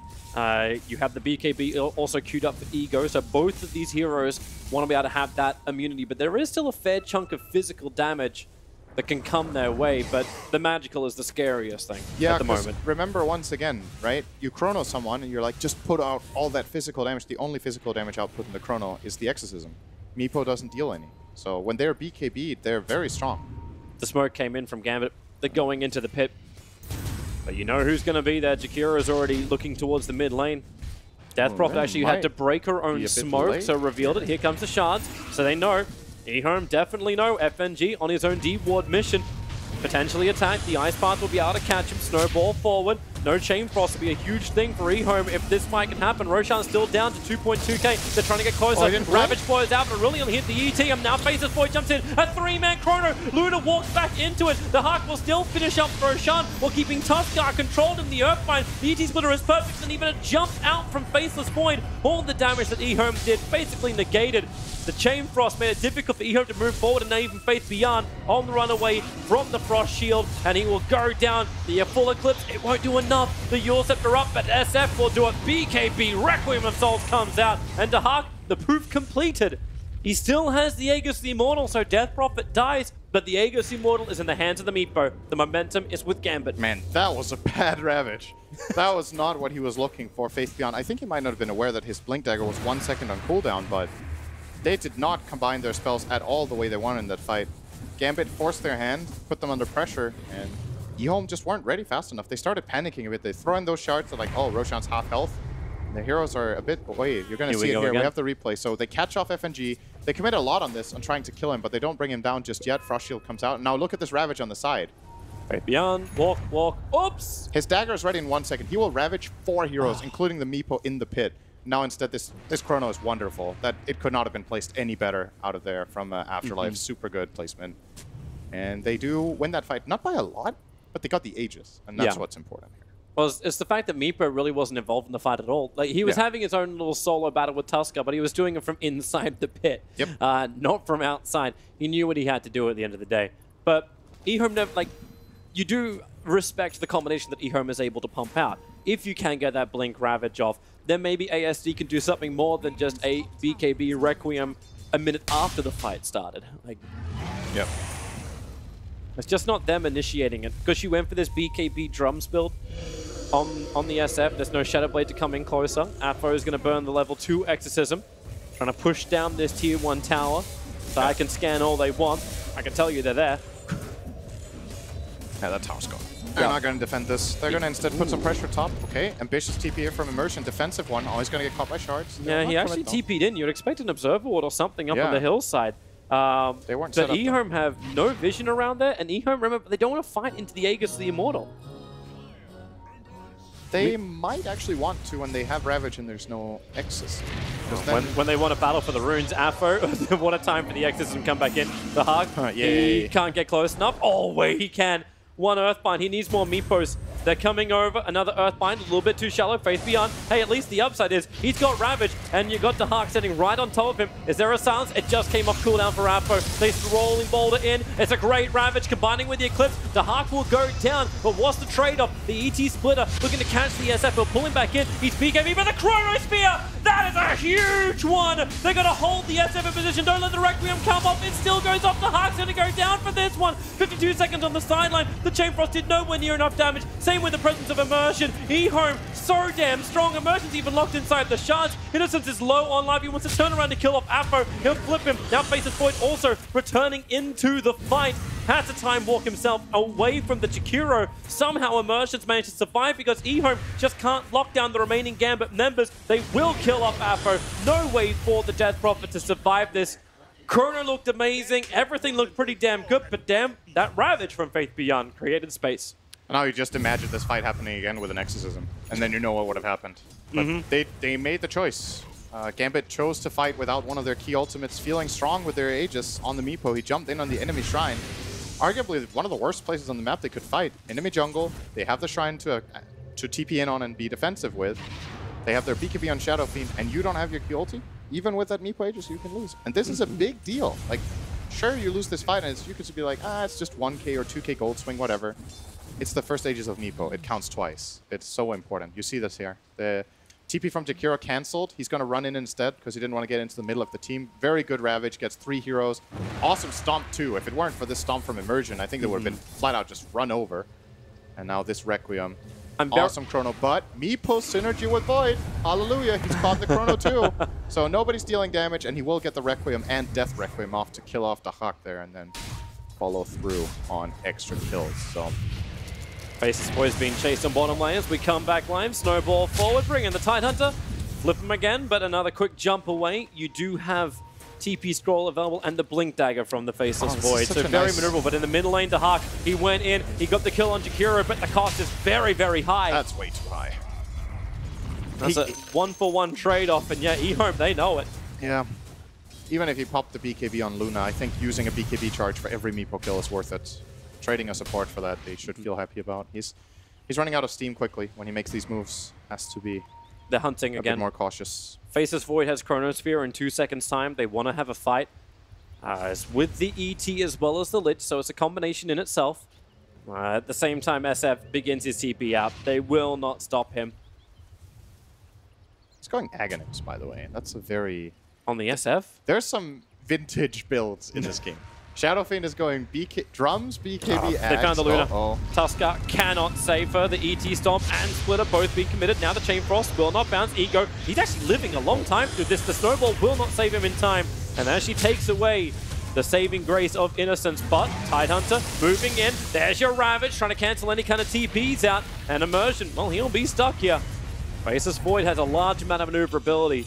So Ravage is down. Exorcism is burning the tier 2 tower. Gambit's And support for a core trade-off? That's nice for Gambit. Yeah.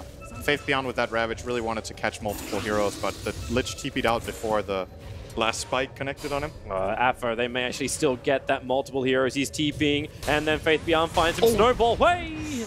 Woo! Close call. Tip it. But he got out. So what vintage builds do we have here? We have Shadow Fiend going drums into BKB, Ags. We have the Void with the classic old-school off-lane Void build. Lad's Blink.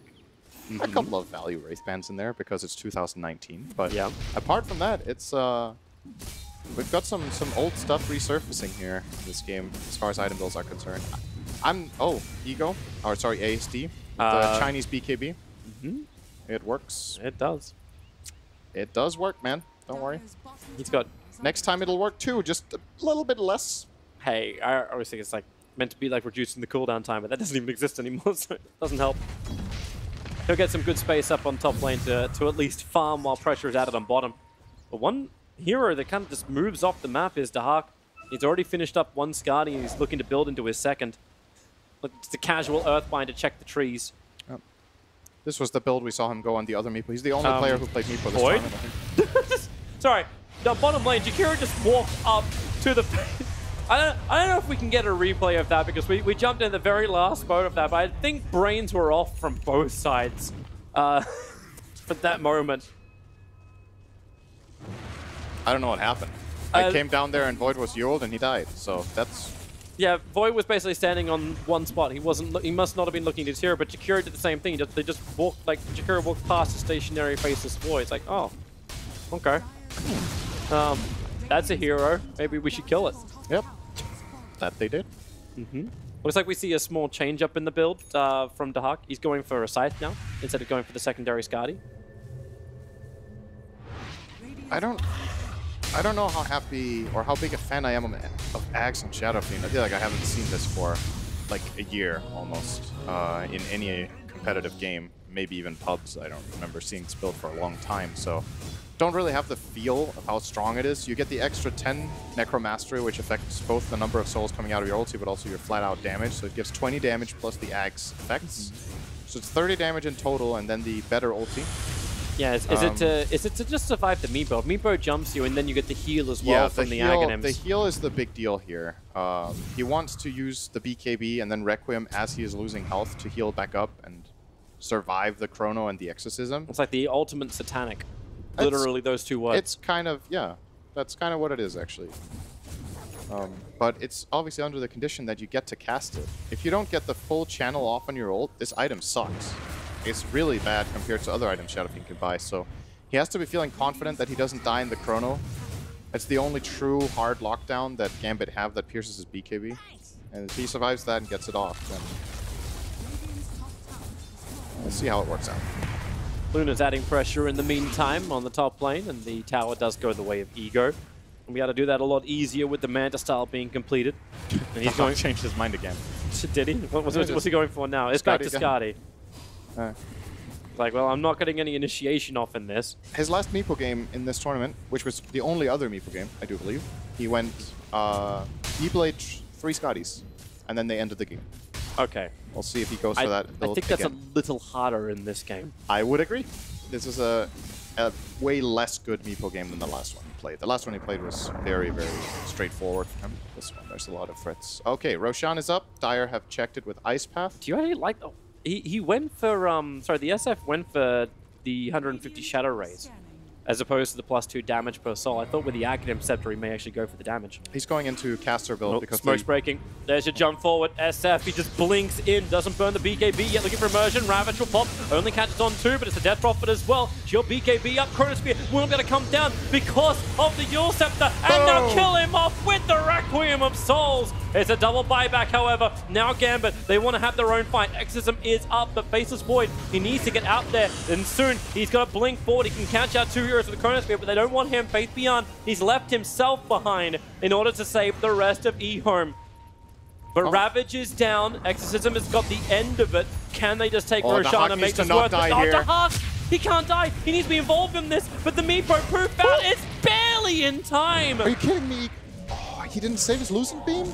I think they used Lucent Beam and the Snowball a little bit inefficiently there. I think he used the beam a bit too early. And now Dahak actually got out of that. That is so big for Gambit. And Gambit now going for Roshan. They will get the Rosh because of this. They have Chronosphere still up. Same with ET Splitter. Exorcism has worn off, however, but they're waiting. They don't see any vision on the high ground. They don't see all the heroes that are perfectly grouping up from eHome. You have the Earthbind onto Kuro, into the Stomp. Defensive Yule Scepter will save him for a moment, but a secondary hit, and then the Earthbind. ASD will avoid it for the moment, then the jump in. The saving Snowball from Tusker. Roshan, this feels like deja vu! A 4-man Chronosphere is out, and on the edge of it, a double Earthbind and poofing through just beat the crap out of eHome. Faith Beyond will fall. Dahak has himself a double kill. 74 seconds without the Tidehunter. No buyback available, and a license to dive through the Aegis and the cheese on Meepo. Maybe he can give the cheese to someone who actually can use it properly. I think you put it over... You can't give it to the DP or even the... I mean, even the Void. They actually have really good health pool on this Void because of his itemization and his skill build. Talents, he went for strength and health. So playing the full utility mode. Look for that ice path. They need the control. Dahak, they send up the Meepo already. I don't think he's going to poof out of this one as well. Yep, Lucent Beam, but it's with the real Meepo. He's the totally Aegis Immortal, and wind up and swing! Woo! Bye-bye. Just as quickly as they got a big advantage. There it goes. That's Meepo for you. Mm-hmm. That's rough. That's so big. That's the biggest death of the whole game right there. Like... This was supposed to be Gambit's strongest time in the game, and now they're weak again. Weak is maybe an overstatement, but... They were meant to be pushing. They were meant to be establishing map control. 30 minutes in, even gold for the Meepo team, it's not good. You will eventually end up struggling in the game. And remember, their team is not ahead on experience either. They're 14,000 experience behind with Meepo, who is the fastest hero at ramping up levels in the whole game, so their experience is very, very far behind. And it's going to start mattering mostly when these 25 talents start coming out. Both Luna and Shadow Fiend are well on their way, level 22 on both of them. And you're not feeling this power from what was meant to be the late game options, which is the Luna and the Faceless Void, with the combination of Lich. Actually, I don't think we've seen it properly happen yet. FNG revealed in the tree line thanks to his Frost Blast to try and drag the creep wave off the tower. He's able to do so, and now pulling in Ego. The Stomp is on the Chikiro, break free with the Manta style, and then they run out. Remember, they've still got BKBs for protection, and now the ET splitter. So many great Euro Scepter users, and the double Ice Path, catching Apo, catching FNG. Apo wants to create a little bit more space. They can do it thanks to Immersion Stomp, but already Meepo coming up. There goes your Ravage, and damn, it's good. Faceless Void never got the Chrono. It's right on top of him. They have no buybacks available. It's the game, really. eHome can just go and finish this if only they had the information we had. And yeah, they are. They're pushing in. They want the kills. They're going for the tier 4 towers. This is now going to be 2-1 in favor of eHome. Gambit have nothing left to fight. No buybacks on all 4 heroes unless Meepo can pull something out of that very small body of his. There is nothing that's going to go their way. Already the Yule Scepter up. Where is the push forward? He's going ham for it. What's he really got? There's your boom. He's got nothing apart from a buyback. Maybe he can combine with the Lich and Chain Frost. But well plays are coming in from ASD already, and the Heart, they've already dropped them down so low. No presence from the Lich. The Chain Frost comes out now, but it is nothing. GG is called, and eHome take game 3 after what was 2 great pickoffs over on the Meepo. That pick, it looked like it could work for Gambit, but damn, did eHome focus it. This was not what I expected when I said this game would be explosive at some point. Like, suddenly one team would get a big advantage. I wasn't thinking, okay, eHome's just going to win the game in literally 1 minute. Just flat out end it with one fight, but Gambit, they had 0 buybacks on any heroes except Meepo, and he was the one guy who wasn't involved. And yeah, you see it, man. You feel every Meepo death in this game. You look at the map and you see the hope of Gambit just slowly fading with every single time this Meepo dies on his own. If you play this hero, you can't have these deaths. I think it's also so much pressure on the Faceless Void. Like at that one point, he jumped in. Like he did play amazing, but that last Chronosphere when it all kind of just all falls apart in the middle of him and just loses out. But I also look back to that Dire fight, the fight that happened in Dire Jungle, the one where Tidehunter got the big Ravage off.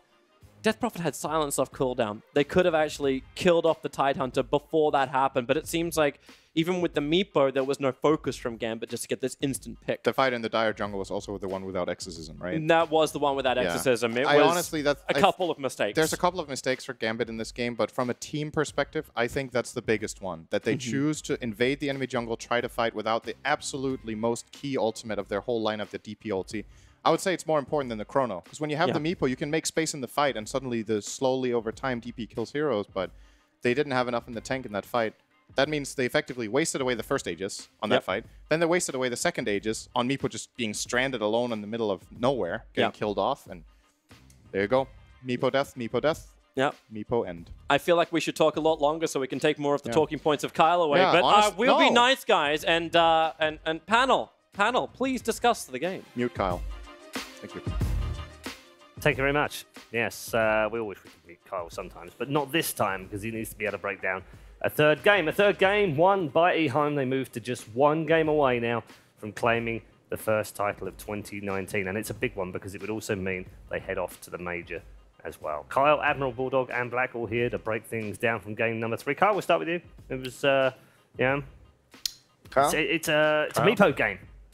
It's a Meepo game. You said they were going to win. Analyze. I feel like they did. Well, you're I think Meepo dying with the second Aegis like completely alone was a bit of a miscue, especially considering it was his real Meepo. Like, this is an important thing, Meepo players. The real Meepo is where the Aegis respawns. I am fine with the split pushing, but there is no reason for his real hero to be completely isolated just above the shrine. That makes no sense. So I just want to make sure here. You're calling him out that he lost his team the game. Yes, 100%. I agree, actually. That was... Is it the pressure? Can we just compliment the Void, though, for playing amazingly? The Void? Yeah, it's I mean, great, really good Chronos. I mean, look at this. But it bounces. This is where you don't win the game necessarily, but like... this is where it looks good. In retrospect, the eHome draft is better because the Radiant side, Gambit needs an Aegis on Meepo to ever actually play offensively. Otherwise, you know, the Jakiro Veil, the Luna ulti, SFX, you just feed to the magic damage. And that's fine. You can catch a Ravage and die with the Aegis. If you don't have one, really tough to enter a fight. Yeah. Maybe it's the pressure for Meepo. You think the Meepo player like kind of choking a little bit? He's never played in this kind of final before, right? It's a lot on the line. Like, he played a lot better before, I think, before they reached the grand final stage here. And he didn't even only get caught once. I think it was like twice or even 3 times where he would just farm alone and die. You know, at the bottom tower, he barely got out. It was just a misplay by the Luna. He should have died. I should never have gotten it ages because of his misplay. Yeah, he's getting away with 200 To be health. fair, I don't want to call it choking. I actually think this is panicking. Panicking? Panicking. Choking is you know what to do, and you just like you have a black hole, right? You blink in and double tap it or something. Aren't you like, panicking then? Though, no, that's too? a choke. It's because you know the right move and you mess up, right? Panicking is when your mind kind of goes blank and you're not sure what the hell to do. And That that's is what it choking, felt like was isn't it? going on. That's exactly what choking is, Kyle. Google it. Malcolm Gladwell choking It's versus the panicking. same Great thing. article. Okay. Please, just trust me on this, goddamn. Why do you have to question everything I say, Bulldog? Because you're wrong. No. Black, can What? you be the judge, Black? Is panicking and choking the same thing? No. I would Google be the it. judge and say, Kyle, you're wrong. Kyle, you're wrong. I'm the only person here that speaks American as his first language, and you're questioning No, me no, on you my read a English. lot. But as I told you before, reading too much can be your downfall. Why? Because you know that Bullock and I were kind of, we're just normal people, average people. We're not as... Simpletons. We're simpletons, yes. Yep. We're not as, like, on a spiritual level that you are at. So we do not understand your book What references does and stuff. spiritual level have to do with dictionaries? Oh, he's angry. Jesus. Well, I don't know why we're getting flamed now. All right, Yeah. you have to take it from here, Paul. Paul, ask something. Do something. He's just getting on us. We Are can't you done? do this. Yeah. So Black went for E-Home, correct? Mhm. Unfortunately, Bulldog's Gambit choice was incorrect, as was Kyle's. But only Kyle remains for the perfect prediction now. Yeah, because he went for the... He went for 3-2 to Gambit. Oh, So give me he's the the only most one that can leeway. be technically right now. Because I don't know what I'm talking about, so I need more leeway.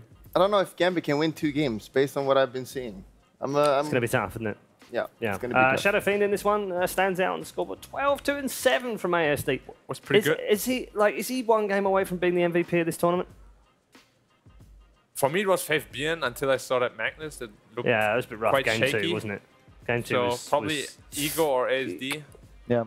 I give to ASD. I mean, At this game, yeah. But let's say the last game, whoever performs better, I think will have my MVP. dude, he had 43,000 hero damage. Well, that's because Meepo, like they all respawn and he does like 10k. Fake news. Look, I've never seen a phase boot drums Yules BKB Ags build on a Shadow Fiend in my life, so I'm going to give him credit. It was unconventional, and I felt like it worked perfectly. Big mistakes by Gambit, sure, but clutch performance from E-Home. They're 1 game away from a minor victory. Gambit, we could see their faces in those cams after the game went They down. kind of look a bit lost, don't they? Crestfallen is an understatement. They look shook. Yes, they do. So it's going to take a lot things to here. get back into this. First, E-Home is probably going to win 3-1 because they just look very defeated. They don't really know how to beat them at this point, I think. Yeah. Second, Synderen just keeps copying my prediction so I can't overtake him because I'm the only danger he has now. He's so annoying. No Synderen is annoying. I think Black's on to you, Sind. Quick, run. We're going to take a break. When we come back, though, game number 4's draft will be with us. And the E-Home move to just 1 game away from the championship. We'll see you shortly. Synderen is so annoying. Yeah. To do it big, live a life. They wish they did.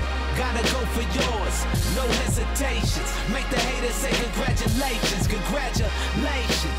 Yeah, I said it. It's funny how they seem to love you more once you bred it. So set it or dead it, cause I won't let it get into the way of where I'm headed. Forget it, embedded in my mind as a youngin'.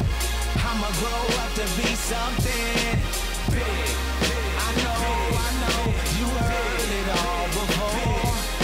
And I'ma hit the ground running, cause you gotta turn nothing to something big. I know, you heard it all before, yeah. I'ma go big. I don't know how everybody else tryna live. I had the feeling since I was a kid. I gigantic with everything I did. Baby, you know what it is. Black with pink slip, everything big. And you can come with, cause I ain't selfish, but I can't help but go. I want that big money. Work all day to spend all night until we drop.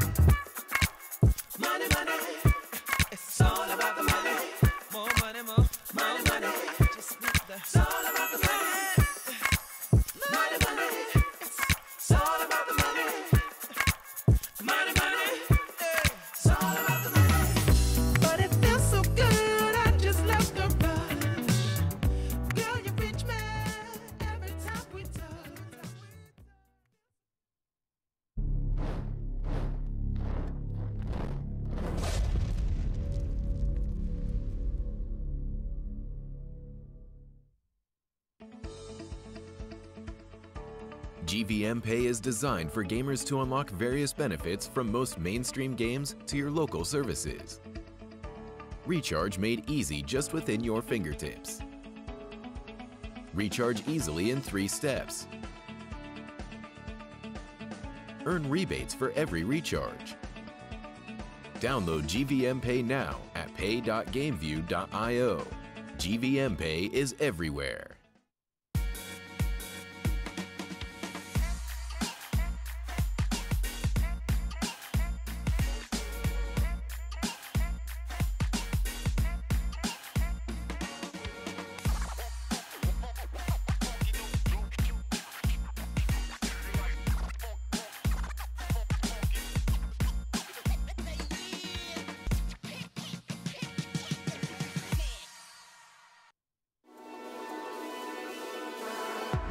Watch the player's point of view with your favorite setup. Follow your favorite Dota 2 player in every detail. Watch esports your way. Get your digital pass now. Data analytics gives you the advantage of getting to answer questions in a faster time. In esports, you have a topic where all those technologies can be applied with an actual great purpose.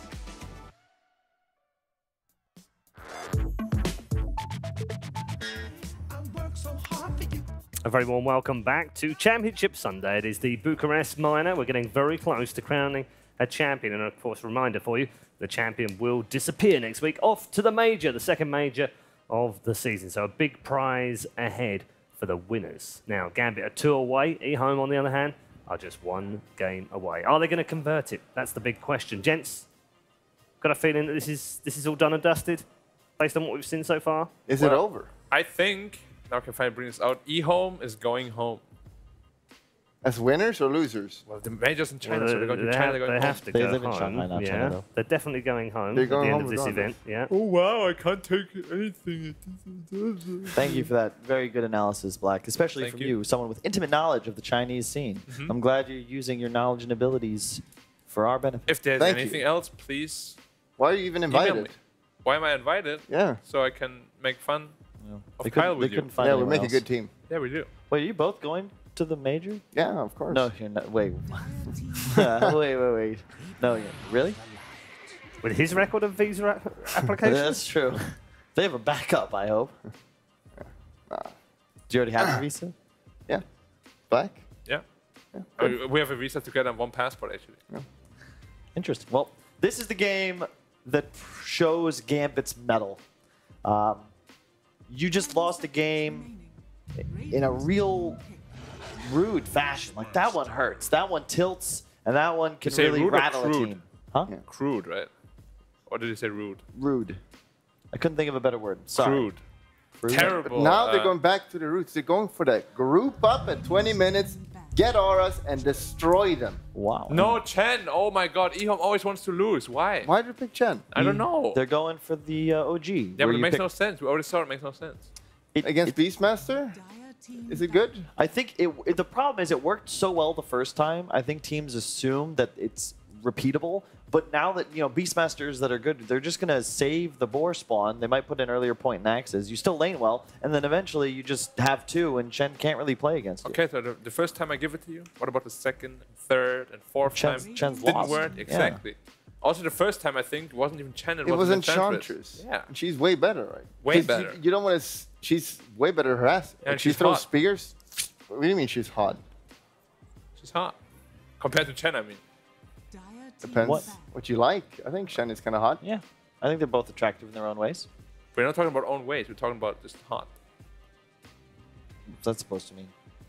I mean, if you like girls, then you like Enchantress. If you like guys, you like Chen. What if I'm a girl? Why not both? Then you like Chen. I mean, you can like both if you want to. Why does a girl have to like Chen? Because Chen is pretty hot if you're a girl. 10 seconds What? remaining. I don't know. Enchantress might be hot to another woman? Yeah. Yeah, sure. I'm not saying it's not possible. It sounds like what you're saying. You're being a really, you know, life is gray. all right? Life is great. Things aren't just black and white. No, but I'm black. Okay. That's cool. That's cool. Wow, that shut that one down. I don't know where to go from here, folks. No, I'm at the end of my rope. I mean, I went from the fool to the foil in the span of 18 hours. Thankfully, I have this suit on. Otherwise, this panel would have absolutely no professionalism. Why? We have 4 suits. I have full suits. Yeah, we have 4 suits here. You're wearing a T-shirt with a Monster Energy logo and This nothing is- else. This is not sponsored by any drink, so I can say Monster. Yeah, you sure. can say it if you want. Yeah, other sports drinks are available. All right, going back There we to go. the roots, just picking up the 20-minute win. Or late game if you want, because you got Terrorblade, a very well-scaling hero. Why does everybody do that? PA into PA is not even good against TB. It is not bad, though. It is quite bad, actually. No, it doesn't matter how much armor you have. You will die if she jumps you. If it's an even match. Mag is in the pool, yeah. Yeah, indeed. I think if you are the side of Gambit, you got to be thinking about picking it just to deny it to your enemies. Because the way Terrorblade works, you wouldn't have like slow damage. Oh, I'm getting lower and lower. Ult you. But PA is like, I you lose agree, to 30%. but Mag PA is the difference maker. If you give a Magnus to PA, all of a sudden the illusions are feeding to daggers, and the PA has the damage to actually But did you slaughter the see TV. Faith Magnus, though? It was very good because he got like a lot of RPs on a lot of heroes. It was pretty good. Who, Faith BN? Yeah. But only at the times when it was quite late already. Like the early RPs were kind of iffy. But it's late when it matters. But no. Ehome looks in the zone, by the way. I mean, my man is grooving. They look confident. There's such a thing, you know, certain teams, you know, they don't look rattled, but they don't feel like they're putting forth enough energy. Some teams, I mean, I think I was guilty of this a couple of times, where you're like too hyped, you're too excited, and that can lead to indecision and misplays. Yeah. Okay. That's a preemptive Magnus counterpick, but I am not sure I agree with that selection. I don't mind. It's good in the lane. You see PA so far, so you can just put him against her, and you have this super good group up still. Sure. And look, you don't fight into these heroes. Look at these heroes. Do you want to fight into that? No. Now maybe you That feel is excellent. That a is little bit really better. cool. Because you got to assume both teams are thinking about Magnus, but it becomes a bit suboptimal when you put the massive counter initiation of a Ravage and a Coddle ult on top of it. So instead, Ehome pivots. They're going to go Underlord, which is an incredible hero against both Terrorblade, Beastmaster, and Tidehunter. And if you look right now, Gambit, where's their damage output going to come from if there's suddenly an Underlord running up with a Crimson Guard and Greaves, spreading his aura of sadness? I mean, you can say the same thing, though. As a Tidehunter, you just anchor, smash PA, and then where's the damage coming from? You have 0 damage on Ehome, too. Undying is incredibly underrated as a source of damage. There are very few heroes in Dota 2 that have max HP damage abilities, and it leaves Undying in a position, Underlord can itemize purely defensively and still output the damage of a core in a team fight. What? Yeah, purely defensively. I know And what you mean. also, Underlord gets permanent damage now, which is a purely offensive mechanic now that many people kind of forget about. You could get 5+ damage. 1 second. It's a grammar rule, Black. If you say not only, it's but also. That's how it goes. So Well, not you- only is Wait, Black an idiot, but Yeah, but why are we Bulldog talking is about too. that now? I don't. And a grammar. What I don't know we what were to- laughing about is purely funny. Yeah. What? There's a joke you don't know. You don't need to know. It's an inside joke, which is really good to do Why on a don't you panel when no one gets it. It's a Why blow don't you dog. explain it to the viewers at home who are No. probably wondering? No, No, it's a we're blow talking dog. about this is the last It's our game. casting secret, man. Our casting secret. This is the last game. Can you shut up? Yeah, Kyle. Everyone shut up now and calm down. Banning the Odie. Very cool. Very good Very decision. good against Tide. Very, Very good smart. against Terrorblade. Not you just really. died. TB's actually quite good against OD. Yeah, but you burst him. Sure, I give you that. Very smart comment. But where's the damage from Ehome coming from? Or Gambit? They both have no damage. You could SF again. And I think another key point from that last game was eHome, last picking that SF, BKB cores. And that was why the Aegis was so important, because you just can't fight into the eHome double BKB. Cores, yeah. And this seems to be another similar scenario where eHome, if PA gets BKB off, that means no longer is he targetable by Sunder, can't be ravaged. There's absolutely no peel. You could roar him, of course, but... Or he just gets anchor smash and does no damage. Still does a little bit of damage, but if Turbo has a good game and managed to get a pretty early MKB, Yeah, I think this TB she could just dies. PA needs a Magnus to combat the TB, I think. So You're saying a Magnus? TB, I mean, I said PA needs a mag. TB, PA needs a mag in order to combat a TB, in my opinion. You guys seem like the kind of guys that would learn Morse code just so you could cheat on tests together. Wow. Leshrac. Tell us what you love Purely that pick. offensive hero. This is my favorite It's hero in purely Dota 2. offensive. Anytime I've ever signed one of those hero portrait things, I signed this bad boy, the Disco Pony. My man, it is excellent in this situation. You have frontline. You need this raw damage output. It's great to have magical damage against the Gambit lineup. And if you look at the, like, we already said they had damage issues. Leshrac, Now you have damage. And it's also a core that wants to build BKB, so you kind of just counter the Tide. You're good with that. And what does Gambit counter? You need also damage. Are they still going Kunkka? It's banned. It's banned. What heroes are there that does a lot of damage? Lina? Lina is, I mean, it's damage, but not that much. You could I was thinking maybe they would sniper, but that seems Are very they still awkward. just gonna DP again or some weird stuff? DP again, something like that. You could. I hope they don't quap. Hope they don't quap too. I can't timber. It's a tough pick. Invoker, man. No one picks Invoker anymore. Invoker beats. It's That's not so hard, Invoker. Invoker would be a nice selection. No. I agree. Phoenix. Phoenix mid. No, tied mid again. But no, hold up. Let's see the picks. Leave See it. Click it. Click faster. Before you move it. Click, click, click, click, click, click, click, click, Leave the click. draft screen off if you don't mind, because I have no idea what Yeah, Gambit hold up. is planning on doing. Don't remove it. They don't even know themselves. This does not look like a team rebounding after a tough loss to regain momentum in a series. This looks like a team playing whack-a-mole and praying they get the high score. Did you see the dictator? He was like, "Come on, guys, we can do this. 3-1 this, and we go home."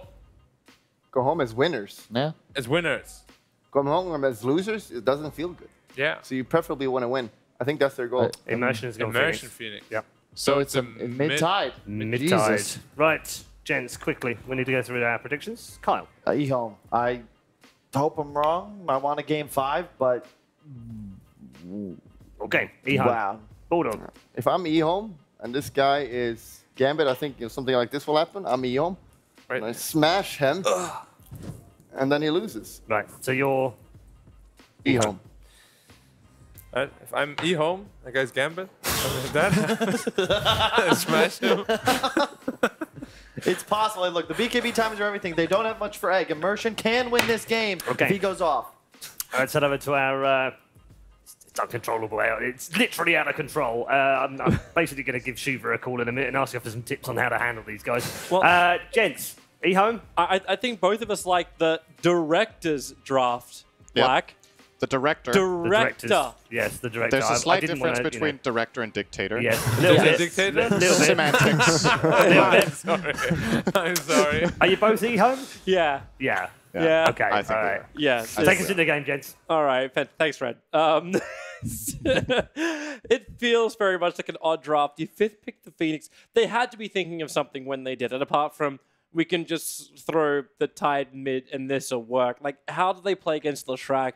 Why, like, okay, maybe that's just what we focus on. How does Gambit work against the fifth pick of eHome? How do they beat the Leshrac? I thought when they picked the Phoenix that they were going to put it against Lesh, actually, because a core Phoenix in this game could be very interesting. Tiny's bad against it, Underlord is bad against it, Chen is bad against it. PA is good only if she can blink to something next to the egg, so she can use the Phantom Strike attacks on it. You can't target the egg with it directly. But now that they've put it onto support, they're kind of in this weird position where the guy they put mid is not going to enjoy this matchup. The best hero they have against Lesh in mid was actually Phoenix. I thought that was the plan, but after some internal discussion, it looks like they did end up putting it support, and it looks like maybe FNG is in trouble. Lightning Storm skilled level 1. Hey, he at least got his Observer Ward down, but he cannot juke. It's like, if this was 1 or 2 heroes, then maybe Blinding Light, some space, and okay. Tree and Lightning, but it is in fact the Tiny that gets the first blood. And Immersion, where are you off to? At least they have a Beastmaster Hawk giving him extra information, but I think he's looking for a better Icarus dive point to steal the bounties. The Hawk has managed to force out top lane, so maybe this is the other thing we can look at. We already had an amazing Chen pick earlier. Is he kind of the weakness in the eHome lineup? They first phased him. Yeah, Chen has not been particularly useful, but I would also say that for some of the games that we've seen, I don't think the drafts around Chen have been as good as this one. I think this is a Chen draft, more so than every other one we've seen in this tournament, because they have tools. They have catch, they have lockdown, they have 5-man, and then they also have a win condition in the PA for late game. So we see this first blood again, just because, like, poor FNG. Got him. But yeah, Chen's already pulled the PA. Yeah, boys! I don't know why I just went in that. FNG will come and defend the top lane. Actually, blinding lighting Innocence a little bit closer back, trying to get him to the tier 1 tower. Drop down the Observer Ward, hence they have the information. Well, they did manage to, this way, they've, at least so far, got the Beastmaster out of the Chen's lane. Obviously, what prompted this Chen pick was the Beastmaster. Being able to steal that boar is very useful in the laning stage.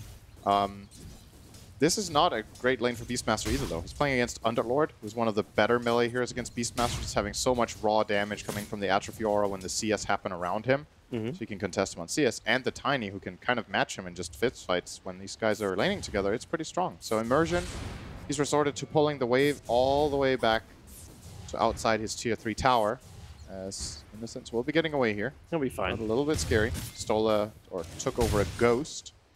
Very spooky. I was just watching Immersion, who, like, even when they were fighting, like, eHome around the bounty runes, didn't level up anything. No Icarus dive, no Fire Spirits. He still hasn't skilled up a single point just yet. I'm wondering exactly what he's waiting for. Usually on Phoenix level 1, you skill Fire Spirits no matter what. Yeah. But since he hasn't been involved in anything, he doesn't need to yet.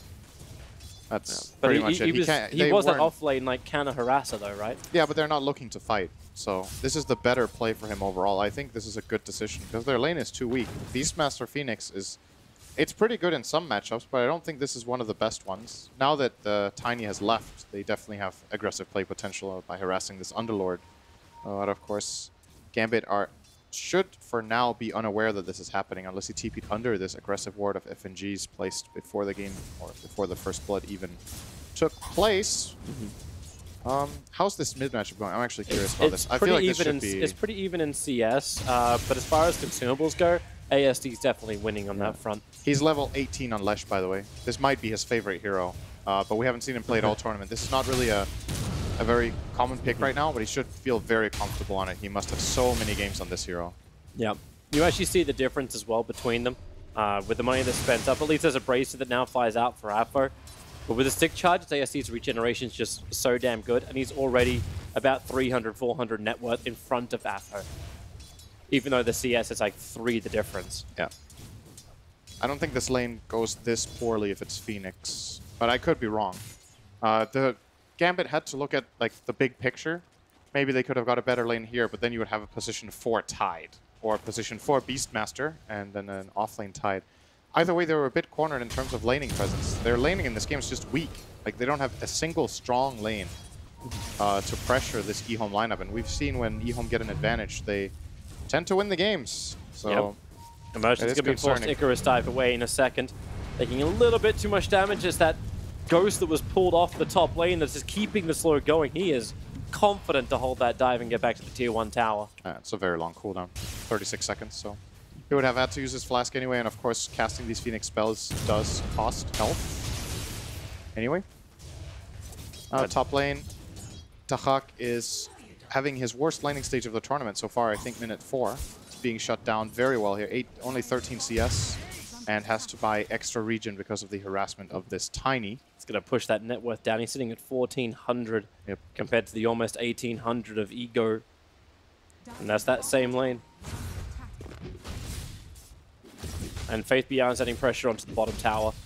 Like, Immersion's been tasked with defending this. He really is now like the core Phoenix off lane. And let the Beastmaster just jungle as much as he possibly can. But I'm also seeing Latrak having the time of his life. Yeah, I'm already thinking ahead to when Gambit can make their first move with their lineup. There's nothing going on. They actually just don't. Like, can they make a move before Beastmaster's level 6? I don't see it. I don't think... They have to, like, 3 or 4 man gank in that case. They could be so far behind anyway. Like, the regeneration... Like, I'm actually loving the way that eHome played this. Like, ASD TP'd back, and Chen just pulled him straight back to the lane. So you got full bottle charges back up, and he's just spamming out the harassment against Apo, whose bottle is totally dry. The 5-minute bounty runes will now come in. 3 of them, 4 of them go the way of eHome. They're actually shutting And Tani Apo rotates down, in towards the mid. The Avalanche is out. There's TP support coming in, but they just toss him back.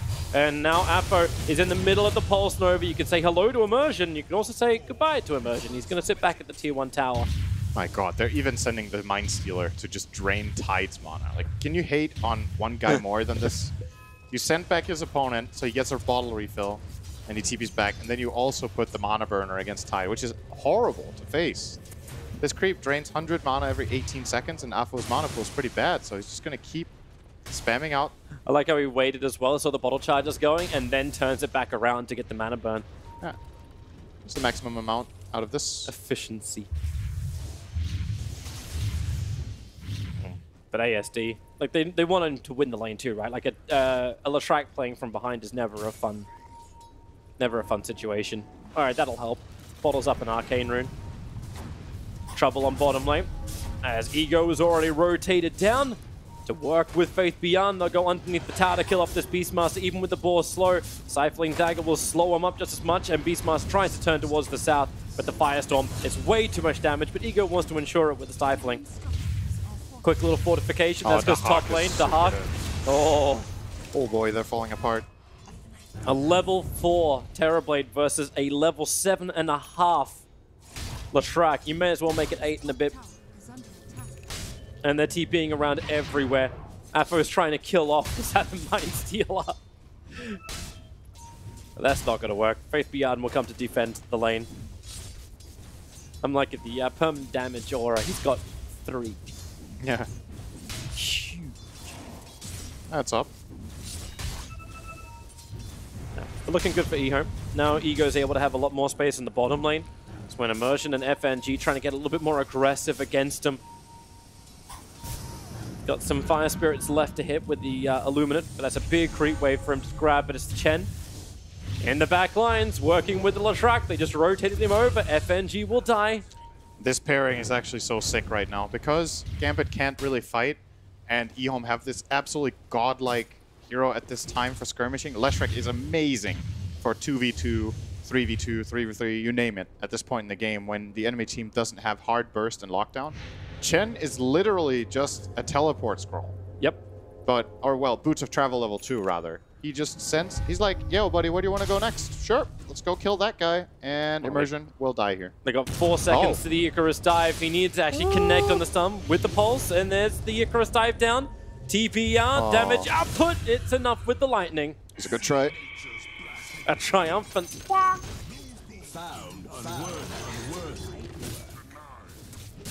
I like how Ego's not even involved in these tipping from the bottom lane. And also consider this. So when you have a Leshrac that's roaming this much, usually one lane would be uninhabited or be weaker, as we see the mist stun here, but they will end up killing him in the end, just running him down. When you have an uninhabited lane from Leshrac, usually it will cost something to move around. Like you will be making moves that takes time, effectively just slowing down your pressure on the map.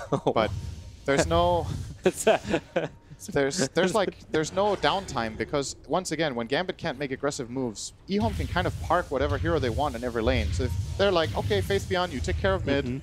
Okay, Qianming, you just go top as the support Tiny. Nobody's going to stop you. So Leshrac has turned from this mid lane god into effectively roamer that just goes and kills whatever lane he wants.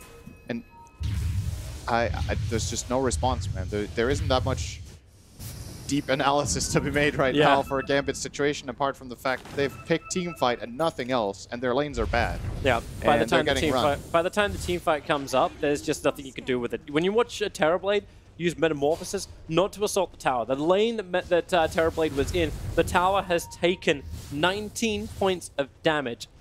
This is not the Terrorblade you want. He's using Metamorphosis to farm up inside the jungle, and even that's taking a long time because he's level 6. Like, He's holding his extra point, didn't even put the third point up in Metamorphosis, because he's like, I still maybe need my Sunder if times get tough. And Tiny, sentries are coming down. He doesn't have an Observer Ward, but he wants to try and see what's going on. So they come in deep. Chen's ready to pull in any kind of friends he needs. Lashrak's over in mid. Yeah. And they drop the, like, okay, with the Observer Ward, yeah, they see Terrorblade perfectly. But it's Roshan. Apo burns the Ravage. FNG wants to help out. Immersion jumps forward. They're looking for the Roar, but he's already got the kill on Immersion, but it's a trade-off. You'll take it. Lashrak is dead. For 4 bounty runes and a trade kill? Or is Tide gonna join him as well? Oh, he got the rune. Okay, so 3 runes, but you get the Lesh. Yep. That's... But you do have That's to burn. probably pretty good. You do have to given burn the Ravage circumstances. for it. That's the downside. Yeah. But you'll take it. And Roar. And Roar. But you'll take it. There was honestly, there was no other way to kill him. They had to do it, so that's a dead Coddle. We have seen this so many times throughout the minor. Tiny versus Keeper of the Light. You have 650 HP on a Coddle, and his only one item he's looking at. No boots, he's just got a Wind Lace and Smoke of Deceit, and he's quick by his Ghost Scepter, which is just going to make Tiny's life even easier. Yeah. Kind of makes Lashrak's life even easier. I don't know exactly what he's trying to avoid. So, overtaken Wolf from Chen. He just has a Wolf creep following Faith Beyond around, so he pushes way faster here with his wave. Avalanche is going to miss, but that's why he just tossed the Lashrak further forward.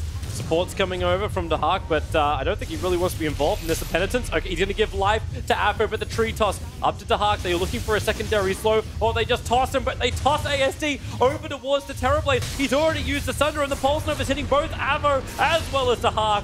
Maybe there's the Nova, and it will with the Ignis. They can hold them there. The stun can come out. Lashrak has died once more. The stun onto the Phantom Assassin. She wants to actually Phantom Strike up the hill and over towards the Chen, but they keep her controlled long enough. Gambit.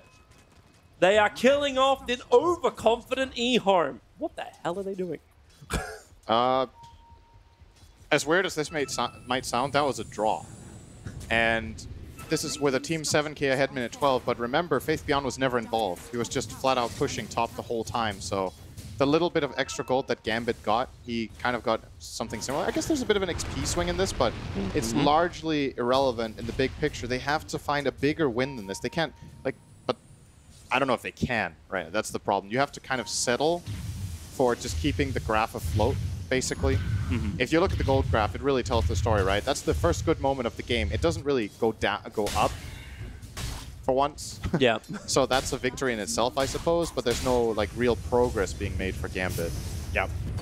While eHome are taking the mid-tier 1 tower, the Phantom Assassin is still coming online, and it's a PA going for just the Battle Fury build. So ensuring that the late game PA will be unstoppable, and when the fights happen, in this sense, it's just going to keep bringing Ego in, and they're looking for one up on top lane. Lashrak wants to continue to fight, even though the Yule Scepter's coming on the courier now. It's been delayed because of the 2 deaths. I want to talk about a synergy real quick that we haven't even covered in this game. You were talking about PA going Battle Fury. So I just realized Chen's second spell, obviously, the Divine Favor. On level 4, it gives 25 HP regen and 80 damage for 12 seconds. When he puts this on PA, her crits are off the charts. This look at his crits right now. This is 600 crits with a Demon Edge because the Divine Favor is running. So you can add an extra relic and a half almost to this guy on command from the Chen when the fights are about to break out. I'm hearing a roar. Yep, they managed to find themselves a nice target. This one's going to be Innocence. Oh, they get the Chen. He may have been a little bit busy microing up the Alpha Wolf he's been using to buff up. They have to settle for whatever picks they can get right now, Gambit. Yeah. I'm sure they would love to take a flat-out just team fight where they get to cast all their spells, but eHome is not going to give them that. They're just going to keep pushing the waves, keep maximizing their PA. Well, Apho and Faith Beyond, they're going to walk into each other. Ravage is available. Faith Beyond, he's super going to put down the Pit of Mouse, and Apho's going to walk around the pit, while Ego has finished up the tier 1 tower. Yes, that's one nice thing for Dahak. He's able to pick up a DD rune. This will allow him to catch up a little bit faster in the jungle. Lashrak getting recalled to Fountain again. Free refill. Heading back out. Yeah. He's buying Kaya. I was not expecting that. I thought he was going to go Yules into BKB in this game. Well, do you get like Sanjin Kaya? Yeah, like how do you actually build the Leshrac after you have the Yules? You could get Kaya Yasha, then he has a million move speed, but I don't know. It's like, does he need the strength to survive? That's why I like the BKB. I just think the magic community is really good this game too. But we'll see what he does. It's the first time I see his Leshrac in play, so I'm not familiar with his favorite itemization. We'll watch it. Report back later. Tiny's having a little bit of fun in mid. It looks like Gambit have grouped up quite heavily. They're trying to be the ones to initiate. The Avalanche is slowing the push, and that's going to be the way to do it. A Beastmaster Blink reveal, roar onto Tiny. Still taking a very long time to get through him with a stick charge of Faith Beyond. He's going to come in with a pit. It's still a very dead Tiny, but they're doing it around the 15-minute mark. Instant smoke. They're going to go for Roche, maybe? Yeah. They changed their mind. They're heading up top. Oh, they no, changed their mind again. in. They're heading into the pit. It's already being pinged. Beastmaster started it, and they burn Metamorphosis. They have to do something like this. But Faith Beyond doesn't have a lot of mana. In fact, he's got no mana to cast a single ability apart from, okay, well, Dark Rift now. So he'll throw the Firestorm in. Innocence is nearby. They want to put that Blightstone actually into the inventory so he can help out. Terrorblade has Sunder available. Underlord's offering the life. Has the Ignis. Trying to create a little bit more space, but here comes Leshrac. The Ignis got a little bit more time left on it. Roshan down to 300. Who's got this one? Icarus dive forward. The jump in. Aegis Immortal is all still going the way of the Dire side, but 2 heroes dead so quickly. Tide will come back to the world of the living. Beastmaster is just isolated on the outside, but there's your Ravage finally going off. Leshrac needs to be able to survive through this. Burning through Afro with the help of PA. They do kill him off quickly. Underlord died for the cause. Phoenix is also on the run. No Icarus dive available in Immersion. He actually just stops moving for a second. I think Gambit is still a little bit, yeah, they're in trouble. ASD just gets called in. A little bit, you think? Yeah, I was looking for a better word than tilted, and now it happens again. Tiny destroys the Keeper of the Light. The advantage pushes towards 10k gold, and it really does feel like the pre-booking is underway. Check in for your flights home, but you're not on the plane just yet. They are at such a huge lead in this game. It's Good kind to of watch getting Roshan ridiculous. again. Yeah. So this moment here is the one chance Gambit have at getting something good done for the next 10 minutes probably in this game. They have to get this Aegis with a team move. Faith Beyond tanking up for so long, just tanking spells, making them waste time. They even do get the Aegis. That could have even been stolen by Tianming there. That was close, but an awesome Avatos combo with the Leshrac combining in. And they just go for one at a time. Yeah. Get out of my game. I can tell you for sure, though, right now it's impossible for Gambit to do anything with Ravage on cooldown in terms of team moves. So the one thing they have is that they have Beastmaster Blink. So Beastmaster plus Phoenix or Beastmaster plus Terrorblade can try to find a pick, but only if eHome are spread thin. That's what they need to bank on right now, setting up that exact situation. Well, push is coming on bottom lane from Gambit. ASD is ready to wrap around the back and at least stop this push.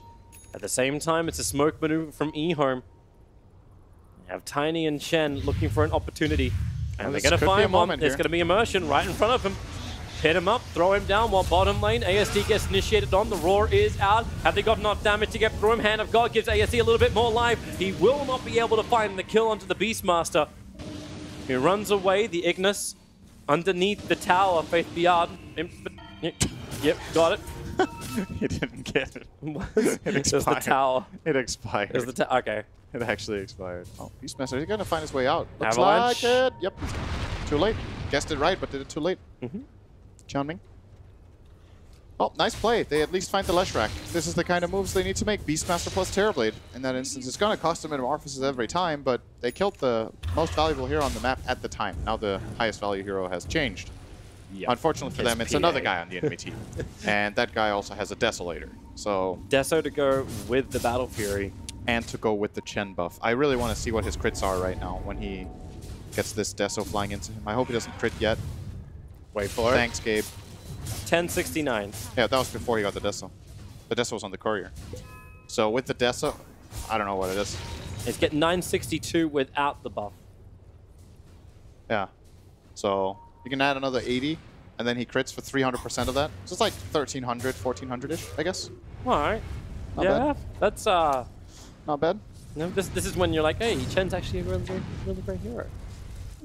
every hero is playable when picked and built around correctly. It is clearly the best gen draft I've seen this tournament as well. So Smoke eHome gang are from making it look good. FNG. They put the Observer Ward down. It's right underneath the Radiant Sentry. But there's no Radiant Obs up there. And because it is nighttime for another 10 seconds, the vision game from eHome is not good enough to see it. If he's trying to, well, he's being watched quite closely, like a hawk, you could say, until the hawk gets attacked by the tower. I don't think they realized. They actually didn't see it, or I think Faith Beyond would have gone and taken care of that. So that's going to stay there for a bit. Another 40 seconds. The Hawk is trying to pressure this bottom tower. Bounty runes, was that 3 for 1? 2 for 2? Okay. They've still got the one on top that hasn't been picked up. It is 3 for 1, right? Yep. No, it is 2 for 2. Never mind. The bottled one was by Leshrac. It shows up twice in the chat because he bottles and uses it. Yeah. There's movement coming down. Gambit trying to get down to the bottom lane. Faith Beyond's the target they want to go on to. And Ogre Frostmage may want to give him a little bit of armor. As Faith Beyond, well, the armor is up, but does he have enough life? Begins to TP out. Stun available? No! Already used the Roar.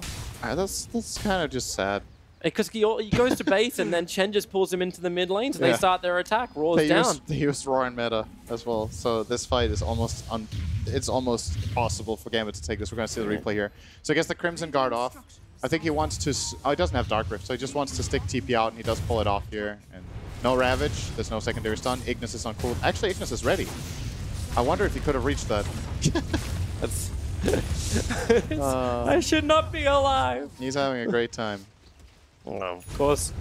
At 1 game up, and right now 12,000 gold up, and your 2 cores are looking absolutely amazing. This last pick, Phoenix from Gambit, really went wanting.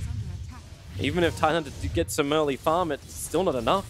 Like, he's got Phase Boots Medallion and a bottled DD rune, and that's the best for him. He's going to get cancelled. It was a 5-seconder. Oh, boy. He's dead? Yeah, he is. Delete the Tide. Oh, no. Where was he TPing to? Tier 3 town mid, I believe, on top of exactly where Immersion went to. Oh, that's so unlucky. Oh, boy. Yep. But hey, Beastmaster's being fun at least. Yeah, he's doing what he needs to do. Gambit, there's only one approach right now. Split push, buy time, wait for your spells to be ready, and then you have to try to make a team move with this Blink Dagger. Hope for some sort of mistake from eHome where they're not ready or press their buttons wrong and you get the jump. If it's flat 5-on-5, the conditions for you to win a fight are pretty tough to meet. Courier. Yeah! Good too. That's what, yeah. No items, but it's worth gold. It's about 1k. It's money. Not bad. It's his way to finish up, what was it, Solar Crest on the Courier? Something? Here's that moment. The TP out failure, and then tossed right over to the rest of eHome. Yep. And Beastmaster is holding off the bottom lane while this is going on, while mid's being pressured in by Tiny.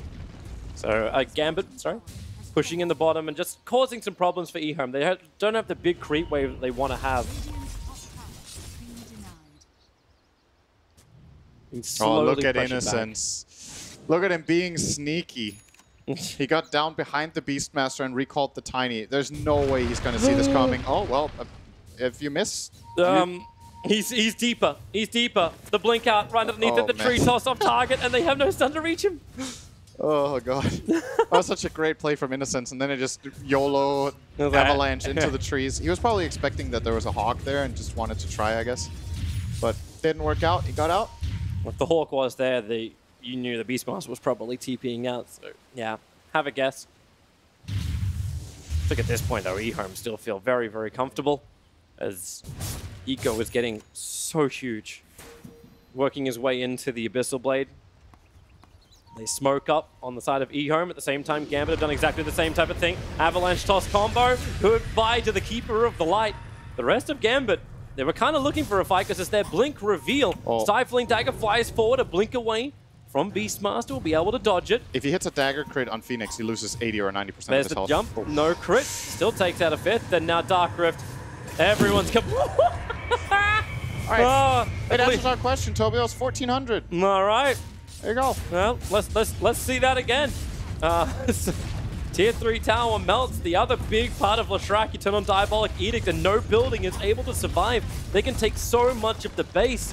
There's no way Terrorblade can counter push this, but Chen's doing it again. Innocence, he's pulling him in, looking for the fight. The Avalanche will cancel the TP back of the Hawks. And then, whoops, okay, swap the life with Tiny, but that 1606 crit kills off Terrorblade.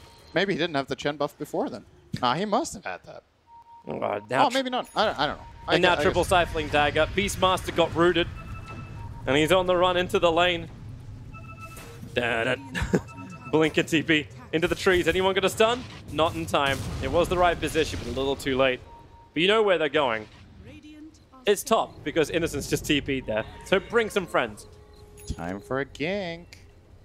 Just keep pulling it. Like Leshrac can do his thing, just pull in the PA. PA is the one looking for the kills. All right. And Afo was so close. I want to see him buff him up and then put Medallion on the guy PA is jumping on. It might happen. It's a Roche. They're pulling an ASD. He's got Blink Dagger Yule Scepter now, so initiation is like he can do it himself. As you said, Roshan's been killed off.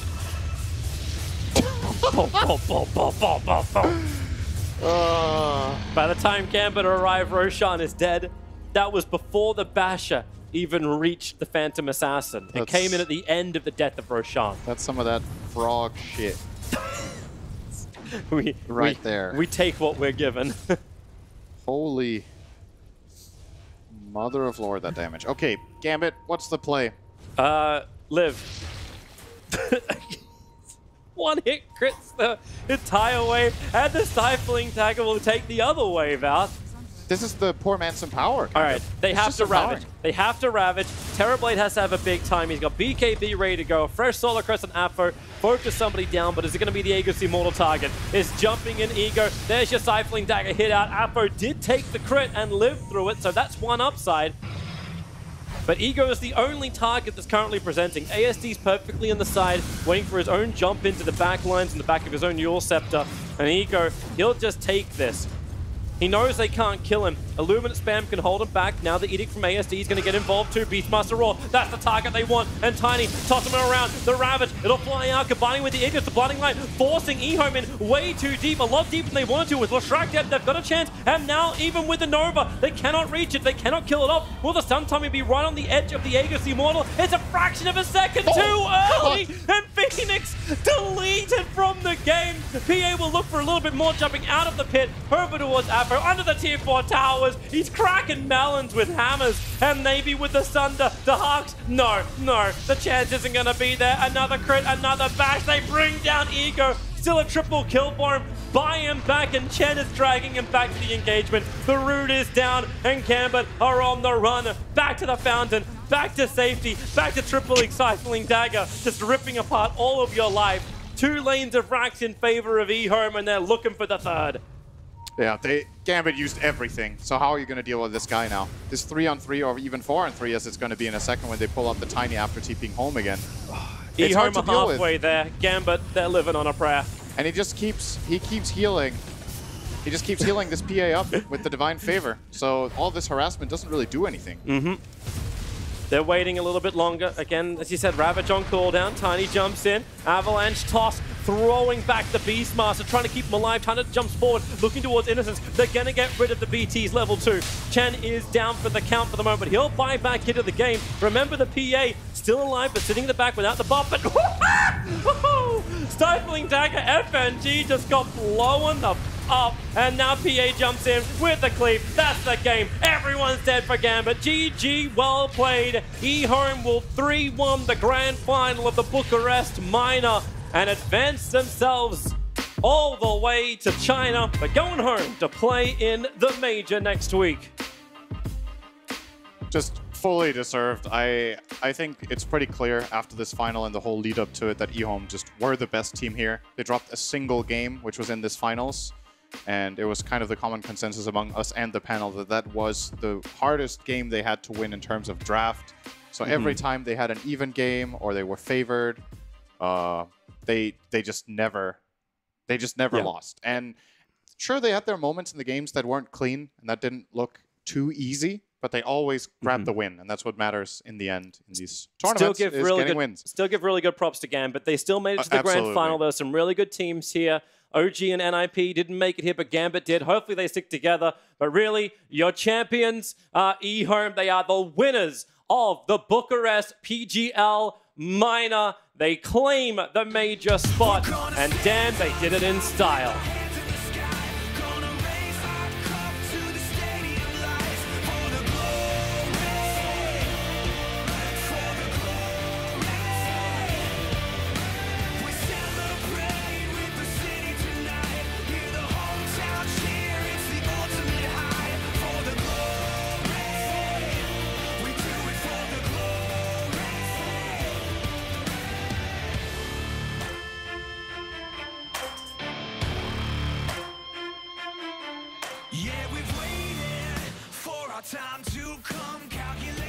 Your champions of the Bucharest Minor are eHome. Thoroughly deserving as well. They finished with an 11-1 record, undefeated in series all the way through the group stage, the main event, and of course the best of 5 grand final. They have bested the best that the Bucharest Minor had to offer. They are a thoroughly deserved winner, Kyle.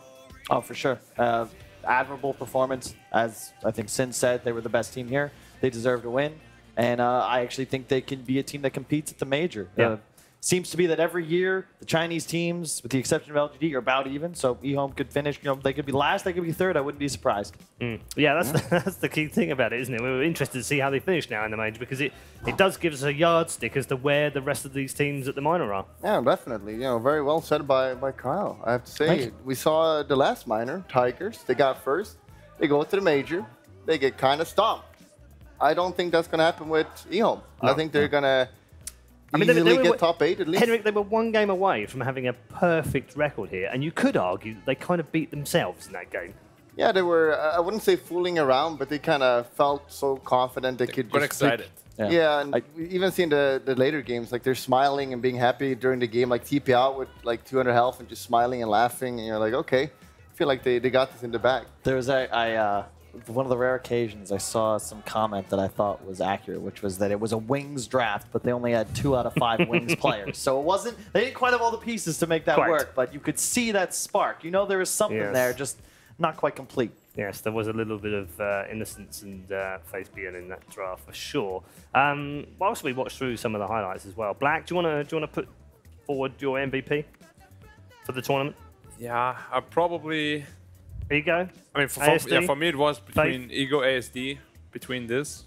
Because of the Magnus performance by Faith BN, I thought it was a bit too shaky. Otherwise, it would have been him for me.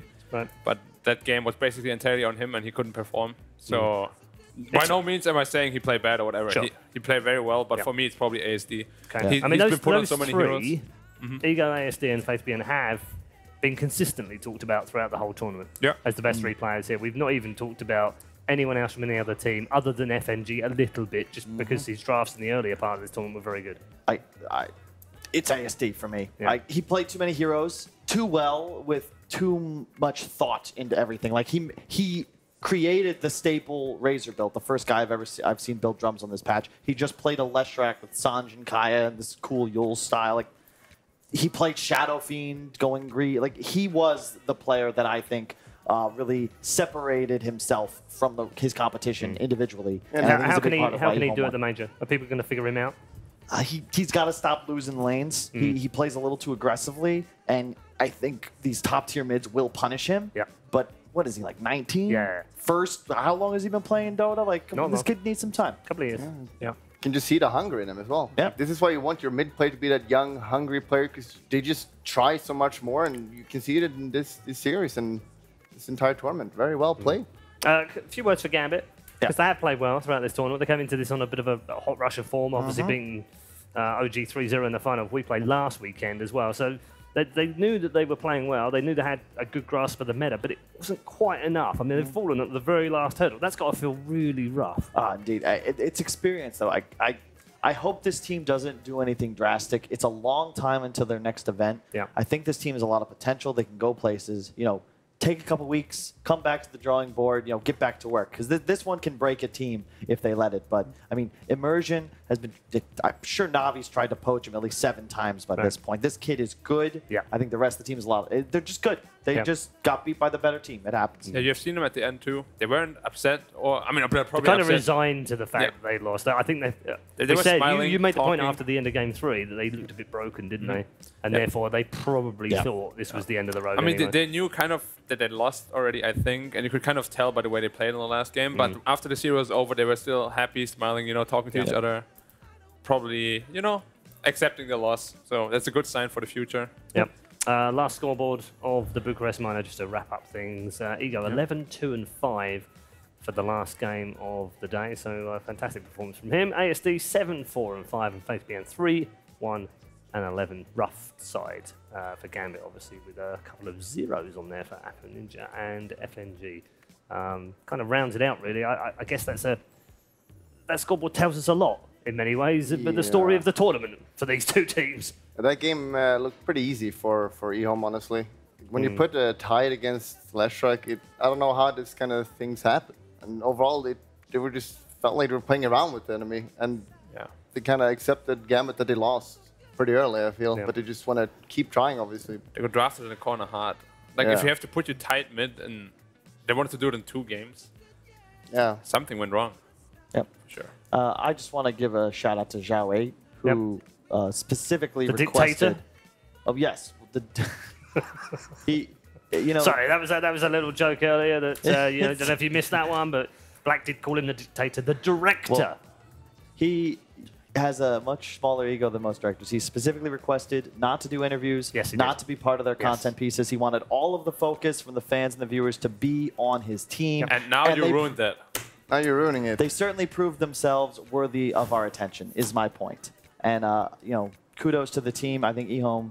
I'm really excited to see how they get on in a major. I really am, genuinely. It's a couple of really young players, a couple of old hands in there, a little bit of a mix of wings, Joak doing a little bit of calling and setting them up nicely. I'm really looking forward to see how far they can go. I think I'm giving them a max of top 6. Anything above that is completely beyond my expectation, and I don't think they should expect too much more either. They're very inexperienced. Yeah, it's possible. Like when you look at Liquid, VP, there's lots of strong teams there. LGD, can they go against those? I would say top 6 max. They will have to play like their absolute A game. Anything above that will be it's possible. Sounds reasonable. Okay, we've talked tournament MVP, ASD obviously. Finals MVP. I'd still give it to ASD. You still give it to ASD? Yeah. Why? I just think he earned it. Yeah. Faith having that one wobbly game on the mag, maybe. He played 4 different heroes, right? I respect that. And I think that anybody that's able to, he played Leshrac to win the minor. I know. All right. Like, what do you think? Who do you think I'm gonna say? Yeah, it's pretty wild, isn't it? He's had a great final and a great tournament as well, this young man. And it's promising, isn't it? It's promising. I don't want to get too carried away, even though I've enjoyed watching him play, because we've seen a number of Chinese players come through the ranks over the last couple of years and disappear after initially looking like they might be really good. He will have to prove himself against the big boys now. Yeah. This was like a little test, but now it comes to like real trial The of big combat. boys. He's got. They have arguably the 2 brightest minds to ever come out of China. Innocence, the captain of Wings, a team that people didn't see as these individual superstars, but as just this mythical team that was somehow able to play the most beautiful Dota. You ask any with anything, ask any of the top 10, 15 players in the world, Wings isn't going to get.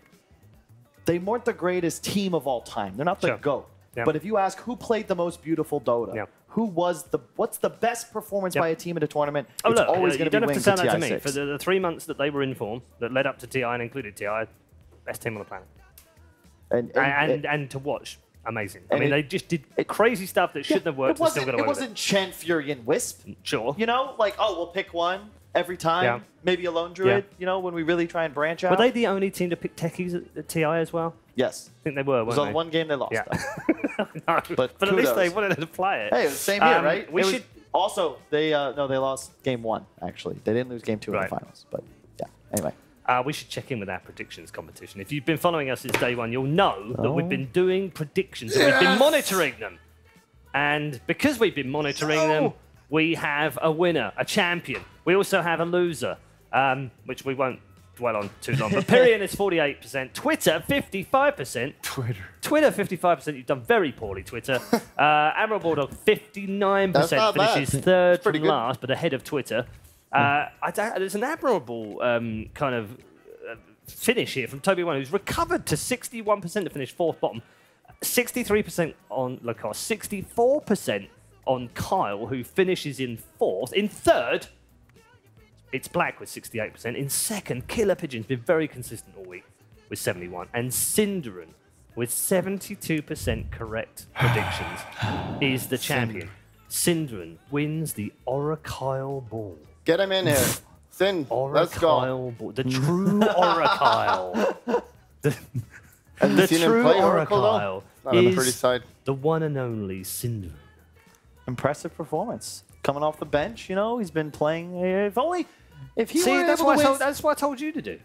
Well, Go back to playing for a little bit, then come back, and you're a wiser man on the desk. Yeah, it's true. If only he could win 71% of his professional tournament matches.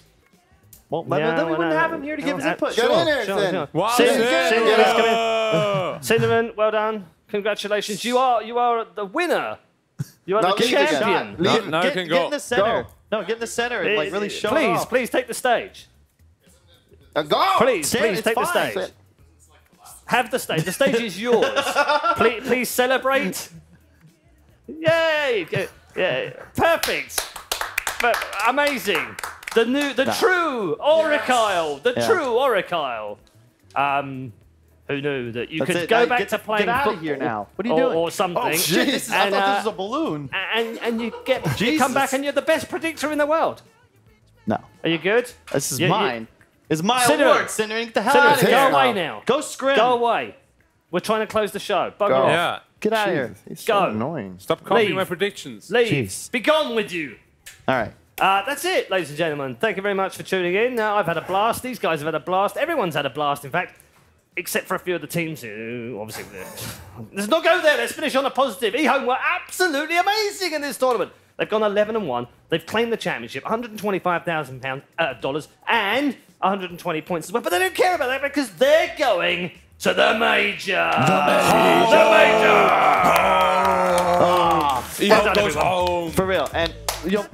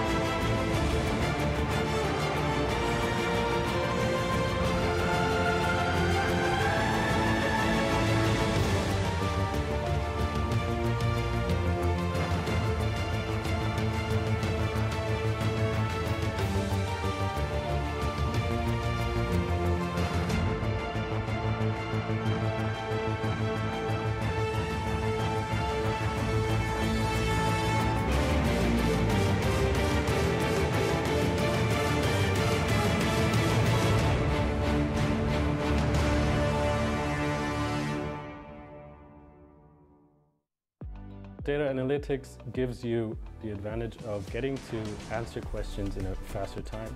In esports, you have a topic where all those technologies can be applied with an actual great purpose.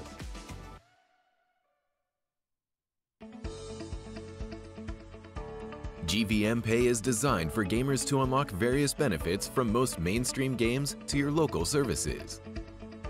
Recharge made easy just within your fingertips. Recharge easily in 3 steps. Earn rebates for every recharge. Download GVM Pay now at pay.gameview.io. GVM Pay is everywhere.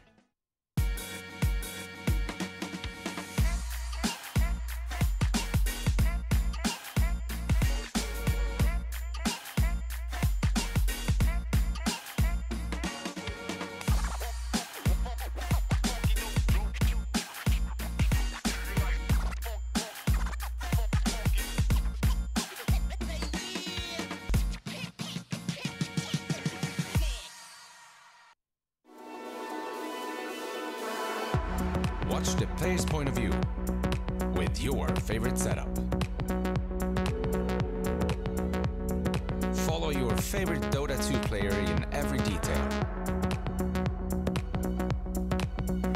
Watch esports your way. Get your digital pass now.